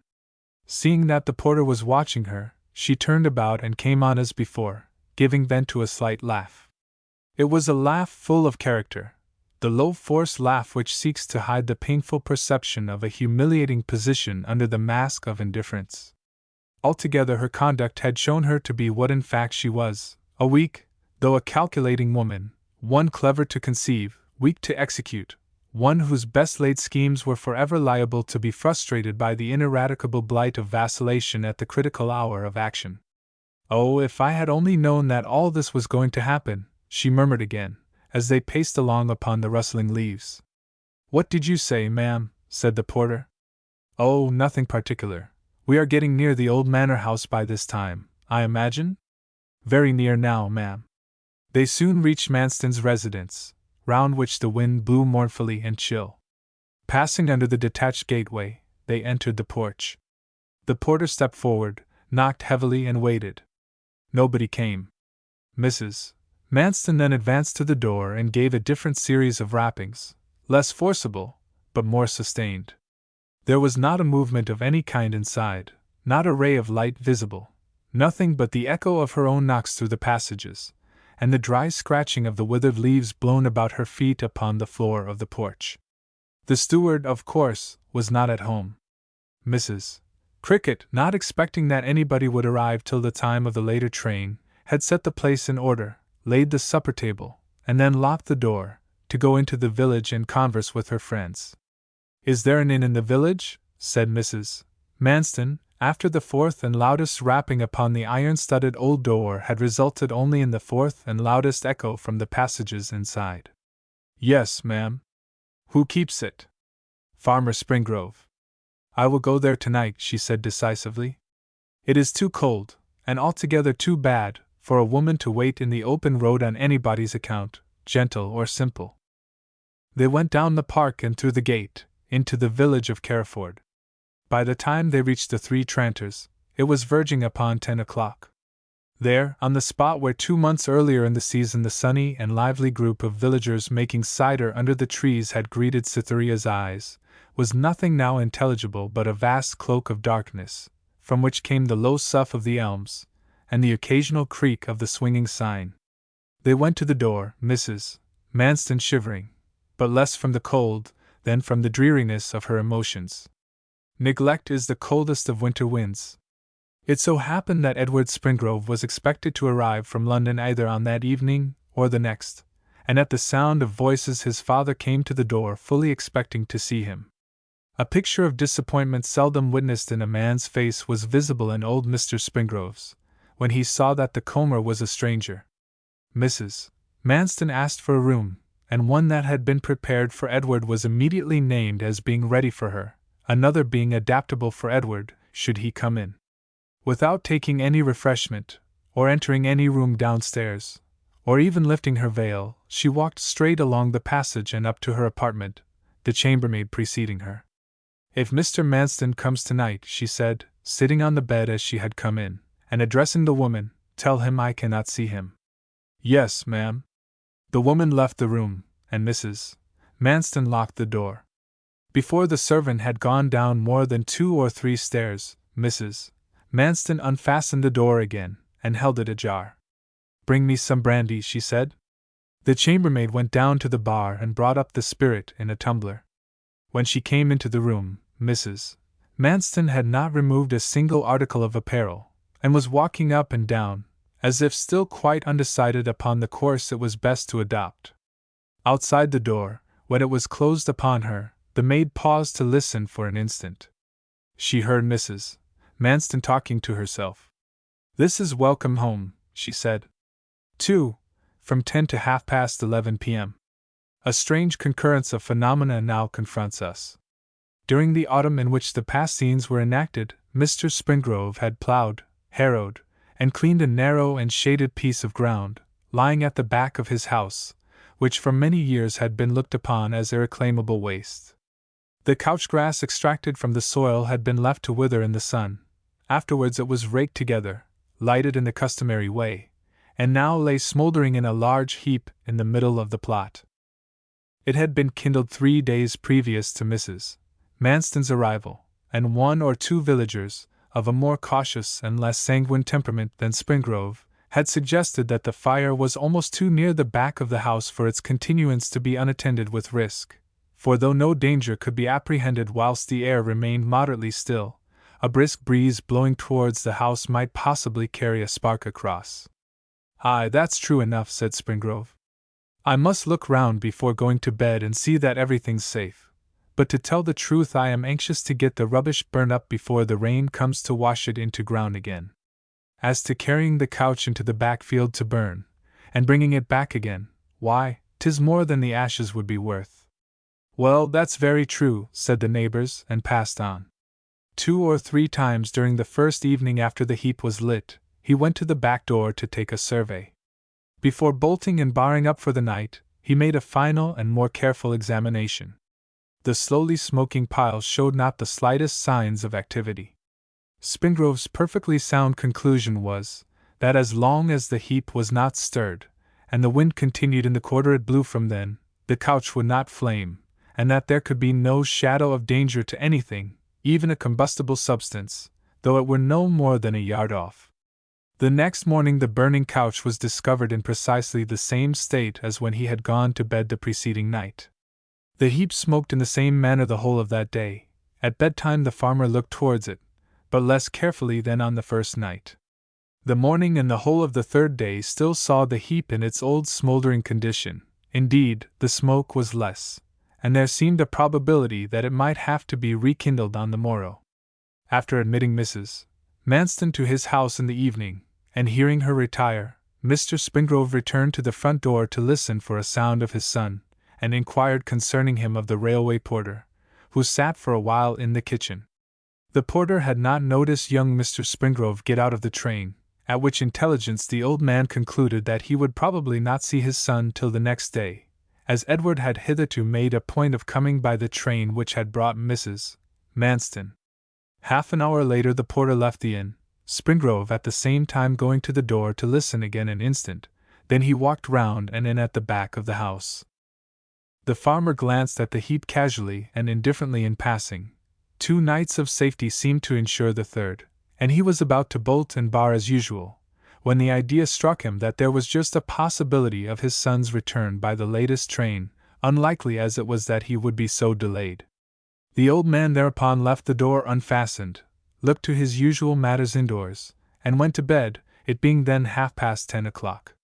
Farmers and horticulturists well know that it is in the nature of a heap of couchgrass, when kindled in calm weather, to smoulder for many days, and even weeks, until the whole mass is reduced to a powdery charcoal ash, displaying the while scarcely a sign of combustion beyond the volcano-like smoke from its summit.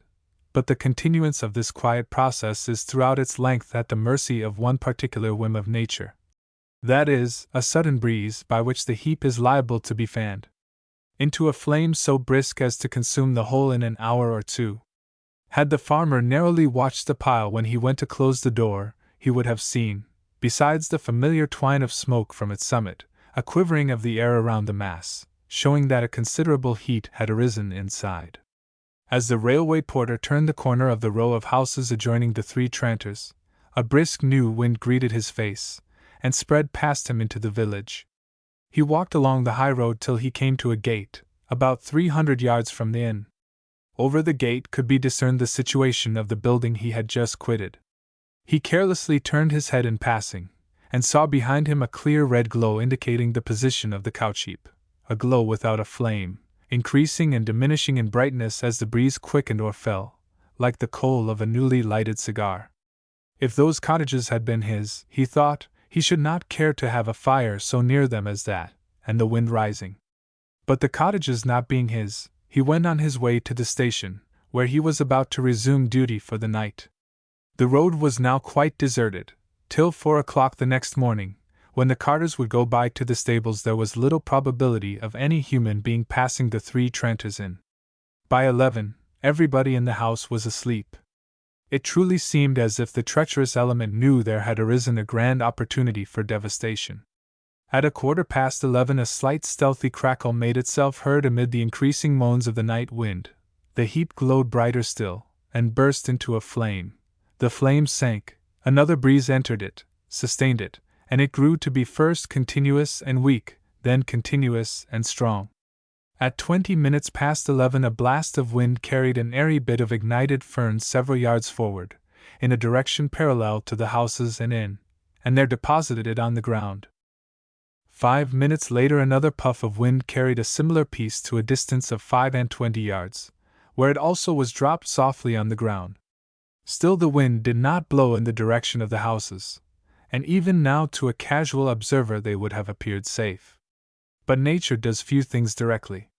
A minute later yet, an ignited fragment fell upon the straw covering of a long thatched heap or grave of mangelwurzel, lying in a direction at right angles to the house, and down toward the hedge. There the fragment faded to darkness. A short time subsequent to this, after many intermediate deposits and seemingly baffled attempts, another fragment fell on the mangelwurzel grave, and continued to glow. The glow was increased by the wind, the straw caught fire and burst into flame. It was inevitable that the flame should run along the ridge of the thatch towards a piggery at the end. Yet had the piggery been tiled, the time-honored hostel would even now at this last moment have been safe. But it was constructed as piggeries are mostly constructed, of wood and thatch. The hurdles and straw roof of the frail erection became ignited in their turn, and abutting as the shed did on the back of the inn, flamed up to the eaves of the main roof in less than 30 seconds. 11:30 to 12 p.m. A hazardous length of time elapsed before the inmates of the three Trenters knew of their danger. When at length the discovery was made, the rush was a rush for bare life. A man's voice calling, then screams, then loud stamping and shouts were heard. Mr. Springrove ran out first. 2 minutes later appeared the ostler and chambermaid, who were man and wife. The inn, as has been stated, was a quaint old building, and as inflammable as a beehive. It overhung the base at the level of the first floor, and again overhung at the eaves, which were finished with heavy oak barge boards. Every atom in its substance, every feature in its construction, favored the fire. The forked flames, lurid and smoky, became nearly lost to view, bursting forth again with a bound and loud crackle, increased tenfold in power and brightness. The crackling grew sharper. Long quivering shadows began to be flung from the stately trees at the end of the house.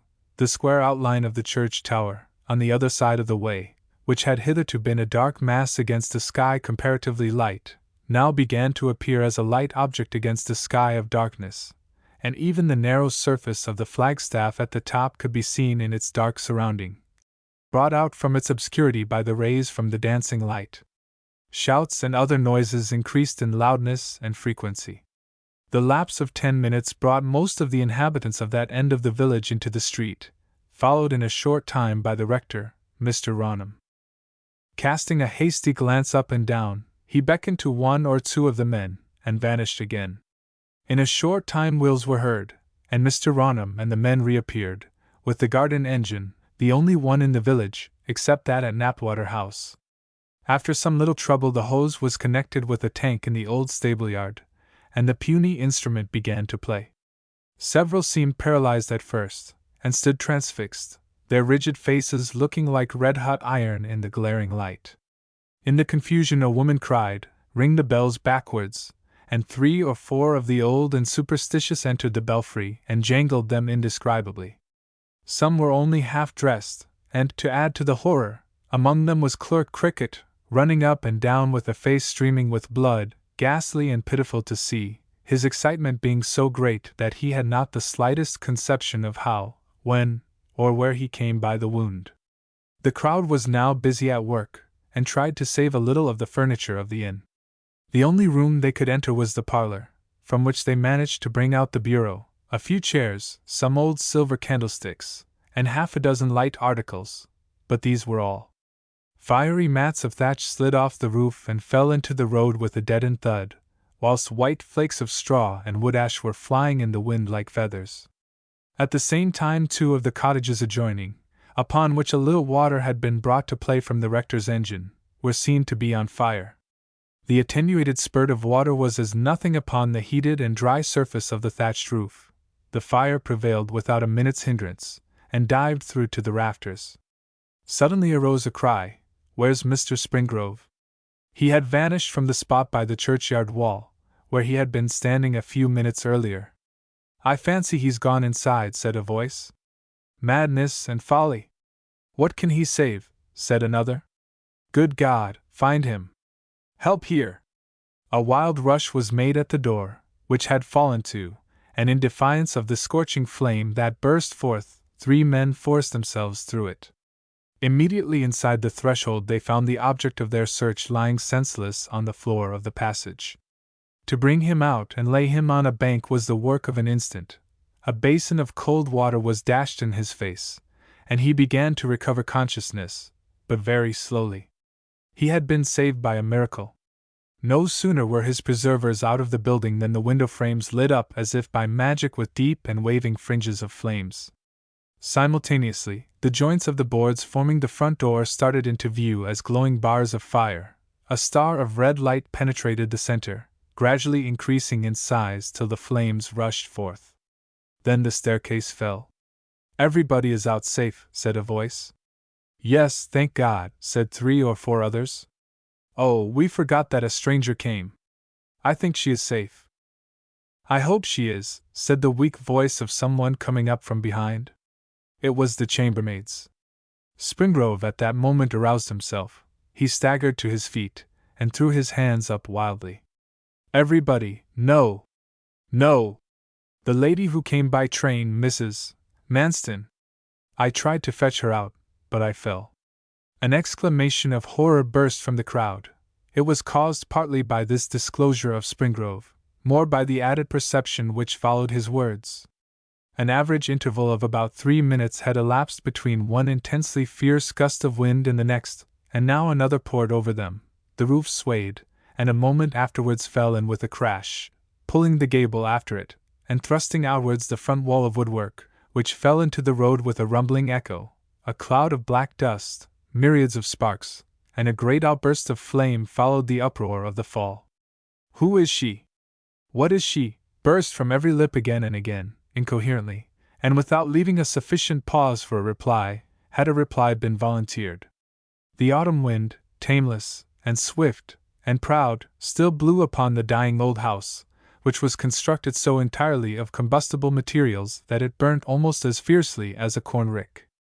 The heat in the road increased, and now for an instant at the height of the conflagration all stood still, and gazed silently, awestruck and helpless, in the presence of so irresistible an enemy.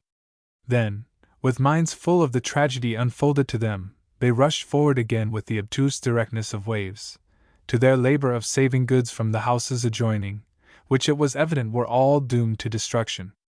The minutes passed by. The 3 tranters and sank into a mere heap of red-hot charcoal. The fire pushed its way down the row as the church clock opposite slowly struck the hour of midnight, and the bewildered chimes, scarcely heard amid the crackling of the flames, wandered through the wayward air of the old 113th Psalm. 4. 9 to 11 p.m. Manston mounted his gig and set out from Chettlewood that evening in no very enviable frame of mind. The thought of domestic life in Knapwater Old House, with the now eclipsed wife of the past, was more than disagreeable, was positively distasteful to him.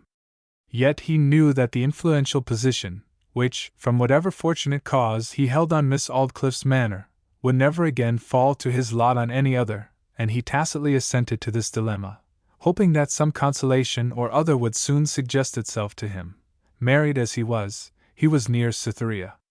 He occasionally looked at his watch as he drove along the lanes, timing the pace of his horse by the hour, that he might reach Carriford Road Station just soon enough to meet the last London train. He soon began to notice in the sky a slight yellow halo near the horizon. It rapidly increased, it changed color, and grew redder. Then the glare visibly brightened and dimmed at intervals, showing that its origin was affected by the strong wind prevailing. Manston reined in his horse on the summit of a hill, and considered. "It is a rickyard on fire," he thought. "No house could produce such a raging flame so suddenly." He trotted on again, attempting to particularize the local features in the neighborhood of the fire. But this it was too dark to do, and the excessive winding of the roads misled him as to its direction, not being an old inhabitant of the district, or a countryman used to forming such judgments, whilst the brilliancy of the light shortened its real remoteness to an apparent distance of not more than half. It seemed so near that he again stopped his horse, this time to listen, but he could hear no sound. Entering now a narrow valley, the sides of which obscured the sky to an angle of perhaps 30 or 40 degrees above the mathematical horizon, he was obliged to suspend his judgment till he was in possession of further knowledge, having however assumed in the interim that the fire was somewhere between Carriford Road Station and the village. The selfsame glare had just arrested the eyes of another man. He was at that minute gliding along several miles to the east of the steward's position, but nearing the same point as that to which Manston tended. The younger Edward Springrove was returning from London to his father's house by the identical train which the steward was expecting to bring his wife, the truth being that Edward's lateness was owing to the simplest of all causes, his temporary want of money, which led him to make a slow journey for the sake of travelling at third-class fare. Springrove had received Cytherea's bitter and admonitory letter, and he was clearly awakened to a perception of the false position in which he had placed himself, by keeping silence at Budmouth on his long engagement. An increasing reluctance to put an end to those few days of ecstasy with Cytherea had overruled his conscience, and tied his tongue till speaking was too late. Why did I do it? How could I dream of loving her? He asked himself as he walked by day, as he tossed on his bed by night. Miserable folly! An impressionable heart had for years, perhaps as many as 6 or 7 years, been distracting him, by unconsciously setting itself to yearn for somebody wanting, he scarcely knew whom. Echoes of himself, though rarely, he now and then found.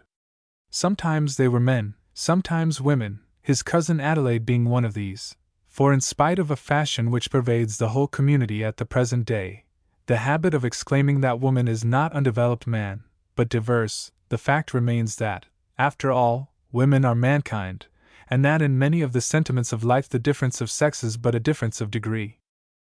But the indefinable helpmate to the remoter sides of himself still continued invisible. He grew older, and concluded that the ideas, or rather emotions, which possessed him on the subject, were probably too unreal ever to be found embodied in the flesh of a woman. Thereupon, he developed a plan of satisfying his dreams by wandering away to the heroines of poetical imagination, and took no further thought on the earthly realization of his formless desire, in more homely matters satisfying himself with his cousin. Cytherea appeared in the sky. His heart started up and spoke. Some women kindle emotion so rapidly in a man's heart that the judgment cannot keep pace with its rise, and finds, on comprehending the situation, that faithfulness to the old love is already treachery to the new. Such women are not necessarily the greatest of their sex, but there are very few of them. Cytherea was one. On receiving the letter from her he had taken to thinking over these things, and had not answered it at all. But hungry generations soon tread down the muser in a city. At length he thought of the strong necessity of living. After a dreary search, the negligence of which was ultimately overcome by mere conscientiousness, he obtained a situation as assistant to an architect in the neighborhood of Charing Cross. The duties would not begin till after the lapse of a month. He could not at first decide whither he should go to spend the intervening time, but in the midst of his reasonings he found himself on the road homeward, impelled by a secret and unowned hope of getting a last glimpse of Cytherea there. 5. Midnight. It was 11:45 when Manston drove into the station yard. The train was punctual, and the bell, announcing its arrival, rang as he crossed the booking office to go out upon the platform. The porter who had accompanied Mrs. Manston to Carriford, and had returned to the station on his night duty, recognized the steward as he entered, and immediately came towards him. Mrs. Manston came by the 9 o'clock train, sir, he said. The steward gave vent to an expression of vexation. Her luggage is here, sir, the porter said. Put it up behind me in the gig if it is not too much, said Manston. Directly this train is in and gone, sir. The man vanished and crossed the line to meet the entering train. Where is that fire? Manston said to the booking clerk. Before the clerk could speak, another man ran in and answered the question without having heard it. Half Carriford is burnt down, or will be, he exclaimed. You can't see the flames from this station on account of the trees, but step on the bridge. 'Tis tremendous. He also crossed the line to assist at the entry of the train, which came in the next minute. The steward stood in the office. One passenger alighted, gave up his ticket, and crossed the room in front of Manston, a young man with a black bag and umbrella in his hand. He passed out of the door, down the steps, and struck out into the darkness. Who was that young man? Said Manston, when the porter had returned. The young man, by a kind of magnetism, had drawn the steward's thoughts after him. He's an architect. My own old profession. I could have sworn it by the cut of him, Manston murmured. What's his name? He said again.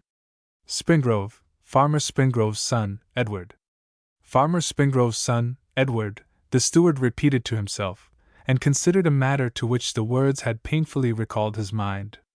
The matter was Miss Aldclyffe's mention of the young man as Cytherea's lover, which, indeed, had scarcely ever been absent from his thoughts. But for the existence of my wife that man might have been my rival, he pondered, following the porter, who had now come back to him, into the luggage room. And whilst the man was carrying out and putting in one box, which was sufficiently portable for the gig, Manston still thought, as his eyes watched the process. But for my wife, Springrove might have been my rival. He examined the lamps of his gig, carefully laid out the reins, mounted the seat and drove along the turnpike road towards Knapwater Park. The exact locality of the fire was plain to him as he neared home. He soon could hear the shout of men, the flapping of the flames, the crackling of burning wood, and could smell the smoke from the conflagration. Of a sudden, a few yards ahead, within the compass of the rays from the right-hand lamp, burst forward the figure of a man. Having been walking in darkness, the newcomer raised his hands to his eyes, on approaching nearer, to screen them from the glare of the reflector. Manston saw that he was one of the villagers, a small farmer originally, who had drunk himself down to a day labourer and reputed poacher. "Hoy!" cried Manston, aloud, that the man might step aside out of the way. "Is that Mr. Manston?" said the man. "Yes. Somebody ha' come to Carriford, and the rest of it may concern you, sir." "Well, well. Did you expect Mrs. Manston tonight, sir?" "Yes, unfortunately she's come, I know, and asleep long before this time, I suppose." The labourer leant his elbow upon the shaft of the gig and turned his face, pale and sweating from his late work at the fire, up to Manston's. "Yes, she did come," he said. "I beg pardon, sir, but I should be glad of. What? Glad of a trifle for bringing ye the news." "Not a farthing. I didn't want your news, I knew she was come." "Won't you give me a shillin', sir?" "Certainly not." "Then will you lend me a shillin', sir? I be tired out, and don't know what to do. If I don't pay you back some day I'll be d. The devil is so cheated that perdition isn't worth a penny as a security." "Oh! Let me go on," said Manston. "Thy wife is dead, that's the rest o' the news," said the labourer slowly. He waited for a reply. None came. "She went to the Three Tranters, because she couldn't get into thy house. The burnin' roof fell in upon her before she could be called up, and she's a cinder, as thou'lt be some day." "That will do, let me drive on," said the steward calmly. Expectation of a concussion may be so intense that its failure strikes the brain with more force than its fulfillment. The labourer sank back into the ditch. Such a Cushi could not realize the possibility of such an unmoved David as this. Manston drove hastily to the turning of the road, tied his horse, and ran on foot to the site of the fire. The stagnation caused by the awful accident had been passed through, and all hands were helping to remove from the remaining cottage what furniture they could lay hold of, the thatch of the roofs being already on fire. The Knapwater fire engine had arrived on the spot, but it was small and ineffectual. A group was collected round the rector, who, in a coat which had become bespattered, scorched, and torn in his exertions, was directing on one hand the proceedings relative to the removal of goods into the church, and with the other was pointing out the spot on which it was most desirable that the puny engines at their disposal should be made to play. Every tongue was instantly silent at the sight of Manston's pale and clear countenance, which contrasted strangely with the grimy and streaming faces of the toiling villagers. "Was she burnt?" he said in a firm though husky voice, and stepping into the illuminated area. The rector came to him, and took him aside. "Is she burnt?" repeated Manston. "She is dead, but thank God she was spared the horrid agony of burning," the rector said solemnly. "The roof and gable fell in upon her, and crushed her. Instant death must have followed." "Why was she here?" said Manston. "From what we can hurriedly collect, it seems that she found the door of your house locked, and concluded that you had retired, the fact being that your servant, Mrs. Cricket, had gone out to supper. She then came back to the inn, and went to bed." "Where's the landlord?" said Manston. Mr. Springrove came up, walking feebly, and wrapped in a cloak, and corroborated the evidence given by the rector. "Did she look ill or annoyed when she came?" said the steward. "I can't say. I didn't see, but I think." "What do you think?" "She was much put out about something." "My not meeting her, naturally," murmured the other, lost in reverie. He turned his back on Springrove and the rector, and retired from the shining light. Everything had been done that could be done with the limited means at their disposal. The whole row of houses was destroyed, and each presented itself as one stage of a series, progressing from smoking ruins at the end where the inn had stood, to a partly flaming mass, glowing as none but wood embers will glow, at the other. A feature in the decline of town fires was noticeably absent here: steam. There was present what is not observable in towns: incandescence.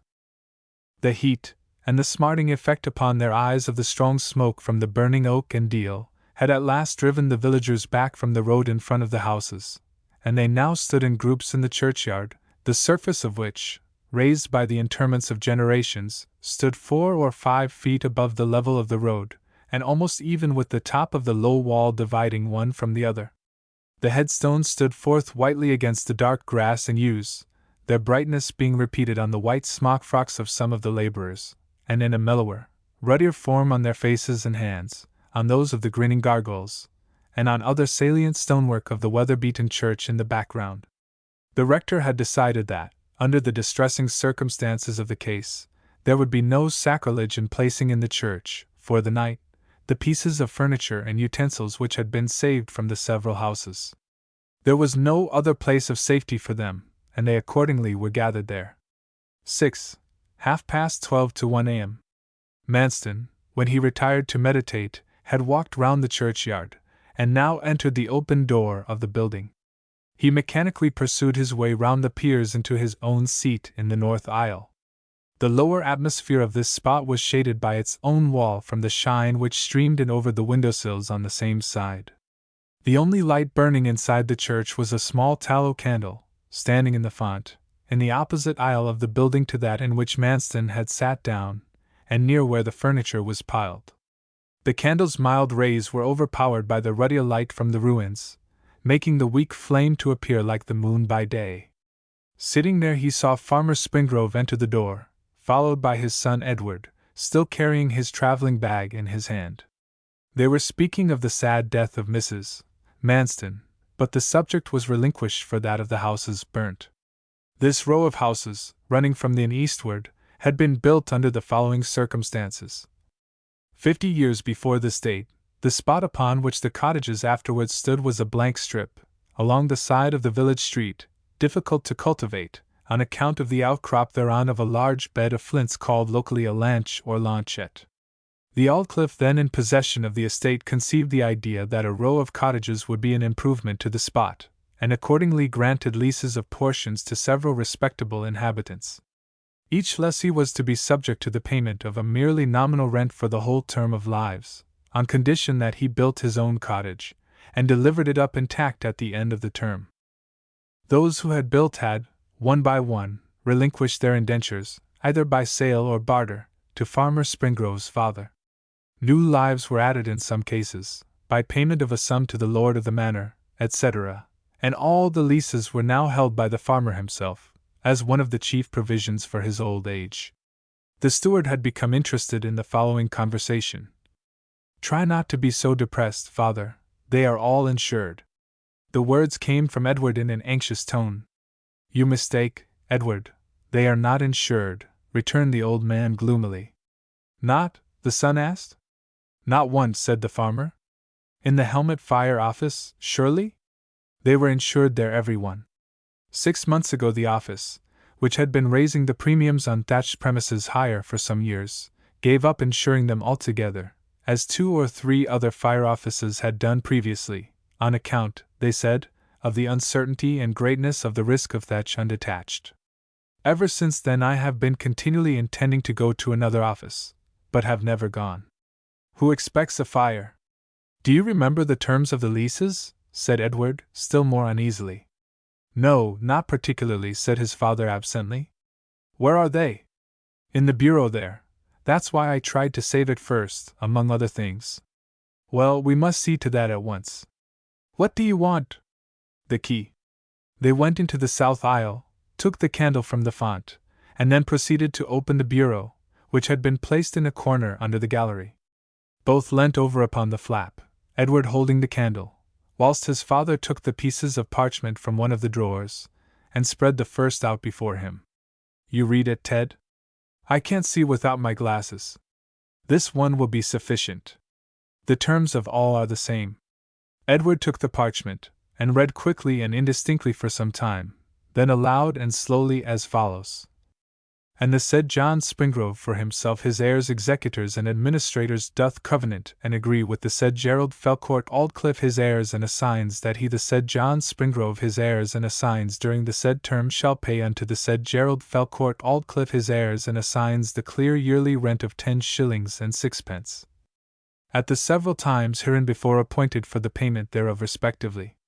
And also shall and at all times during the said term well and sufficiently repair and keep the said cottage or dwelling house and all other the premises and all houses or buildings erected or to be erected thereupon in good and proper repair in every respect without exception, and the said premises in such good repair upon the determination of this demise shall yield up unto the said Gerald Felcourt Aldclyffe his heirs and assigns. They closed the bureau and turned towards the door of the church without speaking. Manston also had come forward out of the gloom. Notwithstanding the farmer's own troubles, an instinctive respect and generous sense of sympathy with the steward for his awful loss caused the old man to step aside, that Manston might pass out without speaking to them if he chose to do so. Who is he? Whispered Edward to his father, as Manston approached. Mr. Manston, the steward. Manston came near, and passed down the aisle on the side of the younger man. Their faces came almost close together, one large flame, which still lingered upon the ruins outside, threw long dancing shadows of each across the nave till they bent upwards against the aisle wall, and also illuminated their eyes, as each met those of the other. Edward had learnt by a letter from home of the steward's passion for Cytherea, and his mysterious repression of it, afterwards explained by his marriage. That marriage was now not. Edward realized the man's newly acquired freedom, and felt an instinctive enmity towards him. He would hardly own to himself why. The steward, too, knew Cytherea's attachment to Edward, and looked keenly and inscrutably at him. 7. 1 to 2 a.m. Manston went homeward alone, his heart full of strange emotions. Entering the house, and dismissing the woman to her own home, he at once proceeded upstairs to his bedroom. Reasoning worldliness, especially when allied with sensuousness, cannot repress on some extreme occasions the human instinct to pour out the soul to some being or personality, who in frigid moments is dismissed with the title of chance, or at most law. Manston was selfishly and inhumanly, but honestly and unutterably, thankful for the recent catastrophe. Beside his bed, for that first time during a period of nearly 20 years, he fell down upon his knees in a passionate outburst of feeling. Many minutes passed before he arose. He walked to the window, and then seemed to remember for the first time that some action on his part was necessary in connection with the sad circumstance of the night. Leaving the house at once, he went to the scene of the fire, arriving there in time to hear the rector making an arrangement with a certain number of men to watch the spot till morning. The ashes were still red-hot and flaming. Manston found that nothing could be done towards searching them at that hour of the night. He turned homeward again, in the company of the rector, who had considerately persuaded him to retire from the scene for a while, and promised that as soon as a man could live amid the embers of the Three Tranters Inn, they should be carefully searched for the remains of his unfortunate wife. Manston then went indoors, to wait for morning. 11. The events of 5 days. 1. November the 29th. The search began at dawn, but 9:15 came without bringing any result. Manston ate a little breakfast, and crossed the hollow of the park which intervened between the old and modern manor houses, to ask for an interview with Miss Aldclyffe. He met her midway. She was about to pay him a visit of condolence, and to place every man on the estate at his disposal, that the search for any relic of his dead and destroyed wife might not be delayed an instant. He accompanied her back to the house. At first they conversed as if the death of the poor woman was an event which the husband must of necessity deeply lament, and when all under this head that social forms seemed to require had been uttered, they spoke of the material damage done, and of the steps which had better be taken to remedy it. It was not till both were shut inside her private room that she spoke to him in her blunt and cynical manner. A certain newness of bearing in him, peculiar to the present morning, had hitherto forbidden her this tone. The demeanor of the subject of her favoritism had altered, she could not tell in what way. He was entirely a changed man. "Are you really sorry for your poor wife, Mr. Manston?" she said. "Well, I am," he answered shortly. "But only as for any human being who has met with a violent death?" He confessed it, for she was not a good woman, he added. "I should be sorry to say such a thing now the poor creature is dead," Miss Aldclyffe returned reproachfully. "Why?" he asked. "Why should I praise her if she doesn't deserve it? I say exactly what I have often admired Sterne for saying in one of his letters, that neither reason nor scripture asks us to speak nothing but good of the dead. And now, madam," he continued, after a short interval of thought, "I may, perhaps, hope that you will assist me, or rather not thwart me, in endeavoring to win the love of a young lady living about you, one in whom I am much interested already." "Cytherea?" "Yes, Cytherea." "You have been loving Cytherea all the while?" "Yes." Surprise was a preface to much agitation in her, which caused her to rise from her seat, and pace to the side of the room. The steward quietly looked on and added, "I have been loving and still love her." She came close up to him, wistfully contemplating his face, one hand moving indecisively at her side. "And your secret marriage was, then, the true and only reason for that backwardness regarding the courtship of Cytherea, which, they tell me, has been the talk of the village, not your indifference to her attractions." Her voice had a tone of conviction in it, as well as of inquiry, but none of jealousy. "Yes," he said, "and not a dishonorable one. What held me back was just that one thing, a sense of morality that perhaps, madam, you did not give me credit for." The latter words were spoken with a mien and tone of pride. Miss Aldclyffe preserved silence. "And now," he went on, "I may as well say a word in vindication of my conduct lately, at the risk, too, of offending you. My actual motive in submitting to your order that I should send for my late wife, and live with her, was not the mercenary policy of wishing to retain an office which brings me greater comforts than any I have enjoyed before, but this unquenchable passion for Cytherea. Though I saw the weakness, folly, and even wickedness of it continually, it still forced me to try to continue near her, even as the husband of another woman." He waited for her to speak. She did not. "There's a great obstacle to my making any way in winning Miss Grey's love," he went on. "Yes, Edward Springrove," she said quietly. "I know it. I did once want to see them married. They have had a slight quarrel, and it will soon be made up again, unless—" She spoke as if she had only half attended to Manston's last statement. "He is already engaged to be married to somebody else," said the steward.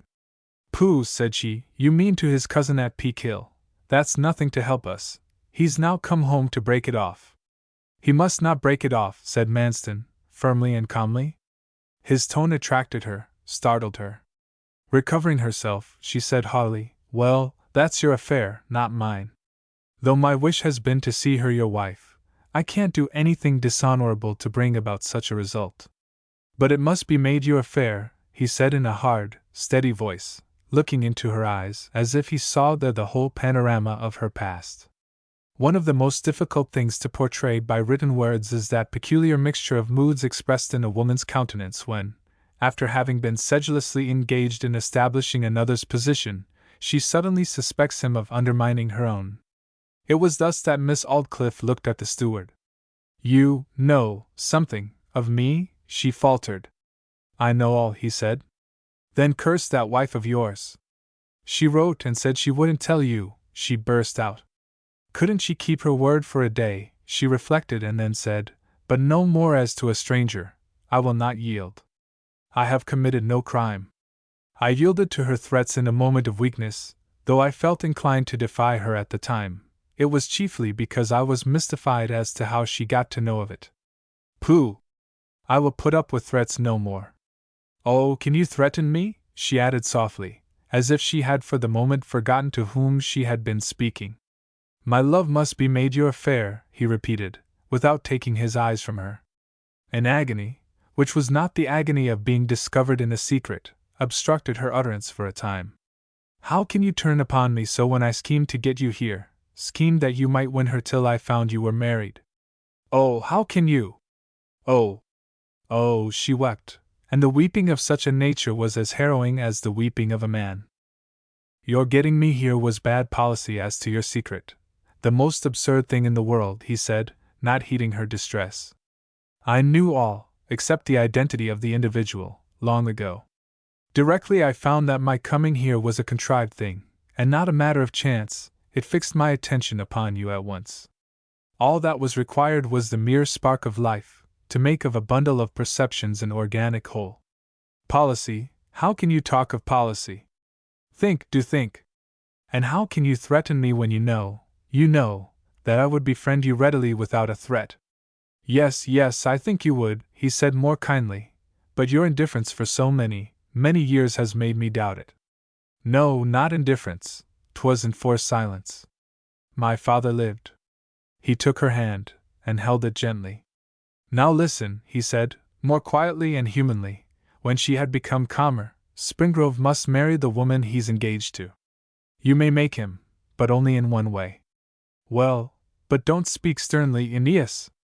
Do you know that his father has not been particularly thriving for the last 2 or 3 years? I have heard something of it, once or twice, though his rents have been promptly paid, haven't they?" "Oh, yes. And do you know the terms of the leases of the houses which are burnt?" he said, explaining to her that by those terms she might compel him even to rebuild every house. "The case is the clearest case of fire by negligence that I have ever known. In addition to that," he continued, "I don't want them rebuilt. You know it was intended by my father, directly they fell in, to clear the site for a new entrance to the park?" "Yes, but that doesn't affect the position, which is that Farmer Springrove is in your power to an extent which is very serious for him." "I won't do it, 'tis a conspiracy." "Won't you for me?" he said eagerly. Miss Aldclyffe changed color. "I don't threaten now, I implore," he said. "Because you might threaten if you chose," she mournfully answered. "But why be so, when your marriage with her was my own pet idea long before it was yours? What must I do?" "Scarcely anything, simply this.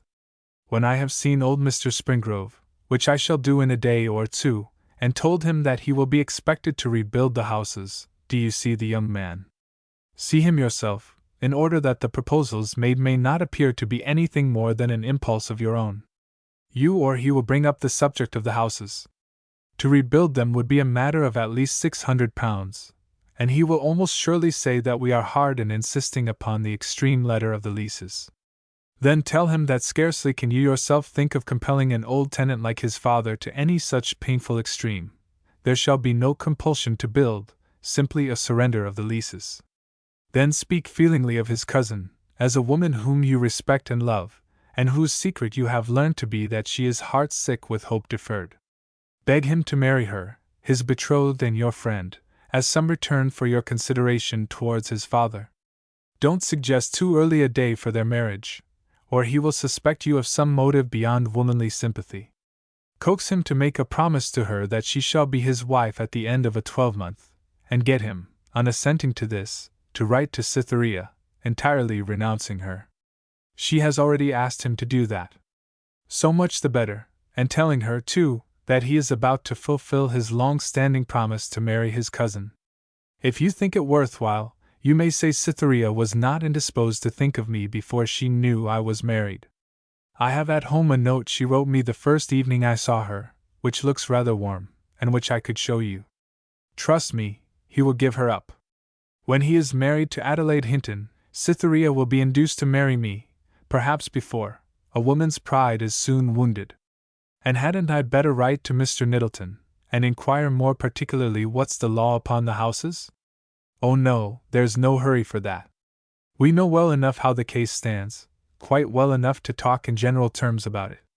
And I want the pressure to be put upon young Spingrove before he goes away from home again. She looked at him furtively, long, and sadly, as after speaking he became lost in thought, his eyes listlessly tracing the pattern of the carpet. Yes, yes, she will be mine, he whispered, careless of Cytherea Aldclyffe's presence. At last he raised his eyes inquiringly. I will do my best, Aeneas, she answered. Talibus incusat. Manston then left the house, and again went towards the blackened ruins, where men were still raking and probing. 2. From November the 29th to December the 2nd. The smouldering remnants of the 3 Tranters seemed to promise that, even when the searchers should light upon the remains of the unfortunate Mrs. Manston, very little would be discoverable. Consisting so largely of the charcoal and ashes of hard dry oak and chestnut, intermingled with thatch, the interior of the heap was one glowing mass of embers, which, on being stirred about, emitted sparks and flame long after it was dead and black on the outside. It was persistently hoped, however, that some traces of the body would survive the effect of the hot coals, and after a search pursued uninterruptedly for 30 hours, under the direction of Manston himself, enough was found to set at rest any doubts of her fate. The melancholy gleanings consisted of her watch, bunch of keys, a few coins, and 2 charred and blackened bones. 2 days later the official inquiry into the cause of her death was held at the Rising Sun Inn, before Mr. Floy, the coroner, and a jury of the chief inhabitants of the district. The little tavern, the only remaining one in the village, was crowded to excess by the neighboring peasantry as well as their richer employers, all who could by any possibility obtain an hour's release from their duties being present as listeners. The jury viewed the sad and infinitesimal remains, which were folded in a white cambric cloth, and laid in the middle of a well-finished coffin lined with white silk, by Manston's order, which stood in an adjoining room, the bulk of the coffin being completely filled in with carefully arranged flowers and evergreens, also the steward's own doing. Abraham Brown, of Hoxton, London, an old white-headed man, without the ruddiness which makes white hairs so pleasing, was sworn, and deposed that he kept a lodging-house at an address he named. On a Saturday evening less than a month before the fire, a lady came to him, with very little luggage, and took the front room on the 2nd floor. He did not inquire where she came from, as she paid a week in advance, but she gave her name as Mrs.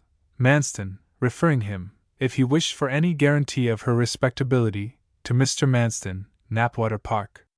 Here she lived for 3 weeks, rarely going out. She slept away from her lodgings one night during the time. At the end of that time, on the 28th of November, she left his house in a 4-wheeled cab, about 12 o'clock in the day, telling the driver to take her to the Waterloo station. She paid all her lodging expenses, and not having given notice the full week previous to her going away, offered to pay for the next, but he only took half. She wore a thick black veil and grey waterproof cloak when she left him, and her luggage was 2 boxes, one of plain deal, with black Japan clamps, the other sewn up in canvas. Joseph Chinney, porter at the Carriford Road station, deposed that he saw Mrs. Manston, dressed as the last witness had described, get out of a second-class carriage on the night of the 28th. She stood beside him whilst her luggage was taken from the van. The luggage, consisting of the clamped deal box and another covered with canvas, was placed in the cloakroom. She seemed at a loss at finding nobody there to meet her. She asked him for some person to accompany her, and carry her bag to Mr. Manston's house, Knapwater Park. He was just off duty at that time, and offered to go himself. The witness here repeated the conversation he had had with Mrs. Manston during their walk, and testified to having left her at the door of the Three Tranters Inn, Mr. Manston's house being closed. Next, Farmer Springrove was called.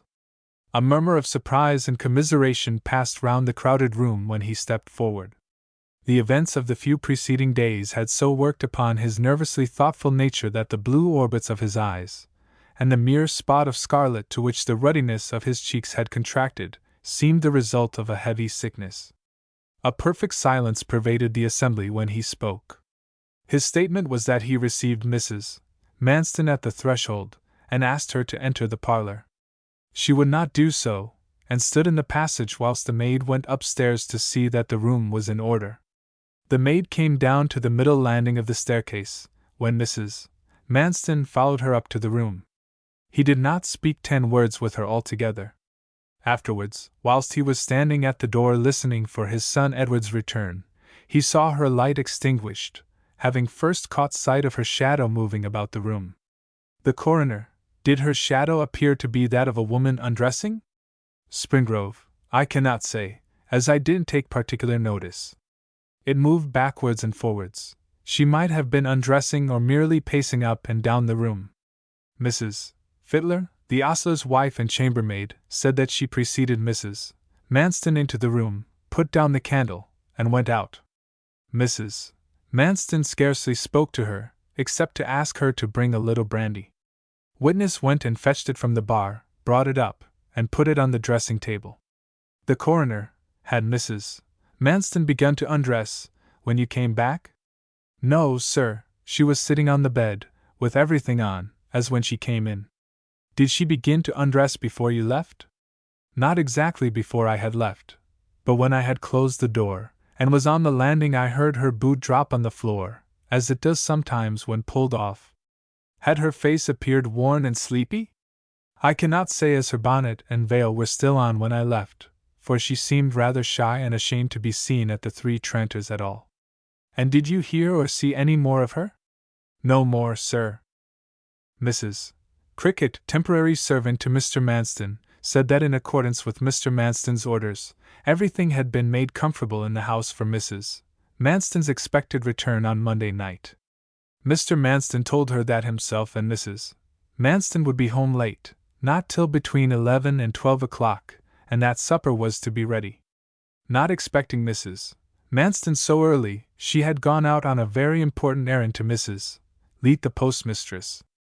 Mr. Manston deposed that in looking down the columns of Bradshaw he had mistaken the time of the train's arrival, and hence was not at the station when she came. The broken watch produced was his wife's. He knew it by a scratch on the inner plate, and by other signs. The bunch of keys belonged to her. 2 of them fitted the locks of her 2 boxes. Mr. Flooks, agent to Lord Claydonfield at Chettlewood, said that Mr. Manston had pleaded as his excuse for leaving him rather early in the evening after their day's business had been settled, that he was going to meet his wife at Carriford Road Station, where she was coming by the last train that night. The surgeon said that the remains were those of a human being.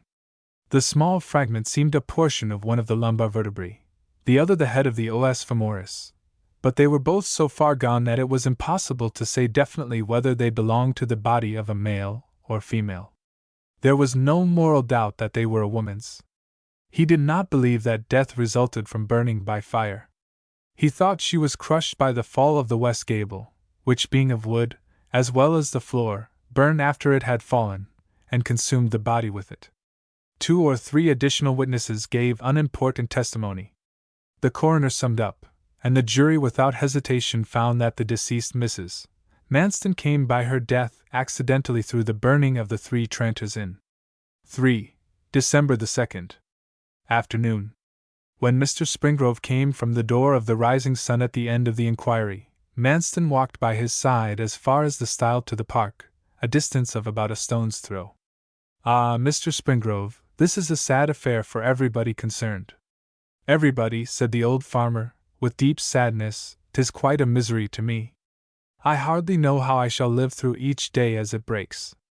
I think of the words, in the morning thou shalt say, would God it were even!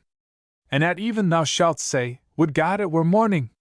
For the fear of thine heart wherewith thou shalt fear, and for the sight of thine eyes which thou shalt see. His voice became broken. Ah, true. I read Deuteronomy myself, said Manston. But my loss is as nothing to yours, the farmer continued. Nothing, but I can commiserate you. I should be worse than unfeeling if I didn't, although my own affliction is of so sad and solemn a kind. Indeed, my own loss makes me more keenly alive to yours, different in nature as it is. What sum do you think would be required of me to put the houses in place again? I have roughly thought 600 or 700 pounds. If the letter of the law is to be acted up to, said the old man, with more agitation in his voice. Yes, exactly.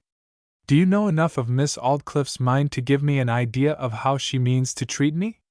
Well, I am afraid I must tell you that though I know very little of her mind as a rule, in this matter I believe she will be rather peremptory. She might share to the extent of a sixth or an eighth perhaps, in consideration of her getting new lamps for old, but I should hardly think more.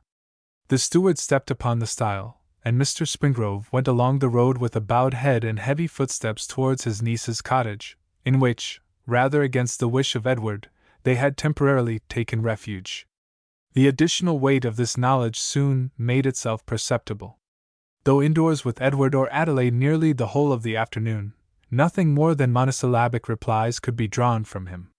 Edward continually discovered him looking fixedly at the wall or floor, quite unconscious of another's presence. At supper he ate just as usual, but quite mechanically, and with the same abstraction. 4. December the 3rd. The next morning he was in no better spirits. Afternoon came. His son was alarmed, and managed to draw from him an account of the conversation with the steward. Nonsense! He knows nothing about it, said Edward vehemently. I'll see Miss Aldclyffe myself. Now promise me, father, that you'll not believe till I come back, and tell you to believe it, that Miss Aldclyffe will do any such unjust thing. Edward started at once for Knapwater House. He strode rapidly along the high road, till he reached a wicket where a footpath allowed of a short cut to the mansion. Here he leant down upon the bars for a few minutes, meditating as to the best manner of opening his speech, and surveying the scene before him in that absent mood which takes cognizance of little things without being conscious of them at the time, though they appear in the eye afterwards as vivid impressions. It was a yellow, lustrous, late autumn day, one of those days of the quarter when morning and evening seem to meet together without the intervention of a noon. The clear yellow sunlight had tempted forth Miss Aldclyffe herself, who was at this same time taking a walk in the direction of the village. As Springrove lingered he heard behind the plantation a woman's dress brushing along amid the prickly husks and leaves which had fallen into the path from the boughs of the chestnut trees. In another minute she stood in front of him. He answered her casual greeting respectfully, and was about to request a few minutes' conversation with her, when she directly addressed him on the subject of the fire. It is a sad misfortune for your father, she said, and I hear that he has lately let his insurances expire? He has, madam, and you are probably aware that either by the general terms of his holding, or the same coupled with the origin of the fire, the disaster may involve the necessity of his rebuilding the whole row of houses, or else of becoming a debtor to the estate, to the extent of some hundreds of pounds? She assented. I have been thinking of it, she went on, and then repeated in substance the words put into her mouth by the steward.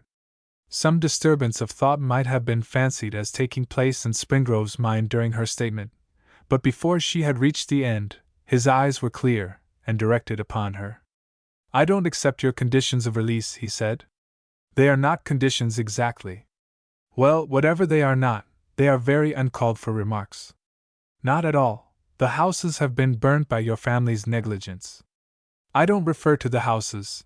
You have of course the best of all rights to speak of that matter, but you, a stranger to me comparatively, have no right at all to volunteer opinions and wishes upon a very delicate subject, which concerns no living beings but Miss Grey, Miss Hinton, and myself. Miss Aldclyffe, like a good many others in her position, had plainly not realized that a son of her tenant and inferior could have become an educated man, who had learned to feel his individuality, to view society from a bohemian standpoint, far outside the farming grade in Carriford parish, and that hence he had all a developed man's unorthodox opinion about the subordination of classes. and fully conscious of the labyrinth into which he had wandered between his wish to behave honorably and the dilemma of his engagement to his cousin Adelaide, and the intensity of his love for Cytherea, Springrove was additionally sensitive to any allusion to the case. He had spoken to Miss Aldclyffe with considerable warmth. And Miss Aldclyffe was not a woman likely to be far behind any second person in warming to a mood of defiance. It seemed as if she were prepared to put up with a cold refusal, but that her haughtiness resented a criticism of her conduct ending in a rebuke. By this, Manston's discreditable object, which had been made hers by compulsion only, was now adopted by choice. She flung herself into the work. A fiery man in such a case would have relinquished persuasion and tried palpable force. A fiery woman added unscrupulousness and evolved daring strategy, and in her obstinacy, and to sustain herself as mistress, she descended to an action the meanness of which haunted her conscience to her dying hour. "I don't quite see, Mr. Springrove," she said, "that I am altogether what you are pleased to call a stranger. I have known your family, at any rate, for a good many years, and I know Miss Grey particularly well, and her state of mind with regard to this matter. Perplexed love makes us credulous and curious as old women." Edward was willing, he owned it to himself, to get at Cytherea's state of mind, even through so dangerous a medium. "A letter I received from her," he said, with assumed coldness, "tells me clearly enough what Miss Grey's mind is." "You think she still loves you?" "Oh yes, of course you do. All men are like that." "I have reason to." He could feign no further than the first speech. "I should be interested in knowing what reason," she said, with sarcastic archness. Edward felt he was allowing her to do, in fractional parts, what he rebelled against when regarding it as a whole, but the fact that his antagonist had the presence of a queen, and features only in the early evening of their beauty, was not without its influence upon a keenly conscious man. Her bearing had charmed him into toleration, as Mary Stuart's charmed the indignant Puritan visitors. He again answered her honestly. The best of reasons, the tone of her letter. "Pooh, Mr. Springrove." "Not at all, Miss Aldclyffe. Miss Grey desired that we should be strangers to each other for the simple practical reason that intimacy could only make wretched complications worse, not from lack of love. Love is only suppressed.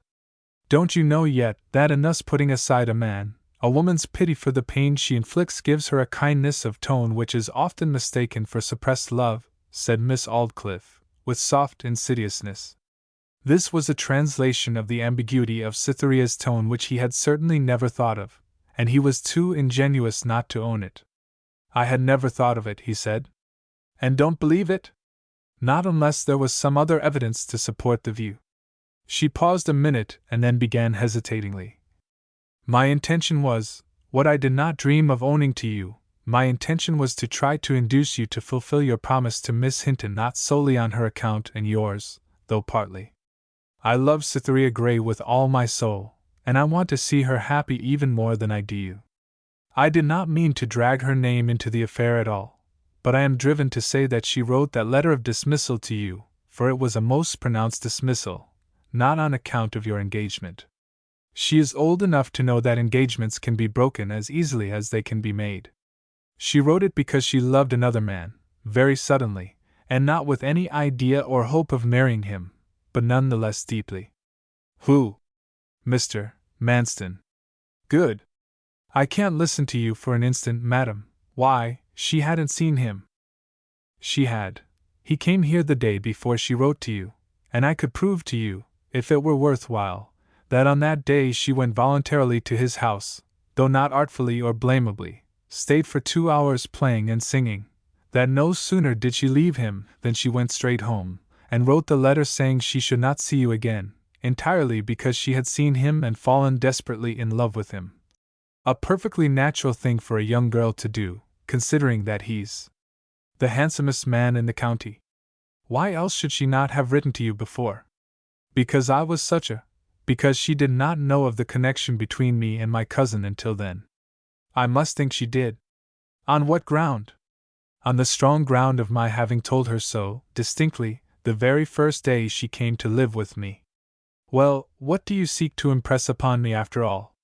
This, that the day Miss Grey wrote to me, saying it was better that we should part, coincided with the day she had seen a certain man. A remarkably handsome and talented man. Yes, I admit that. And that it coincided with the hour just subsequent to her seeing him. Yes, just when she had seen him. And been to his house alone with him. It is nothing. And stayed there playing and singing with him. Admit that too, he said, an accident might have caused it. And at the same instant that she wrote your dismissal, she wrote a letter referring to a secret appointment with him. Never, by God, madam! Never! What do you say, sir? Never! She sneered.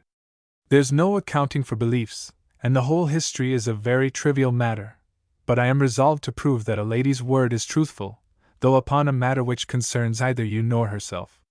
You shall learn that she did write him a letter concerning an assignation, that is, if Mr. Manston still has it, and will be considerate enough to lend it me.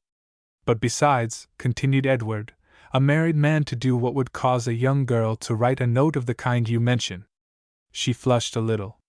That I don't know anything about, she stammered. But Cytherea didn't, of course, dream any more than I did, or others in the parish, that he was married. Of course she didn't. And I have reason to believe that he told her of the fact directly afterwards, that she might not compromise herself, or allow him to. It is notorious that he struggled honestly and hard against her attractions, and succeeded in hiding his feelings, if not in quenching them. We'll hope that he did. But circumstances are changed now. Very greatly changed, he murmured abstractedly. You must remember, she added more suasively, that Miss Grey has a perfect right to do what she likes with her heart, that is to say. Her descent from irritation was caused by perceiving that Edward's faith was really disturbed by her strong assertions, and it gratified her. Edward's thoughts flew to his father, and the object of his interview with her. Tongue fencing was utterly distasteful to him. I will not trouble you by remaining longer, madam, he remarked gloomily.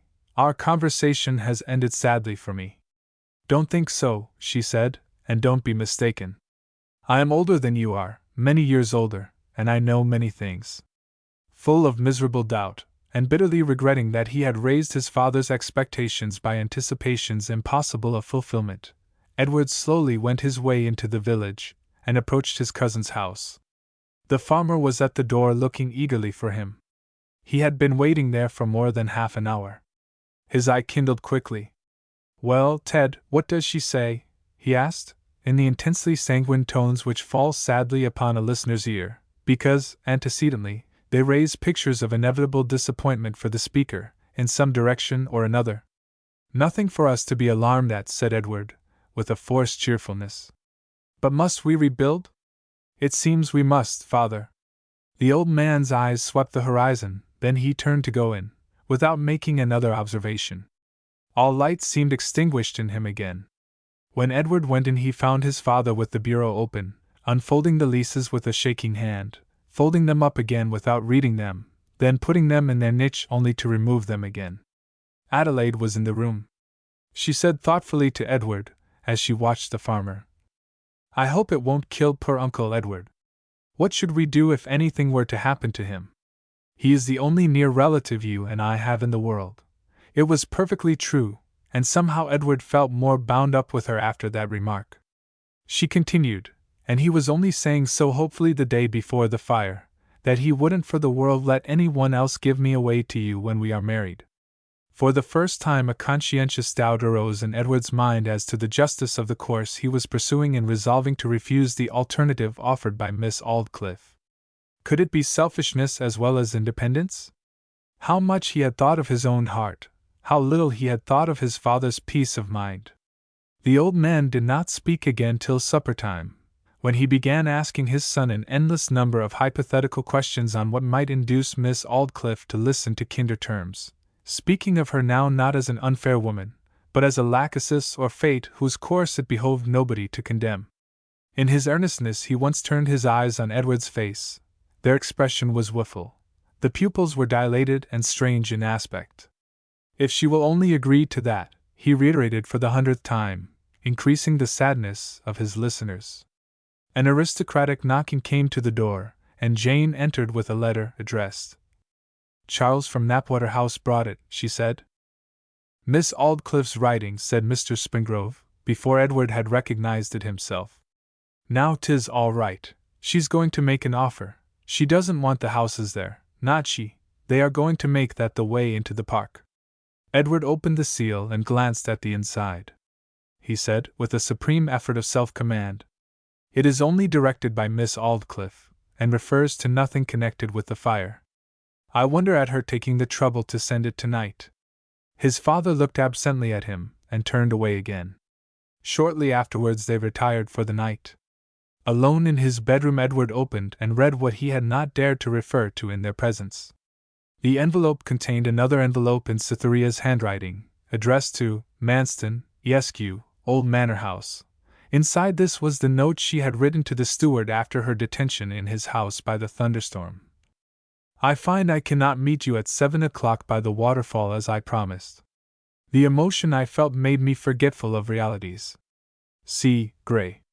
Miss Aldclyffe had not written a line, and by the unvarying rule observable when words are not an absolute necessity, her silence seemed 10 times as convincing as any expression of opinion could have been. He then, step by step, recalled all the conversation on the subject of Cytherea's feelings that had passed between himself and Miss Aldclyffe in the afternoon, and by a confusion of thought, natural enough under the trying experience, concluded that because the lady was truthful in her portraiture of effects, she must necessarily be right in her assumption of causes. That is, he was convinced that Cytherea, the hitherto believed faithful Cytherea, had, at any rate, looked with something more than indifference upon the extremely handsome face and form of Manston. Did he blame her, as guilty of the impropriety of allowing herself to love the newcomer in the face of his not being free to return her love? No, never for a moment did he doubt that all had occurred in her old, innocent, impulsive way, that her heart was gone before she knew it, before she knew anything, beyond his existence, of the man to whom it had flown. Perhaps the very note enclosed to him was the result of first reflection. Manston he would unhesitatingly have called a scoundrel, but for one strikingly redeeming fact. It had been patent to the whole parish, and had come to Edward's own knowledge by that indirect channel, that Manston, as a married man, conscientiously avoided Cytherea after those first few days of his arrival during which her irresistibly beautiful and fatal glances had rested upon him, his upon her. Taking from his coat a creased and pocket-worn envelope containing Cytherea's letter to himself, Springrove opened it and read it through. He was upbraided therein, and he was dismissed. It bore the date of the letter sent to Manston, and by containing within it the phrase, "All the day long I have been thinking," afforded justifiable ground for assuming that it was written subsequently to the other, and in Edward's sight far sweeter one, to the steward. But though he accused her of fickleness, he would not doubt the genuineness, in its kind, of her partiality for him at Budmouth. It was a short and shallow feeling, not perfect love. But it was not flirtation. A feeling had been born in her, and had died.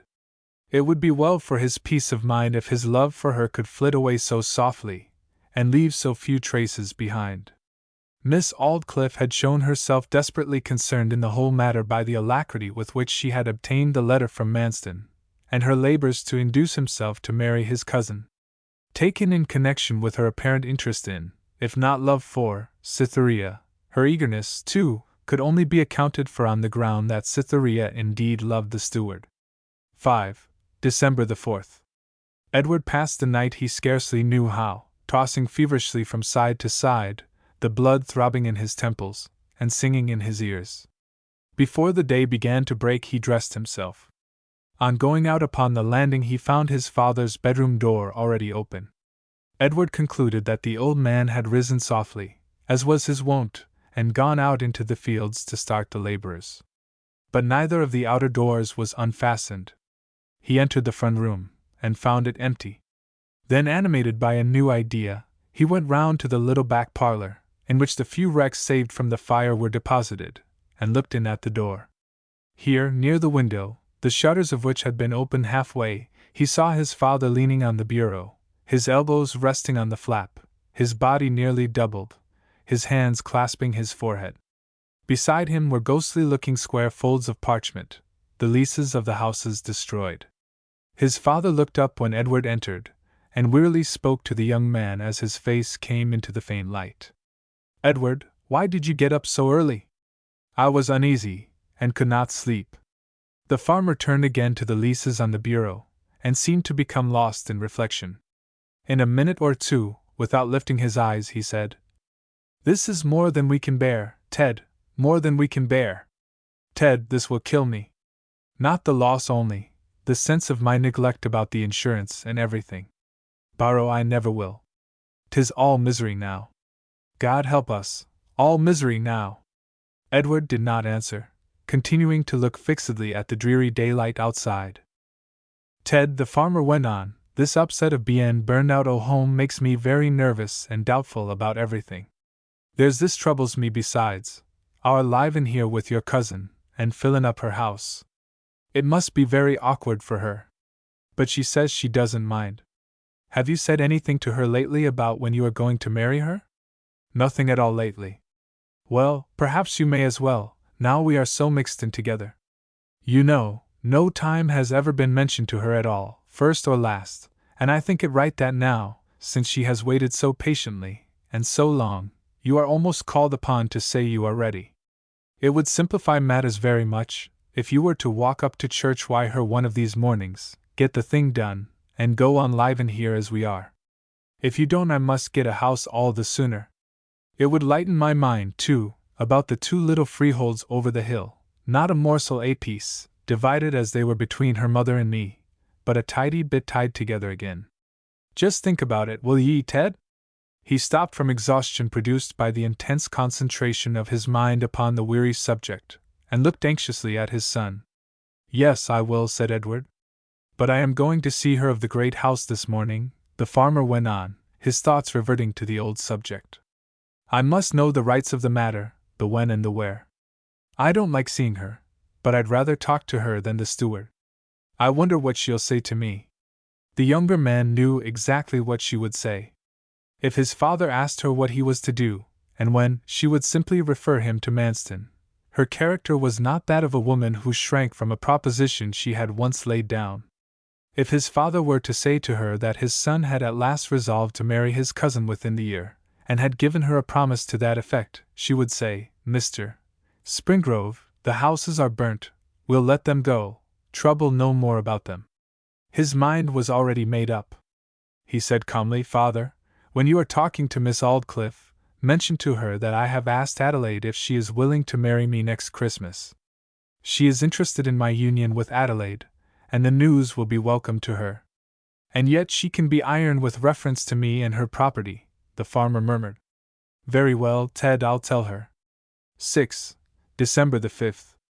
Of the many contradictory particulars constituting a woman's heart, 2 had shown their vigorous contrast in Cytherea's bosom just at this time. It was a dark morning, the morning after old Mr. Springrove's visit to Miss Aldclyffe, which had terminated as Edward had intended. Having risen an hour earlier than was usual with her, Cytherea sat at the window of an elegant little sitting-room on the ground floor, which had been appropriated to her by the kindness or whim of Miss Aldclyffe, that she might not be driven into that lady's presence against her will. She leant with her face on her hand, looking out into the gloomy grey air. A yellow glimmer from the flapping flame of the newly lit fire fluttered on one side of her face and neck like a butterfly about to settle there, contrasting warmly with the other side of the same fair face, which received from the window the faint cold morning light, so weak that her shadow from the fire had a distinct outline on the window shutter in spite of it. There the shadow danced like a demon, blue and grim. The contradiction alluded to was that in spite of the decisive mood which 2 months earlier in the year had caused her to write a peremptory and final letter to Edward, she was now hoping for some answer other than the only possible one a man who, as she held, did not love her wildly, could send to such a communication. For a lover who did love wildly, she had left one little loophole in her otherwise straightforward epistle. Why she expected the letter on some morning of this particular week was, that hearing of his return to Carriford, she fondly assumed that he meant to ask for an interview before he left. Hence it was, too, that for the last few days she had not been able to keep in bed later than the time of the postman's arrival. The clock pointed to 7:30. She saw the postman emerge from beneath the bare boughs of the park trees, come through the wicket, dive through the shrubbery, reappear on the lawn, stalk across it without reference to paths, as country postmen do, and come to the porch. She heard him fling the bag down on the seat, and turn away towards the village, without hindering himself for a single pace. Then the butler opened the door, took up the bag, brought it in, and carried it up the staircase to place it on the slab by Miss Aldclyffe's dressing-room door. The whole proceeding had been depicted by sounds. She had a presentiment that her letter was in the bag at last. She thought then in diminishing pulsations of confidence, he asks to see me. Perhaps he asked to see me. I hope he asked to see me. 7:45, Miss Aldclyffe's bell, rather earlier than usual. She must have heard the post-bag brought, said the maiden, as, tired of the chilly prospect outside, she turned to the fire, and drew imaginative pictures of her future therein. A tap came to the door, and the lady's maid entered. "Miss Aldclyffe is awake," she said, "and she asked if you were moving yet, miss." "I'll run up to her," said Cytherea, and flitted off with the utterance of the words. Very fortunate this, she thought. I shall see what is in the bag this morning all the sooner. She took it up from the side table, went into Miss Aldclyffe's bedroom, pulled up the blinds, and looked round upon the lady in bed, calculating the minutes that must elapse before she looked at her letters. "Well, darling, how are you?" "I am glad you have come in to see me," said Miss Aldclyffe. "You can unlock the bag this morning, child, if you like," she continued, yawning factitiously. Strange, Cytherea thought. It seems as if she knew there was likely to be a letter for me. From her bed Miss Aldclyffe watched the girl's face as she tremblingly opened the post-bag and found there an envelope addressed to her in Edward's handwriting, one he had written the day before, after the decision he had come to on an impartial, and on that account torturing, survey of his own, his father's, his cousin Adelaide's, and what he believed to be Cytherea's, position. The haughty mistress's soul sickened remorsefully within her when she saw suddenly appear upon the speaking countenance of the young lady before her a wan, desolate look of agony. The master sentences of Edward's letter were these: "You speak truly. That we never meet again is the wisest and only proper course. That I regret the past as much as you do yourself, it is hardly necessary for me to say. 12. The events of 10 months. 1. December to April.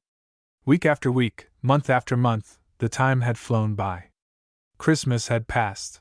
Dreary winter with dark evenings had given place to more dreary winter with light evenings. Thaws had ended in rain, rain in wind, wind in dust.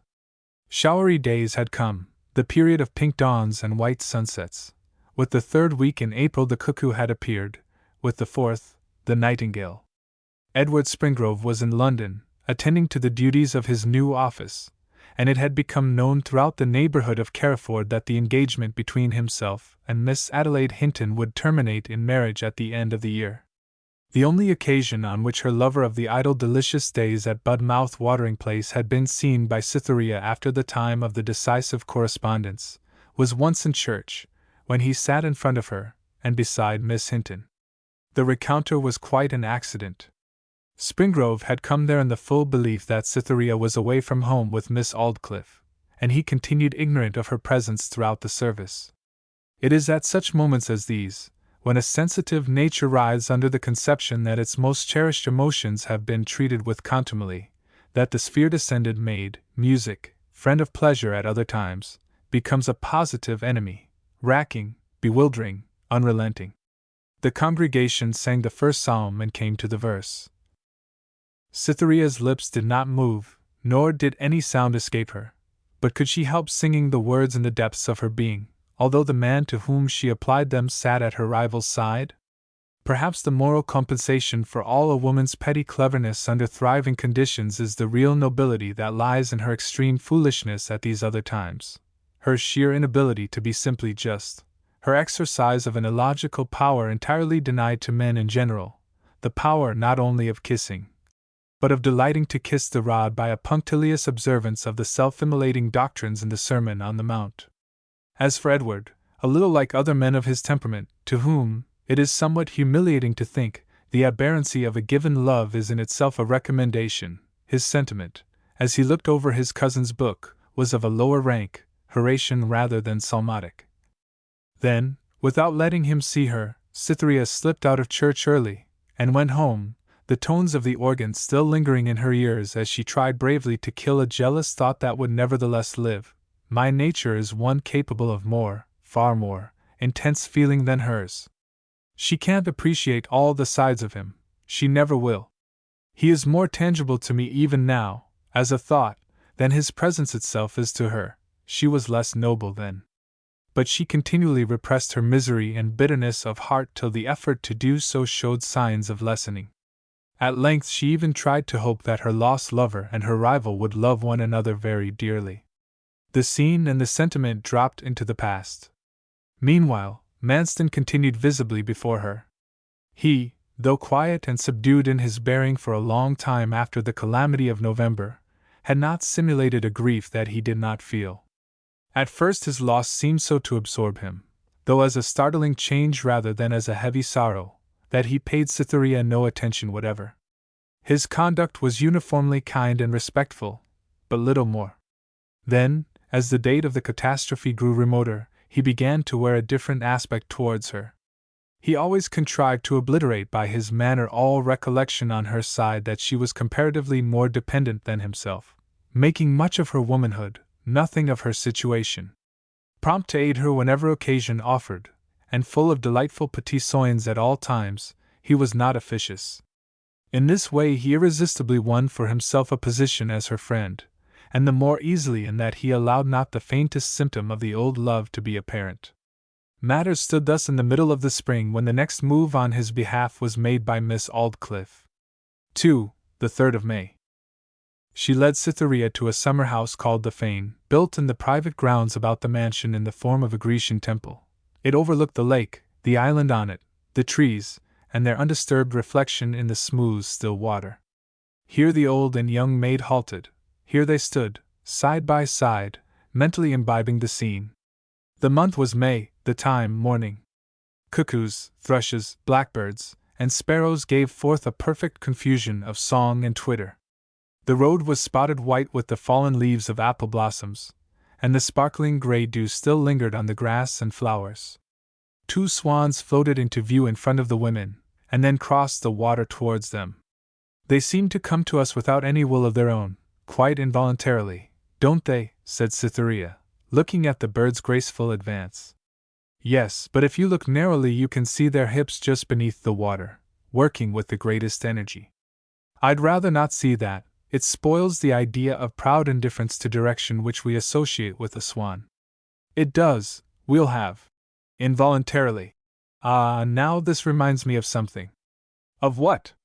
Of a human being who involuntarily comes towards yourself. Cytherea looked into Miss Aldclyffe's face. Her eyes grew round as circles, and lines of wonderment came visibly upon her countenance. She had not once regarded Manston as a lover since his wife's sudden appearance and subsequent death. The death of a wife, and such a death, was an overwhelming matter in her ideas of things. Is it a man or woman? She said quite innocently. Mr. Manston, said Miss Aldclyffe quietly. Mr. Manston attracted by me now, said Cytherea, standing at gaze. Didn't you know it? Certainly I did not. Why, his poor wife has only been dead 6 months. Of course he knows that. But loving is not done by months, or method, or rule, or nobody would ever have invented such a phrase as falling in love. He does not want his love to be observed just yet, on the very account you mention, but conceal it as he may from himself and us, it exists definitely, and very intensely, I assure you. I suppose then that if he can help it, it is no harm of him, said Cytherea naively, and beginning to ponder. Of course it isn't. You know that well enough. She was a great burden and trouble to him. This may become a great good to you both. A rush of feeling at remembering that the same woman, before Manston's arrival, had just as frankly advocated Edward's claims, checked Cytherea's utterance for a while. There, don't look at me like that, for heaven's sake, said Miss Aldclyffe. You could almost kill a person by the force of reproach you can put into those eyes of yours, I verily believe. Edward once in the young lady's thoughts, there was no getting rid of him. She wanted to be alone. "Do you want me here?" she said. "Now there, you want to be off, and have a good cry," said Miss Aldclyffe, taking her hand. "But you mustn't, my dear. There's nothing in the past for you to regret. Compare Mr. Manston's honourable conduct towards his wife and yourself, with Springrove towards his betrothed and yourself, and then see which appears the more worthy of your thoughts." 3. From the 4th of May to the 21st of June. The next stage in Manston's advances towards her hand was a clearly defined courtship. She was sadly perplexed, and some contrivance was necessary on his part in order to meet with her. But it is next to impossible for an appreciative woman to have a positive repugnance towards an unusually handsome and gifted man, even though she may not be inclined to love him. Hence Cytherea was not so alarmed at the sight of him as to render a meeting and conversation with her more than a matter of difficulty. Coming and going from church was his grand opportunity. Manston was very religious now. It is commonly said that no man was ever converted by argument, but there is a single one which will make any Laodicean in England, let him be once love-sick, wear prayer books and become a zealous Episcopalian, the argument that his sweetheart can be seen from his pew. Manston introduced into his method a system of bewitching flattery, everywhere pervasive, yet, too, so transitory and intangible, that, as in the case of the poet Wordsworth and the wandering voice, though she felt it present, she could never find it. As a foil to heighten its effect, he occasionally spoke philosophically of the evanescence of female beauty, the worthlessness of mere appearance. Handsome is that handsome does he considered a proverb which should be written on the looking-glass of every woman in the land. "Your form, your motions, your heart have won me," he said, in a tone of playful sadness. "They are beautiful. But I see these things, and it comes into my mind that they are doomed, they are gliding to nothing as I look. Poor eyes, poor mouth, poor face, poor maiden! Where will her glories be in 20 years? I say. Where will all of her be in 100? Then I think it is cruel that you should bloom a day, and fade forever and ever. It seems hard and sad that you will die as ordinarily as I, and be buried, be food for roots and worms, be forgotten and come to earth, and grow up a mere blade of churchyard grass and an ivy leaf.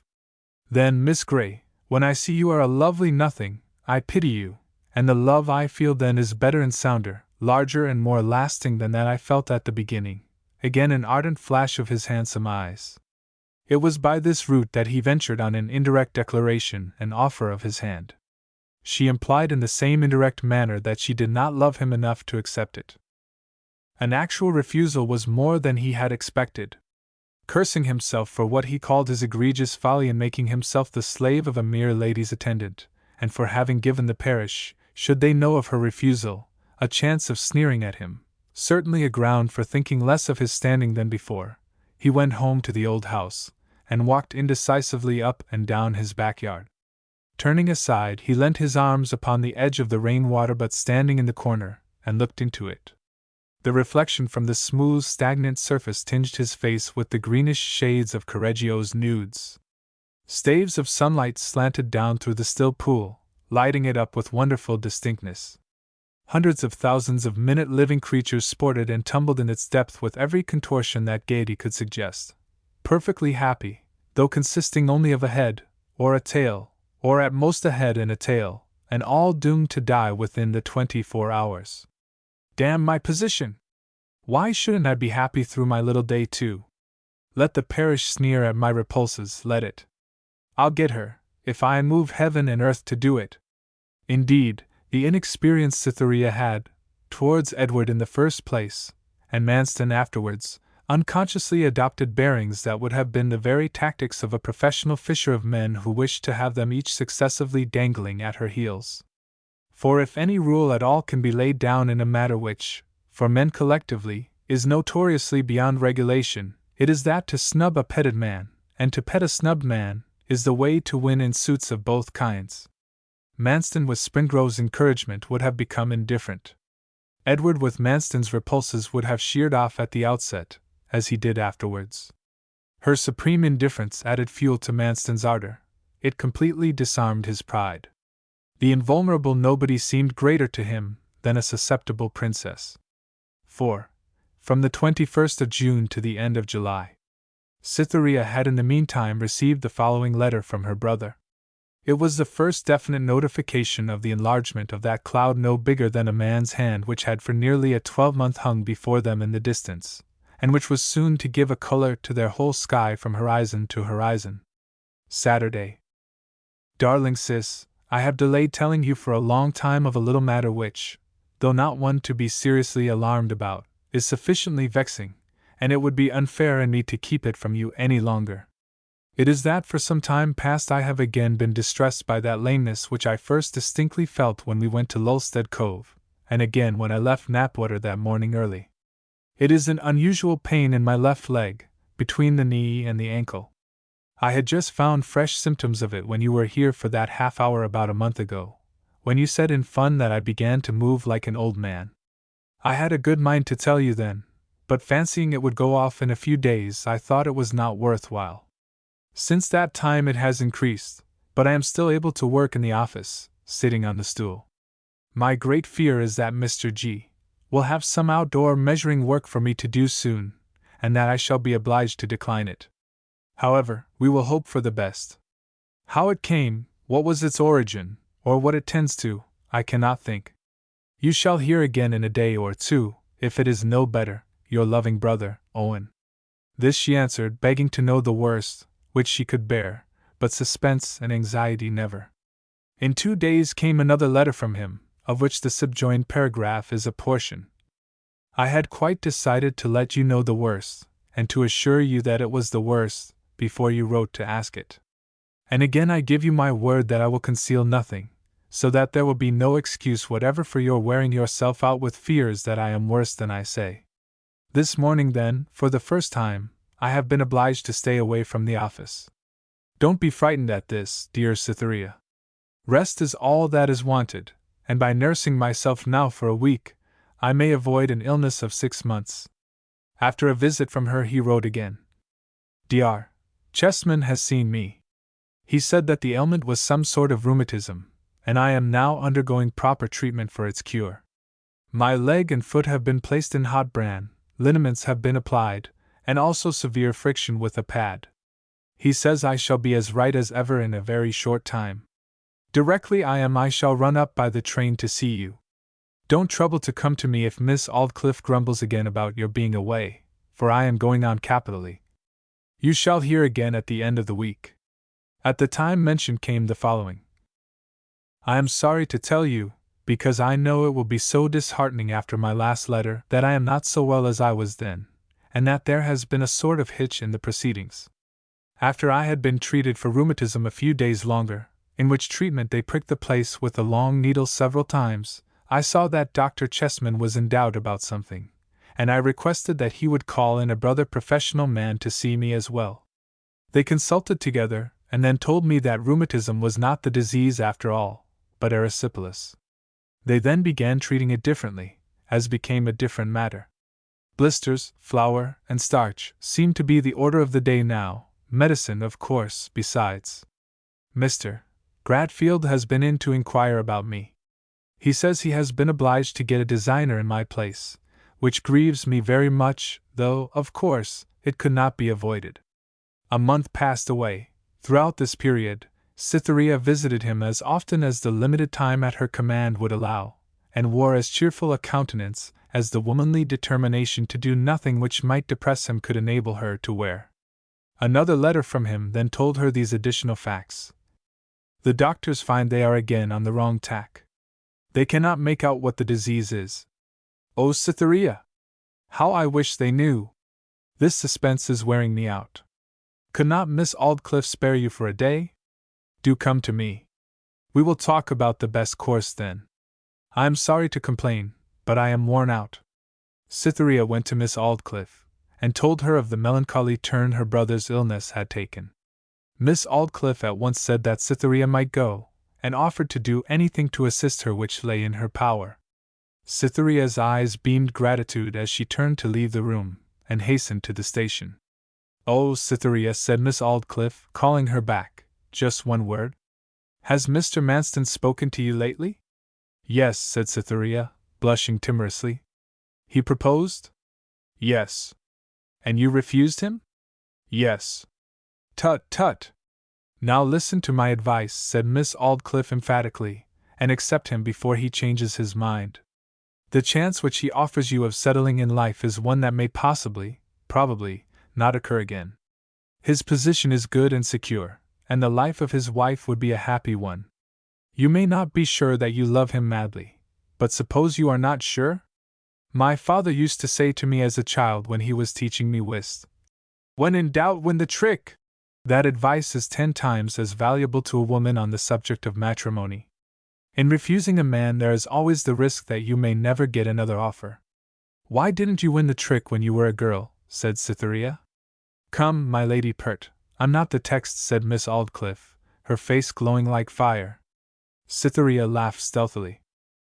I was about to say, resumed Miss Aldclyffe severely, that here is Mr. Manston waiting with the tenderest solicitude for you, and you overlooking it, as if it were altogether beneath you.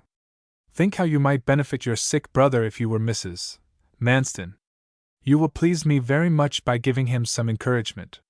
You understand me, Cythie dear? Cytherea was silent.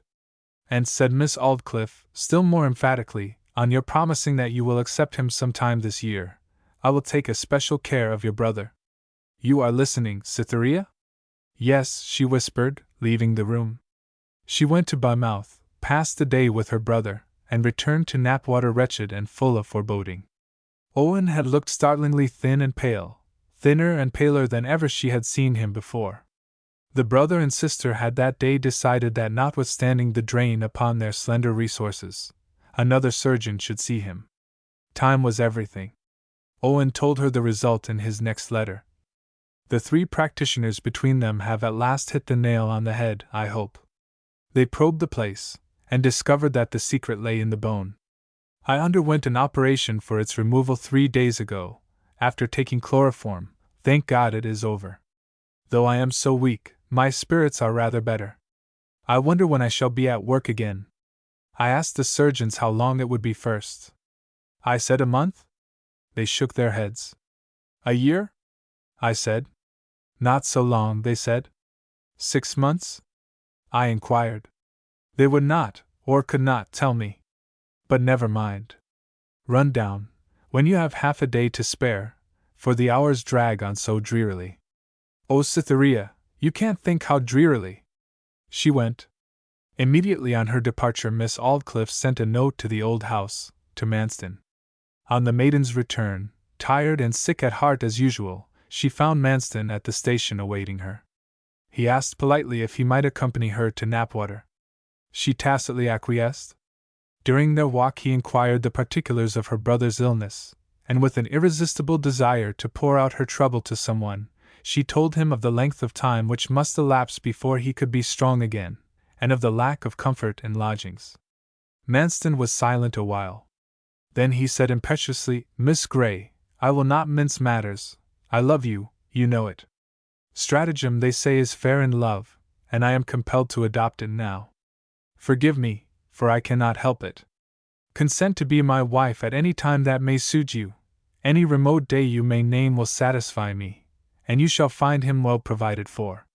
For the first time in her life she truly dreaded the handsome man at her side who pleaded thus selfishly, and shrank from the hot voluptuous nature of his passion for her, which, disguise it as he might under a quiet and polished exterior, at times radiated forth with a scorching white heat.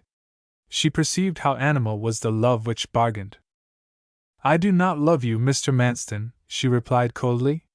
5. From the 1st to the 27th of August. The long sunny days of the later summer-time brought only the same dreary accounts from Bournemouth, and saw Cytherea paying the same sad visits. She grew perceptibly weaker, in body and mind. Manston still persisted in his suit, but with more of his former indirectness, now that he saw how unexpectedly well she stood an open attack. His was the system of dares at the Sicilian games. Miss Aldclyffe made it appear more clearly than ever that aid to Owen from herself depended entirely upon Cytherea's acceptance of her steward. Hemmed in and distressed, Cytherea's answers to his importunities grew less uniform. They were firm, or wavering, as Owen's malady fluctuated. Had a register of her pitiful oscillations been kept, It would have rivaled in pathos the diary wherein De Quincey tabulates his combat with opium, perhaps as noticeable an instance as any in which a thrilling dramatic power has been given to mere numerals. Thus she wearily and monotonously lived through the month, listening on Sundays to the well-known round of chapters narrating the history of Elijah and Elisha in famine and drought, on weekdays to buzzing flies in hot sunny rooms. So very like, was day to day. Extreme lassitude seemed all that the world could show her. Her state was in this wise, when one afternoon, having been with her brother, she met the surgeon, and begged him to tell the actual truth concerning Owen's condition. The reply was that he feared that the first operation had not been thorough, that although the wound had healed, another attempt might still be necessary, unless nature were left to effect her own cure. But the time such a self-healing proceeding would occupy might be ruinous.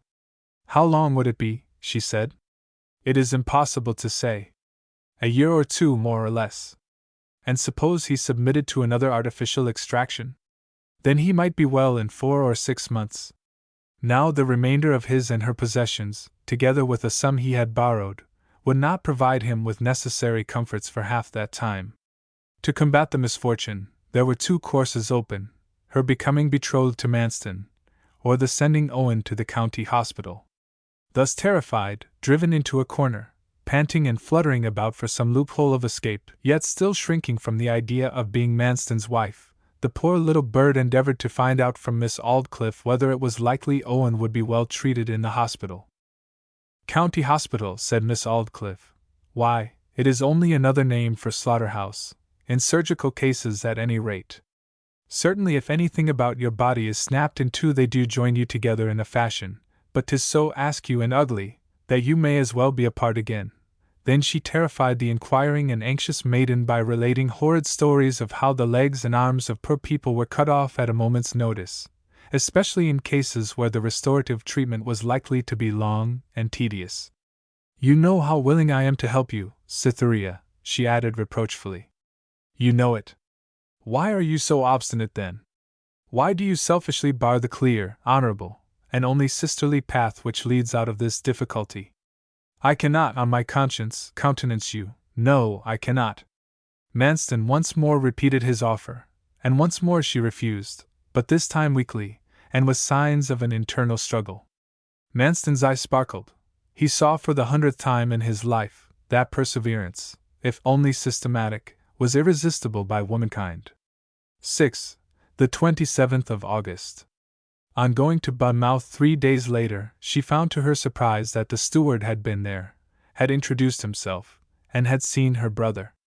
A few delicacies had been brought him, also by the same hand.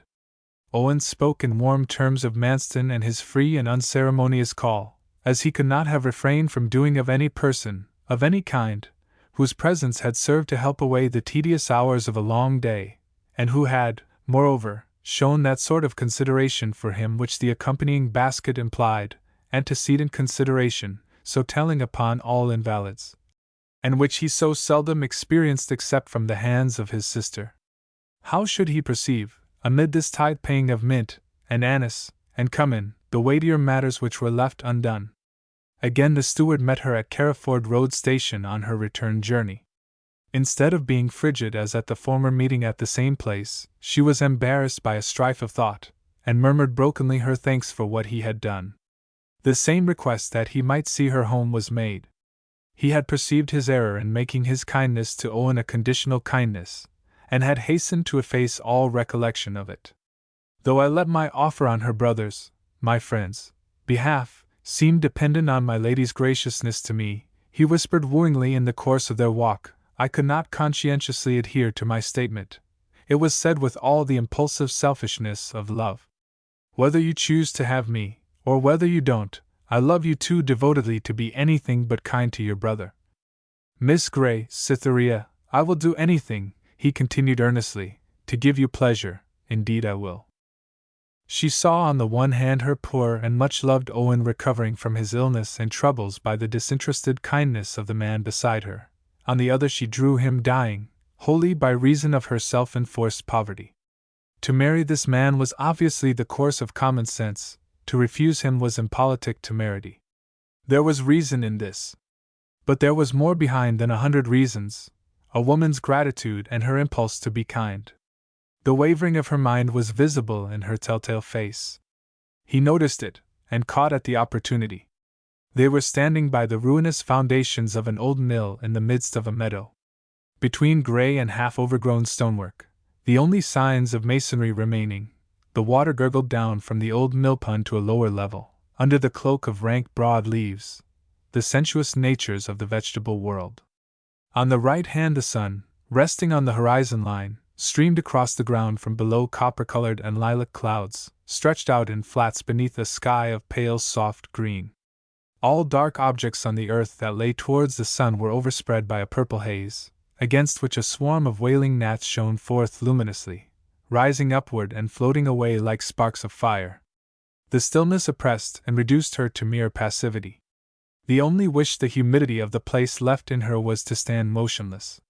The helpless flatness of the landscape gave her, as it gives all such temperaments, a sense of bare equality with, and no superiority to, a single entity under the sky. He came so close that their clothes touched. "Will you try to love me?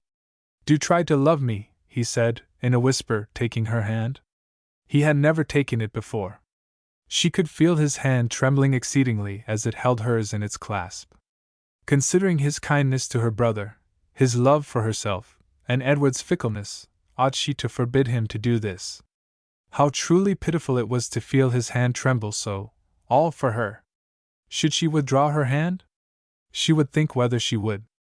Thinking, and hesitating, she looked as far as the autumnal haze on the marshy ground would allow her to see distinctly. There was the fragment of a hedge, all that remained of a wet old garden, standing in the middle of the mead, without a definite beginning or ending, purposeless and valueless. It was overgrown, and choked with mandrakes, and she could almost fancy she heard their shrieks. Should she withdraw her hand? No, she could not withdraw it now. It was too late. The act would not imply refusal. She felt as one in a boat without oars, drifting with closed eyes down a river, she knew not whither. He gave her hand a gentle pressure, and relinquished it. Then it seemed as if he were coming to the point again. No, he was not going to urge his suit that evening. Another respite. 7. The early part of September. Saturday came, and she went on some trivial errand to the village post office. It was a little grey cottage with a luxuriant jasmine encircling the doorway, and before going in Cytherea paused to admire this pleasing feature of the exterior. Hearing a step on the gravel behind the corner of the house, she resigned the jasmine and entered. Nobody was in the room.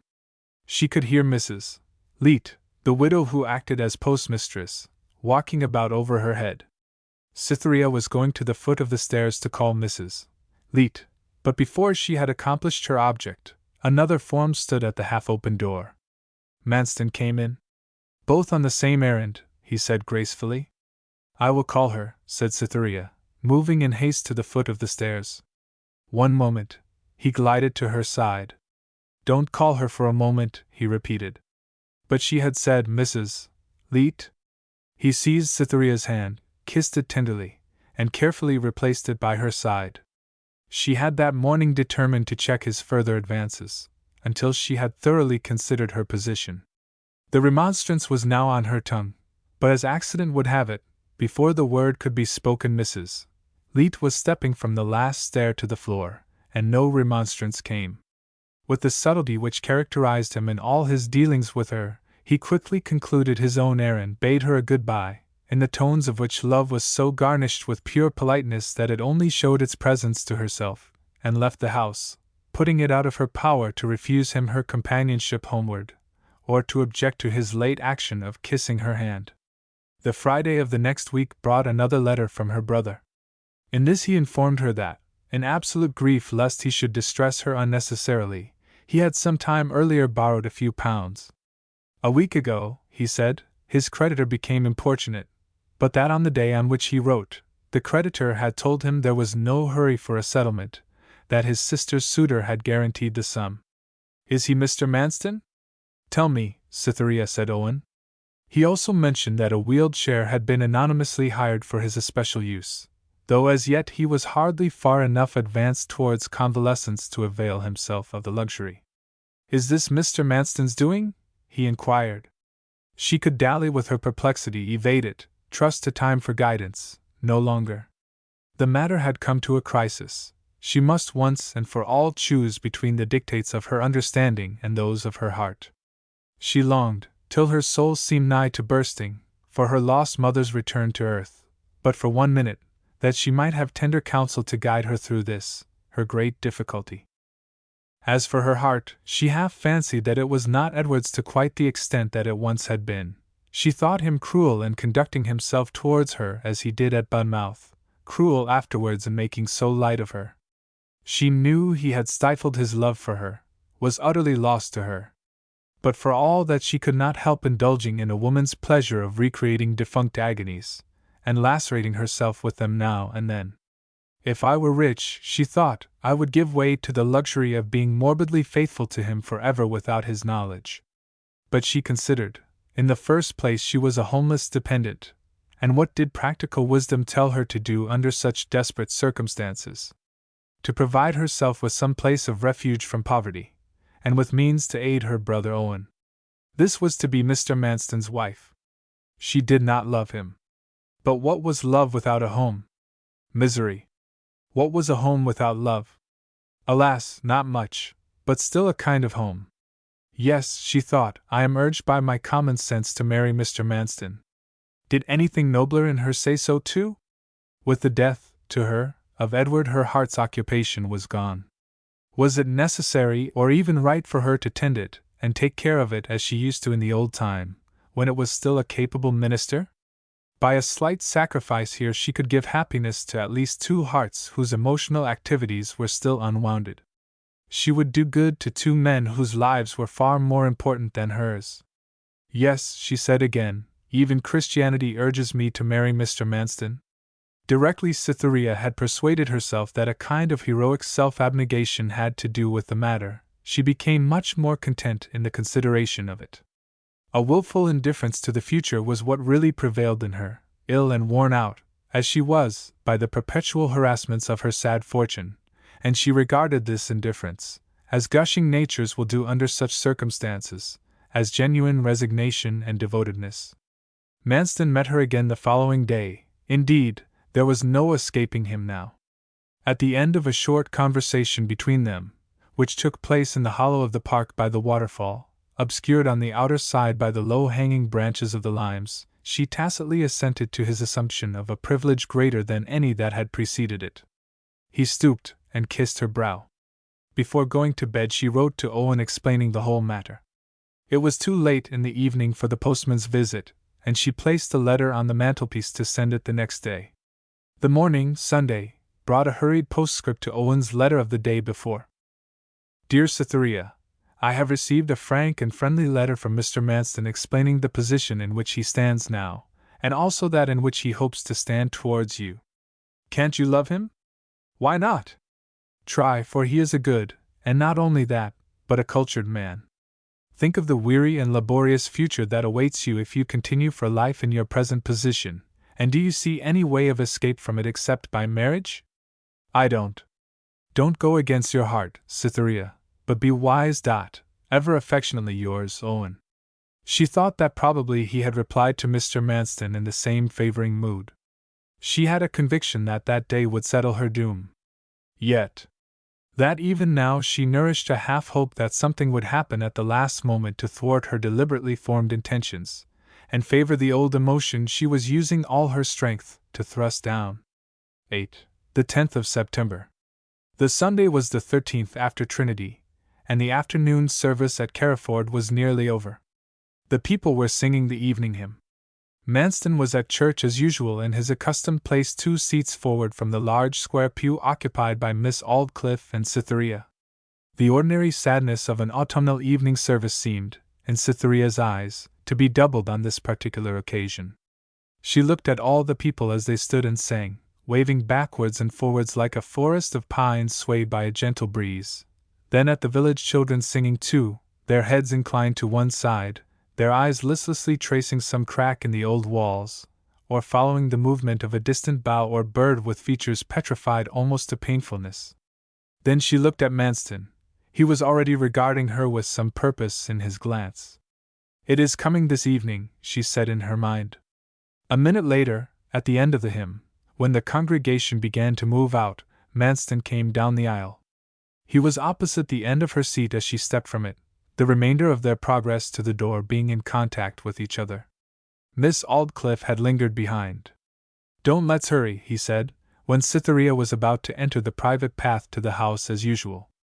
"Would you mind turning down this way for a minute till Miss Aldclyffe has passed?" She could not very well refuse now. They turned into a secluded path on their left, leading round through a thicket of laurels to the other gate of the churchyard, walking very slowly. By the time the further gate was reached, the church was closed. They met the sexton with the keys in his hand. "We are going inside for a minute," said Manston to him, taking the keys unceremoniously. "I will bring them to you when we return." The sexton nodded his assent, and Cytherea and Manston walked into the porch, and up the nave. They did not speak a word during their progress, or in any way interfere with the stillness and silence that prevailed everywhere around them. Everything in the place was the embodiment of decay, the fading red glare from the setting sun, which came in at the west window, emphasizing the end of the day and all its cheerful doings, the mildewed walls, the uneven paving stones, the wormy pews, the sense of recent occupation, and the dank air of death which had gathered with the evening, would have made grave a lighter mood than Cytherea's was then. "What sensations does the place impress you with?" she said at last, very sadly. "I feel imperatively called upon to be honest, from very despair of achieving anything by stratagem in a world where the materials are such as these." He, too, spoke in a depressed voice, purposely or otherwise. "I feel as if I were almost ashamed to be seen walking such a world," she murmured. "That's the effect it has upon me. But it does not induce me to be honest particularly." He took her hand in both his, and looked down upon the lids of her eyes. "I pity you sometimes," he said more emphatically. "I am pitiable, perhaps, so are many people. Why do you pity me?" "I think that you make yourself needlessly sad." "Not needlessly." "Yes, needlessly. Why should you be separated from your brother so much, when you might have him to stay with you till he is well?" "That can't be," she said, turning away. He went on, "I think the real and only good thing that can be done for him is to get him away from Budmouth a while, and I have been wondering whether it could not be managed for him to come to my house to live for a few weeks. Only a quarter of a mile from you. How pleasant it would be!" "It would." He moved himself round immediately to the front of her, and held her hand more firmly, as he continued, "Cytherea, why do you say, 'it would'? So entirely in the tone of abstract supposition? I want him there. I want him to be my brother too. Then make him so, and be my wife. I cannot live without you. Oh, Cytherea, my darling, my love, come and be my wife." His face bent closer and closer to hers, and the last words sank to a whisper as weak as the emotion inspiring it was strong. She said firmly and distinctly, "Yes, I will." "Next month?" he said on the instant, before taking breath. "No, not next month." "The next?" "No." "December? Christmas Day, say?" "I don't mind." "Oh, you darling!" He was about to imprint a kiss upon her pale, cold mouth, but she hastily covered it with her hand. "Don't kiss me, at least where we are now," she whispered imploringly. "Why?" "We are too near God." He gave a sudden start, and his face flushed. She had spoken so emphatically that the words "near God" echoed back again through the hollow building from the far end of the chancel. "What a thing to say!" he exclaimed. "Surely a pure kiss is not inappropriate to the place." "No," she replied, with a swelling heart. "I don't know why I burst out so. I can't tell what has come over me. Will you forgive me? How shall I say yes without judging you? How shall I say no without losing the pleasure of saying yes?" He was himself again. "I don't know," she absently murmured. "I'll say yes," he answered daintily. "It is sweeter to fancy we are forgiven than to think we have not sinned, and you shall have the sweetness without the need." She did not reply, and they moved away.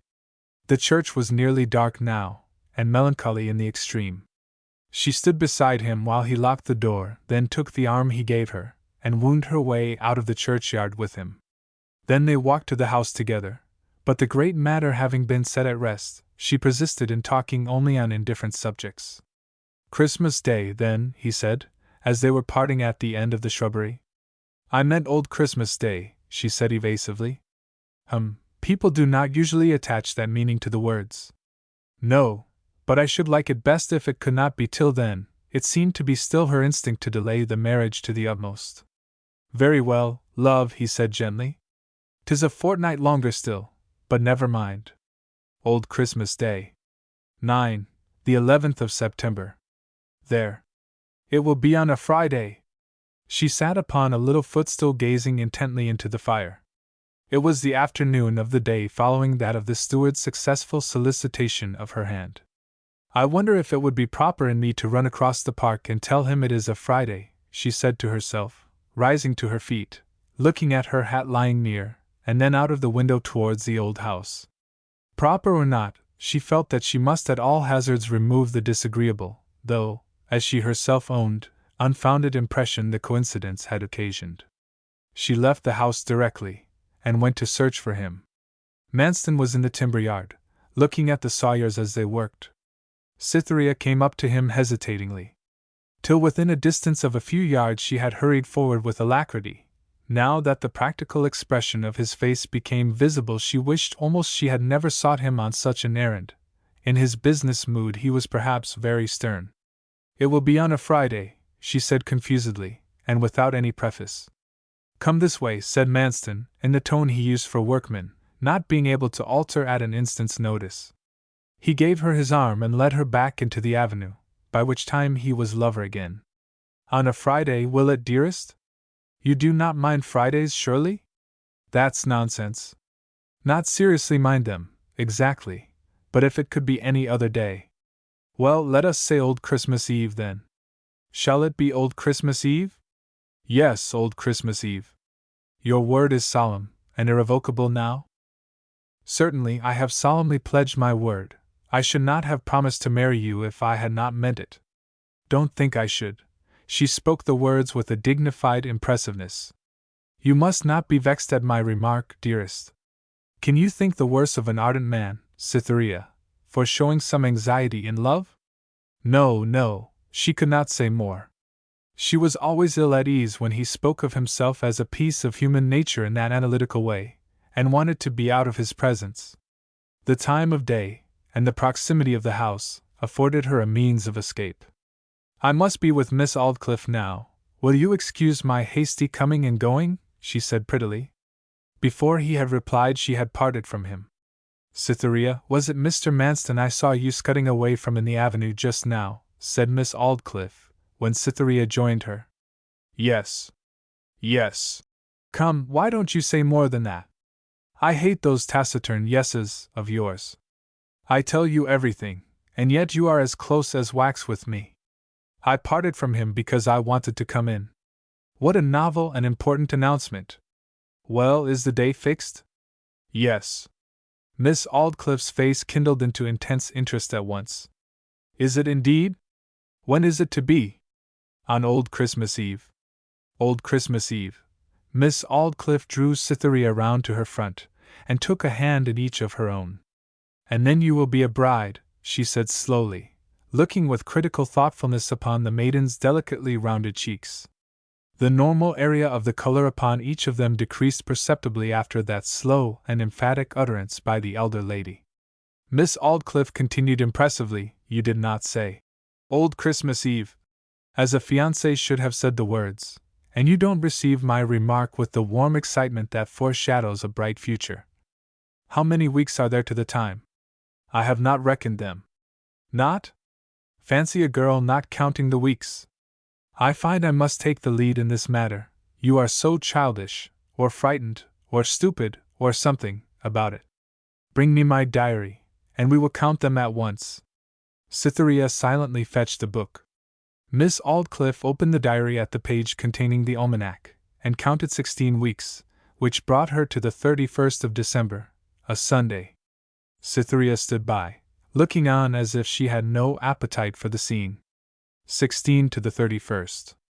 Then let me see, Monday will be the 1st of January, Tuesday the 2nd, Wednesday 3rd, Thursday 4th, Friday 5th. You have chosen a Friday, as I declare. A Thursday, surely, said Cytherea. No, Old Christmas Day comes on a Saturday.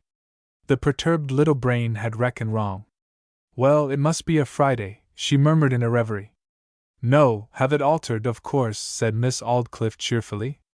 There's nothing bad in Friday, but such a creature as you will be thinking about its being unlucky. In fact, I wouldn't choose a Friday myself to be married on, since all the other days are equally available. I shall not have it altered, said Cytherea firmly. It has been altered once already, I shall let it be. 13. The events of one day. 1. The 5th of January. Before dawn. We pass over the intervening weeks. The time of the story is thus advanced more than a quarter of a year.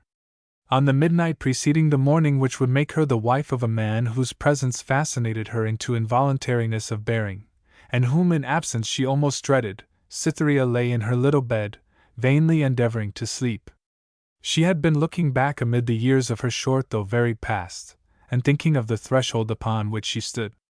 Days and months had dimmed the form of Edward Springrove like the gauzes of a vanishing stage scene, but his dying voice could still be heard faintly behind. That a soft small chord in her still vibrated true to his memory, she would not admit. That she did not approach Manston with feelings which could by any stretch of words be called hymeneal, she calmly owned. Why do I marry him? She said to herself. Because Owen, dear Owen my brother, wishes me to marry him. Because Mr. Manston is, and has been, uniformly kind to Owen, and to me. Act in obedience to the dictates of common sense, Owen said, and dread the sharp sting of poverty. How many thousands of women like you marry every year for the same reason, to secure a home, and mere ordinary, material comforts, which after all go far to make life endurable, even if not supremely happy. 'Tis right, I suppose, for him to say that.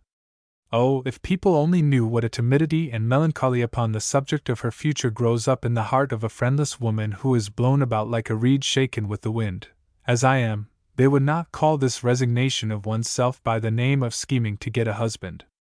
Scheme to marry? I'd rather scheme to die. I know I am not pleasing my heart. I know that if I only were concerned, I should like risking a single future. But why should I please my useless self overmuch, when by doing otherwise I please those who are more valuable than I? In the midst of desultory reflections like these, which alternated with surmises as to the inexplicable connection that appeared to exist between her intended husband and Miss Aldclyffe, she heard dull noises outside the walls of the house, which she could not quite fancy to be caused by the wind. She seemed doomed to such disturbances at critical periods of her existence. It is strange, she pondered, that this my last night in Knapwater House should be disturbed precisely as my first was, no occurrence of the kind having intervened. As the minutes glided by, the noise increased, sounding as if someone were beating the wall below her window with a bunch of switches. She would gladly have left her room and gone to stay with one of the maids, but they were without doubt all asleep. The only person in the house likely to be awake, or who would have brains enough to comprehend her nervousness, was Miss Aldclyffe, but Cytherea never cared to go to Miss Aldclyffe's room, though she was always welcome there, and was often almost compelled to go against her will. The oft-repeated noise of switches grew heavier upon the wall, and was now intermingled with creaks, and a rattling like the rattling of dice. The wind blew stronger. There came first a snapping, then a crash, and some portion of the mystery was revealed. It was the breaking off and fall of a branch from one of the large trees outside. The smacking against the wall, and the intermediate rattling, ceased from that time. Well, it was the tree which had caused the noises. The unexplained matter was that neither of the trees ever touched the walls of the house during the highest wind, and that trees could not rattle like a man playing castanets or shaking dice. She thought, is it the intention of fate that something connected with these noises shall influence my future as in the last case of the kind? During the dilemma she fell into a troubled sleep, and dreamt that she was being whipped with dry bones suspended on strings, which rattled at every blow like those of a malefactor on a gibbet, that she shifted and shrank and avoided every blow, and they fell then upon the wall to which she was tied. She could not see the face of the executioner for his mask, but his form was like Manston's. "Thank heaven," she said, when she awoke and saw a faint light struggling through her blind. Now what were those noises? To settle that question seemed more to her than the event of the day. She pulled the blind aside and looked out. All was plain. The evening previous had closed in with a grey drizzle, borne upon a piercing air from the north, and now its effects were visible. The hoary drizzle still continued, but the trees and shrubs were laden with icicles to an extent such as she had never before witnessed. A shoot of the diameter of a pin's head was iced as thick as her finger. All the boughs in the park were bent almost to the earth with the immense weight of the glistening encumbrance. The walks were like a looking-glass. Many boughs had snapped beneath their burden, and lay in heaps upon the icy grass. Opposite her eye, on the nearest tree, was a fresh yellow scar, showing where the branch that had terrified her had been splintered from the trunk.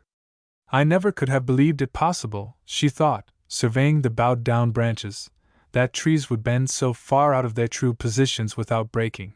By watching a twig she could see a drop collect upon it from the hoary fog, sink to the lowest point, and there become coagulated as the others had done.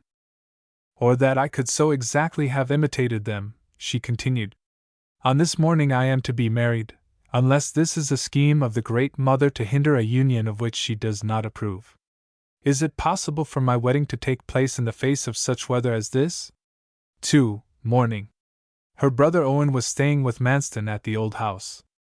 Contrary to the opinion of the doctors, the wound had healed after the first surgical operation, and his leg was gradually acquiring strength, though he could only as yet get about on crutches, or ride, or be dragged in a chair. Miss Aldclyffe had arranged that Cytherea should be married from Knapwater House, and not from her brother's lodgings at Bournemouth, which was Cytherea's first idea. Owen, too, seemed to prefer the plan. The capricious old maid had latterly taken to the contemplation of the wedding with even greater warmth than had at first inspired her, and appeared determined to do everything in her power, consistent with her dignity, to render the adjuncts of the ceremony pleasing and complete. But the weather seemed in flat contradiction of the whole proceeding. At 8 o'clock the coachman crept up to the house almost upon his hands and knees, entered the kitchen, and stood with his back to the fire, panting from his exertions in pedestrianism. The kitchen was by far the pleasantest apartment in Knapwater House on such a morning as this. The vast fire was the center of the whole system, like a sun, and threw its warm rays upon the figures of the domestics, wheeling about it in true planetary style. A nervously feeble imitation of its flicker was continually attempted by a family of polished metallic utensils standing in rows and groups against the walls opposite, the whole collection of shines nearly annihilating the weak daylight from outside. A step further in, and the nostrils were greeted by the scent of green herbs just gathered, and the eye by the plump form of the cook, wholesome, white-aproned, and floury, looking as edible as the food she manipulated, her movements being supported and assisted by her satellites, the kitchen and scullery maids. Minute recurrent sounds prevailed, the click of the smoke-jack, the flap of the flames, and the light touches of the women's slippers upon the stone floor. The coachman hemmed, spread his feet more firmly upon the hearthstone, and looked hard at a small plate in the extreme corner of the dresser. "No weddin' this mornin', that's my opinion.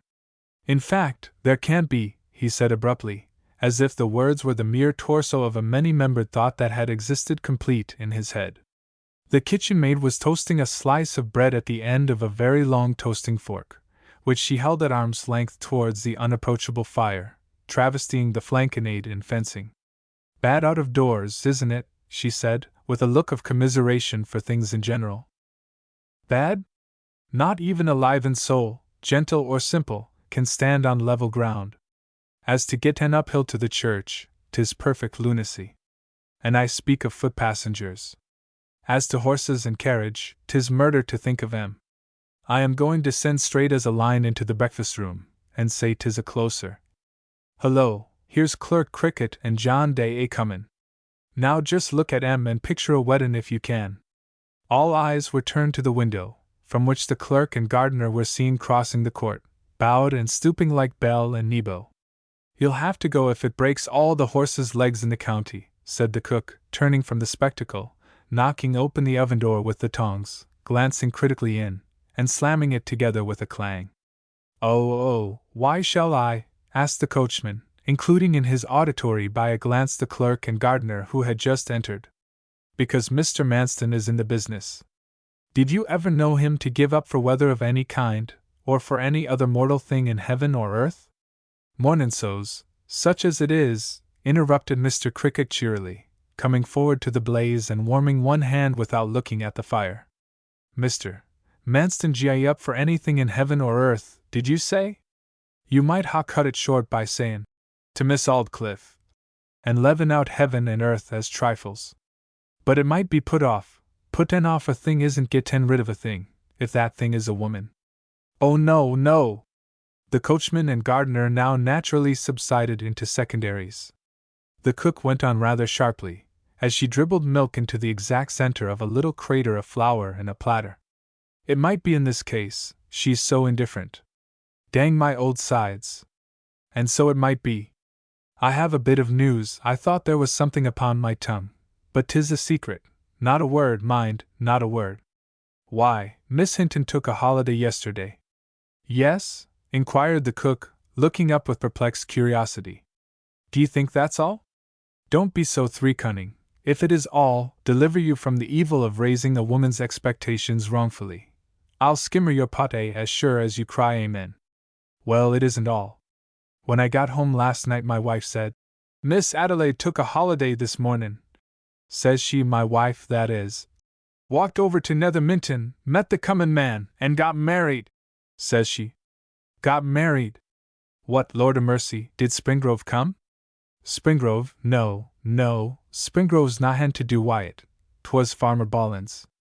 They'd been playing Bo Peep for these 2 or 3 months seemingly. Whilst Master Teddy Springrove has been daddlin', and hawkin', and spettin' about having her, she's quietly left him all forsook. Serve him right. I don't blame the little woman a bit. Farmer Bollins is old enough to be her father. Aye, quite, and rich enough to be 10 fathers. They say he's so rich that he has business in every bank, and measures his money in half-pint cups. Lord, I wish it was me, don't I wish 'twas me," said the scullery maid. "Yes, 'twas as neat a bit of stitching as ever I heard of," continued the clerk, with a fixed eye, as if he were watching the process from a distance. "Not a soul knew anything about it, and my wife is the only one in our parish who knows it yet. Miss Hinton came back from the weddin', went to Mr. Manston, puffed herself out large, and said she was Mrs. Bollins, but that if he wished, she had no objection to keep on the house till the regular time of giving notice had expired, or till he could get another tenant. Just like her independence," said the cook. "Well, independent or no, she's Mrs. Bollins now. Ah, I shall never forget once when I went by Farmer Bollins's garden, years ago now, years, when he was taking up ashleaf toddies. A merry feller I was at that time, a very merry feller, for 'twas before I took holy orders, and it didn't prick my conscience as 'twould now. 'Farmer,' says I, 'little toddies seem to turn out small this year, don't em?' 'Oh no, Cricket,' says he, 'some be fair-sized.' He's a dull man, Farmer Bollins is, he always was. However, that's neither here nor there. He's married to a sharp woman, and if I don't make a mistake she'll bring him a pretty good family, gi her time." "Well, it don't matter, there's a providence in it," said the scullery maid.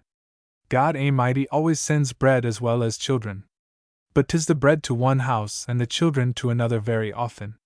However, I think I can see my Lady Hinton's reason for chosen yesterday to sickness or health it. Your young miss, and that one, had crossed one another's path in regard to young Master Springrove, and I expect that when Addie Hinton found Miss Grey wasn't carin' to have en, she thought she'd be beforehand with her old enemy in marrying somebody else too. That's maid's logic all over, and maid's malice likewise. Women who are bad enough to divide against themselves under a man's partiality are good enough to instantly unite in a common cause against his attack. "I'll just tell you one thing then," said the cook, shaking out her words to the time of a whisk she was beating eggs with. "Whatever maid's logic is and maid's malice too, if Cytherea Grey even now knows that young Springrove is free again, she'll fling over the steward as soon as look at him. No, no, not now, the coachman broke in like a moderator. There's honour in that maid, if ever there was in one. No Miss Hinton's tricks in her. She'll stick to Manston. Piff! Don't let a word be said till the weddin' is over, for heaven's sake, the clerk continued. Miss Aldclyffe would fairly hang and quarter me, if my news broke off that they're weddin' at a last minute like this. Then you had better get your wife to bolt you in the closet for an hour or two, for you'll chatter it yourself to the whole boiling parish if she don't. 'Tis a poor womanly feller. You shouldn't ha' begun it, clerk. I knew how 'twould be, said the gardener soothingly, in a whisper to the clerk's mangled remains. The clerk turned and smiled at the fire, and warmed his other hand. 3 noon. The weather gave way. In half an hour there began a rapid thaw. By 10 o'clock the roads, though still dangerous, were practicable to the extent of the half-mile required by the people of Knapwater Park. One mass of heavy leaden clouds spread over the whole sky. The air began to feel damp and mild out of doors, though still cold and frosty within. They reached the church and passed up the nave, the deep-colored glass of the narrow windows rendering the gloom of the morning almost night itself inside the building. Then the ceremony began. The only warmth or spirit imported into it came from the bridegroom, who retained a vigorous, even Spencerian, bridal mood throughout the morning. Cytherea was as firm as he at this critical moment, but as cold as the air surrounding her. The few persons forming the wedding party were constrained in movement and tone, and from the nave of the church came occasional coughs, emitted by those who, in spite of the weather, had assembled to see the termination of Cytherea's existence as a single woman. Many poor people loved her. They pitied her success, why, they could not tell, except that it was because she seemed to stand more like a statue than Cytherea Grey. Yet she was prettily and carefully dressed, a strange contradiction in a man's idea of things, a saddening, perplexing contradiction. Are there any points in which a difference of sex amounts to a difference of nature? Then this is surely one. Not so much, as it is commonly put, in regard to the amount of consideration given, but in the conception of the thing considered. A man emasculated by coxcombry may spend more time upon the arrangement of his clothes than any woman, but even then there is no fetishism in his idea of them, they are still only a covering he uses for a time. But here was Cytherea, in the bottom of her heart almost indifferent to life, yet possessing an instinct with which her heart had nothing to do, the instinct to be particularly regardful of those sorry trifles, her robe, her flowers, her veil, and her gloves. The irrevocable words were soon spoken, the indelible writing soon written, and they came out of the vestry. Candles had been necessary here to enable them to sign their names, and on their return to the church the light from the candles streamed from the small open door, and across the chancel to a black chestnut screen on the south side, dividing it from a small chapel or chantry, erected for the soul's peace of some Aldclyffe of the past. Through the open work of this screen could now be seen illuminated, inside the chantry, the reclining figures of cross-legged knights, damp and green with age, and above them a huge classic monument, also inscribed to the Aldclyffe family, heavily sculptured in cadaverous marble. Leaning here, almost hanging to the monument, was Edward Springrove, or his spirit. The weak daylight would never have revealed him, shaded as he was by the screen, but the unexpected rays of candlelight in the front showed him forth in startling relief to any and all of those whose eyes wandered in that direction. The sight was a sad one, sad beyond all description. His eyes were wild, their orbits leaden. His face was of a sickly paleness, his hair dry and disordered, his lips parted as if he could get no breath. His figure was spectre-thin. His actions seemed beyond his own control. Manston did not see him, Cytherea did. The healing effect upon her heart of a year's silence, a year and a half's separation, was undone in an instant.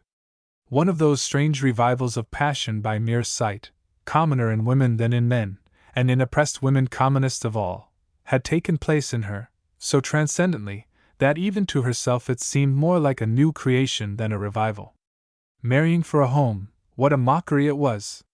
It may be said that the means most potent for rekindling old love in a maiden's heart are, To see her lover in laughter and good spirits in her despite when the breach has been owing to a slight from herself, when owing to a slight from him, to see him suffering for his own fault. If he is happy in a clear conscience, she blames him. If he is miserable because deeply to blame, she blames herself. The latter was Cytherea's case now.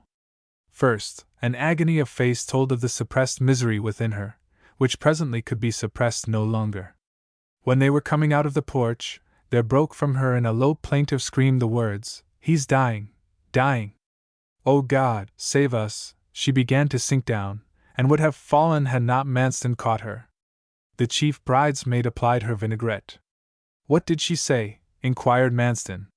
Owen was the only one to whom the words were intelligible, and he was far too deeply impressed, or rather alarmed, to reply. She did not faint, and soon began to recover her self-command. Owen took advantage of the hindrance to step back to where the apparition had been seen. He was enraged with Springrove for what he considered an unwarrantable intrusion. But Edward was not in the chantry. As he had come, so he had gone, nobody could tell how or whither. For, afternoon. It might almost have been believed that a transmutation had taken place in Cytherea's idiosyncrasy, that her moral nature had fled. The wedding party returned to the house. As soon as he could find an opportunity, Owen took his sister aside to speak privately with her on what had happened. The expression of her face was hard, wild, and unreal, an expression he had never seen there before, and it disturbed him. He spoke to her severely and sadly. "Cytherea," he said, "I know the cause of this emotion of yours. But remember this, there was no excuse for it. You should have been woman enough to control yourself. Remember whose wife you are, and don't think anything more of a mean-spirited fellow like Springrove. He had no business to come there as he did. You are altogether wrong, Cytherea, and I am vexed with you more than I can say, very vexed." "Say ashamed of me at once," she bitterly answered. "I am ashamed of you," he retorted angrily. "The mood has not left you yet, then?" "Owen," she said, and paused. Her lip trembled. Her eye told of sensations too deep for tears. "No, Owen, it has not left me, and I will be honest. I own now to you, without any disguise of words, what last night I did not own to myself, because I hardly knew of it. I love Edward Springrove with all my strength, and heart, and soul. You call me a wanton for it, don't you? I don't care. I have gone beyond caring for anything." She looked stonily into his face, and made the speech calmly. "Well, poor Cytherea, don't talk like that," he said, alarmed at her manner. "I thought that I did not love him at all," she went on hysterically. "A year and a half had passed since we met. I could go by the gate of his garden without thinking of him, look at his seat in church and not care. But I saw him this morning, dying because he loves me so. I know it is that. Can I help loving him too? No, I cannot, and I will love him, and I don't care. We have been separated somehow by some contrivance. I know we have. Oh, if I could only die!" He held her in his arms. "Many a woman has gone to ruin herself," he said, "and brought those who love her into disgrace, by acting upon such impulses as possess you now. I have a reputation to lose as well as you.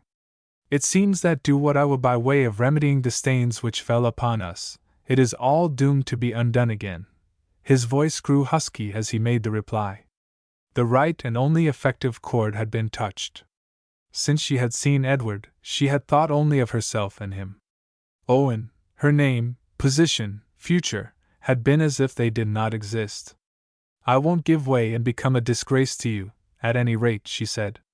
"Besides, your duty to society, and those about you, requires that you should live with, at any rate, all the appearance of a good wife, and try to love your husband." "Yes, my duty to society," she murmured. "But Owen, it is difficult to adjust our outer and inner life with perfect honesty to all. Though it may be right to care more for the benefit of the many than for the indulgence of your own single self, when you consider that the many, and duty to them, only exist to you through your own existence, what can be said? What do our own acquaintances care about us? Not much. I think of mine. Mine will now, do they learn all the wicked frailty of my heart in this affair, look at me, smile sickly, and condemn me? And perhaps, far in time to come, when I am dead and gone, some other's accent, or some other's song, or thought, like an old one of mine, will carry them back to what I used to say, and hurt their hearts a little that they blamed me so soon. And they will pause just for an instant, and give a sigh to me, and think, "Poor girl!" believing they do great justice to my memory by this. But they will never realize that it was my single opportunity of existence, as well as of doing my duty, which they are regarding. They will not feel that what to them is but a thought easily held in those 2 words of pity. "Poor girl!" was a whole life to me, as full of hours, minutes, and peculiar minutes, of hopes and dreads, smiles, whisperings, tears, as theirs, that it was my world, what is to them their world, and they in that life of mine, however much I cared for them, only as the thought I seemed to them to be. Nobody can enter into another's nature truly, that's what is so grievous. "Well, it cannot be helped," said Owen. "But we must not stay here," she continued, starting up and going. "We shall be missed." "I'll do my best, Owen, I will, indeed." It had been decided that on account of the wretched state of the roads, the newly married pair should not drive to the station till the latest hour in the afternoon at which they could get a train to take them to Southampton, their destination that night, by a reasonable time in the evening. They intended the next morning to cross to Havre, and thence to Paris, a place Cytherea had never visited, for their wedding tour. The afternoon drew on. The packing was done. Cytherea was so restless that she could stay still nowhere. Miss Aldclyffe, who, though she took little part in the day's proceedings, was, as it were, instinctively conscious of all their movements, put down her charge's agitation for once as the natural result of the novel event, and Manston himself was as indulgent as could be wished. At length Cytherea wandered alone into the conservatory. When in it, she thought she would run across to the hothouse in the outer garden, having in her heart a whimsical desire that she should also like to take a last look at the familiar flowers and luxuriant leaves collected there. She pulled on a pair of overshoes, and thither she went. Not a soul was in or around the place. The gardener was making merry on Manston's and her account. The happiness that a generous spirit derives from the belief that it exists in others is often greater than the primary happiness itself. The gardener thought how happy they are, and the thought made him happier than they. Coming out of the forcing house again, she was on the point of returning indoors, when a feeling that these moments of solitude would be her last of freedom induced her to prolong them a little, and she stood still, unheeding the wintry aspect of the curly-leaved plants, the straw-covered beds, and the bare fruit trees around her. The garden, no part of which was visible from the house, sloped down to a narrow river at the foot, dividing it from the meadows without. A man was lingering along the public path on the other side of the river. She fancied she knew the form. Her resolutions, taken in the presence of Owen, did not fail her now. She hoped and prayed that it might not be one who had stolen her heart away, and still kept it. Why should he have reappeared at all, when he had declared that he went out of her sight forever? She hastily hid herself, in the lowest corner of the garden close to the river. A large dead tree, thickly robed in ivy, had been considerably depressed by its icy load of the morning, and hung low over the stream, which here ran slow and deep. The tree screened her from the eyes of any passer on the other side. She waited timidly, and her timidity increased. She would not allow herself to see him. She would hear him pass, and then look to see if it had been Edward. But before she heard anything, she became aware of an object reflected in the water from under the tree which hung over the river in such a way that, though hiding the actual path, and objects upon it, it permitted their reflected images to pass beneath its boughs. The reflected form was that of the man she had seen further off, but being inverted, she could not definitely characterize him. He was looking at the upper windows of the house, at hers. Was it Edward, indeed? If so, he was probably thinking he would like to say one parting word. He came closer, gazed into the stream, and walked very slowly. She was almost certain that it was Edward. She kept more safely hidden. Conscience told her that she ought not to see him. But she suddenly asked herself a question: can it be possible that he sees my reflected image, as I see his? Of course he does. He was looking at her in the water. She could not help herself now. She stepped forward just as he emerged from the other side of the tree and appeared erect before her. It was Edward Springrove, till the inverted vision met his eye, dreaming no more of seeing his Cytherea there than of seeing the dead themselves. "Cytherea!" "Mr. Springrove," she returned, in a low voice, across the stream. He was the first to speak again. "Since we have met, I want to tell you something, before we become quite as strangers to each other." "No, not now. I did not mean to speak. It is not right, Edward." She spoke hurriedly and turned away from him, beating the air with her hand. "Not one common word of explanation," he implored. "Don't think I am bad enough to try to lead you astray." "Well, go, it is better." Their eyes met again. She was nearly choked. Oh, how she longed, and dreaded, to hear his explanation. "What is it?" she said desperately. "It is that I did not come to the church this morning in order to distress you. I did not, Cytherea. It was to try to speak to you before you were married." He stepped closer, and went on, "You know what has taken place? Surely you do. My cousin is married, and I am free." "Married, and not to you?" Cytherea faltered in a weak whisper. "Yes, she was married yesterday. A rich man had appeared, and she jilted me. She said she never would have jilted a stranger, but that by jilting me, she only exercised the right everybody has of snubbing their own relations. But that's nothing now. I came to you to ask once more if... But I was too late." "But Edward, what's that? What's that?" she cried, in an agony of reproach. "Why did you leave me to return to her? Why did you write me that cruel, cruel letter that nearly killed me? Cytherea! Why, you had grown to love, like Mr. Manston, and how could you be anything to me, or care for me? Surely I acted naturally? Oh no, never! I loved you, only you, not him, always you, till lately. I try to love him now. But that can't be correct. Miss Aldclyffe told me that you wanted to hear no more of me. Proved it to me," said Edward. "Never. She couldn't." "She did, Cytherea. And she sent me a letter, a love letter you wrote to Mr. Manston." "A love letter I wrote?" "Yes, a love letter. You could not meet him just then, you said you were sorry, but the emotion you had felt with him made you forgetful of realities." The strife of thought in the unhappy girl who listened to this distortion of her meaning could find no vent in words. And then there followed the slow revelation in return, bringing with it all the misery of an explanation which comes too late. The question whether Miss Aldclyffe were schemer or dupe was almost passed over by Cytherea, under the immediate oppressiveness of her despair and the sense that her position was irretrievable. Not so Springrove.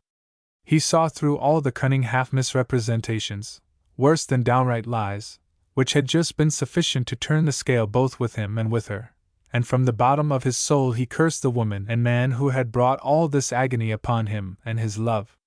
But he could not add more misery to the future of the poor child by revealing too much. The whole scheme she should never know.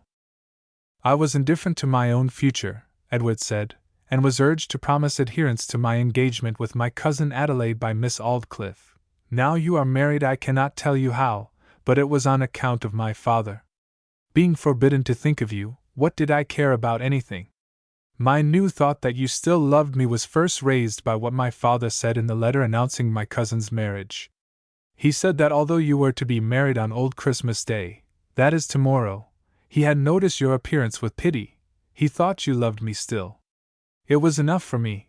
I came down by the earliest morning train, thinking I could see you some time today, the day, as I thought, before your marriage, hoping, but hardly daring to hope, that you might be induced to marry me. I hurried from the station. When I reached the village I saw idlers about the church, and the private gate leading to the house open. I ran into the church by the small door and saw you come out of the vestry. I was too late. I have now told you. I was compelled to tell you. Oh, my lost darling, now I shall live content, or die content. I am to blame, Edward, I am, she said mournfully. I was taught to dread pauperism. My nights were made sleepless. There was continually reiterated in my ears till I believed it. But I will say nothing about who influenced, who persuaded. The act is mine, after all. Edward, I married to escape dependence for my bread upon the whim of Miss Aldclyffe, or others like her. It was clearly represented to me that dependence is bearable if we have another place which we can call home. But to be a dependent and to have no other spot for the heart to anchor upon, oh, it is mournful and harassing. But that without which all persuasion would have been as air, was added by my miserable conviction that you were false. That did it, that turned me. You were to be considered as nobody to me, and Mr. Manston was invariably kind. Well, the deed is done, I must abide by it. I shall never let him know that I do not love him, never. If things had only remained as they seemed to be, if you had really forgotten me and married another woman, I could have borne it better. I wish I did not know the truth as I know it now. But our life, what is it? Let us be brave, Edward, and live out our few remaining years with dignity. They will not be long. Oh, I hope they will not be long. Now, goodbye, goodbye. I wish I could be near and touch you once, just once, said Springrove, in a voice which he vainly endeavored to keep firm and clear. They looked up the river, then into it. A shoal of minnows was floating over the sandy bottom, like the black dashes on Miniver. Though narrow, the stream was deep, and there was no bridge. Cytherea, reach out your hand that I may just touch it with mine. She stepped to the brink and stretched out her hand and fingers towards his, but not into them. The river was too wide. Never mind, said Cytherea, her voice broken by agitation, I must be going. God bless and keep you, my Edward. God bless you. I must touch you, I must press your hand, he said. They came near, nearer, nearer still, their fingers met. There was a long firm clasp, so close and still that each hand could feel the other's pulse throbbing beside its own. My Cytherea! My stolen pet lamb! She glanced a mute farewell from her large perturbed eyes, turned, and ran up the garden without looking back. All was over between them. The river flowed on as quietly and obtusely as ever, and the minnows gathered again in their favorite spot as if they had never been disturbed. Nobody indoors guessed from her countenance and bearing that her heart was near to breaking with the intensity of the misery which gnawed there. At these times a woman does not faint, or weep, or scream, as she will in the moment of sudden shocks. When lanced by a mental agony of such refined and special torture that it is indescribable by men's words, she moves among her acquaintances much as before, and contrives so to cast her actions in the old molds that she is only considered to be rather duller than usual. 2:30 to 5 o'clock p.m. Owen accompanied the newly married couple to the railway station, and in his anxiety to see the last of his sister, left the brougham and stood upon his crutches whilst the train was starting. When the husband and wife were about to enter the railway carriage, they saw one of the porters looking frequently and furtively at them. He was pale, and apparently very ill. Look at that poor sick man, said Cytherea compassionately, surely he ought not to be here. He's been very queer today, madam, very queer, another porter answered. He do hardly hear when he's spoken to, and he seemed giddy, or as if something was on his mind. He's been like it for this month past, but nothing so bad as he is today. Poor thing! She could not resist an innate desire to do some just thing on this most deceitful and wretched day of her life. Going up to him, she gave him money, and told him to send to the old manor house for wine or whatever he wanted. The train moved off as the trembling man was murmuring his incoherent thanks. Owen waved his hand. Cytherea smiled back to him as if it were unknown to her that she wept all the while. Owen was driven back to the old house. But he could not rest in the lonely place. His conscience began to reproach him for having forced on the marriage of his sister with a little too much peremptoriness. Taking up his crutches, he went out of doors and wandered about the muddy roads with no object in view save that of getting rid of time. The clouds which had hung so low and densely during the day cleared from the west just now as the sun was setting, calling forth a weakly twitter from a few small birds. Owen crawled down the path to the waterfall, and lingered thereabout till the solitude of the place oppressed him, when he turned back and into the road to the village. He was sad, he said to himself. If there is ever any meaning in those heavy feelings which are called presentiments, and I don't believe there is, there will be in mine today. Poor little Cytherea! At that moment the last low rays of the sun touched the head and shoulders of a man who was approaching, and showed him up to Owen's view. It was old Mr. Springrove. They had grown familiar with each other by reason of Owen's visits to Knapwater during the past year. The farmer inquired how Owen's foot was progressing, and was glad to see him so nimble again. "How is your son?" said Owen mechanically. "He is at home, sitting by the fire," said the farmer, in a sad voice. "This morning he slipped indoors from God knows where, and there he sits and mopes, and thinks, and presses his head so hard, that I can't help feeling for him." "Is he married?" said Owen. Cytherea had feared to tell him of the interview in the garden. "No, I can't quite understand how the matter rests." "Ah!"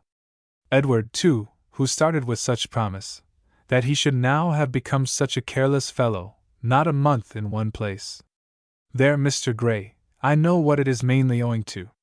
If it hadn't been for that heart affair, he might have done, but the less said about him the better.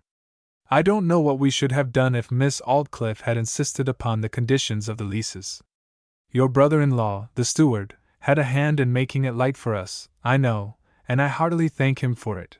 He ceased speaking, and looked round at the sky. "Have you heard what's happened?" he said suddenly. "I was just coming out to learn about it." "I haven't heard of anything. It is something very serious, though I don't know what. All I know is what I heard a man call out Bino, that it very much concerns somebody who lives in the parish. It seems singular enough, even to minds who have no dim beliefs in adumbration and presentiment, that at that moment not the shadow of a thought crossed Owen's mind that the somebody whom the matter concerned might be himself, or any belonging to him. The event about to transpire was as portentous to the woman whose welfare was more dear to him than his own, as any, short of death itself, could possibly be, and ever afterwards, when he considered the effect of the knowledge the next half-hour conveyed to his brain, even his practical good sense could not refrain from wonder that he should have walked toward the village after hearing those words of the farmer, in so leisurely and unconcerned a way. "How unutterably mean must my intelligence have appeared to the eye of a foreseeing God," he frequently said in after-time. Columbus on the eve of his discovery of a world was not so contemptibly unaware.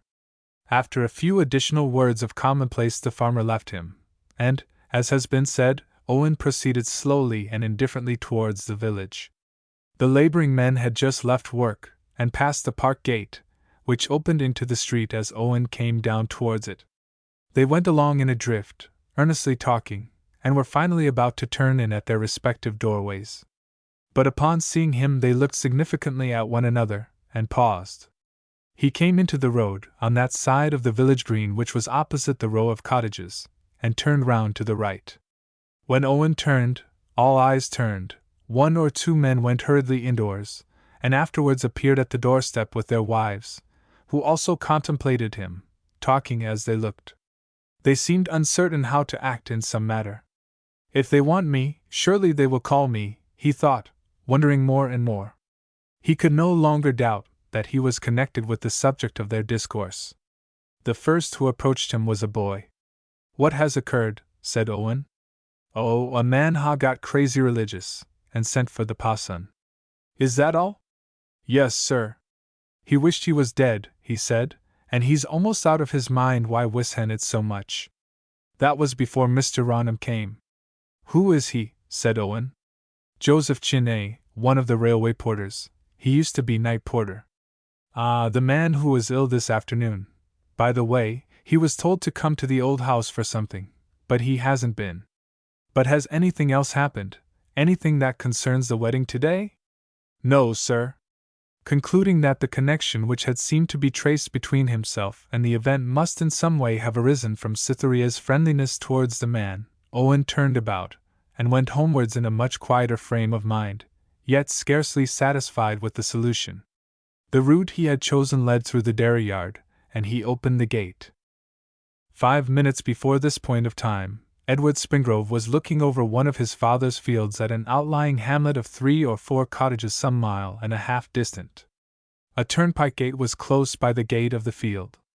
The carrier to Casterbridge came up as Edward stepped into the road, and jumped down from the van to pay toll. He recognized Springrove. "This is a pretty set to in your place, sir," he said. "You don't know about it, I suppose?" "What?" said Springrove. The carrier paid his dues, came up to Edward, and spoke 10 words in a confidential whisper, then sprang upon the shafts of his vehicle, gave a clinching nod of significance to Springrove, and rattled away. Edward turned pale with the intelligence. His first thought was, bring her home. The next, did Owen Gray know what had been discovered? He probably did by that time, but no risks of probability must be run by a woman he loved dearer than all the world besides. He would at any rate make perfectly sure that her brother was in possession of the knowledge, by telling it him with his own lips. Off he ran in the direction of the old manor house. The path was across arable land, and was ploughed up with the rest of the field every autumn, after which it was trodden out afresh. The thaw had so loosened the soft earth, that lumps of stiff mud were lifted by his feet at every leap he took, and flung against him by his rapid motion, as it were doggedly impeding him, and increasing tenfold the customary effort of running. But he ran on, uphill and downhill, the same pace alike, like the shadow of a cloud. His nearest direction, too, like Owen's, was through the dairy barton, and as Owen entered it he saw the figure of Edward rapidly descending the opposite hill, at a distance of 200 or 300 yards. Owen advanced amid the cows. The dairyman, who had hitherto been talking loudly on some absorbing subject to the maids and men milking around him, turned his face towards the head of the cow when Owen passed, and ceased speaking. Owen approached him and said, "A singular thing has happened, I hear. The man is not insane, I suppose?" "Not he, he's sensible enough," said the dairyman, and paused. He was a man noisy with his associates, stolid and taciturn with strangers. "Is it true that he is Chiney, the railway porter?" "That's the man, sir." The maids and men sitting under the cows were all attentively listening to this discourse, milking irregularly, and softly directing the jets against the sides of the pail. Owen could contain himself no longer, much as his mind dreaded anything of the nature of ridicule. "The people all seem to look at me, as if something seriously concerned me. Is it this stupid matter, or what is it?" "Surely, sir, you know better than anybody else if such a strange thing concerns you." "What strange thing?" "Don't you know? His confessing to Parson Raunham." "What did he confess? Tell me." "If you really haven't heard, 'tis this. He was as usual on duty at the station on the night of the fire last year, otherwise he wouldn't ha' known it." "Known what? For God's sake tell, man." But at this instant the 2 opposite gates of the dairy yard, one on the east, the other on the west side, slammed almost simultaneously. The rector from one, Springrove from the other, came striding across the barton. Edward was nearest, and spoke first. He said in a low voice, "Your sister is not legally married. His first wife is still living. How it comes out I don't know." "Oh, here you are at last, Mr. Gray, thank heaven," said the rector breathlessly. "I have been to the old house, and then to Miss Aldclyffe's looking for you, something very extraordinary." He beckoned to Owen, afterwards included Springrove in his glance, and the 3 stepped aside together. A porter at the station. He was a curious, nervous man. He had been in a strange state all day, but he wouldn't go home. Your sister was kind to him, it seems, this afternoon. When she and her husband had gone, he went on with his work, shifting luggage vans. Well, he got in the way, as if he were quite lost to what was going on, and they sent him home at last. Then he wished to see me. I went directly. There was something on his mind, he said, and told it. About the time when the fire of last November 12th was got under, whilst he was by himself in the porter's room, almost asleep, somebody came to the station and tried to open the door. He went out and found the person to be the lady he had accompanied to Carriford earlier in the evening, Mrs. Manston. She asked, when would be another train to London? The first the next morning, he told her, was at 6:15 o'clock from Budmouth, but that it was express, and didn't stop at Carriford Road, it didn't stop till it got to Anglebury. How far is it to Anglebury? She said. He told her, and she thanked him, and went away up the line. In a short time she ran back and took out her purse. Don't on any account say a word in the village or anywhere that I have been here, or a single breath about me, I'm ashamed ever to have come. He promised. She took out 2 sovereigns. Swear it on the testament in the waiting room, she said, and I'll pay you these. He got the book, took an oath upon it, received the money, and she left him. He was off duty at 5:30. He has kept silence all through the intervening time till now, but lately the knowledge he possessed weighed heavily upon his conscience and weak mind. Yet the nearer came the wedding day, the more he feared to tell. The actual marriage filled him with remorse. He says your sister's kindness afterwards was like a knife going through his heart. He thought he had ruined her. But whatever can be done? Why didn't he speak sooner? Cried Owen. He actually called at my house twice yesterday, the rector continued, resolved, it seems, to unburden his mind. I was out both times. He left no message, and they say, he looked relieved that his object was defeated. Then he says he resolved to come to you at the old house last night, started, reached the door, and dreaded to knock, and then went home again. Here will be a tale for the newsmongers of the county, said Owen bitterly. The idea of his not opening his mouth sooner, the criminality of the thing. Ah, that's the inconsistency of a weak nature. But now that it is put to us in this way, how much more probable it seems that she should have escaped than have been burnt. You will, of course, go straight to Mr. Manston, and ask him what it all means, Edward interrupted. Of course I shall. Manston has no right to carry off my sister unless he's her husband, said Owen. I shall go and separate them. Certainly you will, said the rector. Where's the man? In his cottage. 'Tis no use going to him, either. I must go off at once and overtake them, lay the case before Manston, and ask him for additional and certain proofs of his first wife's death. An up train passes soon, I think. Where have they gone? Said Edward. To Paris, as far as Southampton this afternoon, to proceed tomorrow morning. Where in Southampton? I really don't know, some hotel. I only have their Paris address. But I shall find them by making a few inquiries. The rector had in the meantime been taking out his pocket-book, and now opened it at the first page, whereon it was his custom every month to gum a small railway timetable, cut from the local newspaper. The afternoon express is just gone, he said, holding open the page, and the next train to Southampton passes at 10 minutes to 6 o'clock. Now at once, let me see, 45 minutes to that time. Mr. Gray, my advice is that you come with me to the porter's cottage, where I will shortly write out the substance of what he has said, and get him to sign it. You will then have far better grounds for interfering between Mr. and Mrs. Manston than if you went to them with a mere hearsay story. The suggestion seemed a good one. Yes, there will be time before the train starts, said Owen. Edward had been musing restlessly. Let me go to Southampton in your place, on account of your lameness? He said suddenly to Gray. I am much obliged to you, but I think I can scarcely accept the offer, returned Owen coldly. Mr. Manston is an honorable man, and I had much better see him myself. There is no doubt, said Mr. Raunham, that the death of his wife was fully believed in by himself.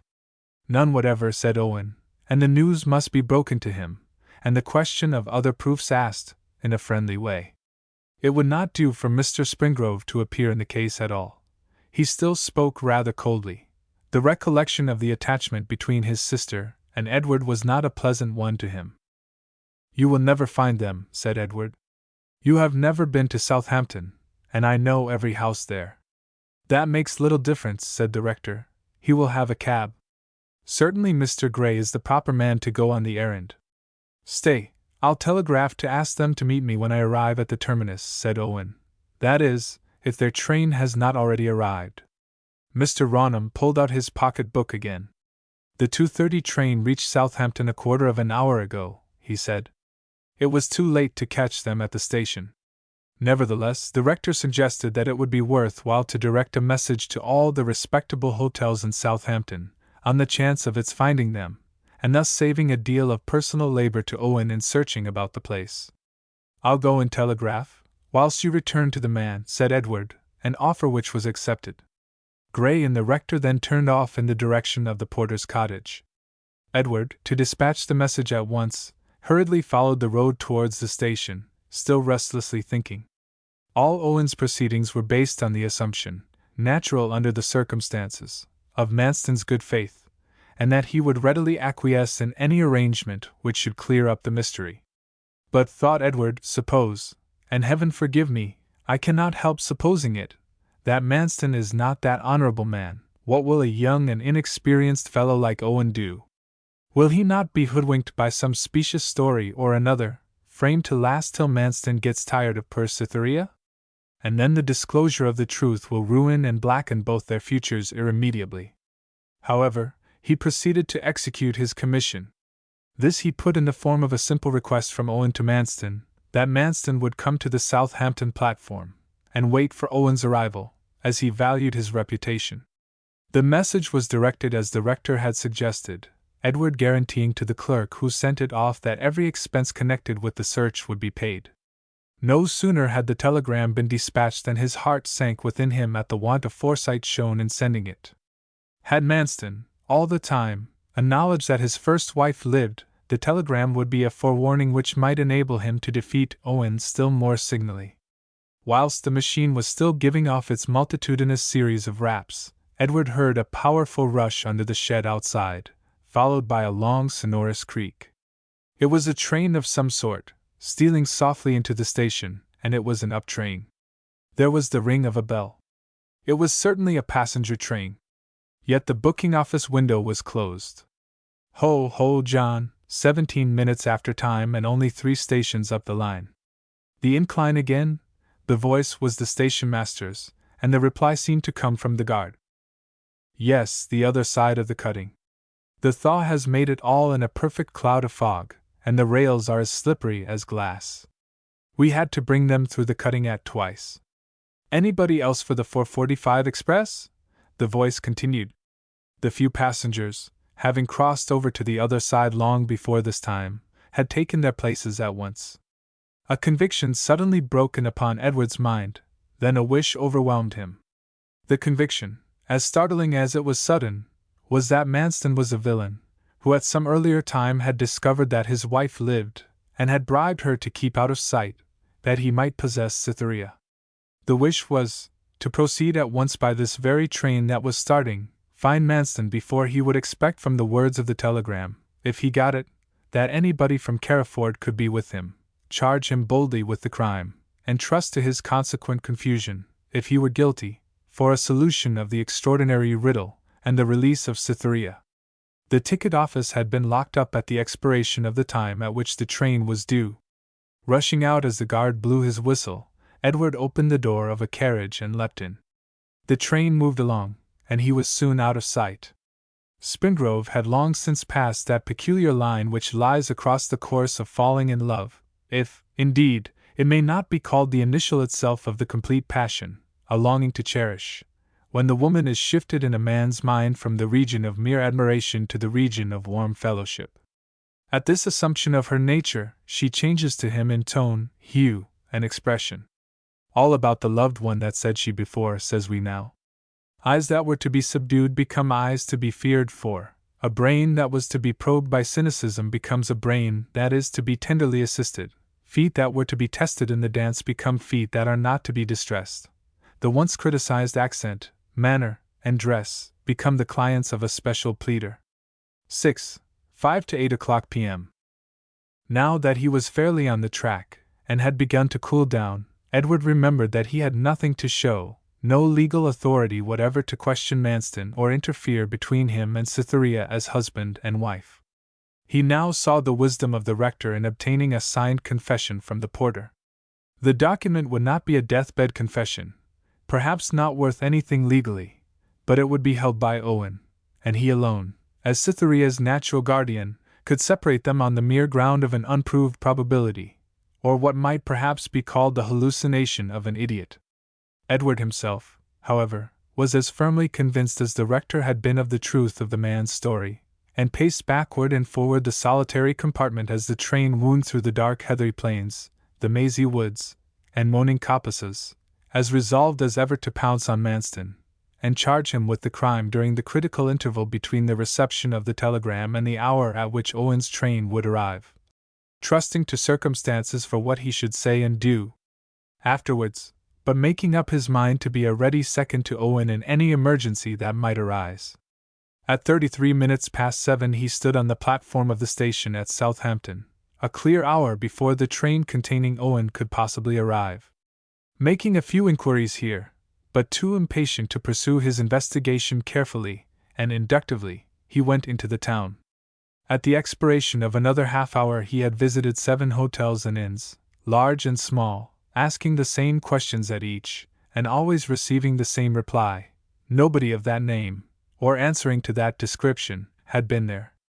A boy from the telegraph office had called, asking for the same persons, if they recollected rightly. He reflected a while, struck again by a painful thought that they might possibly have decided to cross the channel by the night boat. Then he hastened off to another quarter of the town to pursue his inquiries among hotels of the more old-fashioned and quiet class. His stained and weary appearance obtained for him but a modicum of civility wherever he went, which made his task yet more difficult. He called at 3 several houses in this neighborhood, with the same result as before. He entered the door of the 4th house whilst the clock of the nearest church was striking 8. "Have a tall gentleman named Manston and a young wife arrived here this evening?" he asked again, in words which had grown odd to his ears from very familiarity. "A new married couple, did you say?" "They are, though I didn't say so. They have taken a sitting-room and bedroom, number 13. "Are they indoors?" "I don't know." "Eliza?" "Yes, mm. See if number 13 is in, that gentleman and his wife." "Yes, mm. "Has any telegram come for them?" said Edward, when the maid had gone on her errand. "No, nothing that I know of."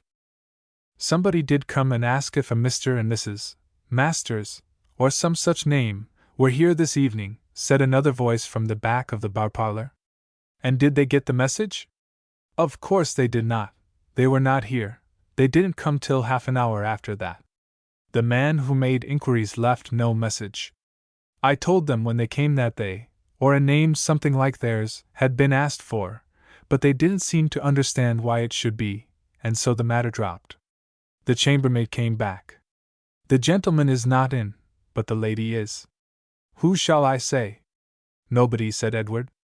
For it now became necessary to reflect upon his method of proceeding. His object in finding their whereabouts, apart from the wish to assist Owen, had been to see Manston, ask him flatly for an explanation, and confirm the request of the message in the presence of Cytherea, so as to prevent the possibility of the steward's palming off a story upon Cytherea, or eluding her brother when he came. But here were 2 important modifications of the expected condition of affairs. The telegram had not been received, and Cytherea was in the house alone. He hesitated as to the propriety of intruding upon her in Manston's absence. Besides, the women at the bottom of the stairs would see him, his intrusion would seem odd, and Manston might return at any moment. He certainly might call, and wait for Manston with the accusation upon his tongue, as he had intended. But it was a doubtful course. That idea had been based upon the assumption that Cytherea was not married. If the first wife were really dead after all, and he felt sick at the thought, Cytherea as the steward's wife might in after years, perhaps, at once, be subjected to indignity and cruelty on account of an old lover's interference now. Yes, perhaps the announcement would come most properly and safely for her from her brother Owen, the time of whose arrival had almost expired. But on turning round, he saw that the staircase and passage were quite deserted. He and his errand had as completely died from the minds of the attendants as if they had never been. There was absolutely nothing between him and Cytherea's presence. Reason was powerless now. He must see her, right or wrong, fair or unfair to Manston, offensive to her brother or no. His lips must be the first to tell the alarming story to her, who loved her as he. He went back lightly through the hall, up the stairs, 2 at a time, and followed the corridor till he came to the door numbered 13. He knocked softly. Nobody answered. There was no time to lose if he would speak to Cytherea before Manston came. He turned the handle of the door and looked in. The lamp on the table burned low, and showed writing materials open beside it. The chief light came from the fire, the direct rays of which were obscured by a sweet, familiar outline of head and shoulders, still as precious to him as ever. 7. 8:15 p.m. There is an attitude, approximatively called pensive, in which the soul of a human being, and especially of a woman, dominates outwardly and expresses its presence so strongly that the intangible essence seems more apparent than the body itself. This was Cytherea's expression now. What old days and sunny eves at Bournemouth Bay was she picturing? Her reverie had caused her not to notice his knock. "Cytherea," he said softly. She let drop her hand, and turned her head, evidently thinking that her visitor could be no other than Manston, yet puzzled at the voice. There was no preface on Springrove's tongue. He forgot his position, hers, that he had come to ask quietly if Manston had other proofs of being a widower, everything, and jumped to a conclusion. "You are not his wife, Cytherea. Come away, he has a wife living," he cried in an agitated whisper. "Owen will be here directly." She started up, recognized the tidings first, the bearer of them afterwards. Not his wife? "Oh, what is it? What? Who is living?" She awoke by degrees. "What must I do?" "Edward, it is you! Why did you come? Where is Owen? What has Manston shown you in proof of the death of his other wife? Tell me quick." "Nothing, we have never spoken of the subject." "Where is my brother Owen? I want him, I want him." "He is coming by and by." "Come to the station to meet him, do," implored Springrove. "If Mr. Manston comes, he will keep you from me. I am nobody," he added bitterly, feeling the reproach her words had faintly shadowed forth. "Mr. Manston is only gone out to post a letter he has just written," she said, and without being distinctly cognizant of the action, she wildly looked for her bonnet and cloak, and began putting them on, but in the act of fastening them uttered a spasmodic cry. "No, I'll not go out with you," she said, flinging the articles down again. Running to the door, she flitted along the passage, and downstairs. "Give me a private room, quite private," she said breathlessly to someone below. "Number 12 is a single room, madam, and unoccupied," said some tongue in astonishment. Without waiting for any person to show her into it, Cytherea hurried upstairs again, brushed through the corridor, entered the room specified, and closed the door. Edward heard her sob out. "Nobody but Owen shall speak to me, nobody." "He will be here directly," said Springrove, close against the panel, and then went towards the stairs. He had seen her, it was enough. He descended, stepped into the street, and hastened to meet Owen at the railway station. As for the poor maiden who had received the news, she knew not what to think. She listened till the echo of Edward's footsteps had died away, then bowed her face upon the bed. Her sudden impulse had been to escape from sight. Her weariness after the unwonted strain, mental and bodily, which had been put upon her by the scenes she had passed through during the long day, rendered her much more timid and shaken by her position than she would naturally have been. She thought and thought of that single fact which had been told her, that the first Mrs.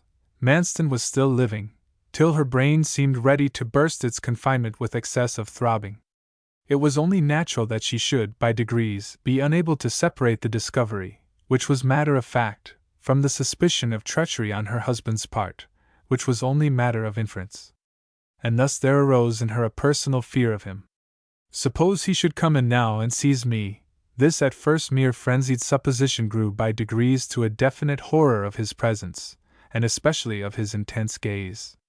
Thus she raised herself to a heat of excitement, which was none the less real for being vented in no cry of any kind. No, she could not meet Manston's eye alone, she would only see him in her brother's company.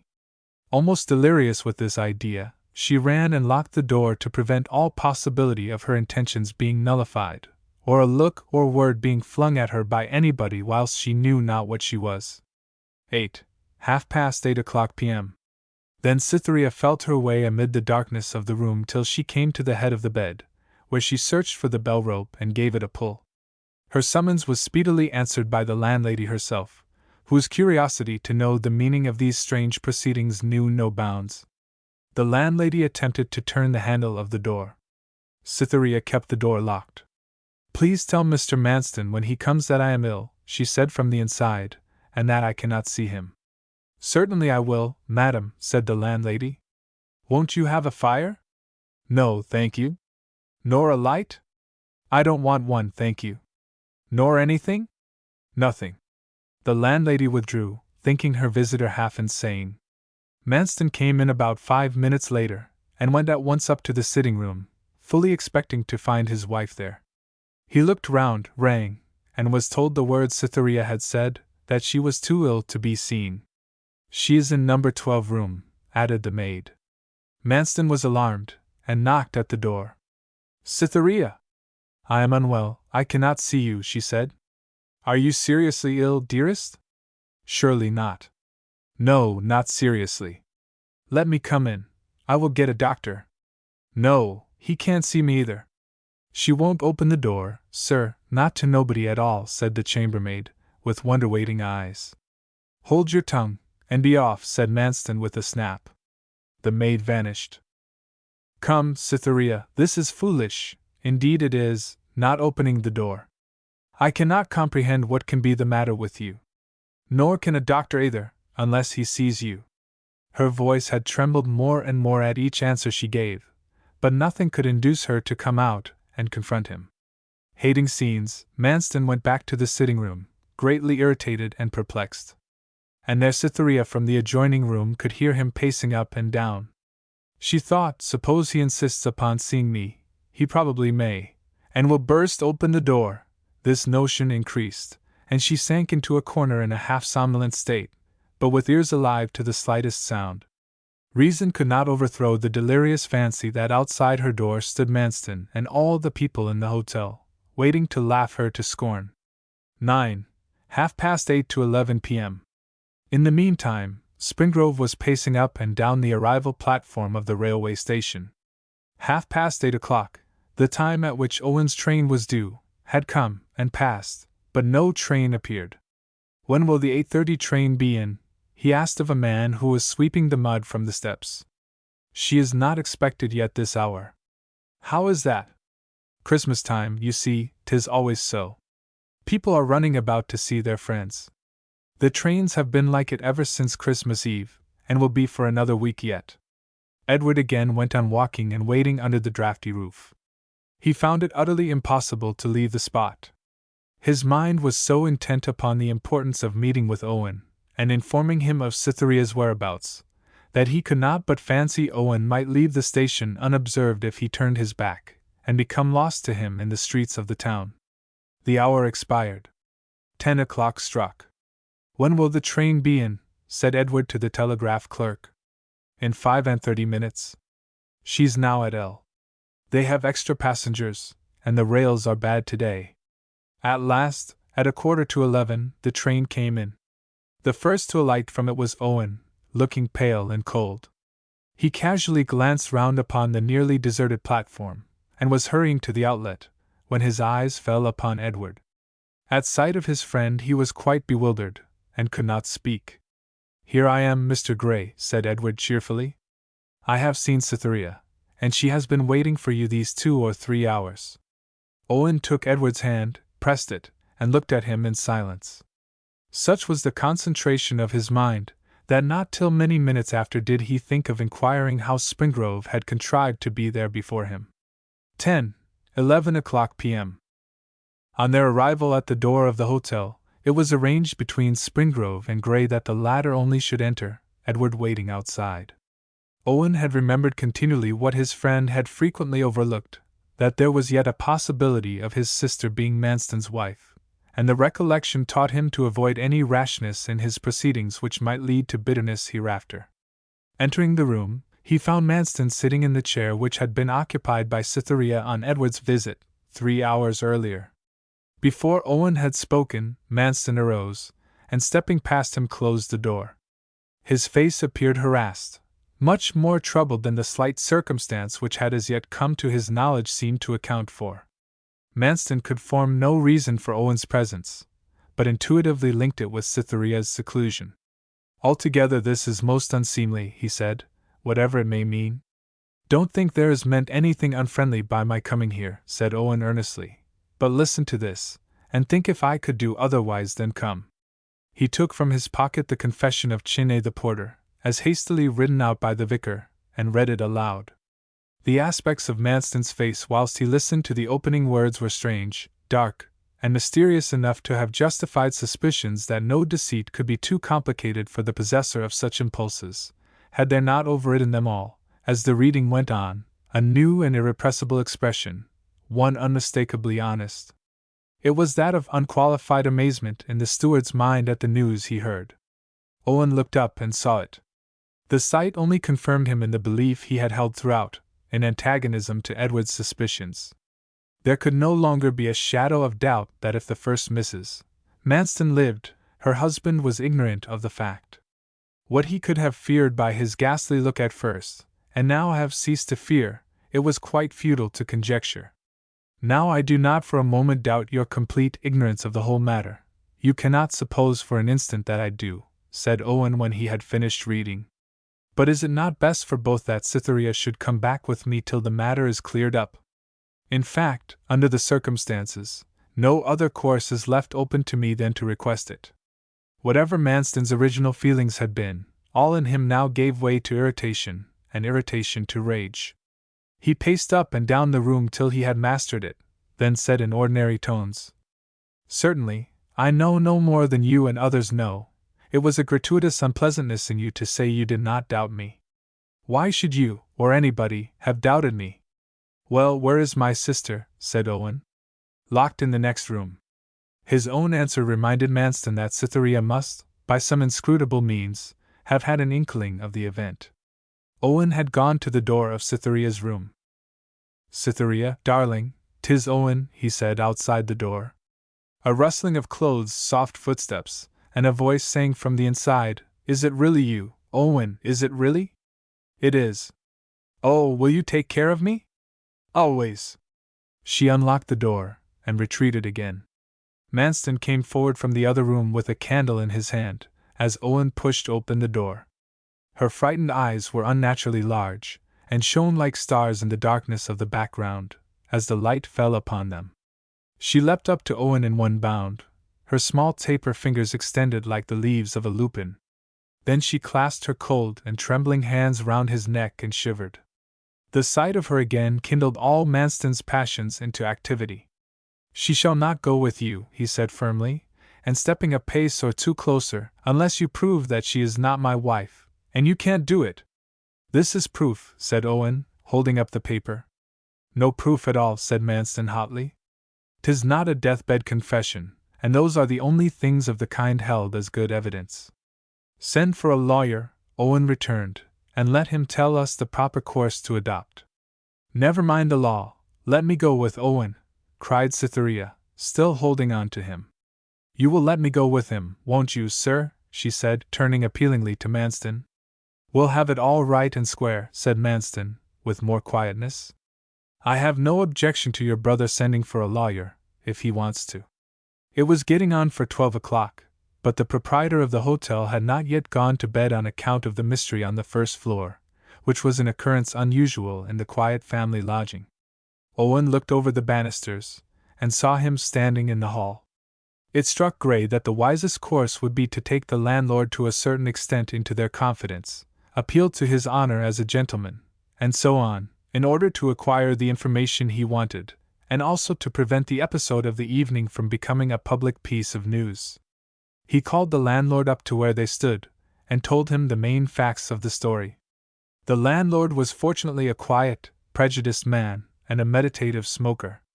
"I know the very man you want to see, the very man," he said, looking at the general features of the candle flame. "Sharp as a needle, and not over-rich. Timms will put you all straight in no time, trust Timms for that." "He's in bed by this time for certain," said Owen. "Never mind that, Timms knows me, I know him. He'll oblige me as a personal favor. Wait here a bit. Perhaps, too, he's up at some party or another. He's a nice, jovial fellow, sharp as a needle, too, mind you, sharp as a needle, too." He went downstairs, put on his overcoat, and left the house, the three persons most concerned entering the room, and standing motionless, awkward, and silent in the midst of it. Cytherea pictured to herself the long weary minutes she would have to stand there, whilst a sleepy man could be prepared for consultation, till the constraint between them seemed unendurable to her. She could never last out the time. Owen was annoyed that Manston had not quietly arranged with him at once. Manston at Owen's homeliness of idea in proposing to send for an attorney, as if he would be a touchstone of infallible proof. Reflection was cut short by the approach of footsteps, and in a few moments the proprietor of the hotel entered, introducing his friend. Mr. Timms has not been in bed, he said. He had just returned from dining with a few friends, so there's no trouble given. To save time, I explained the matter as we came along. It occurred to Owen and Manston both that they might get a misty exposition of the law from Mr. Timms at that moment of concluding dinner with a few friends. As far as I can see, said the lawyer, yawning, and turning his vision inward by main force, it is quite a matter for private arrangement between the parties, whoever the parties are, at least at present. I speak more as a father than as a lawyer, it is true, but let the young lady stay with her father, or guardian, safe out of shame's way, until the mystery is sifted, whatever the mystery is. Should the evidence prove to be false, or trumped up by anybody to get her away from you, her husband, you may sue them for the damages accruing from the delay.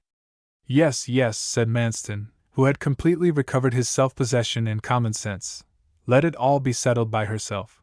Turning to Cytherea, he whispered so softly that Owen did not hear the words.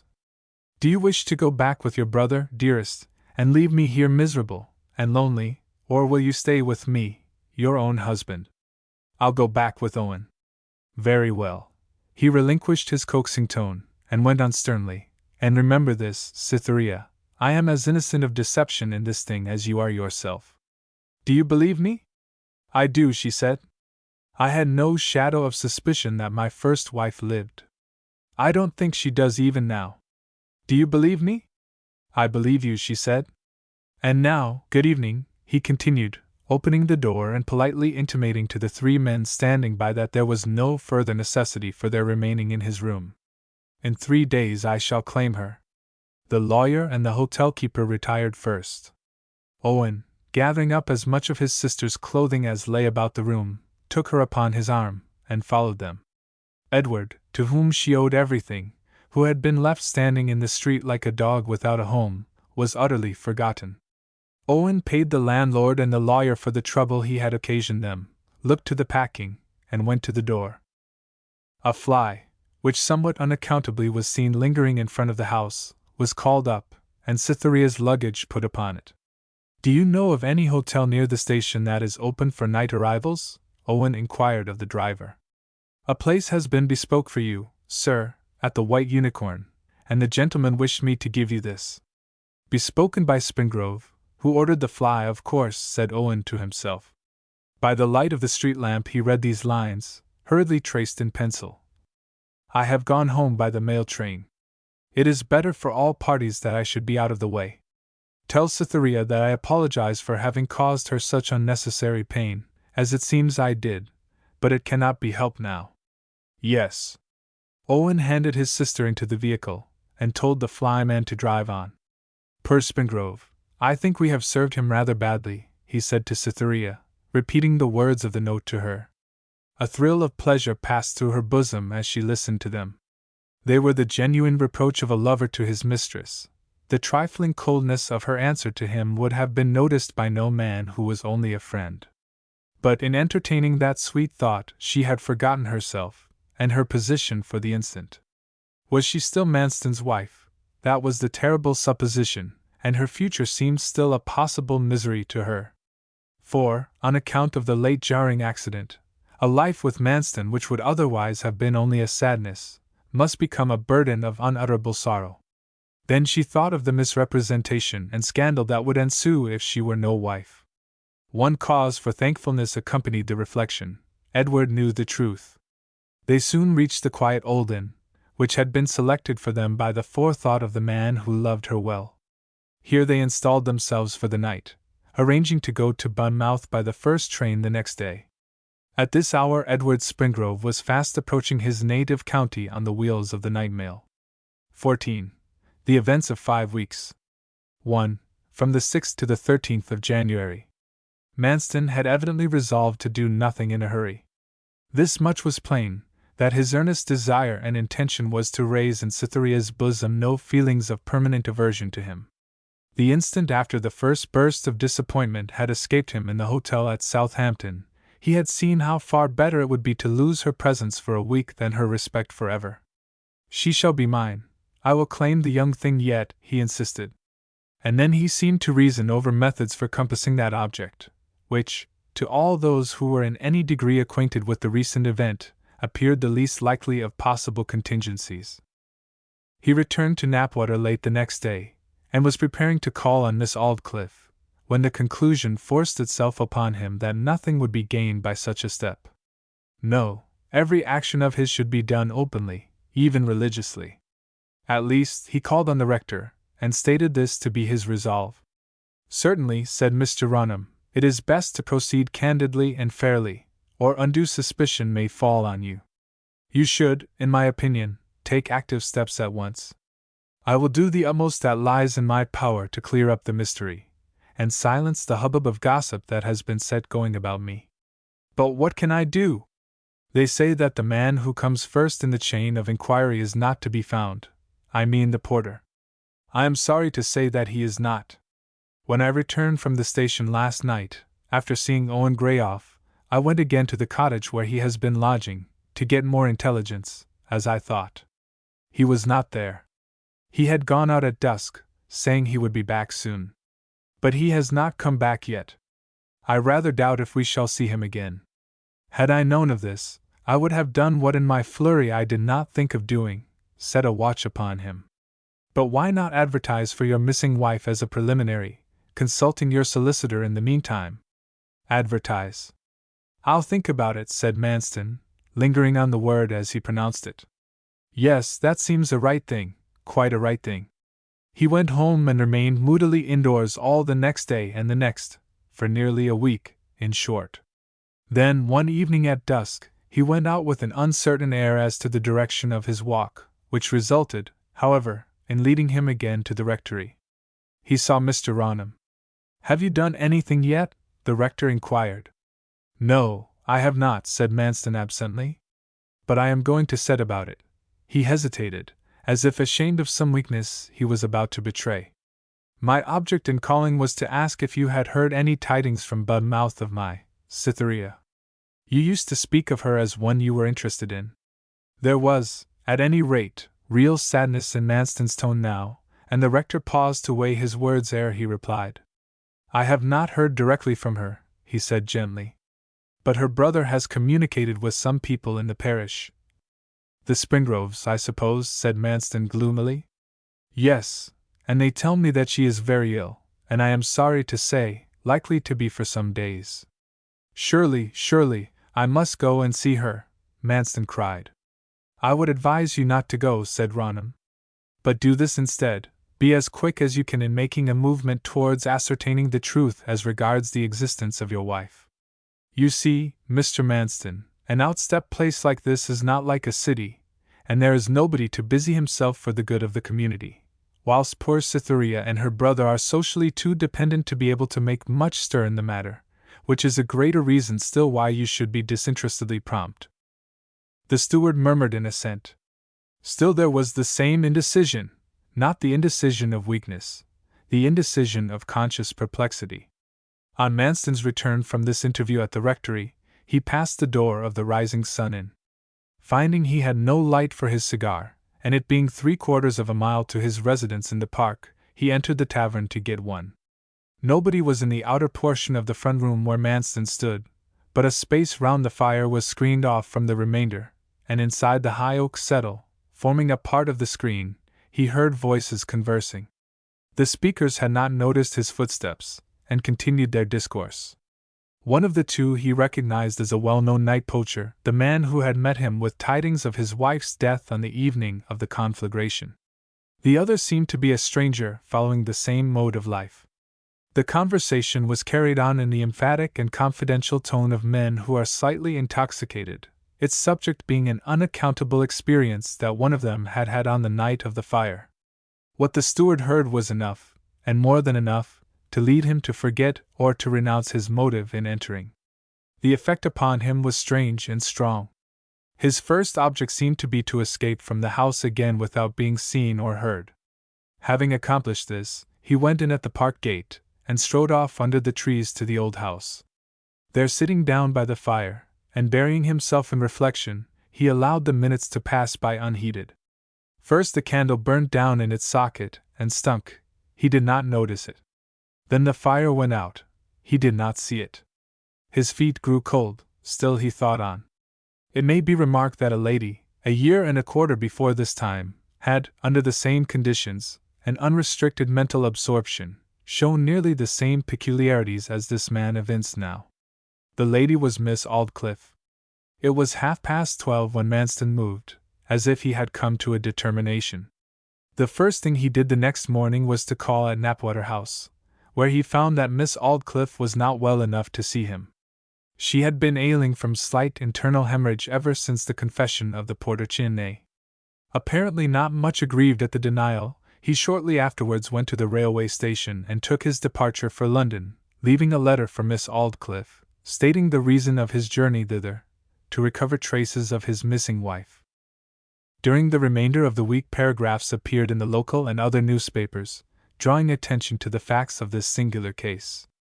The writers, with scarcely an exception, dwelt forcibly upon a feature which had at first escaped the observation of the villagers, including Mr. Raunham, that if the announcement of the man Chiney were true, it seemed extremely probable that Mrs. Manston left her watch and keys behind on purpose to blind people as to her escape, and that therefore she would not now let herself be discovered, unless a strong pressure were put upon her. The writers added that the police were on the track of the porter, who very possibly had absconded in the fear that his reticence was criminal, and that Mr. Manston, the husband, was, with praiseworthy energy, making every effort to clear the whole matter up. 2. From the 18th to the end of January. 5 days from the time of his departure, Manston returned from London and Liverpool, looking very fatigued and thoughtful. He explained to the rector and other of his acquaintance that all the inquiries he had made at his wife's old lodgings and his own had been totally barren of results. But he seemed inclined to push the affair to a clear conclusion now that he had commenced. After the lapse of another day or two he proceeded to fulfill his promise to the rector, and advertised for the missing woman in 3 of the London papers. The advertisement was a carefully considered and even attractive effusion, calculated to win the heart, or at least the understanding, of any woman who had a spark of her own nature left in her. There was no answer. 3 days later he repeated the experiment, with the same result as before. "I cannot try any further," said Manston speciously to the rector, his sole auditor throughout the proceedings. "Mr. Raunham, I'll tell you the truth plainly, I don't love her. I do love Cytherea, and the whole of this business of searching for the other woman goes altogether against me. I hope to God I shall never see her again." "But you will do your duty at least?" said Mr. Raunham.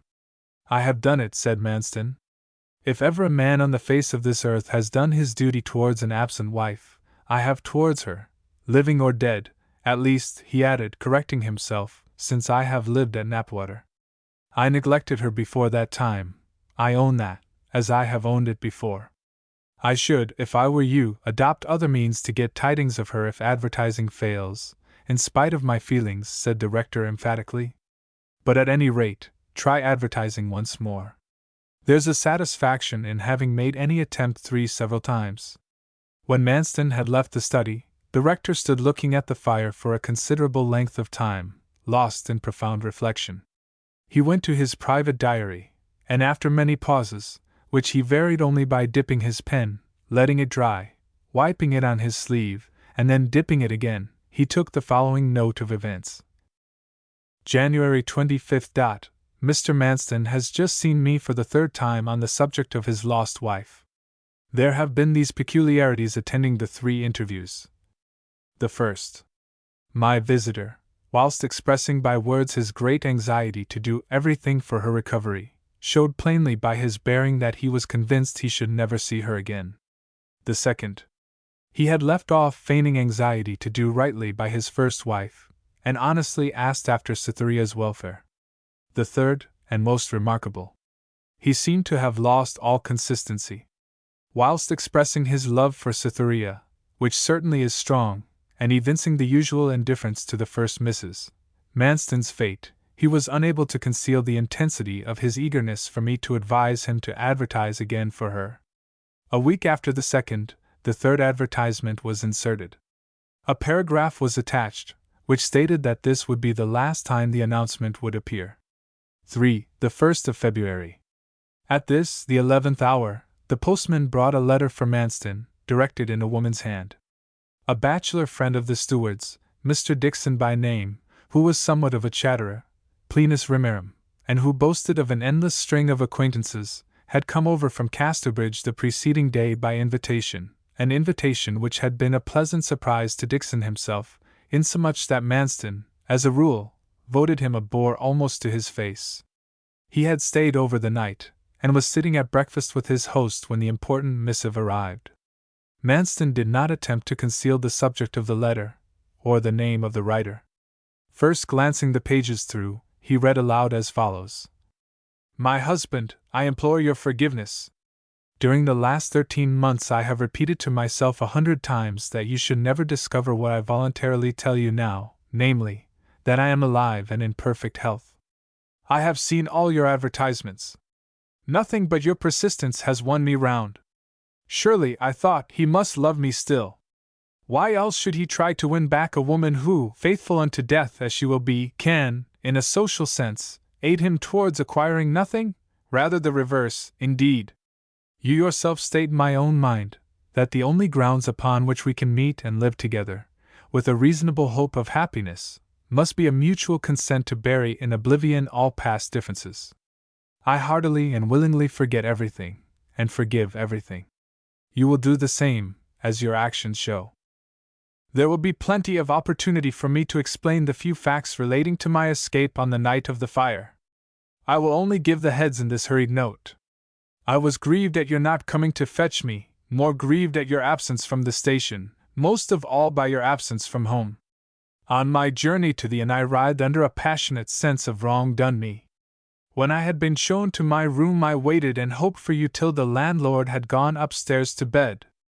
I still found that you did not come, and then I finally made up my mind to leave.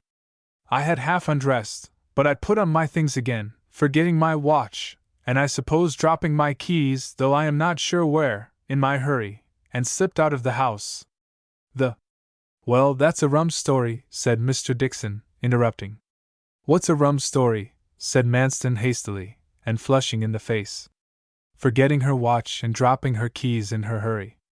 I don't see anything particularly wonderful in it. Any woman might do such a thing. Any woman might if escaping from fire or shipwreck, or any such immediate danger. But it seems incomprehensible to me that any woman in her senses, who quietly decides to leave a house, should be so forgetful. All that is required to reconcile your seeming with her facts is to assume that she was not in her senses, for that's what she did plainly, or how could the things have been found there? Besides, she's truthful enough. He spoke eagerly and peremptorily. Yes, I know that. I merely meant that it seemed rather odd. Oh yes, Manston read on. And slipped out of the house. The rubbish heap was burning up brightly, but the thought that the house was in danger did not strike me. I did not consider that it might be thatched. I idled in the lane behind the wood till the last down train had come in, not being in a mood to face strangers. Whilst I was there the fire broke out, and this perplexed me still more. However, I was still determined not to stay in the place. I went to the railway station, which was now quiet, and inquired of the solitary man on duty there concerning the trains.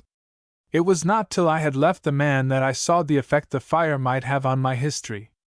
I considered also, though not in any detailed manner, that the event, by attracting the attention of the village to my former abode, might set people on my track should they doubt my death, and a sudden dread of having to go back again to Knapwater, a place which had seemed inimical to me from first to last, prompted me to run back and bribe the porter to secrecy. I then walked on to Anglebury, lingering about the outskirts of the town till the morning train came in, when I proceeded by it to London, and then took these lodgings, where I have been supporting myself ever since by needlework, endeavoring to save enough money to pay my passage home to America, but making melancholy progress in my attempt. However, all that is changed. Can I be otherwise than happy at it? Of course not. I am happy. Tell me what I am to do, and believe me still to be your faithful wife, Eunice. My name here is as before. The name and address were written on a separate slip of paper. So it's to be all right at last then, said Manston's friend. But after all, there's another woman in the case. You don't seem very sorry for the little thing who is put to such distress by this turn of affairs? I wonder you can let her go so coolly.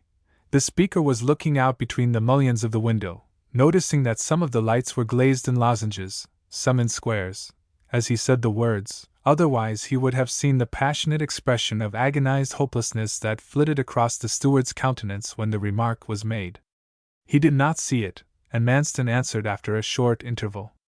The way in which he spoke of the young girl who had believed herself his wife, whom, a few short days ago, he had openly idolized, and whom, in his secret heart, he idolized still, as far as such a form of love was compatible with his nature, showed that from policy or otherwise he meant to act up to the requirements of the position into which fate appeared determined to drive him.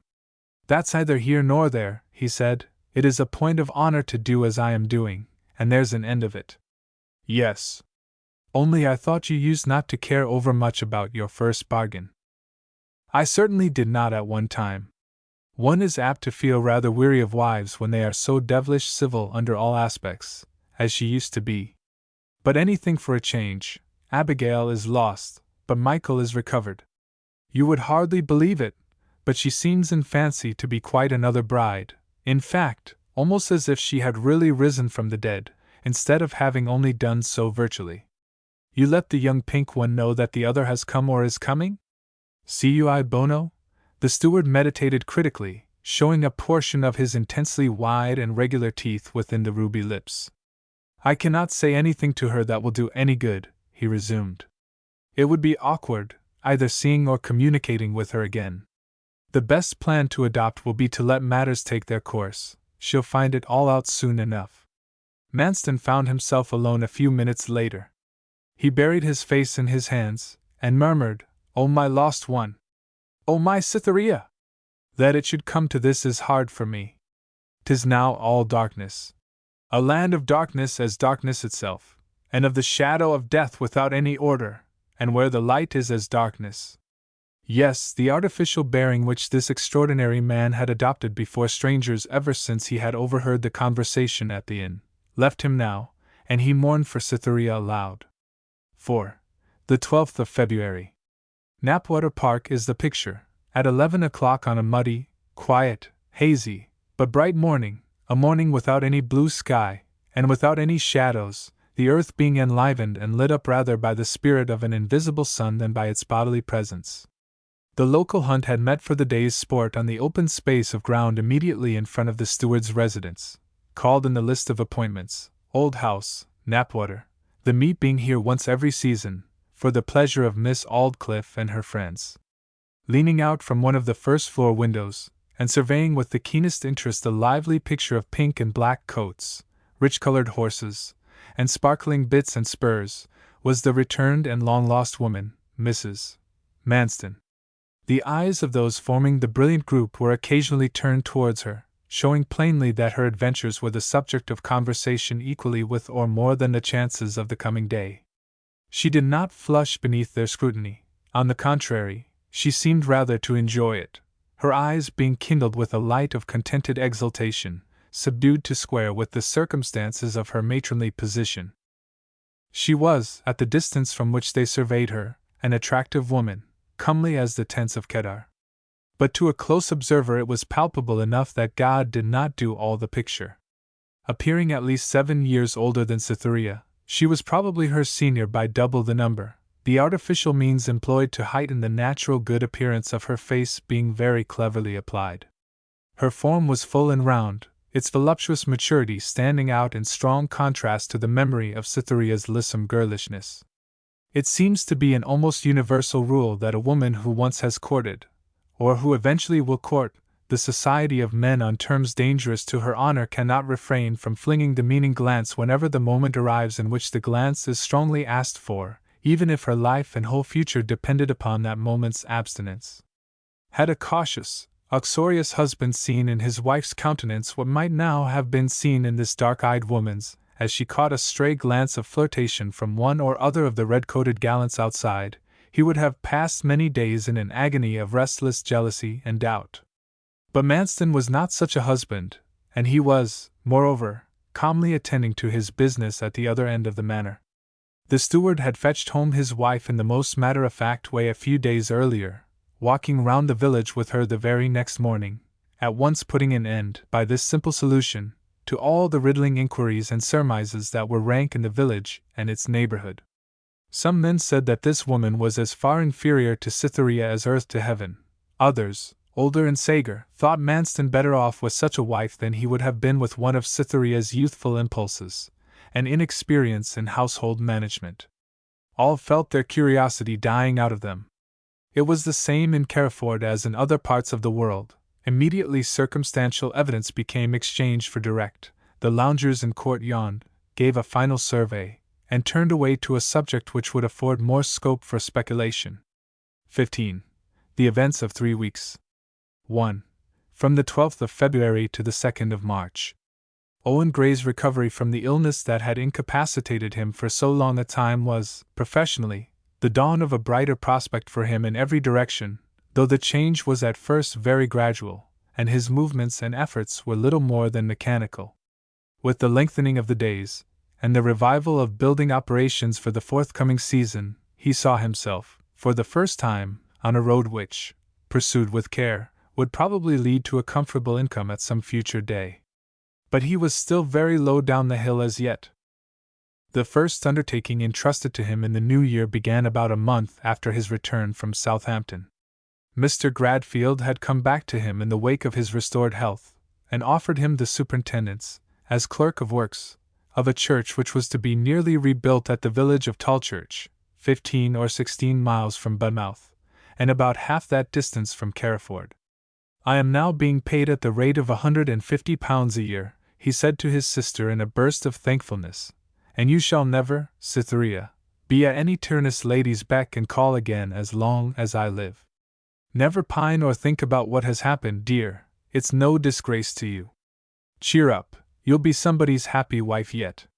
He did not say Edward Springrove's, for, greatly to his disappointment, a report had reached his ears that the friend to whom Cytherea owed so much had been about to pack up his things and sail for Australia. However, this was before the uncertainty concerning Mrs. Manston's existence had been dispersed by her return, a phenomenon that altered the cloudy relationship in which Cytherea had lately been standing towards her old lover, to one of distinctness, which result would have been delightful but for circumstances about to be mentioned. Cytherea was still pale from her recent illness, and still greatly dejected. Until the news of Mrs.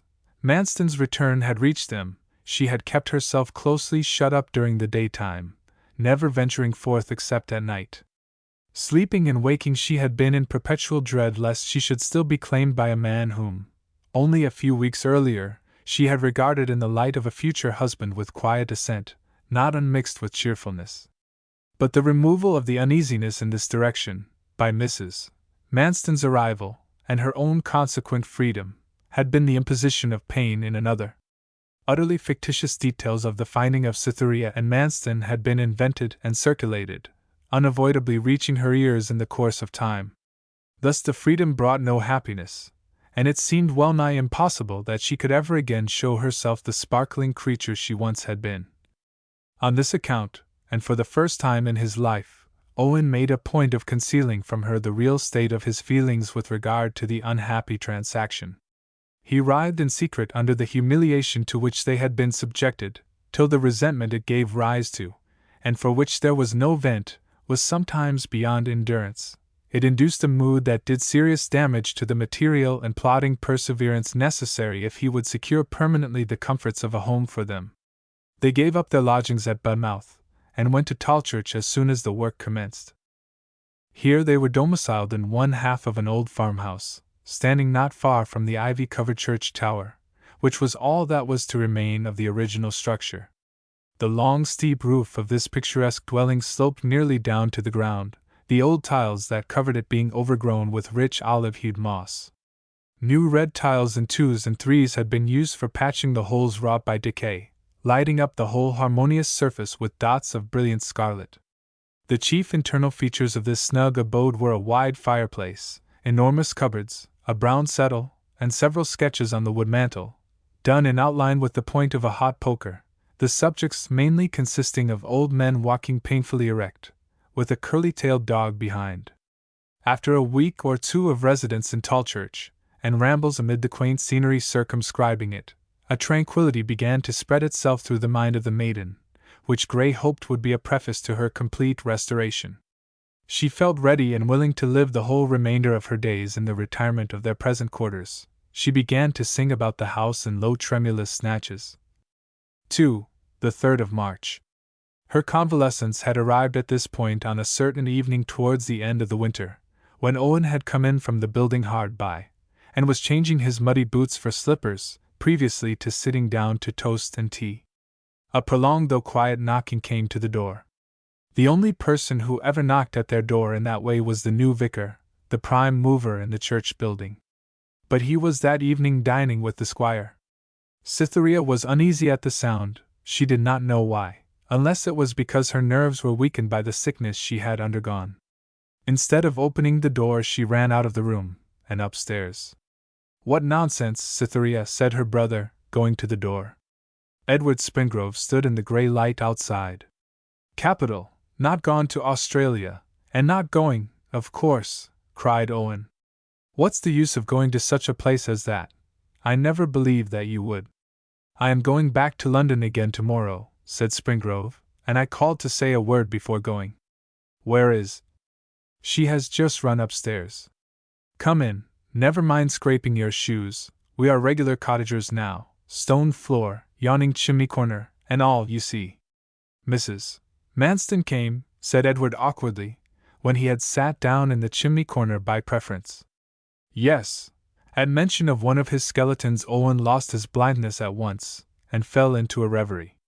"The history of her escape is very simple." "Very. You know, I always had wondered, when my father was telling any of the circumstances of the fire to me, how it could be that a woman could sleep so soundly as to be unaware of her horrid position till it was too late even to give shout or sound of any kind. Well, I think that would have been possible, considering her long wearisome journey.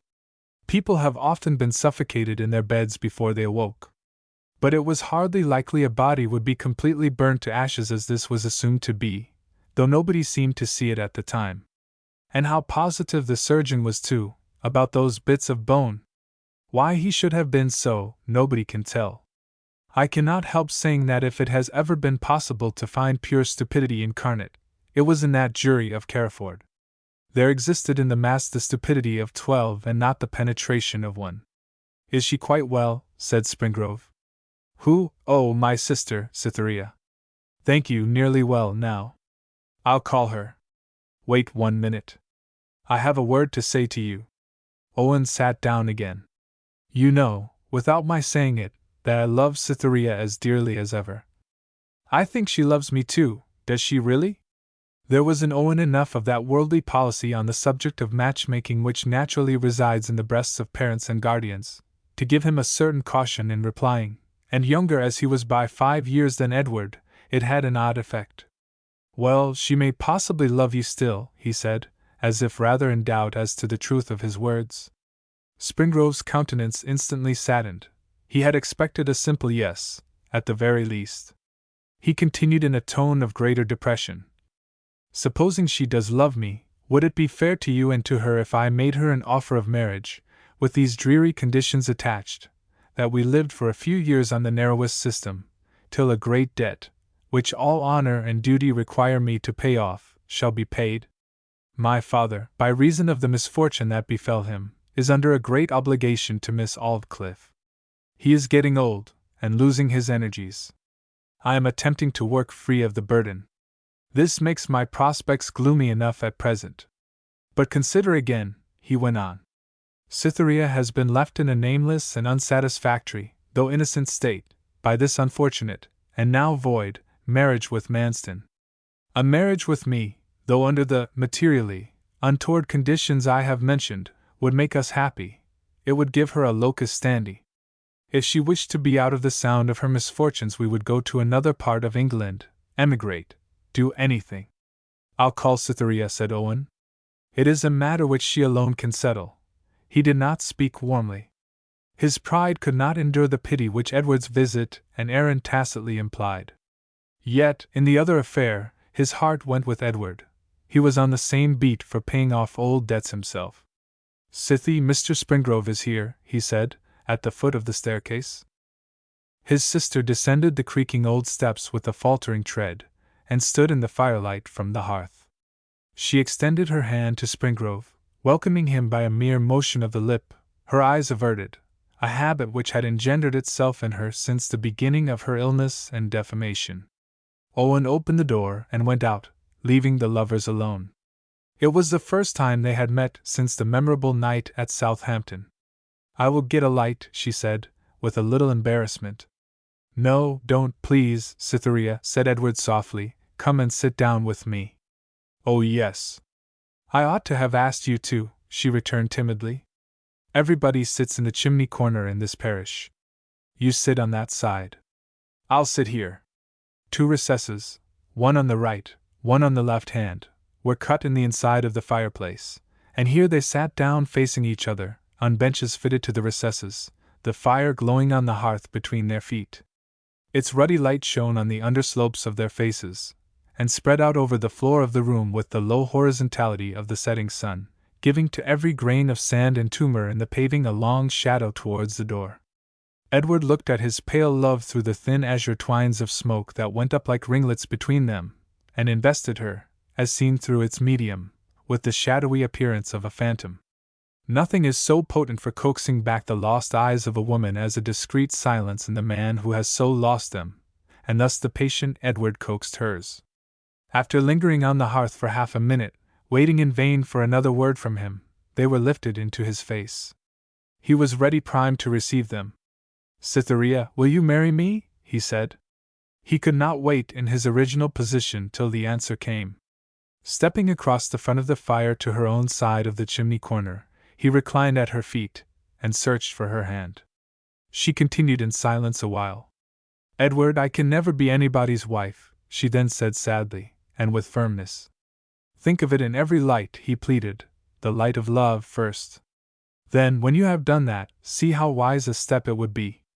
I can only offer you poverty as yet, but I do so long to secure you from the intrusion of that unpleasant past, which will often and always be thrust before you as long as you live the shrinking solitary life you do now, a life which purity chooses, it may be, but to the outside world it appears like the enforced loneliness of neglect and scorn, and tongues are busy inventing a reason for it which does not exist. I know all about it, she said hastily, and those are the grounds of my refusal. You and Owen know the whole truth, the two I love best on earth, and I am content. But the scandal will be continually repeated, and I can never give any one the opportunity of saying to you, that your wife. She utterly broke down and wept. Don't, my own darling, he entreated. Don't, Cytherea. Please to leave me. We will be friends, Edward, but don't press me. My mind is made up.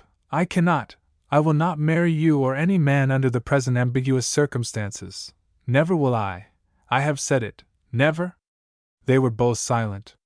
He listlessly regarded the illuminated blackness overhead, where long flakes of soot floated from the sides and bars of the chimney throat like tattered banners in ancient isles, whilst through the square opening in the midst 1 or 2 bright stars looked down upon them from the grey March sky. The sight seemed to cheer him. At any rate you will love me, he murmured to her. Yes, always, forever and forever. He kissed her once, twice, 3 times, and arose to his feet, slowly withdrawing himself from her side towards the door. Cytherea remained with her gaze fixed on the fire. Edward went out grieving, but hope was not extinguished even now. He smelt the fragrance of a cigar, and immediately afterwards saw a small red star of fire against the darkness of the hedge. Grey was pacing up and down the lane, smoking as he walked. Springrove told him the result of the interview. You are a good fellow, Edward, he said, but I think my sister is right. I wish you would believe Manston a villain, as I do, said Springrove. It would be absurd of me to say that I like him now, family feeling prevents it, but I cannot in honesty say deliberately that he is a bad man. Edward could keep the secret of Manston's coercion of Miss Aldclyffe in the matter of the houses a secret no longer. He told Owen the whole story. That's one thing, he continued, but not all. What do you think of this? I have discovered that he went to Budmouth post office for a letter the day before the first advertisement for his wife appeared in the papers. One was there for him, and it was directed in his wife's handwriting, as I can prove. This was not till after the marriage with Cytherea, it is true, but if, as it seems to show, the advertising was a farce, there is a strong presumption that the rest of the piece was. Owen was too astounded to speak. He dropped his cigar, and fixed his eyes upon his companion. Collusion? Yes. With his first wife? Yes, with his wife. I am firmly persuaded of it. What did you discover? That he fetched from the post office at Budmouth a letter from her the day before the first advertisement appeared. Grey was lost in a long consideration. Ah, he said, it would be difficult to prove anything of that sort now. The writing could not be sworn to, and if he is guilty the letter is destroyed. I have other suspicions. Yes, as you said, interrupted Owen, who had not till now been able to form the complicated set of ideas necessary for picturing the position. Yes, there is this to be remembered. Cytherea had been taken from him before that letter came, and his knowledge of his wife's existence could not have originated till after the wedding. I could have sworn he believed her dead then. His manner was unmistakable. Well, I have other suspicions, repeated Edward, and if I only had the right, if I were her husband or brother, he should be convicted of bigamy yet. The reproof was not needed, said Owen, with a little bitterness.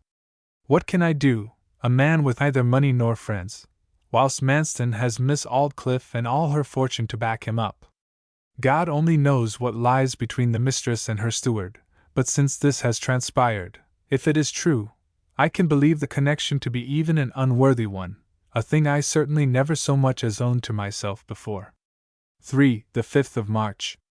Edward's disclosure had the effect of directing Owen Gray's thoughts into an entirely new and uncommon channel. On the Monday after Springrove's visit, Owen had walked to the top of a hill in the neighbourhood of Tolchurch, a wild hill that had no name, beside a barren down where it never looked like summer. In the intensity of his meditations on the ever-present subject, he sat down on a weather-beaten boundary stone gazing towards the distant valleys, seeing only Manston's imagined form. Had his defenceless sister been trifled with? That was the question which affected him. Her refusal of Edward as a husband was, he knew, dictated solely by a humiliated sense of inadequacy to him in repute, and had not been formed till since the slanderous tale accounting for her seclusion had been circulated. Was it not true, as Edward had hinted, that he, her brother, was neglecting his duty towards her in allowing Manston to thrive unquestioned, whilst she was hiding her head for no fault at all? Was it possible that Manston was sensuous villain enough to have contemplated, at any moment before the marriage with Cytherea, the return of his first wife, when he should have grown weary of his new toy? Had he believed that, by a skilful manipulation of such circumstances as chance would throw in his way, he could escape all suspicion of having known that she lived? Only one fact within his own direct knowledge afforded the least ground for such a supposition. It was that, possessed by a woman only in the humble and unprotected station of a lady's hired companion, his sister's beauty might scarcely have been sufficient to induce a selfish man like Manston to make her his wife, unless he had foreseen the possibility of getting rid of her again. But for that stratagem of Manston's in relation to the Springroves, Owen thought, Cythie might now have been the happy wife of Edward. True, that he influenced Miss Aldclyffe only rests on Edward's suspicions, but the grounds are good, the probability is strong. He went indoors and questioned Cytherea. On the night of the fire, who first said that Mrs. Manston was burnt? He asked. I don't know who started the report. Was it Manston? It was certainly not he. All doubt on the subject was removed before he came to the spot, that I am certain of. Everybody knew that she did not escape after the house was on fire, and thus all overlooked the fact that she might have left before, Of course, that would have seemed such an improbable thing for anybody to do. Yes, until the porter's story of her irritation and doubt as to her course made it natural. What settled the matter at the inquest, said Cytherea, was Mr. Manston's evidence that the watch was his wife's. He was sure of that, wasn't he? I believe he said he was certain of it. It might have been hers, left behind in her perturbation, as they say it was, impossible as that seems at first sight. Yes, on the whole, he might have believed in her death. I know by several proofs that then, and at least for some time after, he had no other thought than that she was dead. I now think that before the porter's confession he knew something about her, though not that she lived. Why do you? From what he said to me on the evening of the wedding day, when I had fastened myself in the room at the hotel, after Edward's visit. He must have suspected that I knew something, for he was irritated, and in a passion of uneasy doubt. He said, "You don't suppose my first wife has come to light again, madam, surely?" Directly he had let the remark slip out, he seemed anxious to withdraw it. "That's odd," said Owen. "I thought it very odd. Still, we must remember he might only have hit upon the thought by accident, in doubt as to your motive. Yes, the great point to discover remains the same as ever. Did he doubt his first impression of her death before he married you? I can't help thinking he did, although he was so astounded at our news that night. Edward swears he did. It was perhaps only a short time before, said Cytherea, when he could hardly recede from having me. Seasoning justice with mercy as usual, Cytherea. 'Tis unfair to yourself to talk like that. If I could only bring him to ruin as a bigamist, supposing him to be one, I should die happy. That's what we must find out by fair means or foul. Was he a wilful bigamist? It is no use trying, Owen. You would have to employ a solicitor, and how can you do that? I can't at all, I know that very well. But neither do I altogether wish to at present. A lawyer must have a case, facts to go upon, that means. Now they are scarce at present, as scarce as money is with us, and till we have found more money there is no hurry for a lawyer. Perhaps by the time we have the facts we shall have the money.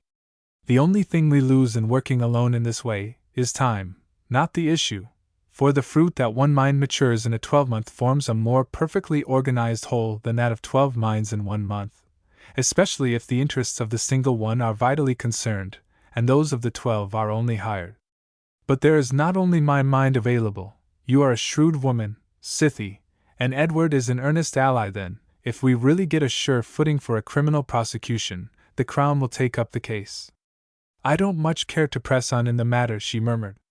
What good can it do us, Owen, after all?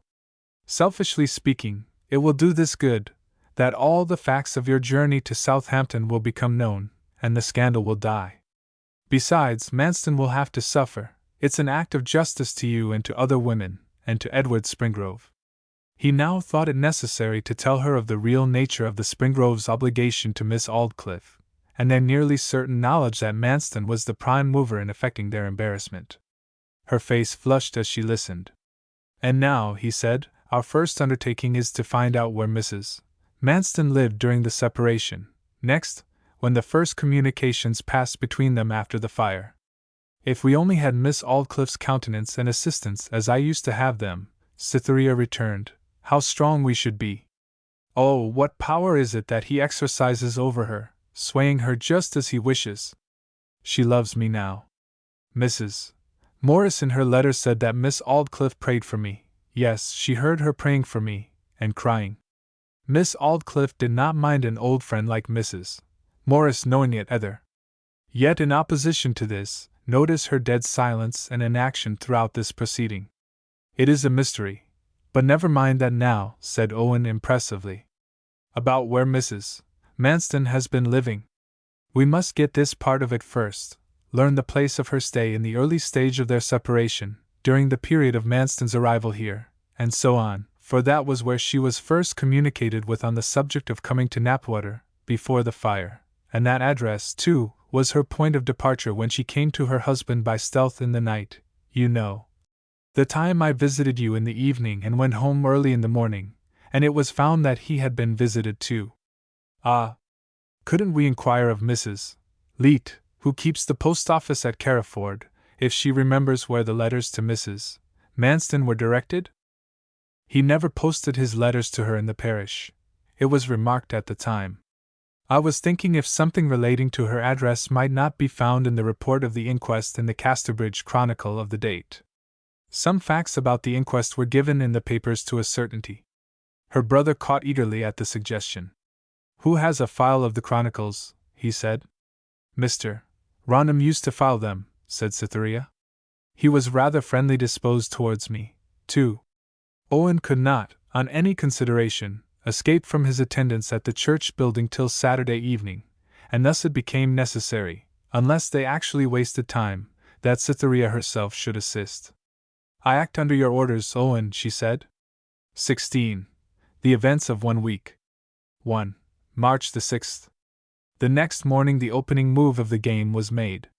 Cytherea, under cover of a thick veil, hired a conveyance, and drove to within a mile or so of Carriford. It was with a renewed sense of depression that she saw again the objects which had become familiar to her eye during her sojourn under Miss Aldclyffe's roof: the outline of the hills, the meadow streams, the old park trees. She hastened by a lonely path to the rectory house, and asked if Mr. Raunham was at home. Now the rector, though a solitary bachelor, was as gallant and courteous to womankind as an ancient Iberian, and moreover, he was Cytherea's friend in particular, to an extent far greater than she had ever surmised. Rarely visiting his relative, Miss Aldclyffe, except on parish matters, more rarely still being called upon by Miss Aldclyffe, Cytherea had learned very little of him whilst she lived at Knapwater. The relationship was on the impecunious paternal side, and for this branch of her family the lady of the estate had never evinced much sympathy. In looking back upon our line of descent, it is an instinct with us to feel that all our vitality was drawn from the richer party to any unequal marriage in the chain. Since the death of the old captain, the rector's bearing in Knapwater House had been almost that of a stranger, a circumstance which he himself was the last man in the world to regret. This polite indifference was so frigid on both sides that the rector did not concern himself to preach at her, which was a great deal in a rector, and she did not take the trouble to think his sermons poor stuff, which in a cynical woman was a great deal more. Though barely 50 years of age, his hair was as white as snow, contrasting strangely with the redness of his skin, which was as fresh and healthy as a lad's. Cytherea's bright eyes, mutely and demurely glancing up at him Sunday after Sunday, had been the means of driving away many of the saturnine humours that creep into an empty heart during the hours of a solitary life. In this case, however, to supplant them, when she left his parish, by those others of a more aching nature which accompany an overfull one. In short, he had been on the verge of feeling towards her that passion to which his dignified self-respect would not give its true name, even in the privacy of his own thought. He received her kindly, but she was not disposed to be frank with him. He saw her wish to be reserved, and with genuine good taste and good nature made no comment whatever upon her request to be allowed to see the chronicle for the year before the last. He placed the papers before her on his study table, with a timidity as great as her own, and then left her entirely to herself. She turned them over till she came to the first heading connected with the subject of her search: disastrous fire and loss of life at Carriford. The sight, and its calamitous bearing upon her own life, made her so dizzy that she could, for a while, hardly decipher the letters. Stifling recollection by an effort, she nerved herself to her work, and carefully read the column. The account reminded her of no other fact than was remembered already. She turned on to the following week's report of the inquest. After a miserable perusal, she could find no more pertaining to Mrs. Manston's address than this: Abraham Brown, of Hoxton, London, at whose house the deceased woman had been living, deposed, etc. Nobody else from London had attended the inquest. She arose to depart, first sending a message of thanks to Mr. Raunham, who was out of doors gardening. He stuck his spade into the ground, and accompanied her to the gate. "Can I help you in anything, Cytherea?" he said, using her Christian name by an intuition that unpleasant memories might be revived if he called her Miss Grey after wishing her good-bye as Mrs. Manston at the wedding. Cytherea saw the motive and appreciated it, nevertheless replying evasively, "I only guess and fear." He earnestly looked at her again. "Promise me that if you want assistance, and you think I can give it, you will come to me. I will, she said. The gate closed between them. You don't want me to help you in anything now, Cytherea? He repeated. If he had spoken what he felt, I want very much to help you, Cytherea, and have been watching Manston on your account, she would gladly have accepted his offer. As it was, she was perplexed, and raised her eyes to his, not so fearlessly as before her trouble, but as modestly, and with still enough brightness in them to do fearful execution as she said over the gate, No, thank you. She returned to Tallchurch weary with her day's work. Owen's greeting was anxious. Well, Cytherea? She gave him the words from the report of the inquest, penciled on a slip of paper. Now to find out the name of the street and number, Owen remarked. Owen, she said, will you forgive me for what I am going to say? I don't think I can, indeed I don't think I can, take any further steps towards disentangling the mystery. I still think it a useless task, and it does not seem any duty of mine to be revenged upon Mr. Manston in any way. She added more gravely, It is beneath my dignity as a woman to labor for this. I have felt it so all day. Very well, he said somewhat shortly, I shall work without you then. There's dignity in justice. He caught sight of her pale, tired face, and the dilated eye which always appeared in her with weariness. Darling, he continued warmly, and kissing her, you shall not work so hard again, you are worn out quite. But you must let me do as I like. 2. March the 10th. On Saturday evening Gray hurried off to Casterbridge, and called at the house of the reporter to the Chronicle. The reporter was at home, and came out to Gray in the passage. Owen explained who and what he was, and asked the man if he would oblige him by turning to his notes of the inquest at Carriford in the December of the year preceding the last, just adding that a family entanglement, of which the reporter probably knew something, made him anxious to ascertain some additional details of the event, if any existed. Certainly, said the other without hesitation, though I am afraid I haven't much beyond what we printed at the time. Let me see. My old notebooks are in my drawer at the office of the paper. If you will come with me I can refer to them there. His wife and family were at tea inside the room, and with the timidity of decent poverty everywhere he seemed glad to get a stranger out of his domestic groove. They crossed the street, entered the office, and went thence to an inner room. Here, after a short search, was found the book required. The precise address, not given in the condensed report that was printed, but written down by the reporter, was as follows. Owen copied it, and gave the reporter a small fee. I want to keep this inquiry private for the present, he said hesitatingly. You will perhaps understand why, and oblige me. The reporter promised. News is shop with me, he said, and to escape from handling it is my greatest social enjoyment. It was evening, and the outer room of the publishing office was lighted up with flaring jets of gas. After making the above remark, the reporter came out from the inner apartment in Gray's company, answering an expression of obligation from Owen with the words that it was no trouble. At the moment of his speech, he closed behind him the door between the two rooms, still holding his notebook in his hand. Before the counter of the front room stood a tall man, who was also speaking, when they emerged. He said to the youth in attendance, I will take my paper for this week now I am here, so that you needn't post it to me. The stranger then slightly turned his head, saw Owen, and recognized him. Owen passed out without recognizing the other as Manston. Manston then looked at the reporter, who, after walking to the door with Owen, had come back again to lock up his books. Manston did not need to be told that the shabby marble-covered book which he held in his hand, opening endways and interleaved with blotting paper, was an old reporting book. He raised his eyes to the reporter's face, whose experience had not so schooled his features but that they betrayed a consciousness, to one half initiated as the other was, that his late proceeding had been connected with events in the life of the steward. Manston said no more, but taking his newspaper, followed Owen from the office, and disappeared in the gloom of the street.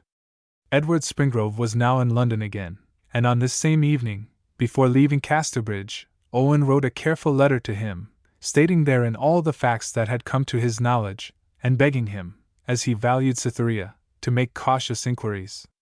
A tall man was standing under the lamp-post, about half a dozen yards above the post office, when he dropped the letter into the box. That same night, too, for a reason connected with the rencounter with Owen Gray, the steward entertained the idea of rushing off suddenly to London by the mail train, which left Casterbridge at 10 o'clock. But remembering that letters posted after the hour at which Owen had obtained his information, whatever that was, could not be delivered in London till Monday morning, he changed his mind and went home to Knapwater. Making a confidential explanation to his wife, arrangements were set on foot for his departure by the mail on Sunday night. 3. March the 11th. Starting for church the next morning several minutes earlier than was usual with him, the steward intentionally loitered along the road from the village till old Mr. Springrove overtook him. Manston spoke very civilly of the morning, and of the weather, asking how the farmer's barometer stood, and when it was probable that the wind might change. It was not in Mr. Springrove's nature, going to church as he was, too, to return anything but a civil answer to such civil questions, however his feelings might have been biased by late events. The conversation was continued on terms of greater friendliness. "You must be feeling settled again by this time, Mr. Springrove, after the rough turnout you had on that terrible night in November." "Aye, but I don't know about feeling settled either, Mr. Manston. The old window in the chimney corner of the old house I shall never forget. No window in the chimney corner where I am now, and I had been used to it for more than 50 years. Ted says 'tis a great loss to me, and he knows exactly what I feel." "Your son is again in a good situation, I believe?" said Manston, imitating that inquisitiveness into the private affairs of the natives which passes for high breeding in country villages. "Yes, sir. I hope he'll keep it, or do something else and stick to it. 'Tis to be hoped he'll be steady now." "He's always been that, I assure ye," said the old man tartly. Yes, I mean intellectually steady. Intellectual wild oats will thrive in a soil of the strictest morality. Intellectual gingerbread. Ted's steady enough, that's all I know about it." Of course. "Has he respectable lodgings?" "My own experience has shown me that that's a great thing to a young man living alone in London. Warwick Street, Charing Cross, that's where he is." "Well, to be sure, strange. A very dear friend of mine used to live at number 52 in that very same street. Edward lives at number 49. How very near being the same house," said the old farmer, pleased in spite of himself. "Very," said Manston.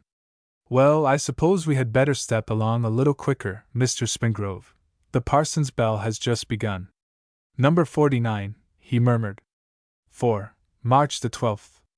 Edward received Owen's letter in due time, but on account of his daily engagements, he could not attend to any request till the clock had struck 5 in the afternoon. Rushing then from his office in Westminster, he called a hansom and proceeded to Hoxton. A few minutes later he knocked at the door of number 41, Charles Square, the old lodging of Mrs. Manston. A tall man who would have looked extremely handsome had he not been clumsily and closely wrapped up in garments that were much too elderly in style for his years, stood at the corner of the quiet square at the same instant, having, too, alighted from a cab that had been driven along Old Street in Edward's rear. He smiled confidently when Springrove knocked. Nobody came to the door. Springrove knocked again. This brought out 2 people, one at the door he had been knocking upon, the other from the next on the right. "Is Mr. Brown at home?" said Springrove. "No, sir." "When will he be in?" "Quite uncertain." "Can you tell me where I may find him?" "No. Oh, here he is coming, sir. That's Mr. Brown." Edward looked down the pavement in the direction pointed out by the woman, and saw a man approaching. He proceeded a few steps to meet him. Edward was impatient, and to a certain extent still a countryman, who had not, after the manner of city men, subdued the natural impulse to speak out the ruling thought without preface. He said in a quiet tone to the stranger, "One word with you. Do you remember a lady lodger of yours of the name of Mrs. Manston?" Mr. Brown half closed his eyes at Springrove, somewhat as if he were looking into a telescope at the wrong end. "I have never let lodgings in my life," he said, after his survey. "Didn't you attend an inquest a year and a half ago, at Carriford?" "Never knew there was such a place in the world, sir, and as to lodgings, I have taken acres first and last during the last 30 years, but I have never let an inch." I suppose there is some mistake, Edward murmured, and turned away. He and Mr. Brown were now opposite the door next to the one he had knocked at. The woman who was still standing there had heard the inquiry and the result of it. I expect it is the other Mr. Brown, who used to live there, that you want, sir, she said. The Mr. Brown that was inquired for the other day? Very likely that is the man, said Edward, his interest reawakening. He couldn't make a do of lodging letting here, and at last he went to Cornwall, where he came from, and where his brother still lived, who had often asked him to come home again.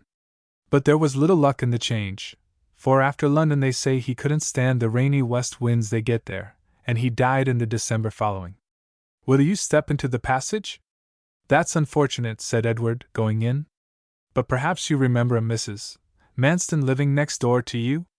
Oh yes, said the landlady, closing the door. The lady who was supposed to have met with such a horrible fate, and was alive all the time. I saw her the other day. Since the fire at Carriford? Yes. Her husband came to ask if Mr. Brown was still living here, just as you might. He seemed anxious about it, and then one evening, a week or fortnight afterwards, when he came again to make further inquiries, she was with him. But I did not speak to her, she stood back, as if she were shy. I was interested, however, for old Mr. Brown had told me all about her when he came back from the inquest. Did you know Mrs. Manston before she called the other day? No. You see, she was only Mr. Brown's lodger for 2 or 3 weeks, and I didn't know she was living there till she was near upon leaving again. We don't notice next-door people much here in London. I much regretted I had not known her when I heard what had happened. It led me and Mr. Brown to talk about her a great deal afterwards. I little thought I should see her alive after all. And when do you say they came here together? I don't exactly remember the day, though I remember a very beautiful dream I had that same night. Ah, I shall never forget it. Shoals of lodgers coming along the square with angels' wings and bright golden sovereigns in their hands, wanting apartments at West End prices. They would not give any less, no, not if you. Yes. Did Mrs. Manston leave anything, such as papers, when she left these lodgings originally? Said Edward, though his heart sank as he asked. He felt that he was outwitted. Manston and his wife had been there before him, clearing the ground of all traces. I have always said, no, hitherto, replied the woman, considering I could say no more if put upon my oath, as I expected to be. But speaking in a common everyday way now the occurrence is past, I believe a few things of some kind, though I doubt if they were papers, were left in a workbox she had, because she talked about it to Mr. Brown, and was rather angry at what occurred. You see, she had a temper by all account, and so I didn't like to remind the lady of this workbox when she came the other day with her husband. And about the workbox? Well, from what was casually dropped, I think Mrs. Manston had a few articles of furniture she didn't want, and when she was leaving they were put in a sale just by. Amongst her things were 2 workboxes very much alike. One of these she intended to sell, the other she didn't, and Mr. Brown, who collected the things together, took the wrong one to the sale. What was in it? Oh, nothing in particular, or of any value, some accounts, and her usual sewing materials, I think, nothing more. She didn't take much trouble to get it back. She said the bills were worth nothing to her or anybody else, but that she should have liked to keep the box because her husband gave it her when they were first married, and if he found she had parted with it, he would be vexed. Did Mrs. Manston, when she called recently with her husband, allude to this, or inquire for it, or did Mr. Manston? No, and I rather wondered at it. But she seemed to have forgotten it. Indeed, she didn't make any inquiry at all, only standing behind him, listening to his, and he probably had never been told anything about it. Whose sale were these articles of hers taken to? Who was the auctioneer? Mr. Howay. His place is the 3rd turning from the end of that street you see there. Anybody will tell you the shop. His name is written up. Edward went off to follow up his clue with a promptness which was dictated more by a dogged will to do his utmost than by a hope of doing much.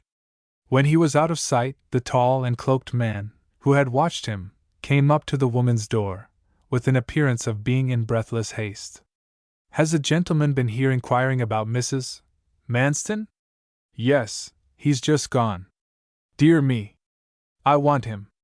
He's gone to Mr. Howay's. I think I can give him some information upon the subject. Does he pay pretty liberally? He gave me £0.50. That scale will do. I'm a poor man, and will see what my little contribution to his knowledge will fetch. But, by the way, perhaps you told him all I know, where she lived before coming to live here? I didn't know where she lived before coming here. Oh no, I only said what Mr. Brown had told me. He seemed a nice, gentle young man, or I shouldn't have been so open as I was. I shall now about catch him at Mr. Howay's, said the man, and went away as hastily as he had come. Edward in the meantime had reached the auction room. He found some difficulty, on account of the inertness of those whose only inducement to an action is a mere wish from another, in getting the information he stood in need of, but it was at last accorded him. The auctioneer's book gave the name of Mrs. Higgins, 3 Canley Passage, as the purchaser of the lot which had included Mrs. Manston's workbox. Thither Edward went, followed by the man. 4 bell pulls, one above the other like waistcoat buttons, appeared on the doorpost. Edward seized the first he came to. Who did you want? Said a thin voice from somewhere. Edward looked above and around him. Nobody was visible. Who did you want? Said the thin voice again. He found now that the sound proceeded from below the grating covering the basement window. He dropped his glance through the bars, and saw a child's white face. Who did you want? Said the voice the third time, with precisely the same languid inflection. Mrs. Higgins, said Edward. 3rd bell up, said the face, and disappeared. He pulled the 3rd bell from the bottom, and was admitted by another child, the daughter of the woman he was in search of. He gave the little thing 6pence, and asked for her mamma. The child led him upstairs. Mrs. Higgins was the wife of a carpenter who from want of employment one winter had decided to marry. Afterwards they both took to drink, and sank into desperate circumstances. A few chairs and a table were the chief articles of furniture in the 3rd floor back room which they occupied. A roll of baby linen lay on the floor, beside it a pap-clogged spoon and an overturned tin pap cup. Against the wall a Dutch clock was fixed out of level, and ticked wildly in longs and shorts, its entrails hanging down beneath its white face and wiry hands, like the faeces of a harpy, fidissima ventris proluvis, unquique manus, et pallida semper ora. A baby was crying against every chair leg, the whole family of 6 or 7 being small enough to be covered by a washing tub. Mrs. Higgins sat helpless, clothed in a dress which had hooks and eyes in plenty, but never one opposite the other, thereby rendering the dress almost useless as a screen to the bosom. No workbox was visible anywhere. It was a depressing picture of married life among the very poor of a city. Only for 1 short hour in the whole 24 did husband and wife taste genuine happiness. It was in the evening, when, after the sale of some necessary article of furniture, they were under the influence of a quartern of gin. Of all the ingenious and cruel satires that from the beginning till now have been stuck like knives into womankind, surely there is not one so lacerating to them, and to us who love them, as the trite old fact, that the most wretched of men can, in the twinkling of an eye, find a wife ready to be more wretched still for the sake of his company. Edward hastened to dispatch his errand. Mrs. Higgins had lately pawned the workbox with other useless articles of lumber, she said. Edward bought the duplicate of her, and went downstairs to the pawnbroker's. In the back division of a musty shop, amid the heterogeneous collection of articles and odors invariably crowding such places, he produced his ticket, and with a sense of satisfaction out of all proportion to the probable worth of his acquisition, took the box and carried it off under his arm. He attempted to lift the cover as he walked, but found it locked. It was dusk when Springrove reached his lodging. Entering his small sitting-room, the front apartment on the ground floor, he struck a light, and proceeded to learn if any scrap or mark within or upon his purchase rendered it of moment to the business in hand. Breaking open the cover with a small chisel, and lifting the tray, he glanced eagerly beneath, and found nothing. He next discovered that a pocket or portfolio was formed on the underside of the cover.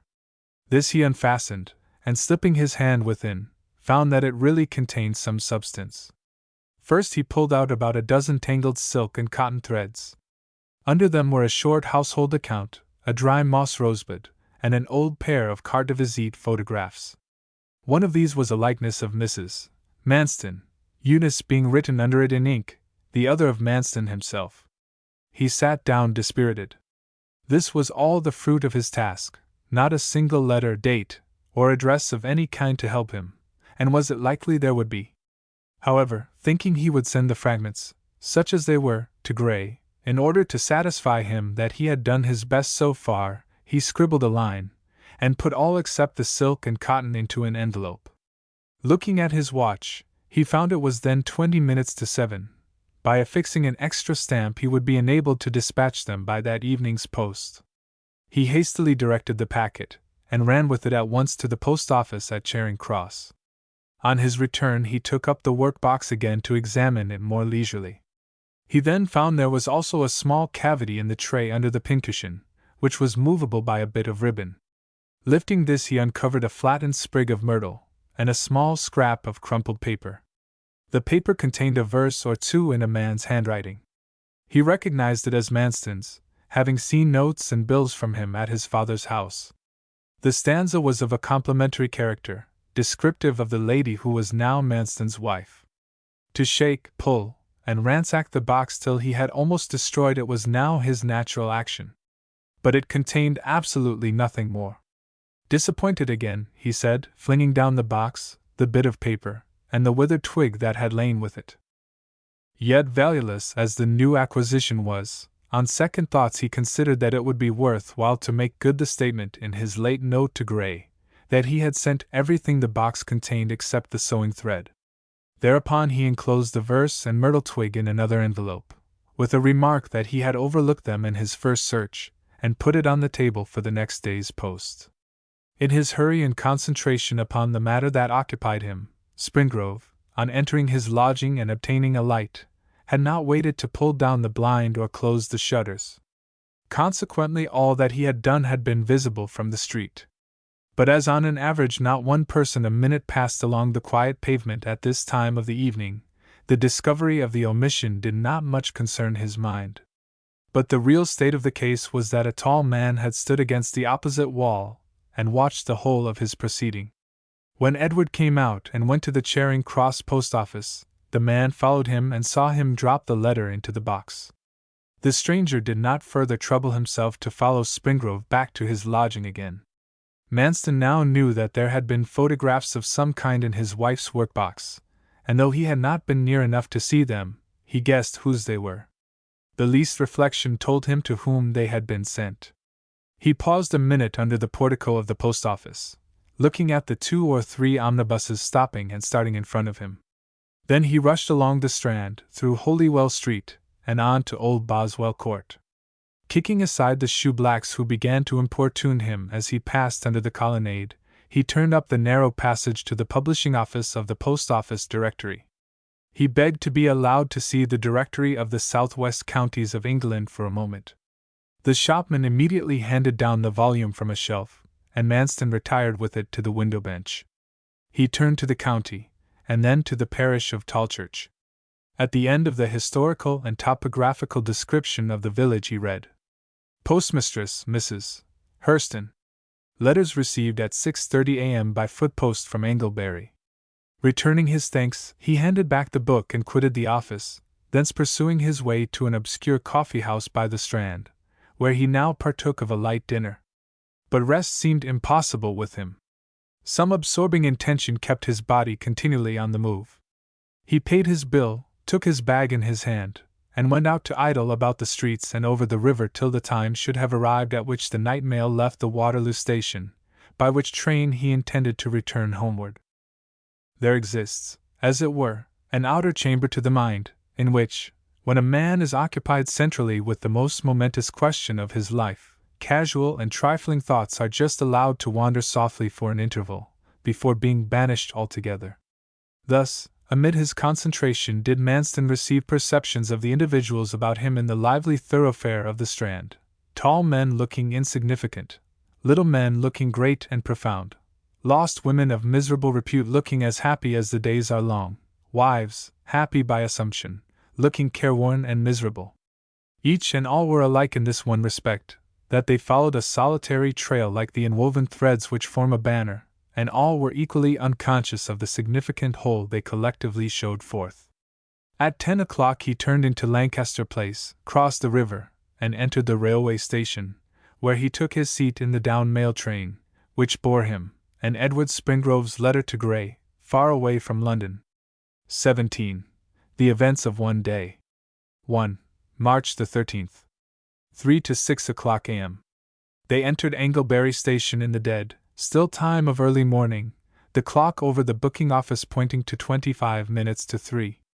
Manston lingered on the platform and saw the mail bags brought out, noticing, as a pertinent pastime, the many shabby blotches of wax from innumerable seals that had been set upon their mouths. The guard took them into a fly, and was driven down the road to the post office. It was a raw, damp, uncomfortable morning, though, as yet, little rain was falling. Manston drank a mouthful from his flask and walked at once away from the station, pursuing his way through the gloom till he stood on the side of the town adjoining, at a distance from the last house in the street of about 200 yards. The station road was also the turnpike road into the country, the first part of its course being across a heath.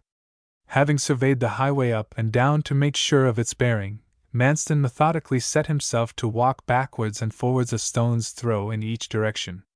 Although the spring was temperate, the time of day, and the condition of suspense in which the steward found himself, caused a sensation of chilliness to pervade his frame in spite of the overcoat he wore. The drizzling rain increased, and drops from the trees at the wayside fell noisily upon the hard road beneath them, which reflected from its glassy surface the faint halo of light hanging over the lamps of the adjacent town. Here he walked and lingered for 2 hours, without seeing or hearing a living soul. Then he heard the market-house clock strike 5, and soon afterwards, quick hard footsteps smote upon the pavement of the street leading towards him. They were those of the postman for the Tallchurch beat. He reached the bottom of the street, gave his bags a final hitch up, stepped off the pavement, and struck out for the country with a brisk shuffle. Manston then turned his back upon the town, and walked slowly on. In 2 minutes a flickering light shone upon his form, and the postman overtook him. The newcomer was a short, stooping individual of above 45, laden on both sides with leather bags large and small, and carrying a little lantern strapped to his breast, which cast a tiny patch of light upon the road ahead. "A tryin' mornin' for travellers," the postman cried, in a cheerful voice, without turning his head or slackening his trot. "It is, indeed," said Manston, stepping out abreast of him. "You have a long walk every day." "Yes, a long walk, for though the distance is only 16 miles on the straight, that is, 8 to the furthest place and 8 back, what with the ins and outs to the gentlemen's houses, it makes 22 for my legs. 22 miles a day, how many a year? I used to reckon it, but I never do now.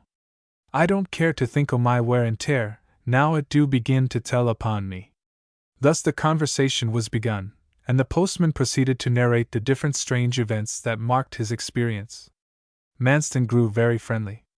"Postman, I don't know what your custom is," he said after a while, "but between you and me, I always carry a drop of something warm in my pocket when I am out on such a morning as this. Try it." He handed the bottle of brandy. "If you'll excuse me, please. I haven't took no stimulants these 5 years. 'Tis never too late to mend. Against the regulations, I be afraid. Who'll know it? That's true, nobody will know it. Still, honesty's the best policy." "Ah, it is certainly. But, thank God, I've been able to get on without it yet. You'll surely drink with me?" "Really, 'tis a'most too early for that sort o' thing. However, to oblige a friend, I don't object to the faintest shatter of a drop." The postman drank, and Manston did the same to a very slight degree.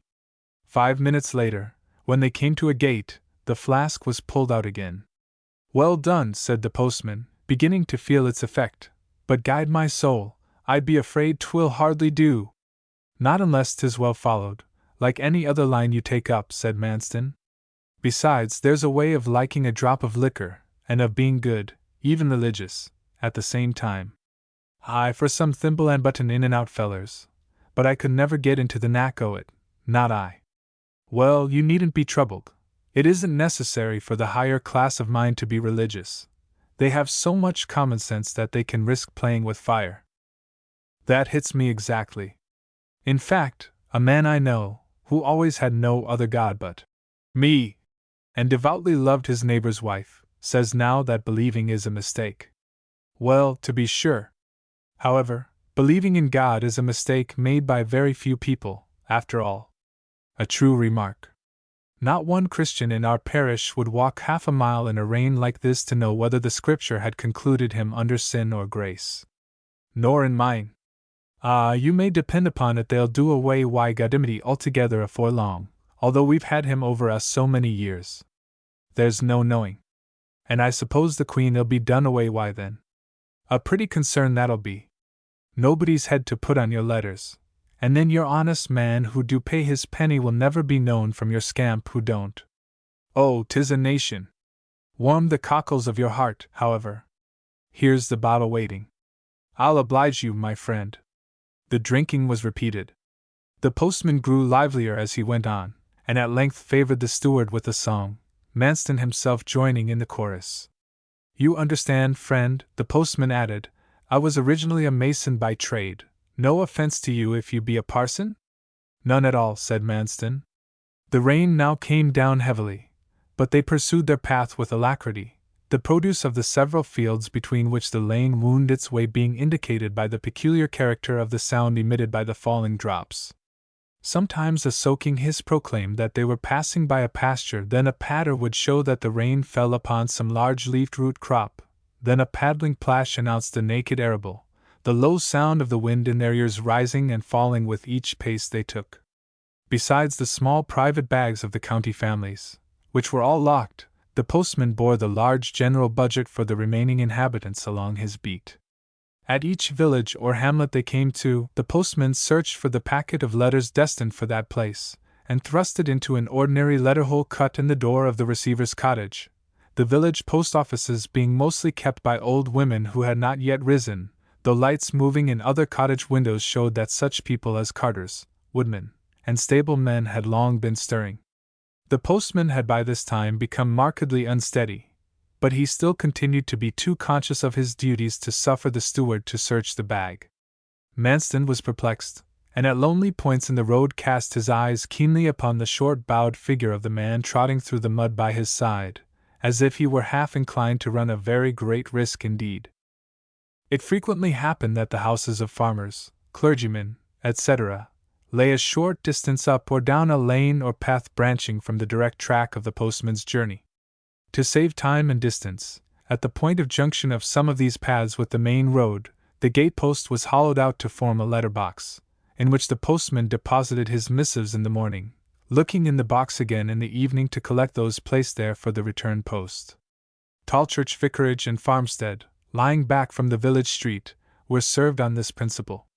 This fact the steward now learnt by conversing with the postman, and the discovery relieved Manston greatly, making his intentions much clearer to himself than they had been in the earlier stages of his journey. They had reached the outskirts of the village. Manston insisted upon the flask being emptied before they proceeded further. This was done, and they approached the church, the vicarage, and the farmhouse in which Owen and Cytherea were living. The postman paused, fumbled in his bag, took out by the light of his lantern some half-dozen letters, and tried to sort them. He could not perform the task. We be crippled disciples of believe, he said, with a sigh and a stagger. Not drunk, but market merry, said Manston cheerfully. Well done! If I bain't so weak that I can't see the clouds, much less letters. Guide my soul, if so be anybody should tell the Queen's Postmaster General of me. The whole story will have to go through Parliament House, and I shall be high treasoned, as safe as houses, and be fined, and who'll pay for a poor martel? Oh, 'tis a world! Trust in the Lord, he'll pay. He pay a believe! Why should he when he didn't drink the drink? He pay a believe! D'ye think the man's a fool? Well, I had no intention of hurting your feelings, but how was I to know you were so sensitive? True, you were not to know I was so sensitive. Here's a cattle why these letters. Guide my soul, what will Billy do? Manston offered his services. They are to be divided, the man said. How? Said Manston.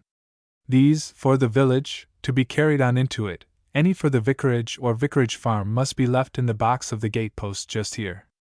There's none for the vicarage house this morning, but I saw when I started there was one for the clerk o' works at the new church. This is it, isn't it? He held up a large envelope, directed in Edward Springrove's handwriting. The letter box was scooped in an oak gatepost about a foot square. There was no slit for inserting the letters, by reason of the opportunity such a lonely spot would have afforded mischievous peasant boys of doing damage had such been the case. But at the side was a small iron door, kept close by an iron reversible strap locked across it. One side of this strap was painted black, the other white, and white or black outwards implied respectively that there were letters inside, or none. The postman had taken the key from his pocket, and was attempting to insert it in the keyhole of the box. He touched one side, the other, above, below, but never made a straight hit. Let me unlock it, said Manston, taking the key from the postman. He opened the box and reached out with his other hand for Owen's letter. No, no, oh no, no, the postman said.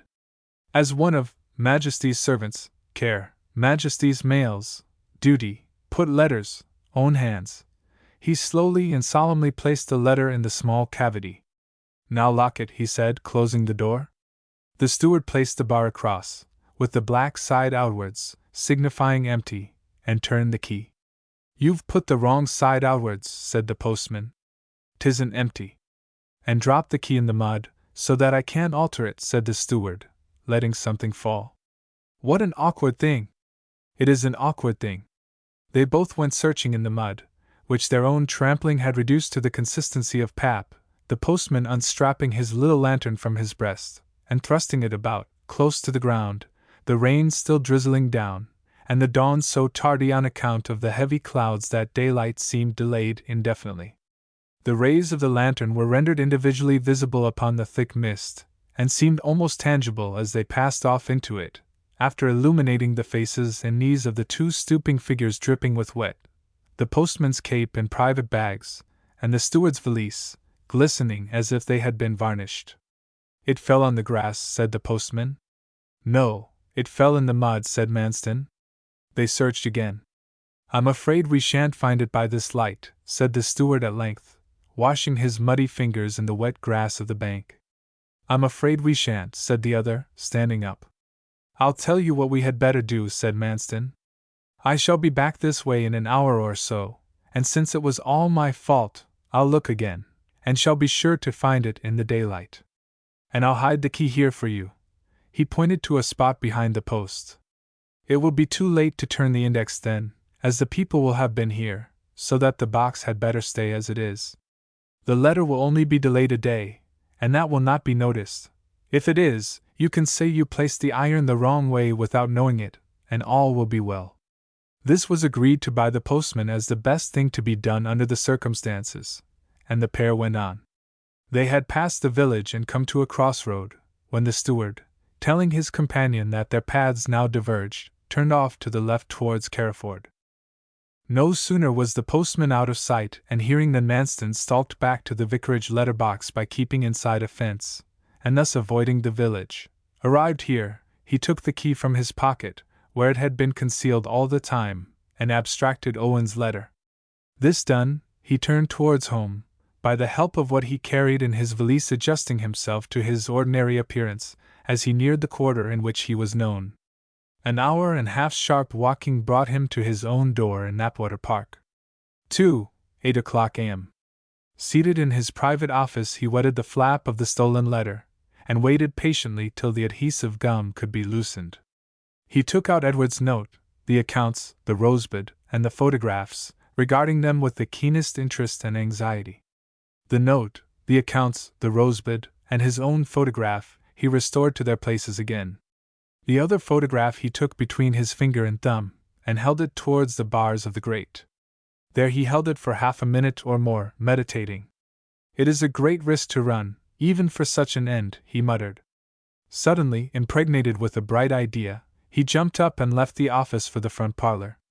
Taking up an album of portraits, which lay on the table, he searched for 3 or 4 likenesses of the lady who had so lately displaced Cytherea, which were interspersed among the rest of the collection, and carefully regarded them. They were taken in different attitudes and styles, and he compared each singly with that he held in his hand. One of them, the one most resembling that abstracted from the letter in general tone, size, and attitude, he selected from the rest, and returned with it to his office. Pouring some water into a plate, he set the 2 portraits afloat upon it, and sitting down tried to read. At the end of a quarter of an hour, after several ineffectual attempts, he found that each photograph would peel from the card on which it was mounted. This done, he threw into the fire the original likeness and the recent card, stuck upon the original card the recent likeness from the album, dried it before the fire, and placed it in the envelope with the other scraps. The result he had obtained, then, was this: in the envelope were now 2 photographs, both having the same photographer's name on the back and consecutive numbers attached. At the bottom of the one which showed his own likeness, his own name was written down, on the other his wife's name was written, whilst the central feature, and whole matter to which this latter card and writing referred, the likeness of a lady mounted upon it, had been changed. Mrs. Manston entered the room, and begged him to come to breakfast. He followed her, and they sat down. During the meal he told her what he had done, with scrupulous regard to every detail, and showed her the result. "It is indeed a great risk to run," she said, sipping her tea. "But it would be a greater not to do it." "Yes." The envelope was again fastened up as before, and Manston put it in his pocket, and went out. Shortly afterwards he was seen, on horseback, riding in a direction towards Tolchurch.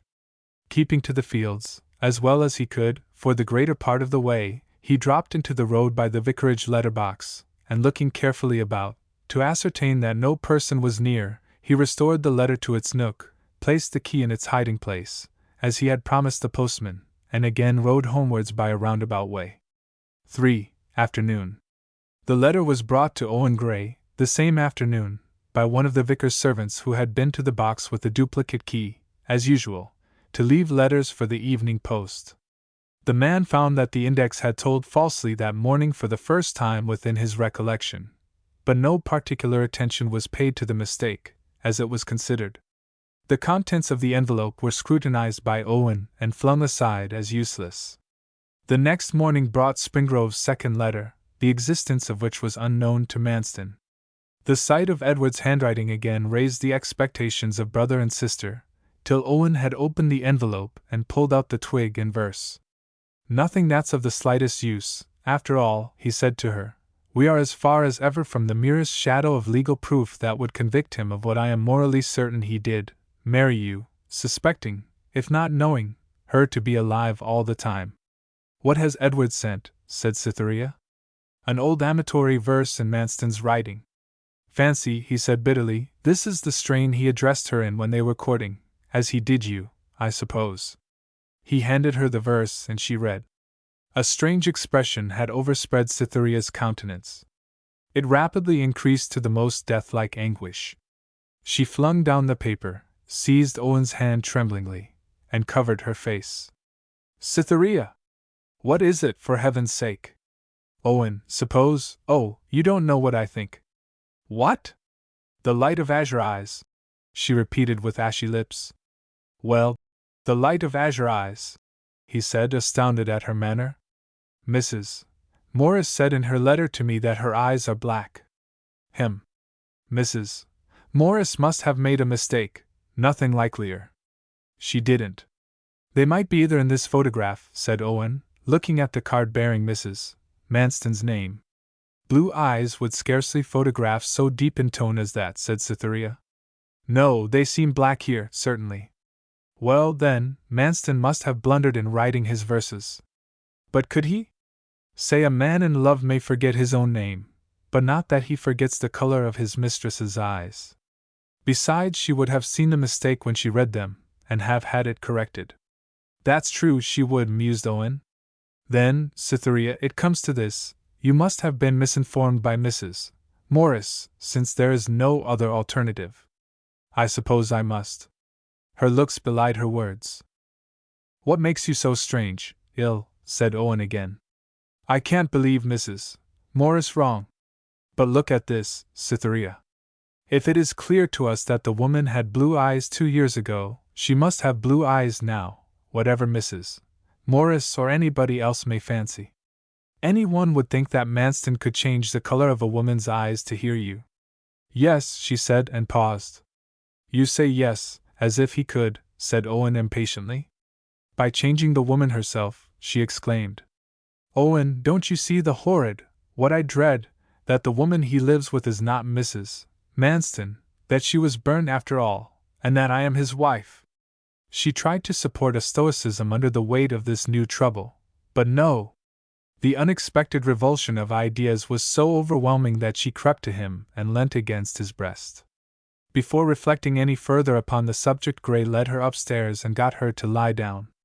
Then he went to the window and stared out of it up the lane, vainly endeavoring to come to some conclusion upon the fantastic enigma that confronted him. Cytherea's new view seemed incredible, yet it had such a hold upon her that it would be necessary to clear it away by positive proof before contemplation of her fear should have preyed too deeply upon her. Cytherea, he said, this will not do. You must stay here alone all the afternoon whilst I go to Carriford. I shall know all when I return. No, no, don't go, she implored. Soon, then, not directly. He saw her subtle reasoning, that it was folly to be wise. Reflection still convinced him that good would come of persevering in his intention and dispelling his sister's idle fears. Anything was better than this absurd doubt in her mind. But he resolved to wait till Sunday, the first day on which he might reckon upon seeing Mrs. Manston without suspicion. In the meantime he wrote to Edward Springrove, requesting him to go again to Mrs. Manston's former lodgings. 18. The events of 3 days. 1. March the 18th. Sunday morning had come, and Owen was trudging over the 6 miles of hill and dale that lay between Tolchurch and Carriford. Edward Springrove's answer to the last letter, after expressing his amazement at the strange contradiction between the verses and Mrs. Morris's letter, had been to the effect that he had again visited the neighbour of the dead Mr. Brown, and had received as near a description of Mrs. Manston as it was possible to get at second hand, and by hearsay. She was a tall woman, wide at the shoulders, and full-chested, and she had a straight and rather large nose. The color of her eyes the informant did not know, for she had only seen the lady in the street as she went in or out. This confusing remark was added. The woman had almost recognized Mrs. Manston when she had called with her husband lately, but she had kept her veil down. Her residence, before she came to Hoxton, was quite unknown to this next-door neighbor, and Edward could get no manner of clue to it from any other source. Owen reached the church door a few minutes before the bells began chiming. Nobody was yet in the church, and he walked round the aisles. From Cytherea's frequent description of how and where herself and others used to sit, he knew where to look for Manston's seat, and after 2 or 3 errors of examination he took up a prayer book in which was written Eunice Manston. The book was nearly new, and the date of the writing about a month earlier. One point was at any rate established, that the woman living with Manston was presented to the world as no other than his lawful wife. The quiet villagers of Carriford required no pew-opener in their place of worship. Natives and indwellers had their own seats, and strangers sat where they could.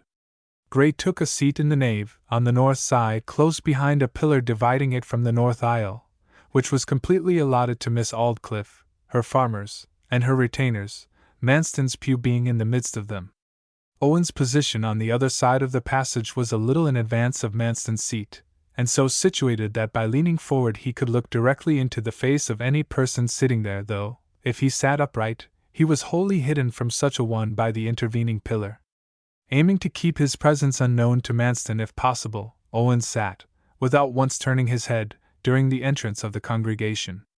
A rustling of silk round by the north passage and into Manston's seat told him that some woman had entered there, and as it seemed from the accompaniment of heavier footsteps, Manston was with her. Immediately upon rising up, he looked intently in that direction, and saw a lady standing at the end of the seat nearest himself. Portions of Manston's figure appeared on the other side of her. In 2 glances Gray read thus many of her characteristics, and in the following order. She was a tall woman. She was broad at the shoulders. She was full-bosomed. She was easily recognizable from the photograph, but nothing could be discerned of the color of her eyes. With a preoccupied mind he withdrew into his nook, and heard the service continued, only conscious of the fact that in opposition to the suspicion which one odd circumstance had bred in his sister concerning this woman, all ostensible and ordinary proofs and probabilities tended to the opposite conclusion. There sat the genuine original of the portrait. Could he wish for more? Cytherea wished for more. Eunice Manston's eyes were blue, and it was necessary that this woman's eyes should be blue also. Unskilled labor wastes in beating against the bars 10 times the energy exerted by the practiced hand in the effective direction. Owen felt this to be the case in his own and Edward's attempts to follow up the clue afforded them. Think as he might, he could not think of a crucial test in the matter absorbing him, which should possess the indispensable attribute, a capability of being applied privately, that in the event of its proving the lady to be the rightful owner of the name she used, he might recede without obloquy from an untenable position. But to see Mrs. Manston's eyes from where he sat was impossible, and he could do nothing in the shape of a direct examination at present. Miss Aldclyffe had possibly recognized him, but Manston had not, and feeling that it was indispensable to keep the purport of his visit a secret from the steward, he thought it would be as well, too, to keep his presence in the village a secret from him, at any rate, till the day was over. At the first opening of the doors, Grey left the church and wandered away into the fields to ponder on another scheme. He could not call on Farmer Springrove, as he had intended, until this matter was set at rest. 2 hours intervened between the morning and afternoon services. This time had nearly expired before Owen had struck out any method of proceeding, or could decide to run the risk of calling at the old house and asking to see Mrs. Manston point blank. But he had drawn near the place, and was standing still in the public path, from which a partial view of the front of the building could be obtained, when the bells began chiming for afternoon service. Whilst Grey paused, 2 persons came from the front door of the half-hidden dwelling whom he presently saw to be Manston and his wife. Manston was wearing his old garden hat, and carried one of the monthly magazines under his arm. Immediately they had passed the gateway he branched off and went over the hill in a direction away from the church, evidently intending to ramble along, and read as the humour moved him. The lady meanwhile turned in the other direction, and went into the church path. Owen resolved to make something of this opportunity. He hurried along towards the church, doubled round a sharp angle, and came back upon the other path, by which Mrs. Manston must arrive. In about 3 minutes she appeared in sight without a veil. He discovered, as she drew nearer, a difficulty which had not struck him at first, that it is not an easy matter to particularize the color of a stranger's eyes in a merely casual encounter on a path out of doors. That Mrs. Manston must be brought close to him, and not only so, but to look closely at him, if his purpose were to be accomplished. He shaped a plan. It might by chance be effectual. If otherwise, it would not reveal his intention to her. When Mrs. Manston was within speaking distance, he went up to her and said, "Will you kindly tell me which turning will take me to Casterbridge?" "The second on the right," said Mrs. Manston. Owen put on a blank look. He held his hand to his ear, conveying to the lady the idea that he was deaf. She came closer and said more distinctly, "The second turning on the right." Owen flushed a little. He fancied he had beheld the revelation he was in search of. But had his eyes deceived him? Once more he used the ruse, still drawing nearer and intimating by a glance that the trouble he gave her was very distressing to him. "How very deaf!" she murmured. She exclaimed loudly, "The second turning to the right." She had advanced her face to within a foot of his own, and in speaking mouthed very emphatically, fixing her eyes intently upon his. And now his first suspicion was indubitably confirmed. Her eyes were as black as midnight. All this feigning was most distasteful to Grey. The riddle having been solved, he unconsciously assumed his natural look before she had withdrawn her face. She found him to be peering at her as if he would read her very soul, expressing with his eyes the notification of which, apart from emotion, the eyes are more capable than any other, inquiry. Her face changed its expression, then its color. The natural tint of the lighter portions sank to an ashy gray. The pink of her cheeks grew purpler. It was the precise result which would remain after blood had left the face of one whose skin was dark, and artificially coated with pearl powder and carmine. She turned her head and moved away, murmuring a hasty reply to Owen's farewell remark of good day, and with a kind of nervous twitch lifting her hand and smoothing her hair, which was of a light brown color. She wears false hair, he thought, or has changed its color artificially. Her true hair matched her eyes. And now, in spite of what Mr. Brown's neighbors had said about nearly recognizing Mrs. Manston on her recent visit, which might have meant anything or nothing, in spite of the photograph, and in spite of his previous incredulity, in consequence of the verse, of her silence and backwardness at the visit to Hoxton with Manston, and of her appearance and distress at the present moment, Gray had a conviction that the woman was an impostor. What could be Manston's reason for such an astounding trick he could by no stretch of imagination divine. He changed his direction as soon as the woman was out of sight, and plodded along the lanes homeward to Tolchurch. One new idea was suggested to him by his desire to allay Cytherea's dread of being claimed, and by the difficulty of believing that the first Mrs. Manston lost her life as supposed, notwithstanding the inquest and verdict. Was it possible that the real Mrs. Manston, who was known to be a Philadelphian by birth, had returned by the train to London, as the porter had said, and then left the country under an assumed name, to escape that worst kind of widowhood, the misery of being wedded to a fickle, faithless, and truant husband? In her complicated distress at the news brought by her brother, Cytherea's thoughts at length reverted to her friend, the rector of Carriford. She told Owen of Mr. Raunham's warm-hearted behavior towards herself, and of his strongly expressed wish to aid her. He is not only a good, but a sensible man. We seem to want an old head on our side. And he is a magistrate, said Owen in a tone of concurrence. He thought, too, that no harm could come of confiding in the rector, but there was a difficulty in bringing about the confidence. He wished that his sister and himself might both be present at an interview with Mr. Raunham, yet it would be unwise for them to call on him together, in the sight of all the servants and parish of Carriford. There could be no objection to their writing him a letter. No sooner was the thought born than it was carried out. They wrote to him at once, asking him to have the goodness to give them some advice they sadly needed, and begging that he would accept their assurance that there was a real justification for the additional request they made, that instead of their calling upon him, he would any evening of the week come to their cottage at Tolchurch. 2. March the 20th. 6 to 9 o'clock p.m. 2 evenings later, to the total disarrangement of his dinner hour, Mr. Raunham appeared at Owen's door. His arrival was hailed with genuine gratitude. The horse was tied to the palings, and the rector ushered indoors and put into the easy-chair. Then Gray told him the whole story, reminding him that their first suspicions had been of a totally different nature, and that in endeavoring to obtain proof of their truth they had stumbled upon marks which had surprised them into these new uncertainties, thrice as marvelous as the first, yet more prominent. Cytherea's heart was so full of anxiety that it superinduced a manner of confidence which was a death-blow to all formality. Mr. Raunham took her hand pityingly. "It is a serious charge," he said, as a sort of original twig on which his thoughts might precipitate themselves. Assuming for a moment that such a substitution was rendered an easy matter by fortuitous events, he continued, "There is this consideration to be placed beside it.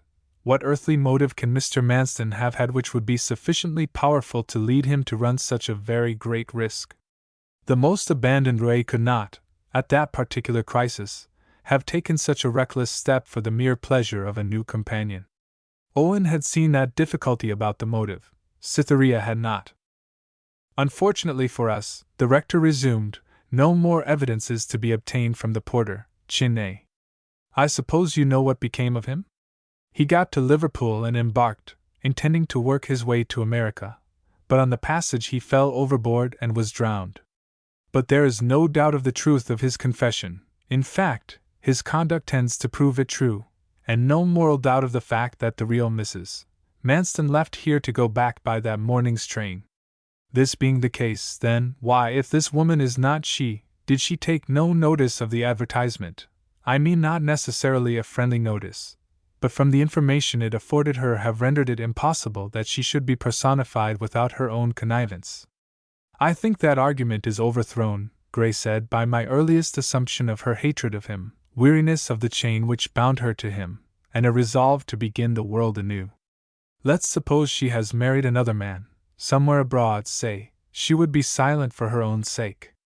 You've hit the only genuine possibility, said Mr. Raunham, tapping his finger upon his knee. That would decidedly dispose of the second difficulty. But his motive would be as mysterious as ever. Cytherea's pictured dreads would not allow her mind to follow their conversation. She's burnt, she said. Oh yes, I fear she is. I don't think we can seriously believe that now, after what has happened, said the rector. Still straining her thought towards the worst, then, perhaps, the first Mrs. Manston was not his wife, she returned, and then I should be his wife just the same, shouldn't I? They were married safely enough, said Owen. There is abundance of circumstantial evidence to prove that. Upon the whole, said Mr. Raunham, I should advise your asking in a straightforward way for legal proof from the steward that the present woman is really his original wife, a thing which, to my mind, you should have done at the outset. He turned to Cytherea kindly, and asked her what made her give up her husband so unceremoniously. She could not tell the rector of her aversion to Manston, and of her unquenched love for Edward. Your terrified state, no doubt, he said, answering for her, in the manner of those accustomed to the pulpit. But into such a solemn compact as marriage, all important considerations, both legally and morally, enter. It was your duty to have seen everything clearly proved. Doubtless Mr. Manston is prepared with proofs, but as it concerns nobody but yourself that her identity should be publicly established, and by your absenteeism you act as if you were satisfied, he has not troubled to exhibit them. Nobody else has taken the trouble to prove what does not affect them in the least. That's the way of the world always. You, who should have required all things to be made clear, ran away. That was partly my doing, said Owen. The same explanation, her want of love for Manston, applied here too, but she shunned the revelation. But never mind, added the rector, it was all the greater credit to your womanhood, perhaps. I say, then, get your brother to write a line to Mr. Manston, saying you wish to be satisfied that all is legally clear, in case you should want to marry again, for instance, and I have no doubt that you will be. Or, if you would rather, I'll write myself? Oh no, sir, no, pleaded Cytherea, beginning to blanch, and breathing quickly. Please don't say anything. Let me live here with Owen. I am so afraid it will turn out that I shall have to go to Knapwater and be his wife, and I don't want to go. Do conceal what we have told you. Let him continue his deception, it is much the best for me. Mr. Raunham at length divined that her love for Manston, if it had ever existed, had transmuted itself into a very different feeling now. At any rate, he said, as he took his leave and mounted his mare, I will see about it. Rest content, Miss Gray, and depend upon it that I will not lead you into difficulty. Conceal it, she still pleaded. We'll see, but of course I must do my duty. No, don't do your duty, she looked up at him through the gloom, illuminating her own face and eyes with the candle she held. I will consider then, said Mr. Raunham, sensibly moved. He turned his horse's head, bade them a warm adieu, and left the door. The rector of Carriford trotted homewards under the cold and clear March sky, its countless stars fluttering like bright birds. He was unconscious of the scene. Recovering from the effect of Cytherea's voice and glance of entreaty, he laid the subject of the interview clearly before himself. The suspicions of Cytherea and Owen were honest, and had foundation, that he must own. Was he, a clergyman, magistrate, and conscientious man, justified in yielding to Cytherea's importunities to keep silence, because she dreaded the possibility of a return to Manston? Was she wise in her request? Holding her present belief, and with no definite evidence either way, she could, for one thing, never conscientiously marry anyone else. Suppose that Cytherea were Manston's wife, i.e., that the first wife was really burnt. The adultery of Manston would be proved, and Mr. Raunham thought, cruelty sufficient to bring the case within the meaning of the statute. Suppose the new woman was, as stated, Mr. Manston's restored wife? Cytherea was perfectly safe as a single woman whose marriage had been void. And if it turned out that, though this woman was not Manston's wife, his wife was still living, as Owen had suggested, in America or elsewhere, Cytherea was safe. The first supposition opened up the worst contingency. Was she really safe as Manston's wife? Doubtful. But however that might be, the gentle, defenseless girl, whom it seemed nobody's business to help or defend, should be put in a track to proceed against this man. She had but one life, and the superciliousness with which all the world now regarded her should be compensated in some measure by the man whose carelessness, to set him in the best light, had caused it. Mr. Raunham felt more and more positively that his duty must be done. An inquiry must be made into the matter. Immediately on reaching home, he sat down and wrote a plain and friendly letter to Mr. Manston, and dispatched it at once to him by hand. Then he flung himself back in his chair, and went on with his meditation. Was there anything in the suspicion? There could be nothing, surely. Nothing is done by a clever man without a motive, and what conceivable motive could Manston have for such abnormal conduct? Corinthian that he might be, who had preyed on virginity like St. George's dragon, he would never have been absurd enough to venture on such a course for the possession alone of the woman. There was no reason for it. She was inferior to Cytherea in every respect, physical and mental.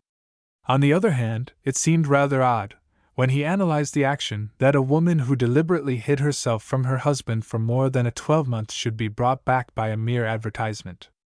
In fact, the whole business had worked almost too smoothly and effectually for unpremeditated sequence. It was too much like the indiscriminate writing of everything at the end of an old play. And there was that curious business of the keys and watch. Her way of accounting for their being left behind by forgetfulness had always seemed to him rather forced. The only unforced explanation was that suggested by the newspaper writers, that she left them behind on purpose to blind people as to her escape, a motive which would have clashed with the possibility of her being fished back by an advertisement, as the present woman had been. Again, there were the 2 charred bones. He shuffled the books and papers in his study, and walked about the room, restlessly musing on the same subject. The parlour maid entered. "Can young Mr. Springrove from London see you tonight, sir?" "Young Mr. Springrove?" said the rector, surprised. "Yes, sir. Yes, of course he can see me. Tell him to come in." Edward came so impatiently into the room, as to show that the few short moments his announcement had occupied had been irksome to him. He stood in the doorway with the same black bag in his hand, and the same old grey cloak on his shoulders, that he had worn 15 months earlier when returning on the night of the fire. This appearance of his conveyed a true impression. He had become a stagnant man. But he was excited now. "I have this moment come from London," he said, as the door was closed behind him. The prophetic insight, which so strangely accompanies critical experiences, prompted Mr. Raunham's reply. "About the Greys and Manston?" "Yes. That woman is not Mrs. Manston." "Prove it." "I can prove that she is somebody else, that her name is Seaway." "And are their suspicions true indeed?" "And I can do what's more to the purpose at present." "Suggest Manston's motive?" "Only suggest it, remember. But my assumption fits so perfectly with the facts that have been secretly unearthed and conveyed to me, that I can hardly conceive of another." There was in Edward's bearing that entire unconsciousness of himself which, natural to wild animals, only prevails in a sensitive man at moments of extreme intentness. The rector saw that he had no trivial story to communicate, whatever the story was. "Sit down," said Mr. Raunham. "My mind has been on the stretch all the evening to form the slightest guess at such an object, and all to no purpose, entirely to no purpose." "Have you said anything to Owen Gray?" "Nothing, nor to anybody. I could not trust to the effect a letter might have upon yourself, either. The intricacy of the case brings me to this interview." Whilst Springrove had been speaking, the two had sat down together. The conversation, hitherto distinct to every corner of the room, was carried on now in tones so low as to be scarcely audible to the interlocutors, and in phrases which hesitated to complete themselves. 3/4 of an hour passed. Then Edward arose, came out of the rector's study, and again flung his cloak around him. Instead of going thence homeward, he went first to the Carriford Road station with a telegram, having dispatched which he proceeded to his father's house for the first time since his arrival in the village. 3. From 9 to 10 o'clock p.m. The next presentation is the interior of the old house on the evening of the preceding section. The steward was sitting by his parlor fire, and had been reading the letter arrived from the rectory. Opposite to him sat the woman known to the village and neighborhood as Mrs. Manston. "Things are looking desperate with us," he said gloomily. His gloom was not that of the hypochondriac, but the legitimate gloom which has its origin in a syllogism. As he uttered the words, he handed the letter to her. "I almost expected some such news as this," she replied, in a tone of much greater indifference. "I knew suspicion lurked in the eyes of that young man who stared at me so in the church path. I could have sworn it." Manston did not answer for some time. His face was worn and haggard. Latterly his head had not been carried so uprightly as of old. "If they prove you to be who you are." "Yes, if they do," he murmured. "They must not find that out," she said, in a positive voice, and looking at him. "But supposing they do, the trick does not seem to me to be so serious as to justify that wretched, miserable, horrible look of yours. It makes my flesh creep. It is perfectly deathlike." He did not reply, and she continued, "If they say and prove that Eunice is indeed living, and dear, you know she is sure to come back." This remark seemed to awaken and irritate him to speech. Again, as he had done 100 times during their residence together, he categorized the events connected with the fire at the Three Tranters. He dwelt on every incident of that night's history, and endeavored, with an anxiety which was extraordinary in the apparent circumstances, to prove that his wife must, by the very nature of things, have perished in the flames. She arose from her seat, crossed the hearthrug, and set herself to soothe him. Then she whispered that she was still as unbelieving as ever. "Come, supposing she escaped, just supposing she escaped, where is she?" coaxed the lady. "Why are you so curious continually?" said Manston. "Because I am a woman and want to know. Now where is she?" "In the flying Isle of San Barandon." Witty cruelty is the cruelest of any. "Ah, well, if she is in England, she will come back." "She is not in England." "But she will come back?" "No, she won't." "Come, madam," he said, arousing himself, "I shall not answer any more questions." Ah, she is not dead," the woman murmured again poutingly. "She is, I tell you." "I don't think so, love." "She was burnt, I tell you," he exclaimed. "Now, to please me, admit the bare possibility of her being alive, just the possibility." "Oh yes, to please you I will admit that," he said quickly. "Yes, I admit the possibility of her being alive, to please you." She looked at him in utter perplexity. The words could only have been said in jest, and yet they seemed to savor of a tone the furthest removed from jesting. There was his face plain to her eyes, but no information of any kind was to be read there. "It is only natural that I should be curious," she murmured pettishly, "if I resemble her as much as you say I do." "You are handsomer," he said, "though you are about her own height and size. But don't worry yourself. You must know that you are body and soul united with me, though you are but my housekeeper." She bridled a little at the remark. "Wife," she said, "most certainly wife, since you cannot dismiss me without losing your character and position, and incurring heavy penalties." "I own it, it was well said, though mistakenly, very mistakenly." "Don't riddle to me about mistakenly and such dark things. Now, what was your motive, dearest, in running the risk of having me here?" "Your beauty," he said. "She thanks you much for the compliment, but will not take it." "Come, what was your motive?" "Your wit." "No, no, not my wit. Wit would have made a wife of me by this time instead of what I am." "Your virtue." "Or virtue either." "I tell you it was your beauty, really. But I cannot help seeing and hearing, and if what people say is true, I am not nearly so good-looking as Cytherea, and several years older." The aspect of Manston's face at these words from her was so confirmatory of her hint, that his forced reply of "oh no" tended to develop her chagrin. "Mere liking or love for me," she resumed, "would not have sprung up all of a sudden, as your pretended passion did. You had been to London several times between the time of the fire and your marriage with Cytherea, you had never visited me or thought of my existence, or cared that I was out of a situation and poor. But the week after you married her and were separated from her, off you rushed to make love to me, not first to me either, for you went to several places. No, not several places. Yes, you told me so yourself, that you went first to the only lodging in which your wife had been known as Mrs. Manston, and when you found that the lodging housekeeper had gone away and died, and that nobody else in the street had any definite ideas as to your wife's personal appearance, and came and proposed the arrangement we carried out, that I should personate her. Your taking all this trouble shows that something more serious than love had to do with the matter. Humbug, what trouble after all did I take?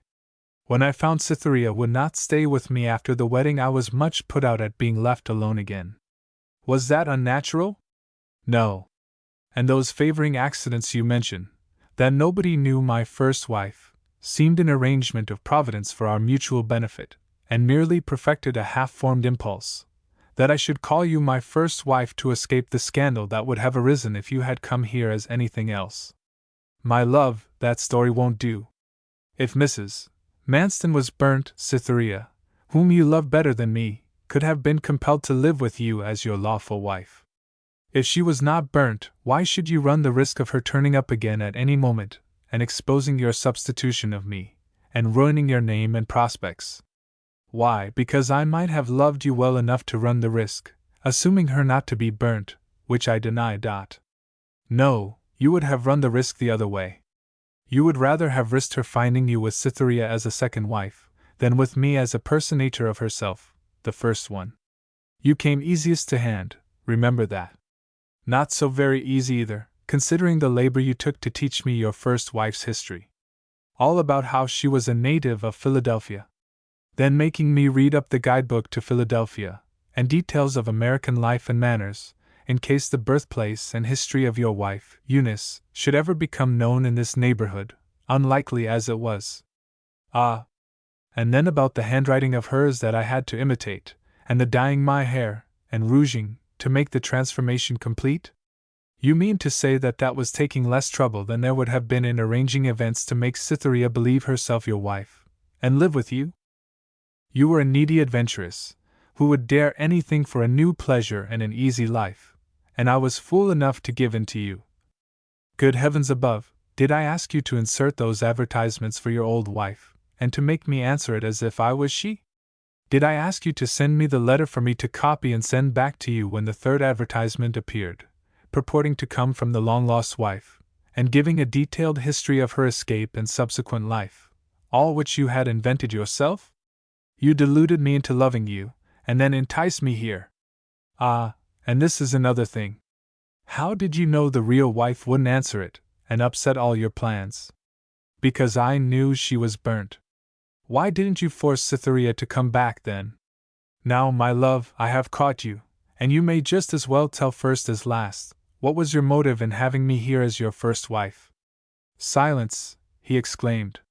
She was silent for the space of 2 minutes, and then persisted in going on to mutter, and why was it that Miss Aldclyffe allowed her favourite young lady, Cythie, to be overthrown and supplanted without an expostulation or any show of sympathy? Do you know, I often think you exercise a secret power over Miss Aldclyffe. And she always shuns me as if I shared the power. A poor, ill-used creature like me sharing power, indeed. She thinks you are Mrs. Manston. That wouldn't make her avoid me. Yes, it would, he exclaimed impatiently. I wish I was dead, dead. He had jumped up from his seat in uttering the words, and now walked wearily to the end of the room. Coming back more decisively, he looked in her face. We must leave this place if Ronham suspects what I think he does, he said. The request of Cytherea and her brother may simply be for a satisfactory proof, to make her feel legally free, but it may mean more. What may it mean? How should I know? Well, well, never mind, old boy, she said, approaching him to make up the quarrel. Don't be so alarmed. Anybody would think that you were the woman and I the man. Suppose they do find out what I am, we can go away from here and keep house as usual. People will say of you, his first wife was burned to death, or ran away to the colonies, as the case may be. He married a second, and deserted her for an Seaway. A very everyday case, nothing so horrible, after all. He made an impatient movement. Whichever way we do it, nobody must know that you are not my wife Eunice. And now I must think about arranging matters. Manston then retired to his office, and shut himself up for the remainder of the evening.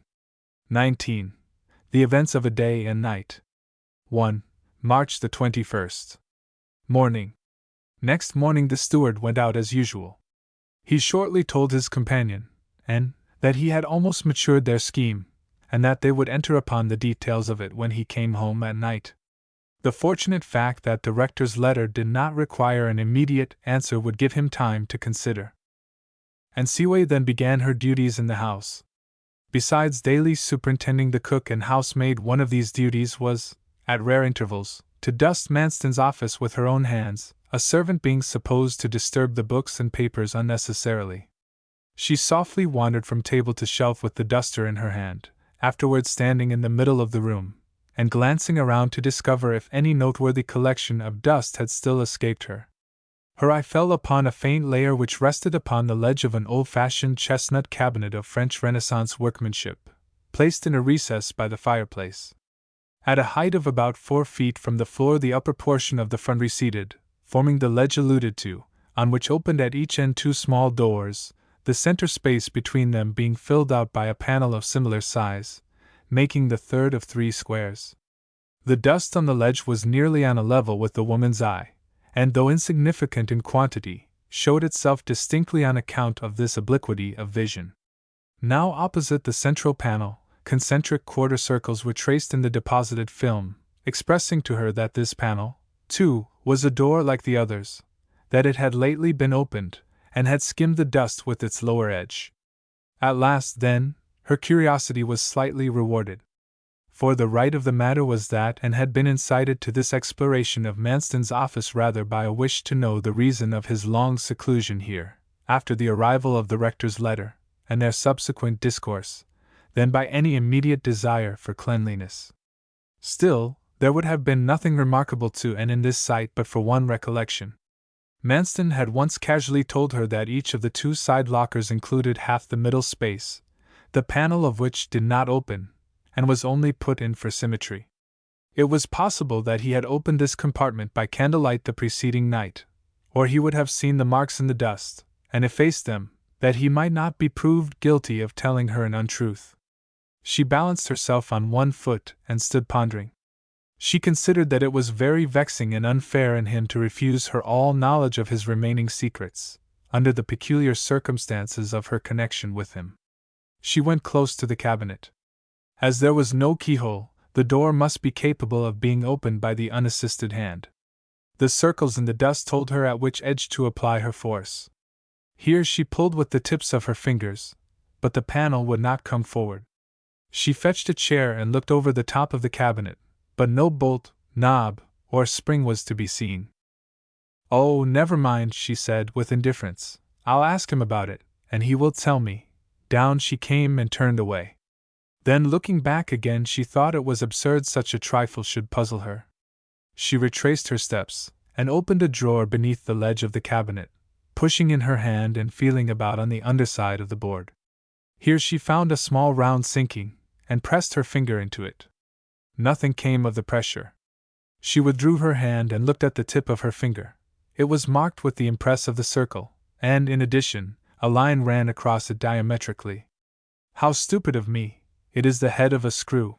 Whatever mysterious contrivance had originally existed for opening the puny cupboard of the cabinet, it had at some time been broken, and this rough substitute provided. Stimulated curiosity would not allow her to recede now. She fetched a screwdriver, withdrew the screw, pulled the door open with a penknife, and found inside a cavity about 10 inches square. The cavity contained letters from different women, with unknown signatures, Christian names only, surnames being despised in Paphos. Letters from his wife Eunice. Letters from Anne herself, including that she wrote in answer to his advertisement. A small pocket book. Sundry scraps of paper.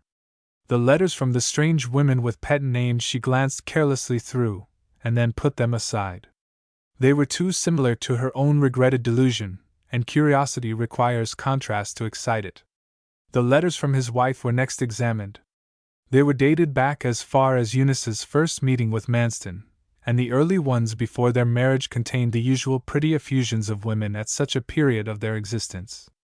Some little time after he had made her his wife, and when he had come to Knapwater, the series began again, and now their contents arrested her attention more forcibly. She closed the cabinet, carried the letters into the parlor, reclined herself on the sofa, and carefully perused them in the order of their dates. My dearest husband, I received your hurried line of yesterday, and was of course content with it. But why don't you tell me your exact address instead of that? Post office, Budmouth? This matter is all a mystery to me, and I ought to be told every detail. I cannot fancy it is the same kind of occupation you have been used to hitherto. Your command that I am to stay here a while until you can see how things look, and can arrange to send for me, I must necessarily abide by. But if, as you say, a married man would have been rejected by the person who engaged you, and that hence my existence must be kept a secret until you have secured your position, why did you think of going at all? The truth is, this keeping our marriage a secret is troublesome, vexing, and wearisome to me. I see the poorest woman in the street bearing her husband's name openly, living with him in the most matter-of-fact ease, and why shouldn't I? I wish I was back again in Liverpool. Today I bought a grey waterproof cloak. I think it is a little too long for me, but it was cheap for one of such a quality. The weather is gusty and dreary, and till this morning I had hardly set foot outside the door since you left. Please to tell me when I am to come. Very affectionately yours, Eunice. My dear husband, why don't you write? Do you hate me? I have not had the heart to do anything this last week. That I, your wife, should be in this strait, and my husband well-to-do. I have been obliged to leave my first lodging for debt. Among other things, they charged me for a lot of brandy which I am quite sure I did not taste. Then I went to Camberwell and was found out by them. I went away privately from thence, and changed my name the second time. I am now Mrs. Ronley. But the new lodging was the wretchedest and dearest I ever set foot in, and I left it after being there only a day. I am now at number 20 in the same street that you left me in originally. All last night the sash of my window rattled so dreadfully that I could not sleep, but I had not energy enough to get out of bed to stop it. This morning I have been walking, I don't know how far, but far enough to make my feet ache. I have been looking at the outside of 2 or 3 of the theaters, but they seem forbidding if I regard them with the eye of an actress in search of an engagement. Though you said I was to think no more of the stage, I believe you would not care if you found me there. But I am not an actress by nature, and art will never make me one. I am too timid and retiring. I was intended for a cottager's wife. I certainly shall not try to go on the boards again whilst I am in this strange place. The idea of being brought on as far as London and then left here alone. Why didn't you leave me in Liverpool? Perhaps you thought I might have told somebody that my real name was Mrs. Manston. As if I had a living friend to whom I could impart it. No such good fortune. In fact, my nearest friend is no nearer than what most people would call a stranger. But perhaps I ought to tell you that a week before I wrote my last letter to you, after wishing that my uncle and aunt in Philadelphia, the only near relatives I had, were still alive, I suddenly resolved to send a line to my cousin James, who, I believe, is still living in that neighborhood. He has never seen me since we were babies together. I did not tell him of my marriage, because I thought you might not like it, and I gave my real maiden name and an address at the post office here. But God knows if the letter will ever reach him. Do write me an answer, and send something. Your affectionate wife, Eunice. My dear husband, the order for £10 has just come, and I am truly glad to get it. But why will you write so bitterly? Ah, well, if I had only had the money I should have been on my way to America by this time, so don't think I want to bore you of my own free will. Who can you have met with at that new place? Remember, I say this in no malignant tone, but certainly the facts go to prove that you have deserted me. You are inconstant, I know it. Oh, why are you so? Now I have lost you, I love you in spite of your neglect. I am weakly fond, that's my nature. I fear that upon the whole my life has been wasted. I know there is another woman supplanting me in your heart, yes, I know it. Come to me, do come. Eunice. Dear Aeneas, here I am back again after my visit. Why should you have been so enraged at my finding your exact address? Any woman would have tried to do it, you know she would have. And no woman would have lived under assumed names so long as I did. I repeat that I did not call myself Mrs. Manston until I came to this lodging at the beginning of this month. What could you expect? A helpless creature I, had not fortune favored me unexpectedly. Banished as I was from your house at dawn, I did not suppose the indignity was about to lead to important results. But in crossing the park I overheard the conversation of a young man and woman who had also risen early. I believe her to be the girl who has won you away from me. Well, their conversation concerned you and Miss Aldclyffe, very peculiarly. The remarkable thing is that you yourself, without knowing it, told me of what, added to their conversation, completely reveals a secret to me that neither of you understand. Two negatives never made such a telling positive before. One clue more, and you would see it. A single consideration prevents my revealing it, just one doubt as to whether your ignorance was real, and was not feigned to deceive me. Civility now, please. Eunice. My darling husband, Monday will suit me excellently for coming. I have acted exactly up to your instructions, and have sold my rubbish at the broker's in the next street. All this movement and bustle is delightful to me after the weeks of monotony I have endured. It is a relief to wish the place good-bye. London always has seemed so much more foreign to me than Liverpool. The midday train on Monday will do nicely for me. I shall be anxiously looking out for you on Sunday night. I hope so much that you are not angry with me for writing to Miss Aldclyffe. You are not, dear, are you? Forgive me. Your loving wife, Eunice. This was the last of the letters from the wife to the husband. One other, in Mrs. Manston's handwriting, and in the same packet, was differently addressed. Dear Cousin James, thank you indeed for answering my letter so promptly. When I called at the post office yesterday, I did not in the least think there would be one. But I must leave this subject. I write again at once under the strangest and saddest conditions it is possible to conceive. I did not tell you in my last that I was a married woman. Don't blame me, it was my husband's influence. I hardly know where to begin my story. I had been living apart from him for a time, then he sent for me, this was last week, and I was glad to go to him. Then this is what he did. He promised to fetch me, and did not, leaving me to do the journey alone. He promised to meet me at the station here, he did not. I went on through the darkness to his house, and found his door locked and himself away from home. I have been obliged to come here, and I write to you in a strange room in a strange village inn. I choose the present moment to write to drive away my misery. Sorrow seems a sort of pleasure when you detail it on paper, poor pleasure though. But this is what I want to know, and I am ashamed to tell it. I would gladly do as you say, and come to you as a housekeeper, but I have not the money even for a steerage passage. James, do you want me badly enough? Do you pity me enough to send it? I could manage to subsist in London upon the proceeds of my sale for another month or 6 weeks. Will you send it to the same address at the post office? But how do I know that you? Thus the letter ended. From creases in the paper it was plain that the writer, having got so far, had become dissatisfied with her production, and had crumpled it in her hand. Was it to write another, or not to write at all? The next thing Anne Seaway perceived was that the fragmentary story she had coaxed out of Manston, to the effect that his wife had left England for America, might be truthful, according to 2 of these letters, corroborated by the evidence of the railway porter.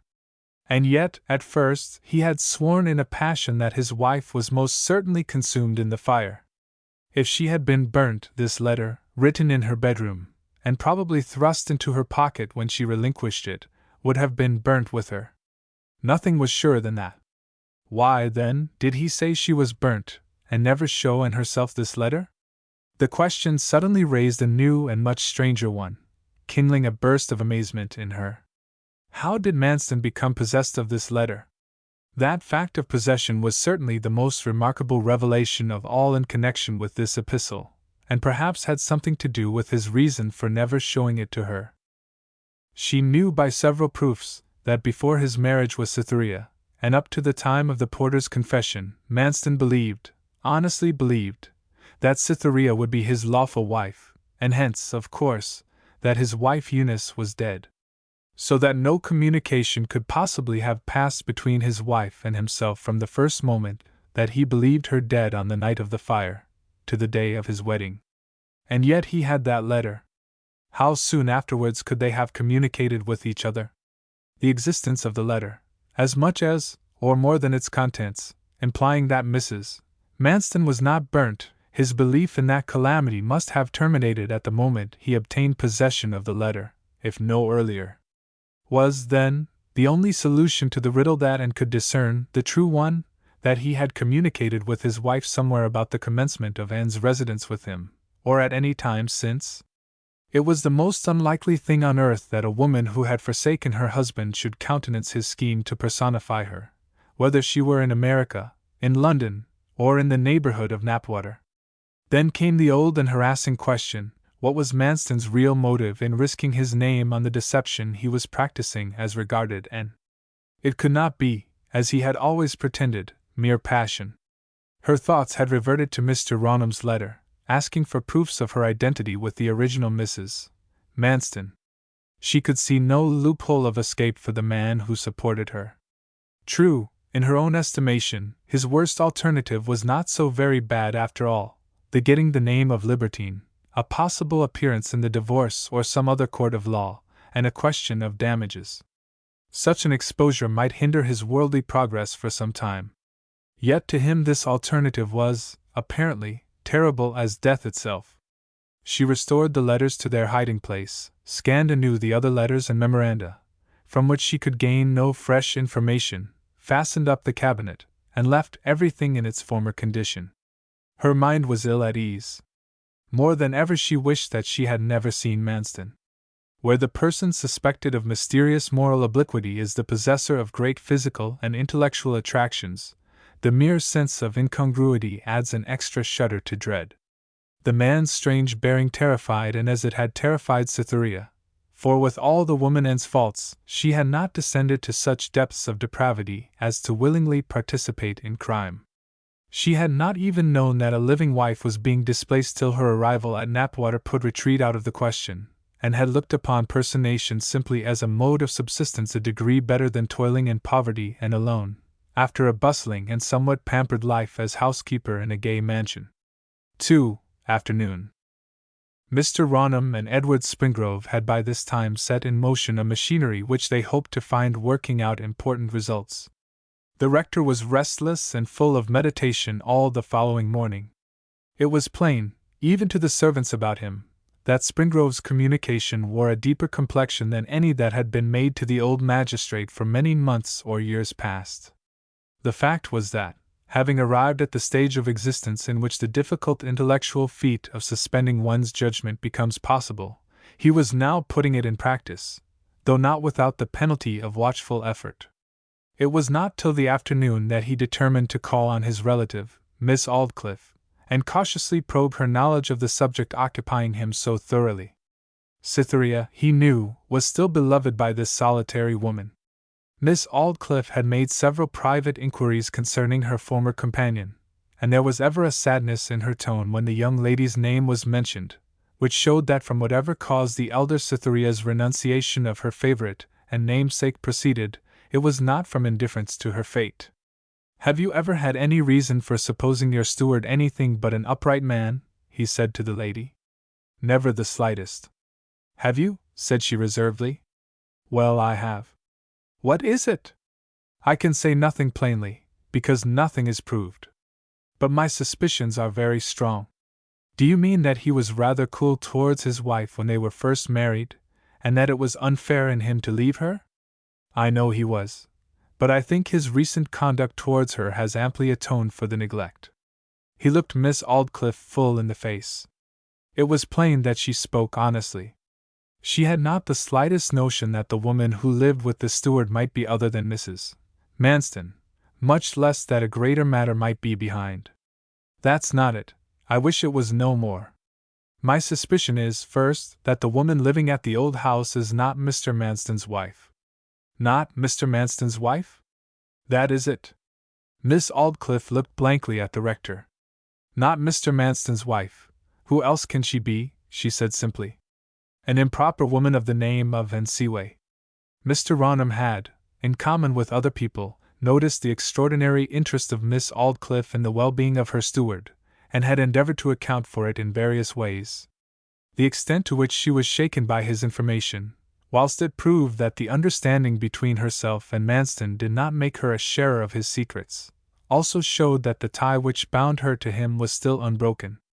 Mr. Raunham had lately begun to doubt the latter fact, and now, on finding himself mistaken, regretted that he had not kept his own counsel in the matter. This it was too late to do, and he pushed on with his proofs. He gave Miss Aldclyffe and detailed the grounds of his belief. Before he had done, she recovered the cloak of reserve that she had adopted on his opening the subject. I might possibly be convinced that you were in the right, after such an elaborate argument, she replied, were it not for one fact, which bears in the contrary direction so pointedly, that nothing but absolute proof can turn it. It is that there is no conceivable motive which could induce any sane man, leaving alone a man of Mr. Manston's clear-headedness and integrity, to venture upon such an extraordinary course of conduct. No motive on earth. That was my own opinion till after the visit of a friend last night, a friend of mine and poor little Cytherea's. Ah, and Cytherea, said Miss Aldclyffe, catching at the idea raised by the name. That he loved Cytherea, yes, and loves her now, wildly and devotedly, I am as positive as that I breathe. Cytherea is years younger than Mrs. Manston, as I shall call her, twice as sweet in disposition, 3 times as beautiful. Would he have given her up quietly and suddenly for a common, Mr. Raunham? Your story is monstrous, and I don't believe it, she glowed in her earnestness. The rector might now have advanced his second proposition, the possible motive, but for reasons of his own he did not. Very well, madam. I only hope that facts will sustain you in your belief. Ask him the question to his face, whether the woman is his wife or no, and see how he receives it. I will tomorrow, most certainly, she said. I always let these things die of wholesome ventilation, as every fungus does. But no sooner had the rector left her presence, than the grain of mustard seed he had sown grew to a tree. Her impatience to set her mind at rest could not brook a night's delay. It was with the utmost difficulty that she could wait till evening arrived to screen her movements. Immediately the sun had dropped behind the horizon, and before it was quite dark, she wrapped her cloak around her, softly left the house, and walked direct through the gloomy park in the direction of the old manor house. The same minute saw 2 persons sit down in the rectory house to share the rector's usually solitary dinner. One was a man of official appearance, commonplace in all except his eyes. The other was Edward Springrove. The discovery of the carefully concealed letters rankled in the mind of Seaway. Her woman's nature insisted that Manston had no right to keep all matters connected with his lost wife a secret from herself. Perplexity had bred vexation, resentment, curiosity had been continuous. The whole morning this resentment and curiosity increased. The steward said very little to his companion during their luncheon at midday. He seemed reckless of appearances, almost indifferent to whatever fate awaited him. All his actions betrayed that something portentous was impending, and still he explained nothing. By carefully observing every trifling action, as only a woman can observe them, the thought at length dawned upon her that he was going to run away secretly. She feared for herself. Her knowledge of law and justice was vague, and she fancied she might in some way be made responsible for him. In the afternoon he went out of the house again, and she watched him drive away in the direction of the county town. She felt a desire to go there herself, and after an interval of half an hour, followed him on foot notwithstanding the distance, ostensibly to do some shopping. One among her several trivial errands was to make a small purchase at the druggist's. Near the druggist stood the county bank. Looking out of the shop window, between the colored bottles, she saw Manston come down the steps of the bank, in the act of withdrawing his hand from his pocket, and pulling his coat close over its mouth. It is an almost universal habit with people, when leaving a bank, to be carefully adjusting their pockets if they have been receiving money. If they have been paying it in, their hands swing laxly. The steward had in all likelihood been taking money, possibly on Miss Aldclyffe's account, that was continual with him. And he might have been removing his own, as a man would do who was intending to leave the country. 3. From 5 to 8 o'clock p.m. And reached home again in time to preside over preparations for dinner. Manston came in half an hour later. The lamp was lighted, the shutters were closed, and they sat down together. He was pale and worn, almost haggard. The meal passed off in almost unbroken silence. When preoccupation withstands the influence of a social meal with one pleasant companion, the mental scene must be surpassingly vivid. Just as she was rising, a tap came to the door. Before a maid could attend to the knock, Manston crossed the room and answered it himself. The visitor was Miss Aldclyffe. Manston instantly came back and spoke to her in an undertone. "I should be glad if you could retire to your room for a short time." "It is a dry, starlight evening," she replied. "I will go for a little walk if your object is merely a private conversation with Miss Aldclyffe." "Very well, do. There's no accounting for tastes," he said. A few commonplaces then passed between her and Miss Aldclyffe, and then went upstairs to bonnet and cloak herself. She came down, opened the front door, and went out. She looked around to realize the night. It was dark, mournful, and quiet. Then she stood still. From the moment that Manston had requested her absence, a strong and burning desire had prevailed in her to know the subject of Miss Aldclyffe's conversation with him. Simple curiosity was not entirely what inspired her. Her suspicions had been thoroughly aroused by the discovery of the morning. A conviction that her future depended on her power to combat a man who, in desperate circumstances, would be far from a friend to her, prompted a strategic movement to acquire the important secret that was in handling now. The woman thought, and regarded the dull dark trees, anxiously debating how the thing could be done. Stealthily reopening the front door, she entered the hall, and advancing and pausing alternately, came close to the door of the room in which Miss Aldclyffe and Manston conversed. Nothing could be heard through the keyhole or panels. At a great risk she softly turned the knob and opened the door to a width of about half an inch, performing the act so delicately that 3 minutes, at least, were occupied in completing it. At that instant Miss Aldclyffe said, "There's a draught somewhere. The door is ajar, I think," and glided back under the staircase. Manston came forward and closed the door. This chance was now cut off, and she considered again. The parlor, or sitting-room, in which the conference took place, had the window shutters fixed on the outside of the window, as is usual in the back portions of old country houses.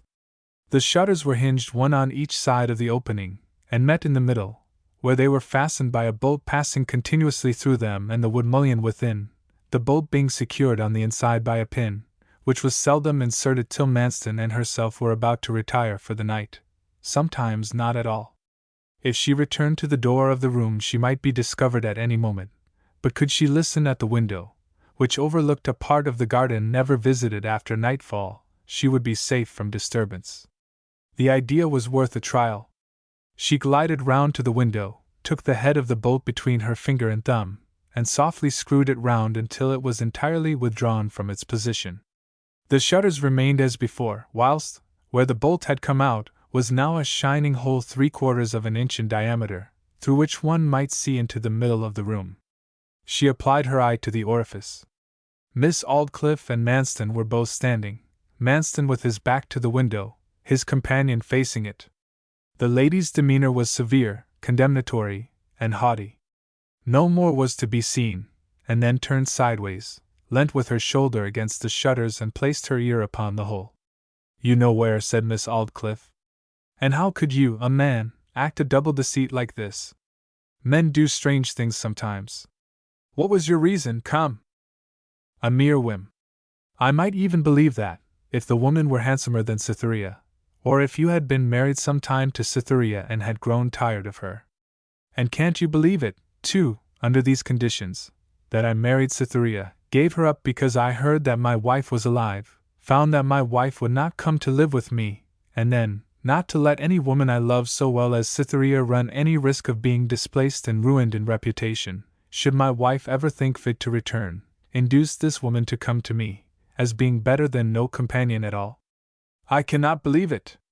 Your love for Cytherea was not of such a kind as that excuse would imply. It was Cytherea or nobody with you. As an object of passion, you did not desire the company of this and Seaway at all, and certainly not so much as to madly risk your reputation by bringing her here in the way you have done. I am sure you didn't, Aeneas. So am I, he said bluntly. Miss Aldclyffe uttered an exclamation of astonishment. The confession was like a blow in its suddenness. She began to reproach him bitterly, and with tears. How could you overthrow my plans, disgrace the only girl I ever had any respect for, by such inexplicable doings? That woman must leave this place, the country perhaps. Heavens! The truth will leak out in a day or two. She must do no such thing, and the truth must be stifled somehow, nobody knows how. If I stay here, or on any spot of the civilized globe, as Aeneas Manston, this woman must live with me as my wife, or I am damned past redemption. I will not countenance your keeping her, whatever your motive may be. You must do something, he murmured. You must. Yes, you must. I never will, she said. It is a criminal act. He looked at her earnestly. Will you not support me through this deception if my very life depends upon it? Will you not? Nonsense. Life. It will be a scandal to you, but she must leave this place. It will out sooner or later, and the exposure had better come now. Manston repeated gloomily the same words. My life depends upon your supporting me, my very life. He then came close to her, and spoke into her ear. Whilst he spoke he held her head to his mouth with both his hands. Strange expressions came over her face. The workings of her mouth were painful to observe. Still he held her and whispered on. The only words that could be caught by Seaway, confused as her hearing frequently was by the moan of the wind and the waterfall in her outer ear, were these of Miss Aldclyffe, in tones which absolutely quivered. They have no money. What can they prove? The listener tasked herself to the utmost to catch his answer, but it was in vain. Of the remainder of the colloquy one fact alone was plain to Anne, and that only inductively, that Miss Aldclyffe, from what he had revealed to her, was going to scheme body and soul on Manston's behalf. Miss Aldclyffe seemed now to have no further reason for remaining, yet she lingered a while as if loath to leave him. When, finally, the crestfallen and agitated lady made preparations for departure, and quickly inserted the bolt, ran round to the entrance archway, and down the steps into the park. Here she stood close to the trunk of a huge lime tree, which absorbed her dark outline into its own. In a few minutes she saw Manston, with Miss Aldclyffe leaning on his arm, cross the glade before her and proceed in the direction of the house. She watched them ascend the rise and advance, as two black spots, towards the mansion. The appearance of an oblong space of light in the dark mass of walls denoted that the door was opened. Miss Aldclyffe's outline became visible upon it. The door shut her in, and all was darkness again. The form of Manston returning alone arose from the gloom, and passed by and in her hiding place. Waiting outside a quarter of an hour longer, that no suspicion of any kind might be excited, and returned to the old manor house. 4. From 8 to 11 o'clock p.m. Manston was very friendly that evening. It was evident to her, now that she was behind the scenes, that he was making desperate efforts to disguise the real state of his mind. Her terror of him did not decrease. They sat down to supper, Manston still talking cheerfully. But what is keener than the eye of a mistrustful woman? A man's cunning is to it as was the armor of Sisera to the thin tent nail. She found, in spite of his adroitness, that he was attempting something more than a disguise of his feeling. He was trying to distract her attention, that he might be unobserved in some special movement of his hands. What a moment it was for her then! The whole surface of her body became attentive. She allowed him no chance whatever. We know the duplicated condition at such times, when the existence divides itself into two, and the ostensibly innocent chatterer stands in front, like another person, to hide the timorous spy. Manston played the same game, but more palpably. The meal was nearly over when he seemed possessed of a new idea of how his object might be accomplished. He tilted back his chair with a reflective air, and looked steadily at the clock standing against the wall opposite to him. He said sententiously, "Few faces are capable of expressing more by dumb show than the face of a clock. You may see in it every variety of incentive, from the softest seductions to negligence to the strongest hints for action." "Well, in what way?" she inquired. His drift was, as yet, quite unintelligible to her. "Why, for instance, look at the cold, methodical, unromantic, business-like air of all the right-angled positions of the hands. They make a man set about work in spite of himself. Then look at the piquant shyness of its face when the two hands are over each other. Several attitudes imply make ready. The make ready of 10 minutes to 1 differs from the make ready of 10 minutes to 12, as youth differs from age. Upward and onward, says 25 minutes to 11. Midday or midnight expresses distinctly, it is done. You surely have noticed that." "Yes, I have," he continued with affected quaintness. "The easy dash of 10 minutes past 7, the rakish recklessness of a quarter past, the drooping weariness of 25 minutes past, must have been observed by everybody. Whatever amount of truth there may be, there is a good deal of imagination in your fancy," she said. He still contemplated the clock. "Then, again, the general finish of the face has a great effect upon the eye. This old-fashioned brass-faced one we have here, with its arched top, half-moons slit for the day of the month, and ship rocking at the upper part, impresses me with the notion of its being an old cynic, elevating his brows, whose thoughts can be seen wavering between good and evil." A thought now enlightened her. The clock was behind her, and he wanted to get her back turned. She dreaded turning, yet, not to excite his suspicion, she was on her guard. She quickly looked behind her at the clock as he spoke, recovering her old position again instantly. The time had not been long enough for any action whatever on his part. "Ah," he casually remarked, and at the same minute began to pour her out a glass of wine. "Speaking of the clock has reminded me that it must nearly want winding up. Remember that it is wound tonight. Suppose you do it at once, my dear." There was no possible way of evading the act. She resolutely turned to perform the operation. Anything was better than that he should suspect her. It was an old-fashioned 8-day clock, of workmanship suited to the rest of the antique furniture that Manston had collected there, and ground heavily during winding, and had given up all idea of being able to watch him during the interval, and the noise of the wheels prevented her learning anything by her ears. But as she wound, she caught sight of his shadow on the wall at her right hand. What was he doing?